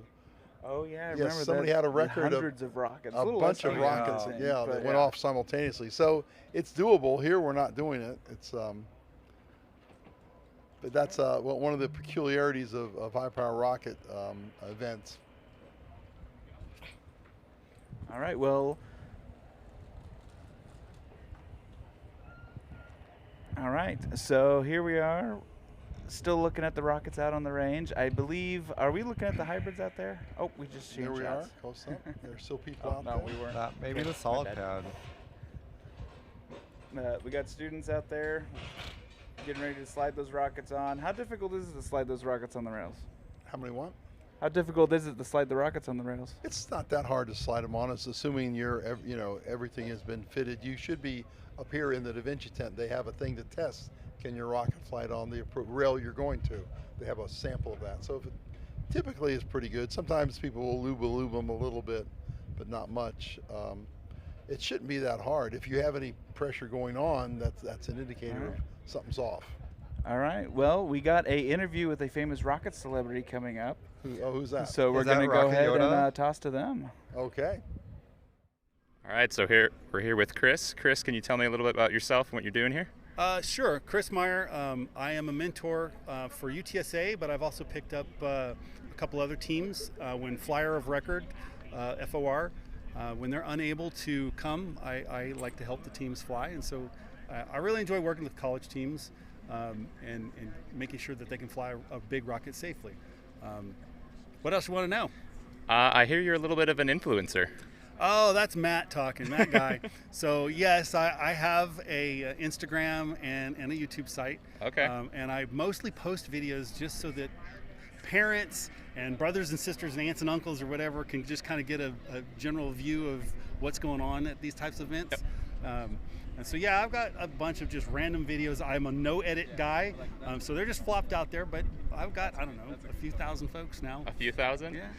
We want to know specifically how many. Specifically. All right, Matt. I know this is Matt behind. Matt needs to come out here and talk. I got giggles in my ear. So yeah, I think it's about 13,000 people now, and it's been going up pretty quick. I don't know what happened. Matt says 15.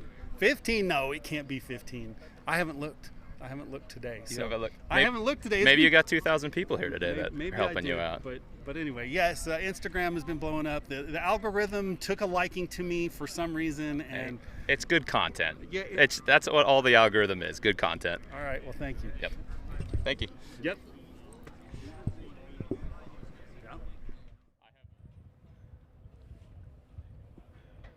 All right. Well, thanks for the interview over there, guys. We are back over here watching the comments going on. Apparently, we stirred up a little bit of a conversation going on with drag racing, though. Oh, did we? Good. Yeah. And any comments? You can read them. Let me read them here. I'll give you a turn. Greg Cesaroni said, drag racing, we have a photo in our lobby of a bunch of N10,000s. For those of you who don't know, N10,000, a big motor. I mentioned that one earlier. That going was 10 off, pounds and of they propellant in 1 second. all lit at the same time, which is rare. It's so cool. They have videos floating around YouTube too. So yeah. Thanks, Greg. So drag racing, you can put some big motors on, and it's impressive. It's noisy too. But the roar of the rocket motors. That's like right, the best roar of the part. rocket motors. There you go. And then you see the red rocket glare, like University of Maryland College Park. I'm just They had having a a hard red time rockets imagining like multiple N10,000s. That's like, you know, what, 30, 40, 50 pounds of propellant going off in all in a second? Yeah. That's what it looked like. Yeah. So that was a major crack in that thing. That's too bad. Do we got some more pad shots in there, right?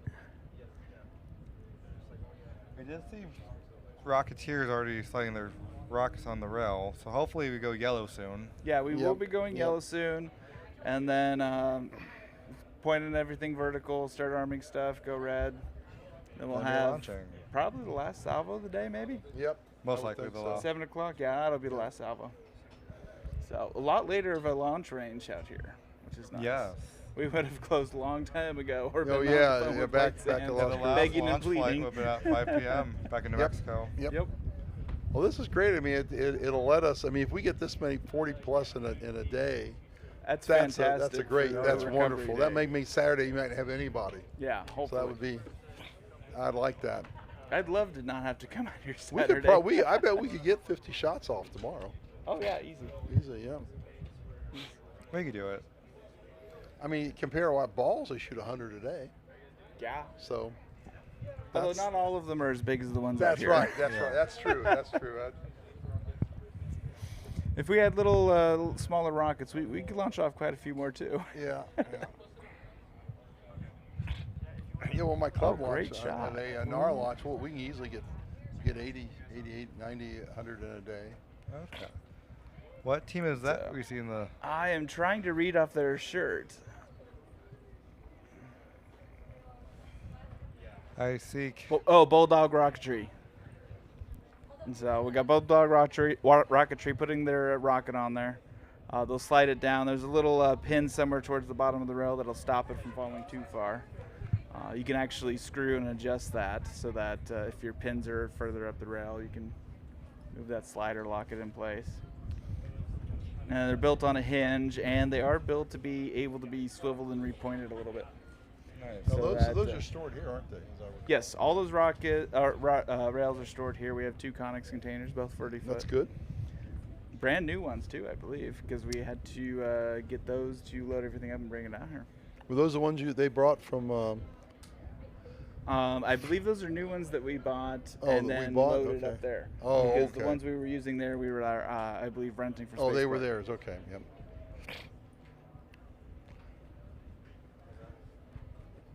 Yeah, we're thinking at my test site of buying a 20-foot. Oh yeah. Well, I just bought a 20-foot myself to ship out my stuff. I mean, they're only like a couple $1,000. You spend like $500 delivering. Yeah. So. You can get a brand new one for a lot cheaper than I thought. Yep. Considering how many hundreds of thousands of them are in the world, you know, it's see a container ship coming from somewhere and it's like, 5 stories tall of containers. I think, wow. All right. I believe we're trying to get Brom back online, so get ready to super chat if you're wanting to get Brom to do some stuff. So with our weird t-shirt order that we accidentally bought youth small, should I wear my crop top to the award ceremony? We will have to find that clip and post it. I got it on my phone. We got some. We misordered some smalls and got some youth smalls. Youth smalls, and Connor did try one of them on. It was a little painful to watch. It fits me. My head fit through the head hole. But it's more like a crop top. But it showed your physique and such. Yes. Oh yes, the chat is calling for Brom. They want Brom. We are setting up the cameras. They're going to All right. another interview here. Oh, here comes Brom. Come on, let's get a super chat. All right. Tell me. We're live? All right. Hey, chat. Let's get some super chats in the chat. I'm here with Sun City Summit Rocket Team and my buddy from Down Under, Isaac. All right. Well, he's going to help me out here because I'm getting a little tired. I am covered in dust. I'm sweaty. It's been a long day. But let's pass it on to Sun City. Tell us your names, what you're doing, what's your rocket. Give me some details. Where are you coming from? I don't know where you guys are coming from. We're from El Paso, Texas, or the University of Texas at El Paso. My name is Adrian. I'm an aerospace major. My name is Pedro. I'm a master's in aerospace. Where are you coming from, Isaac? All the way from Melbourne in Victoria, Australia. I also did aerospace engineering as just finished up my bachelor's degree. See, I was stupid. I was a mechanical engineer. I didn't know what I was doing. Wow. You guys you were pretty close. He came all the way from the other side of the world. Yeah, we got pretty lucky. It used to be in Las Cruces, which was like a 40-minute drive. That was pretty nice. I kind of missed that, but 5 hours isn't as bad. So we're still happy to be here. And the launch site is great. Everything was great. Midland was also great. It was the area for the conference days was much bigger, which facilitated everything. So it was overall a great experience. That's good. What about you, Isaac, man? How am I enjoying Midland? Yeah. You were been in Las Cruces. I've been in Las Cruces and I've been in Midland, and I love both of them. I love the country in New Mexico, but I'm really enjoying our environment out here in Midland. The hospitality, the weather has been similar, similar at times, but today the winds have been much calmer. I don't know if it's that similar. I think the tent company would disagree with you. And I think our competitors out here might be a little different. You guys have been to, El Paso, Las Cruces. What do you think about Midland's weather? Maybe it's not Midland. We're in Saragossa. Hey, I'm not from here. Sorry. Yeah, definitely a lot more water. It's really dry out there, so we've been feeling some more humidity, and that makes it feel way hotter than what we're used to. Because we do get like 110s over there, but they're dry, so they don't feel as bad. But honestly, it does feel cooler today than last year, for sure. Yeah, and it's the wind definitely didn't pick up as much as it did pick up last year. So it was great. Our rocket launched great. There wasn't a lot of wind, so I guess that's one thing you want when you're launching rockets, not a lot of wind. Yeah, it's not too bad. I love a little breeze. It's keeping me cool up there on the Connex box. Me and Isaac are up there. He's doing the RSO. I'm just trying to catch the rockets with the cameras, but. Tell me a little bit about the rocket you guys brought out here today. So last year we got delayed a lot by a sandstorm. So this year we found it fitting to name our rocket Sandstorm. So you're the reason why we had another sandstorm. Maybe, okay. Maybe. All right. I see how it is. We manifested on every other team but ours, I think. Yeah, I guess. But no, it's an 11 and a half feet rocket. Actually, 6-inch in diameter. We were in the 30K COTS section of the competition. Right. Yeah. We hit 29,541 feet. Yes. Yeah. So we're really happy with the result. It was a nominal recovery, a little far, but we drove most of the way, so not a big deal. Oh, so you got it? You got it back here? Yeah. Where is it? It's already packed up, actually. Yeah. Packed up? Oh, yes, man. Sir. I love to see the rockets. Isaac's here from Australia, and his team, Monash. Can you tell us a little about them? They've been out on the pad like all day. Yeah, they've been working hard. They brought a whopping 36 students with them, which is pretty crazy this year. The rocket is the first time they've competed at IREC with a hybrid. It's a equivalent of an M3400 or thereabouts. So pretty nicely done motor, in my opinion. Pneumatic valve in the center there. It burns for about 3.5 seconds, and they're on track for their 10,000 feet in the S-Rad category. Well, chat, I'm wondering what you guys think. We got a team who've already launched. They got the 30K. We got a team who's still sitting on the pad. Let's see what we want in the chat. Who we got the love for? Oh, okay. All right. You know what that means. So we got a super chat for Isaac to shake that moneymaker. I'm hearing. Okay. All right. Sure. RSO's got to go. I mean, it's just yellow. Director of launch is walking away. Oh, he's running away. All right.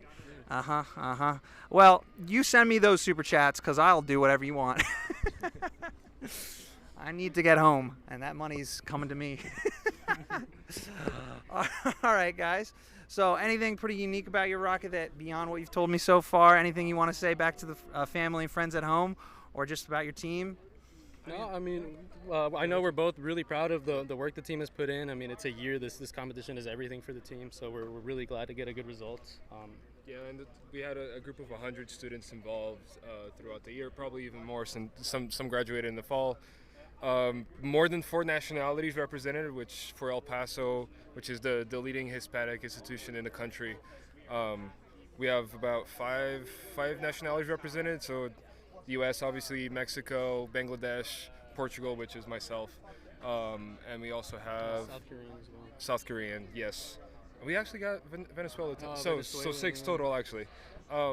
So we have students from all around the world, just in the borderland, so to say, in El Paso, Texas.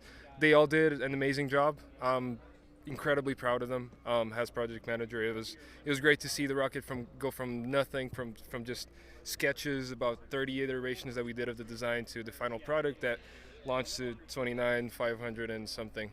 Yeah, I'm tremendously proud of the work that the group did, all the sub-teams, and it was just great to watch. It was a great spectacle. That's great, man. This is great. I'm so glad you guys were able to launch. Is this your first time out? This isn't your first time out, no? It's this our is your 4th year as a team. So individually? This is my 2nd time. This is my 3rd time, yes. Wow, okay. So you 3rd and last. Well, I hope this was a great experience for you, because, Midland's our new home for a little bit. And this is way different than Las Cruces. I'm sure you're both aware, being out at Spaceport. But I would say, for someone, are you graduating? Yes, sir. Or you got a job?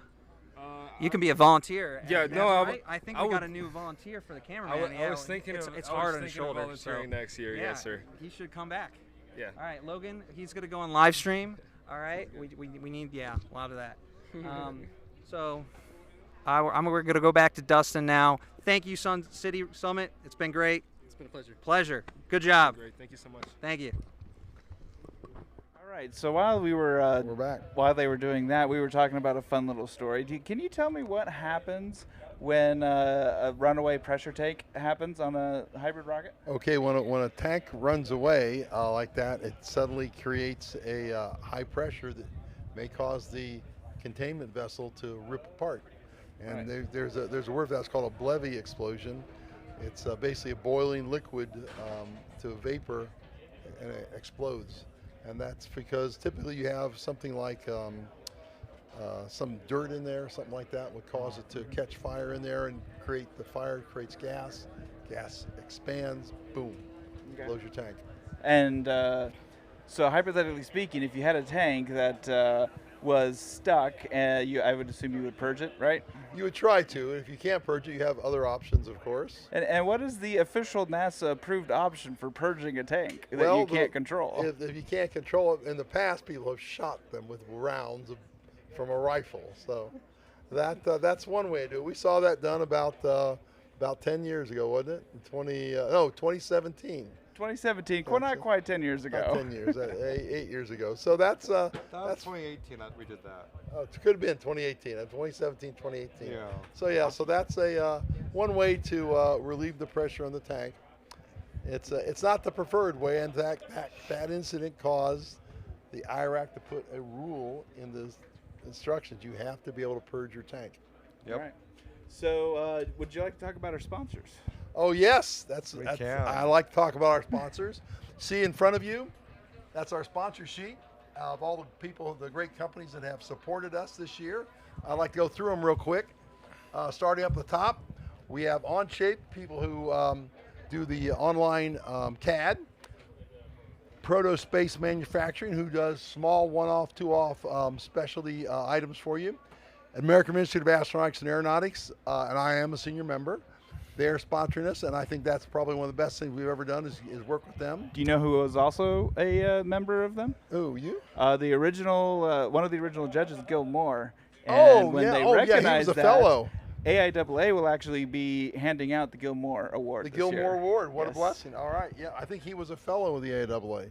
Is that right? Yeah, I think he was. Fantastic. Wow. All right, going down the second level, industrial guys, Blue Origin. Their Van Horn test site's right down the road, about 100 miles. ANSYS, another CAD program.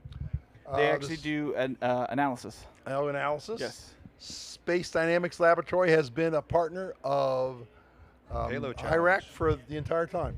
Yeah, I almost pretty darn close to it, if not the entire time. Yep. Those guys have been great. I've had a great time with them. I've met a lot of them, and they're great people. Of course, the city of Midland is supporting us wholeheartedly. We can't thank Midland enough for the gracious support they've given us. Estes Energetics. Estes created a new company which is doing things for other customers other than amateur rocketry. So wish them good luck. SolidWorks, another CAD program. That's my personal favorite. I have SolidWorks. Fiberglass, people who do make composites, composite roving. The Midland Chamber of Commerce, they're some of the people who we helped set this up with. Tripoli Rocket Association, I'm a member. I think you're a member of Tripoli. Yes. Yep, you're a member of I'm a Tripoli. member We're as all well. member Tripoli. Don't look at my badge. I just Yeah, didn't there know my you go. Tripoli number, Okay, so my they number didn't is fill it out in the database. 85. What's yours? 22569. What's your number? I forgot He mine. forgot That's it. why Yeah, it says an A, because I didn't 1585. fill it Yeah, out. lowest Wow, number here, I Dustin, bet. wow. All right, Aerotech. A lot of the motors here are Aerotech motors. Right beside Aerotech is Wildman Rocketry. A big shout out for them. I've heard a lot of teams have Wildman equipment. Yep. Space News, something I probably read weekly for sure. Next list is in NASA Science. NASA Space Flight. NASA Space Flight. They're here helping us as well. Go check out our Instagram, Ezra.rocket. We just posted a video of a bunch of the slow-mo from their amazing pad cams. And yeah, it's awesome. They're Love really having cool. them Amazing. there. I They're love really having them amazing. here. Next one up is a relatively new organization, the Space Force Association. That is the people who are supporting the Space Force, just like the Air Force Association, the Army Association. Now we have a Space Force Association. We're glad to have them here. I bet you a lot of people here may actually be in the Space Force someday. Yeah. Wouldn't surprise me. The Horseshoe County Arena and Pavilion, great place. I was there yesterday. I was there for 2 days. I loved it. If I ever have an event, that's where I'll go. Of course, George Bush Convention Center is where we're going to have our award ceremony. Midland Development Corporation, that's who we contract with, I believe, in it. Midland, and they've been great. I know those people. They're wonderful. Legacy Artificial Lift Solutions. You look around here and all the things that are bringing the antennas up high.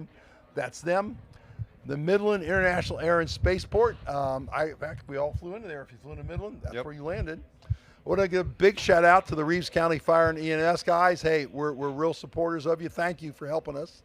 Hero X, the people who we do our website through, are we've been doing it for quite a long time. The Open, what was that? OP Operations. Okay, Operation Solutions. Operation Solutions. I'm not familiar with them. What are they? They're. I am not familiar with them either. I'm sorry. They're supporting our communications with recovery operations. And I believe Firehawk is also doing that, aren't they? Yeah, you could say that. You could say that, yeah. Okay. Going down, Hero X is where we do our all of our judging. And and team all water communications. The Blakemore Planetarium. I think they're actually live.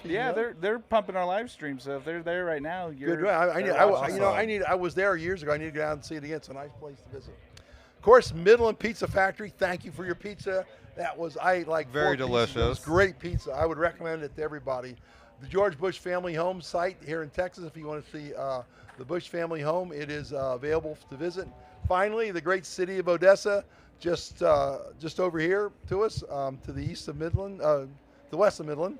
Another great town to have in. I've been to both of them. I think they're great. They support us wholeheartedly, and we appreciate. So that's our sponsor list. That's who helped get us here. I believe we're actually missing one or two of the SpaceX and Starlink is not on that. They kind of came in pretty late. I wish I could get an interview with a SpaceX engineer, but I don't know what I can find one of them. We thank you for SpaceX for all the support you got. They were there yesterday talking to students. So I think that's a great thing. So we're now red flag on the solid pads at least. Okay. So they're sticking their igniters into the rocket motor. Then we'll be heading back this way to launch. Fantastic. And I believe we should have 11 rockets out there. We had 10 ready to go, so we sent 10 out, and we have the one that was hung. So we'll get new igniters in that. So we'll have 11 rocket launches. Woohoo! All right. Got some people loading up the van. We have a team Got who has ladders, good connection to their live stream, for those which that is haven't good. been watching all day, we typically have some ladders so that you can get up there to get to the recovery system. They have turnkeys typically, or some sort of circuit breaker, so that when you pull a key or pull a pin, it will immediately arm the system. And we do that because a lot of our flight computers are pressure driven. So it's measuring the pressure differential. You have a hole in the side of your rocket, and it will detect the apogee. So once the pressure stops decreasing and starts increasing, it knows it's falling back down. There's also GPS altimeters, but I recommend not doing 100% GPS because hypothetically speaking, if you put the wrong nozzle in, you don't get enough thrust in your rocket, and it goes lawn dart, not that it's ever happened to Ezra before. Don't know what you're talking about. Be a bad day. My personal favorite story was the Cornhuskers came out back in Utah, and they lawn darted because their motor manufacturer accidentally swapped the nozzles on them. And so they lawn darted, and they were 100% GPS, and according to the GPS flight computer, it never actually stopped going up until it impacted the ground at ballistic speeds, and it hit a really hard chunk of ground and made the most beautiful crater you've ever seen. And we used to do these fun awards that I keep trying to bring back every year, and so we gave them the Cornhusker Crater Award. We should do that, but I've been told sometimes our award ceremony goes too long. Yes, but I am going to help you shrink it. I promise. We're going to shrink it a lot. And they don't have to come up on stage for those fun awards either. So, you're very true. We could do it as we're waiting. Oh, it looks like we have some live telemetry here from one of the rockets out there. All right. Got video feed with a bunch of nerdy stats for the nerds on the live stream. Guys like to do performance analysis. There we got altitude from origin, vertical speed, global acceleration. It is the altitude of Voyager. University of North Dakota? Minnesota. Displacement of Voyager. Okay, yeah. University of really Minnesota. Cool. That's their live TM. Minnesota is awesome. I work. Does anybody want to talk about it from the Minnesota team that is definitely within range? Okay, cool. We're going to get somebody to talk about this beautiful live stream. Have a seat here, miss. All right, thank you very much. We have Anna with the University of Minnesota. So here's what we're seeing, if you can see it. So right now we're still getting it set up, but soon you will see we will have an overlay that will show a camera. It is a DJI Mini that will be pointing downwards, and that is being relayed through DJI goggles and that like the Air Unit 04. With that, we also have an overlay that will be displaying XY coordinates and also the flight path. Oh, that is awesome. Mhm. XY is either one of those altitude, or is that just kind of showing the hovering path from the rail? Just hovering path from the rail. Oh, that is awesome. Oh yeah, it's in the screen. You can kind of point. Yeah, right there. So right now we're still just getting everything set up and ready. But yeah, we're super excited. So I assume that bouncing around is just because it's, maybe microscopic little adjustments? Yeah, possible. Okay. Mhm. Yeah, we're also just getting it set up on the rail now. So. Awesome, sweet. No, that's going to be fantastic. Can't wait to watch it. Yeah, we're super excited. This is our first year trying this, so. Awesome. That's going to be my question. If this is your first time trying it this year. Awesome. Yep. Mhm. Do you know Erica? Yes, I do know Erica. Erica is one of our volunteers, alumni of your college. She's actually, so we're University of Minnesota Duluth.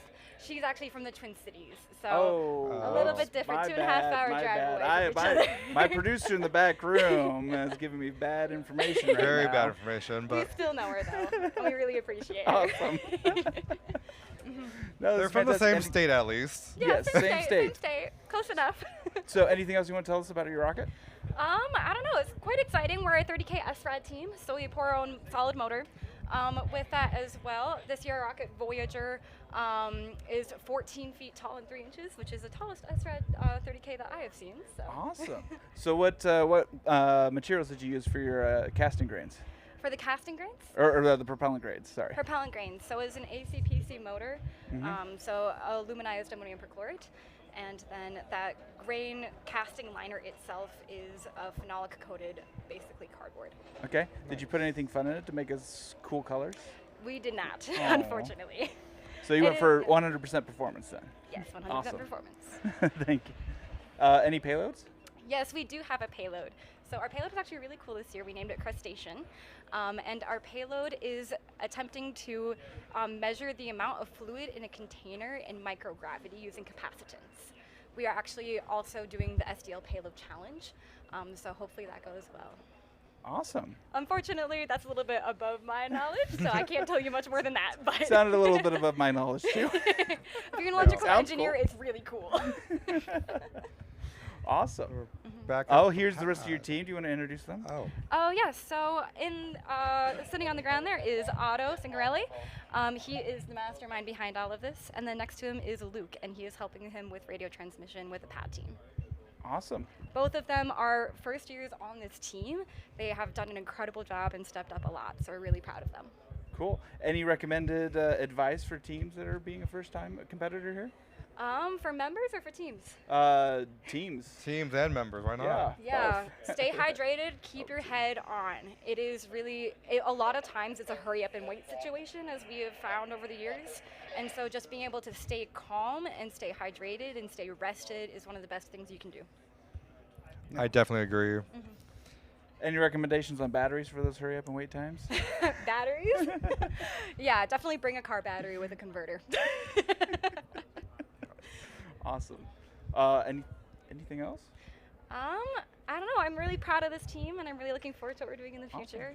Any shout-outs? Back home? Yes, if you're watching, hi, Mom. Also, hi, siblings, and hi, Deidre. Awesome. Right. Well, thanks for joining us. Yeah, thank you so Thank much. you very much. Awesome. All right, who can I hand this to? You can just set it on Hand it back to Rich. Cool. All right, welcome back, Rick. Yes, sir. That was very nice. All right, let me check the chat feeds to see if there's Anything in anything the going on. Lots of call-outs for the Bulldogs. Awesome. We got Cherish Johnson, Lord Dibble called out Duluth. Go Bulldogs. All right. Well, who's the next team? Do we have another team? And setting up for any live streams? Grab a Scotland. Nah, the table looks empty. All right. You look busy. You're good. Woohoo! We got a little bit of something from the producers. All right, we got more rockets getting vertical. Looks like that place is clearing out, though, so some of the teams must be heading back. Does it look like it? Are they Getting ready for a red flag. Nope. We do have a van coming back, which is a good thing. But I see a lot of rockets people without there, teams yeah. hovering around them, which is a very good sign that they are ready to go. They're getting ready to go. Yep, they're loading So up. 11 rockets coming up soon. This will be the latest, largest salvo we've ever shown. This will be the latest salvo we've ever shot for Ezra, definitely. Even when we were in Green River, we never went this late. No, never. Of course, we all, you know. We would have given up and went to the next day by now. Yeah. This hat is on the website store, by the way, if you like it at all. It's got our new IREC logo that we rebranded with this year. We'll work on some rebranding of other logos later next year. They've got the pins there. For, Yes, we got pins. We got two different stores going on. We got a lot of merch that's local, that's pretty exclusive to. You're gonna have to buy it locally because it probably won't be on the store. And then we are building up our own online store on the website. So we have some shirts. Hats, we got even mouse pads, we got desk pads. I personally like the desk pad. I have several I'll get my desk pads sister at some home. T-shirts. That'll keep you quiet. Any like traveling mugs? Yes, I believe we have traveling mugs as well. Nice. Okay. Oh, we also have this Ezra hat. I believe is actually available on both. Yep, that Ezra You hat. can get that locally here, or you can order it from the store. And it works very well. I have one. I've used it for a couple of years. I like it. Yeah, I actually highly Comes with recommend a those. neck You got the protector. little neck thing that you can dunk in water and get wet, and then that kind of goes down your back and keeps you cool, protects your necks. I like the IREC logo a little bit better, so I'm wearing this one with the dad hat that is rustic and kind of worn down look. I do like our new logo for IREC. Well, it's so much better than Space for America. Yeah. Well, you guys should look at this. And I actually designed that logo, so. I know you did. Yeah. Oh, thanks. So this logo, you designed it. I thought Dustin started and you finished No, it. Or so what's the story this with this logo is actually, it was redesigned in 2017 off of the original okay. logo, which is it needed a lot of TLC, and Matt gave it a lot of TLC back in 2017, And then this year, we never actually had a logo for IREC. The closest thing we had was like this little red thing that was a real rocket engineer that we put on our t-shirts. And then Matt did all the mission patches. When we moved, we started doing a lot of mission patches. The hidden story behind that is it was very costly to order different sizes of shirts, and you get stuck with bad sizes and extras. And so we started doing the patches instead of shirts for like one whole year, and then we came to Spaceport, and then we started doing the shirts again because So we here wanted a shirt. is Jessica, thank you. Oh, thank you very much. One of Awesome. the portable cups. Yes. It's online. It's also here, and it's also online, isn't it? Yes, and then we got the Ezra patch on one side, and then we have this year's Mitchison patch, which was designed. This was the first year we had the students do a competition to design their own patch. That's the winning patch. Yes. Very And good. then if Jessica wants to come over and demo the shirt, we went a super logo kind of theme. So we got the IREC on the front and then spin around. And we got the kind of retro look going on in the background with rockets with Ezra on it. And they are doing a drag race. And they're drag racing. Oh, yeah. And then the IREC hats come in multiple colors for both the thread and the hat. And so you have the white hat with the white IREC logo on it. So for any fashionistas, we can whatever color you want. Oh yeah, and we're going to go crazy with the store once we get some time after the event. We're going to get a lot more stuff on there. Thank you, Jessica. There is exclusive merch here on site. There are the pins that aren't available through the provider that we're doing on the website. So those pins, I believe, are only available here. We also have some challenge coins. Gold challenge coins that have the, I believe it was the Ezra seal on one side and the mission patch on the other. So if you want some exclusive merch from the merch store here in person, have your student competitor go pick some up for you tomorrow through Saturday. They'll be out here on the range, and then the awards banquets, they'll have the merch right back there again. Yep.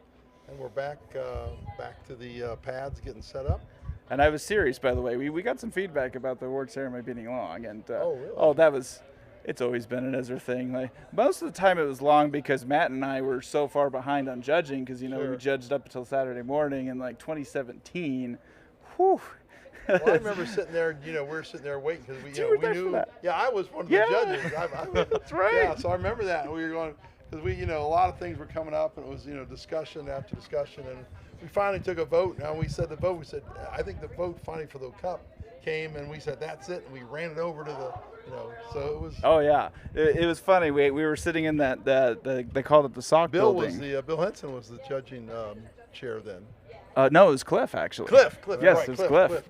So Cliff. yeah, we're sitting up there. At one point, it was the first year at the Spaceport America Cup, and at one point, we basically told all the new judges, "Okay, you can go to the awards banquet. We got it handled." And all the legacy judges started trying to figure out what we were gonna do. Yep. And at one point, it was hilarious because we get all the scores into the Excel. We sorted biggest score to smallest score. Okay, we got first place. We got second place, and then okay, next category, and Cliff looks up with this shock and horror. Categories? We have categories. He forgot to put the category column on the Excel file. Oh no. And I just grab his chair, I throw him to the side, and we did some index matches for those Excel nerds out there, and we got it fixed and ran over there. But the worst part was like the students that say that the award ceremony ran long didn't experience 2017 when we literally told the Virgin Galactic guest speaker, go as long as you can, stretch Was that the it time out. you guys announced winners to like midnight? We got out of there late because we had to drive back around through the consequences because the road wasn't paved. I remember that night. Yeah. Yeah, and everybody was like mad at the guest. People back with me. Yeah. And it was they got mad at the guest speaker. It's like, no, we were telling them to run long because we didn't have scores. Well, if you look, it's got a thing. A bunch of people are coming back. Yeah. A little convoy, so that means things are starting. Yeah, this year we're taking it serious. My goal is to get it down to an hour. All right. So. All right, we Sounds like got you have another some team ready to be doing interviewed stuff. by Brom, everybody's favorite interviewee. So we're gonna pass it over to him. Oh, hey, chat. We're back just before we do a little launch, and we got our team 408 here. I am actually their judge, so they better be twerking right now because we know what you want. We know what you want. Yeah. So let's see it, boys. I'm your judge. Don't remember. We still got. It's still Saturday, so let's see it. Let's see it. Yeah. Come on. Team 408. No, man. We'll do it at the same time. Ready? All right, which direction? That way, of course. Yeah, get it. Oh, man. Ready? 3, 2, 1. No, you got it. You got to throw more after that. You got to throw more. What do we think, chat? What do we think? I don't know. Do I take some points away? Oh. What is their teams thinking? They're right here. They're about to launch, right? You got to twerk with us, though. I'll twerk with you. You guys got to do it. At the same time. All right. We all got to line up. All right. We got to line up? Yeah, we got to line up. How we looking, chat? How we doing? Right. I got to see those super chats. All right, ready? All right, got to go like. Yeah, down low, throw back. Throw back. Yeah, there we go. You gotta throw some hip to it. Yeah. Yeah, get the chat what they want. All right, I think that's an extra 15 bonus points for them right there. Hey! I'll make sure of that happening. All right, well, before we jump back and we see you guys launch, we want him to actually tell us what you're launching and what you're doing here. Yeah, so we're from University of Texas at San Antonio. We're the Worminator 9000. We basically are launching worms, the same worms that launch on the ISS. It is C. elegans. Basically, we don't know why, but in certain stressful situations, they change shape based on their environment, and we're recording that to see what phenomenon they go through during a rocket flight. Worms and twerking. It's all connected, man. It's all connected. It's all connected. Yeah. But yeah, I'm Isaac Del Rosa. This is Gabe. My name is Gabriel Guzman. So we're in the 30K SRAD category, solid, and we're expecting, I believe, like 27,000 feet. So we're replacing our igniter right now because it didn't ignite the first time, but we're up next, I think, and hopefully it goes well this time. Hopefully. These guys already launched once in Texas, so they were pretty confident. Yesterday. Yeah, so I'm glad to see you guys out here. Hey, oh, you want to join us? You guys want to join us? You got to twerk though. Got to twerk. All right, I think we're about to go to launches. So, chat, we love you. I love you. Thank you for paying for me to stay here, and because I think they'd throw me out otherwise. I'm gonna pass it back to our host. This is the University of. Hold on, All right, so what you're telling me is we have rockets filled with worms and we have rockets filled with semen. That's an old joke. That's what I got away from this. No, it's not. There is what was that called? A sea oyster of semen on one of the rockets. Yeah, that's true. But we have Scotland. So we have Scotland going up. Scotland's going for the European record for amateur, for colleges, for altitude.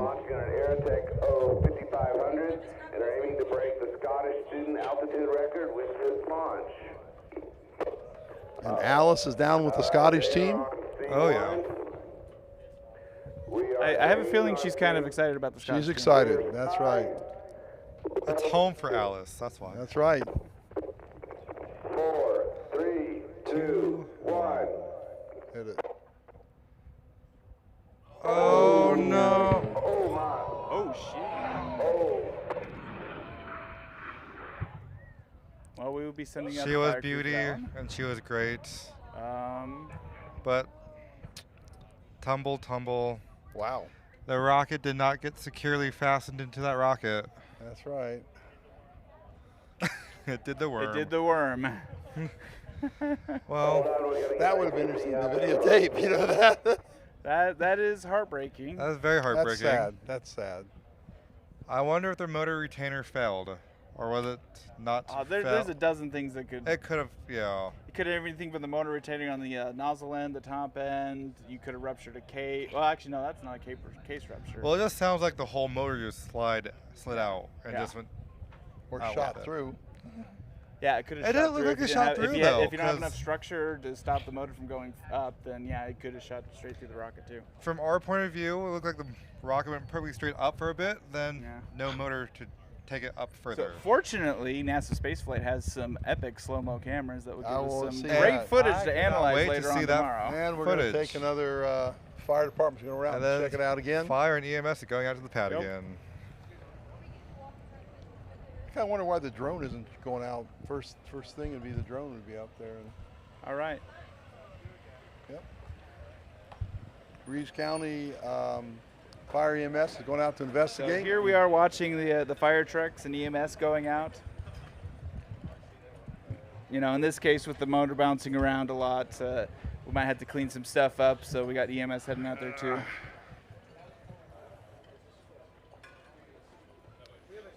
So there's a lot of disappointed Fantastic people support from the local cities here. These are the only vehicles that we would not complain about speeding. Exactly. Yep. So these are some epic shots that were coming in from the drone team.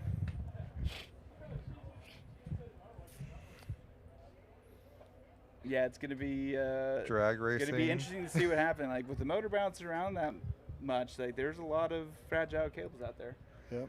There's So a lot of. It could have melted or burned through any one of those, and now we're gonna have to recert not recert, but at least double check the continuity on all the systems before we run away. Yes, and hopefully that motor did not damage any other rockets on the pad either. Yes, that one could have. Now with solid rocket motors, we have grains that have a hole down the center of them, and what happens is we light them, and it'll start burning that inside layer. And then as it burns through there, it actually gets more surface area, so it burns faster and faster and faster. So you can do some fun things with them to control timings by off-centering and doing half Then does it burn moons and stuff faster? like The that. linear burn rate's the same. The thrust, the gas it creates is greater. Right. Yes. Right. Yeah. Okay. That's. But what happens is they actually start creating that chamber pressure. Then the nozzle does its work and it produces thrust. So once you separate and lose that cap or that bottom, then the grains just kind of sit there, burn both sides out, and then they slow down a lot on the burning. It'll take a while to burn. And I think what they were showing there is that case must have broken open or something like that, because there was a little bit of fire coming out, but not that much. Let's hope there's nothing damaged from the shrapnel.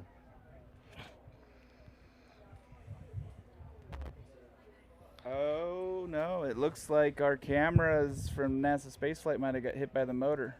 Whew. Yep. Yeah, that is NASA Spaceflight's camera. It may have very well taken it took a direct hit, yeah. Wow. Hopefully can repair those, because those are pretty epic. How many cameras do they bring with them this year? I am not sure how many, but there are 3 cameras on that box that just tipped over. Wow. Ooh.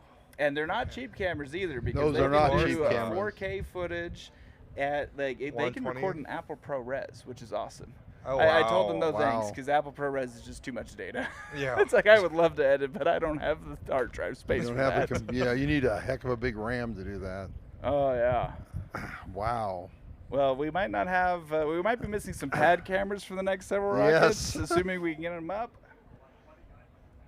But with a direct hit like that, there's no telling. There might be a direct hit on some of our equipment too. So hopefully not. Wow. Wow. I'm hearing from the producers inside that in order for that to tip over like that, the tripod had to take some severe damage. Oof. Yep. I believe it. So, Well, if we're lucky, the tripod got hit and the that camera is- just that fell is over in the dirt. impressive. I It's- can't wait to see some of these replays. So, oh yeah, we're just kind of scanning for damage. It's kind of hard to see on the small screen, but there's some guys out there. Can you rotate that about 30 degrees? Yeah, sorry. Yeah, that's just sun. There you go. That's good. That's There. good. Yeah, there. Yeah. Oh.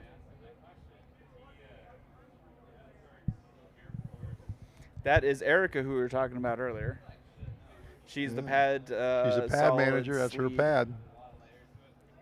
Original member of the University of Minnesota Twin City. Oh, not really? Duluth team. Okay. Experienced, very experienced, so she knows her stuff. She's actually really good. I'm extremely impressed with Erica. She is awesome. Follow them. Follow them. Okay. And so before this year, I haven't had much chance to chat with her, but I got to sit down and talk with her for about 5-10 minutes, and it was amazing. This is the last frame from the NASA spaceflight camera right before we lost it and it got knocked over. So that is the last frame that you're looking at. That right shows now. something's coming their way. Yeah, that is. That looked like. Woo!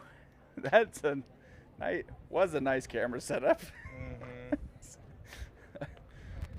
Well, it looks like they're leaving. They must be fairly confident that most of the equipment out there is operational. The other thing, the Wilson FX system, we can actually check for continuity up here. So I'm assuming LCO has already started hitting the continuity checks to make sure that everything's going. There's a box up here that wirelessly communicates with with 20 pads out there. There's probably like 3 boxes out there that are going to all the pads. We use extension cords, very sophisticated. Yes. And so we use those to run to the pads, and then you plug in a little electrical outlet, and then that has the little alligator clips on the end. And so anyway, as long as you have continuity through the igniter, the system, chained? What's that? How many extension cables have been daisy chained? Ideally none, because if you, that was kind of a request if we're not looking at replays. But yeah, so anyway, you can do continuity through the igniters. Yep. And so it's just by running a very, very low, what would it be, voltage through the igniter, and as long as it can actually you're running low power. Low power. A tiny amount. Talking about a few millivolts, or maybe the same voltage, but your milliamps is extremely low. Right. So the power is low. So not enough to ignite the igniter, but enough to say, hey, not enough to even heat it. Yeah. So yeah, we can hit buttons out here. We can turn the different boxes on. Then from each box, we can turn up to 8 pads, I think, per box. And as soon as you turn it on and say I've selected you, you get a red or green light. Green means you have a full circuit, and red means you got nothing. All right, there it is. They're coming back. So we have no fire, we have no damage to rockets. So we're going back to launching as soon as they're all right. We're back to launching, you guys. Bravo 5 is team 408. Pad Bravo 5, okay. The Worminator 9000, this is the no joy fire from the previous salvo.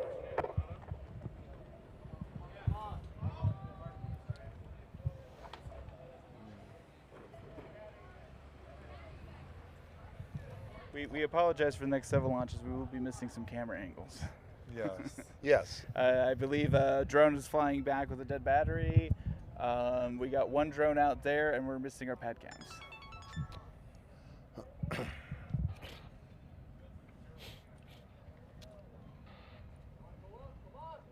Wow, with the sun going down, you can look at the horizon. I see. Yeah, the plume, the flare stacks.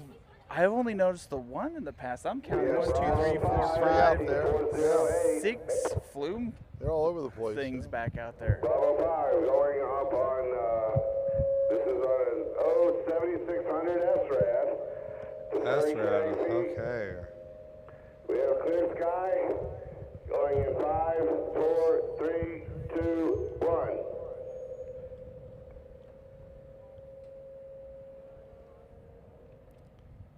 So far, no ignition on pad B5. Oh, there we go.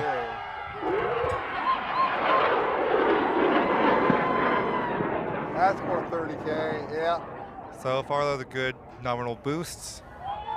That look good. You hear the cheers of the team?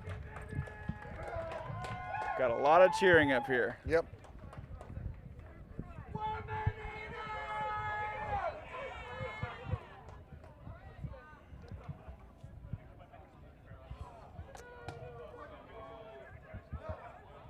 I lost it, unfortunately. Oh, it sounds like we got an event. Oh, there it is.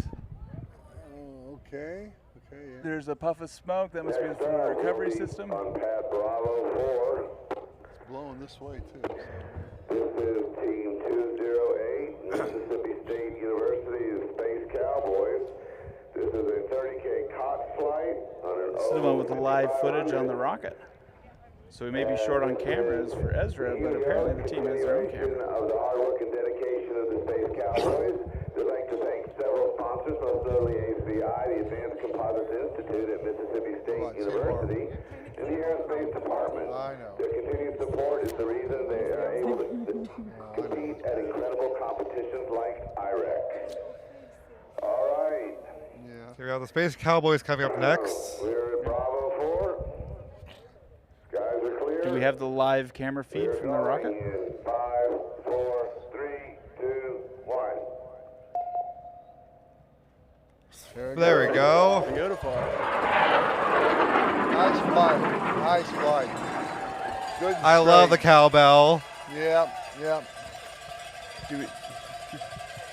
Well, that's the happy Space Cowboys from Mississippi State. Yep.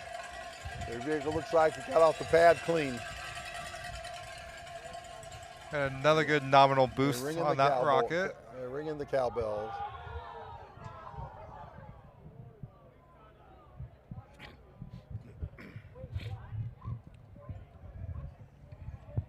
It's 8 o'clock.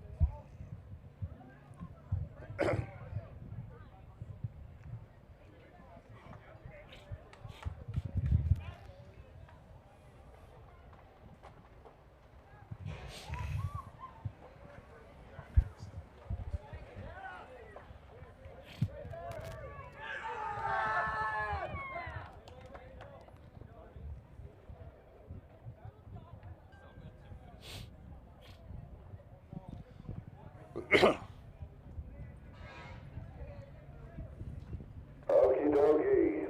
We are moving to now Bravo 2. Be our last solid flight of the day. This is a team from the University of Minnesota Duluth, Bulldog Rocketry, flying 30K on an SRAD motor. It is an O3080.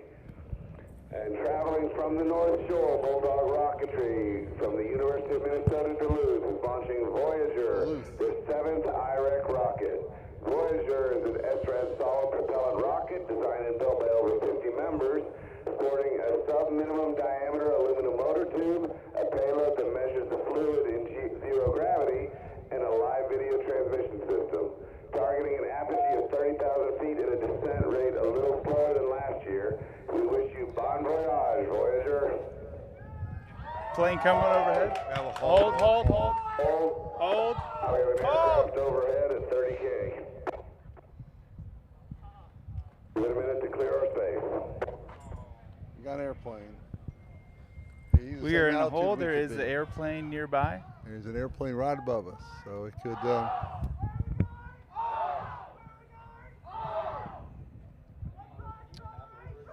So theoretically, that plane should be well without side of our space, but we're going to 30K. it's still at the same time, you don't ever want to launch right. and spook the plane. That is American Airlines from LAX to Austin at 37,000 feet. What's that? American Airlines at 37,000 feet. All right.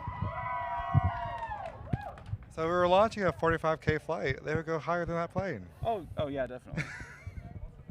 Which is why the higher than 30,000 feet altitudes are limited to a smaller time frame during the day. Yes. But another thing to remember is he's probably at least, 30, 40, 50 miles out in that way. So, I mean, not necessarily. Another 3 or 4 minutes, he'll be way out of the range there. He'll be over Midland. You want the tail number, producer? Yeah, you can do that now. You can find out what rack. You can open up Flight Tracker and you can see every single flight. The tail number for American Airlines was N863 November. Okay. Oh, yes. And everybody on board can now know that we spared their lives. You better watch it. You get in trouble saying stuff like that these days. I'll tell you what. They're out of the range now. I would say they're good.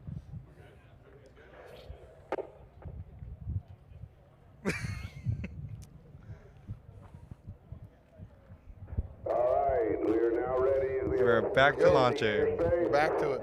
So we're ready to go with 406 on Bravo 2. Bravo 2, Team 406. We are green, and we are launching in 5, 4, I see smoke. I see smoke. That's smoke. Fire. There we go.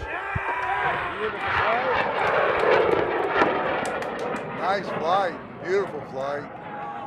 Duluth doing well. They're going to 30,000 feet. Yeah. They would have seen that contrail. They were right by it. I guarantee that. Oh, hey, here's the live footage. Live footage. Oh, they're actually Nice. live. Oh, awesome. All right. I mixed up my rockets. That is amazing. Beautiful. So what causes a rocket to spin? Pardon me? What causes a rocket to spin? A lot of Misalignment reasons. of the fins. Because the fins are a little misaligned. That's all it takes.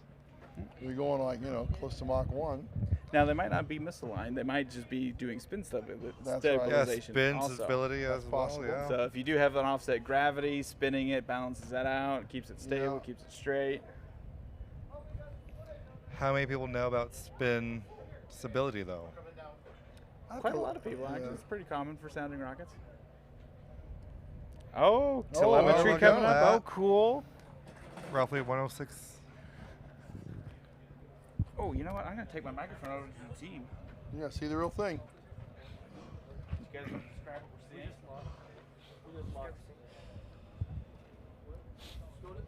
Go to describe what you're seeing? Do we know what See, what do we? Oh, they just took it off.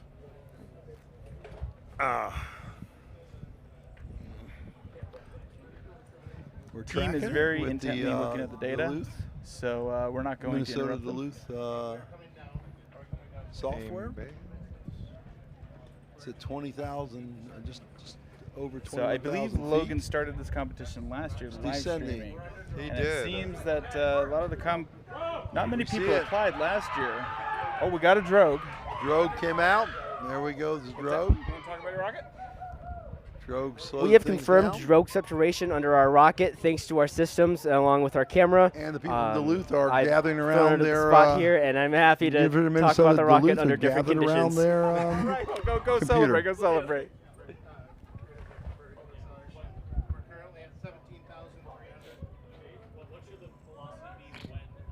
They're at 17,300 feet, I believe they just said. 16,000.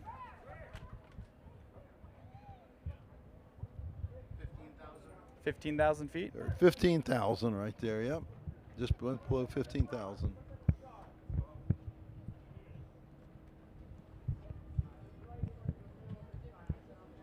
I do see two planes coming. Do you already our know what your direction max altitude was? From east.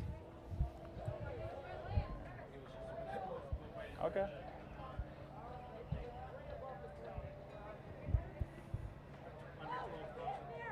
They're under 12,000 feet.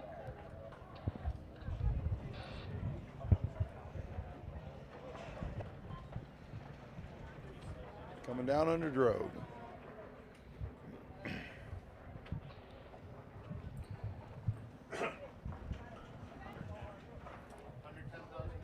Well, that They're our under last 10,000 under 10,000 feet. Which is the altitude of the smaller competition.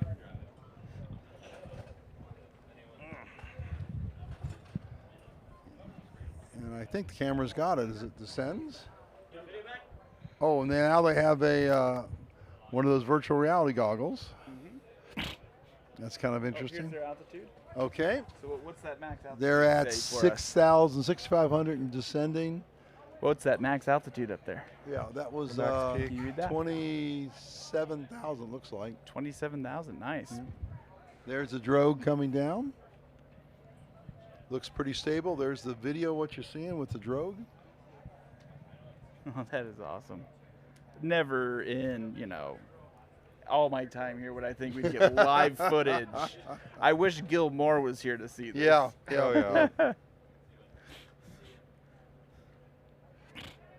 I mean, any one of these would have crushed the technical achievement just in the live streaming alone. Oh, yeah. Yeah. That is just And so many schools are doing it. It's not even, it's part of the competition now. Mm-hmm.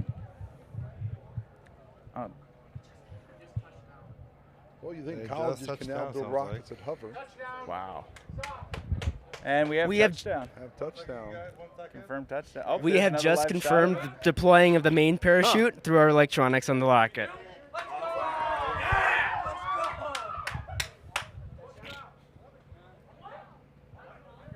I'm going to see if we can get one of them over here to talk Okay, in a great. second. Great. But in the meantime, can we get, I'm going to see, that may have been our last launch. I'd love to get official confirmation from LCO that is Let me the go last launch see we're who, gonna attempt tonight, though. Let's see if anybody's around. Hold on.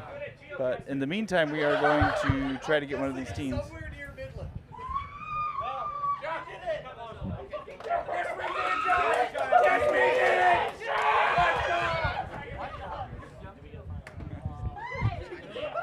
Can we get the team lead to talk? Team lead, Rachel, get over here. Rachel, get over here. Hi. What are you feeling about right now? I think all of us are so ecstatic, genuinely. Camera. Oh, Come over here.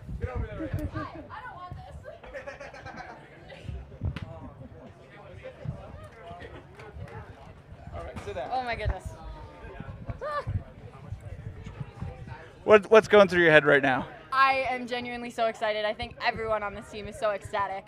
Like, the fact that we saw shoots, the fact we saw separation is so cool. Awesome. So your target altitude is 30,000 feet, right? Yes. What'd you predict for the Bearman Award? 30,862. Okay, and what'd you hit?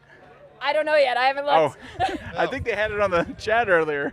I wasn't looking at that. I was Or the tracking screen. it.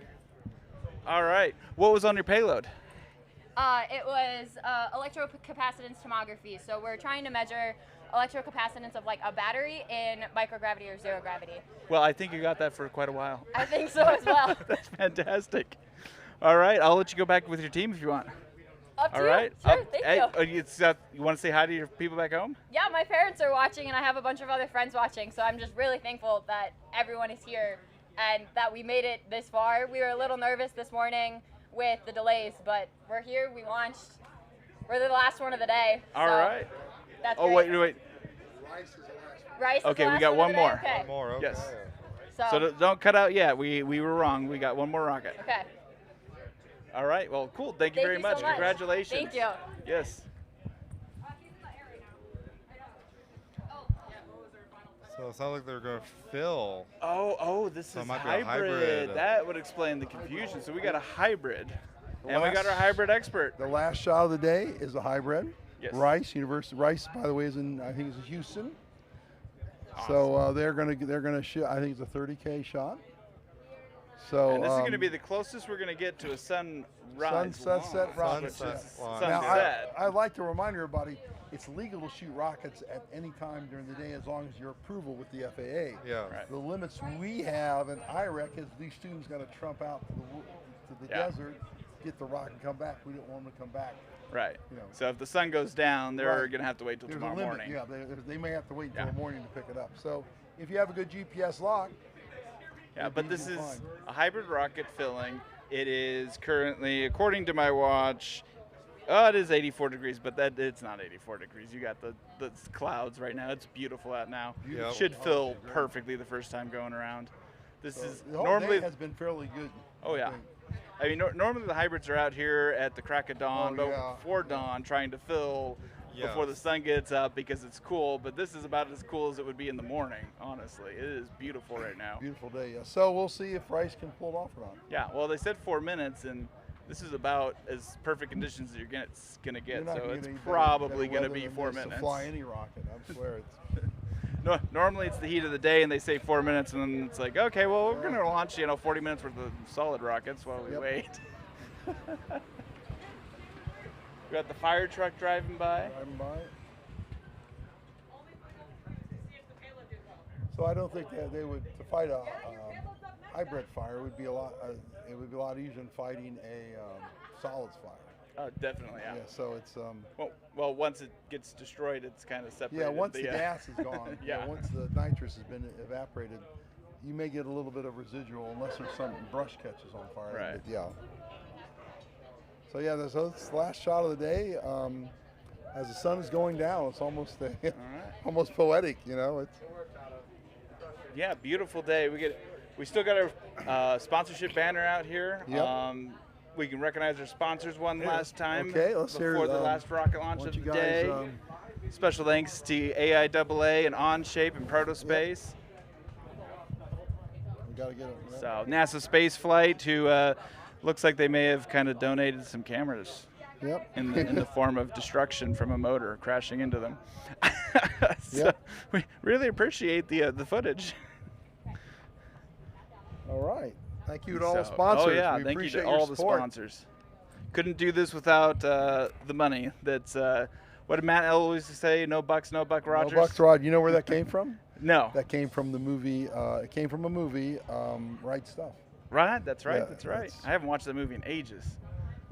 Never heard of it. You never heard the movie Right Stuff? Oh, it's interesting. You should see it. It's there are a few interesting things that went on during that time that weren't in the movie for a lot of reasons, if you know what they are. But yeah, Wasn't that a really long movie, or am I thinking of something else? No, it was a fairly long movie. Yeah.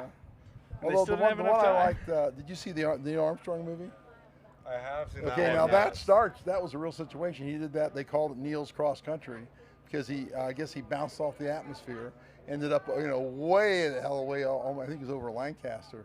Had to turn around and come back, and I guess where they show he lands like skidded in, right over the mountains. He did. That's real. So I'm thinking, whoa, that's So that's the kind of flying those guys did back at Edwards in the old days. And I think he's obviously Neil Armstrong's obviously he was an Ohioan, and he's obviously famous for being the first man on the moon. But as far as his flying accomplishments were great. I think he, and he was a combat pilot in World War II. So, the man had a lot of accolades. Yes, he did. I feel like we should give one more shout out to our merch store. We do have, I was corrected, there is that white tumbler you saw earlier with the Ezra patch and the mission shield. That is a limited edition. I'll have You to are get one of only those. buying it here, and if you don't buy it here, you're not buying it. We're not going to make any more. All right. So, and there are several other items in the local store here that were, especially with the mission patch, Pick one mine time up only. tomorrow then. Or is it open here tomorrow?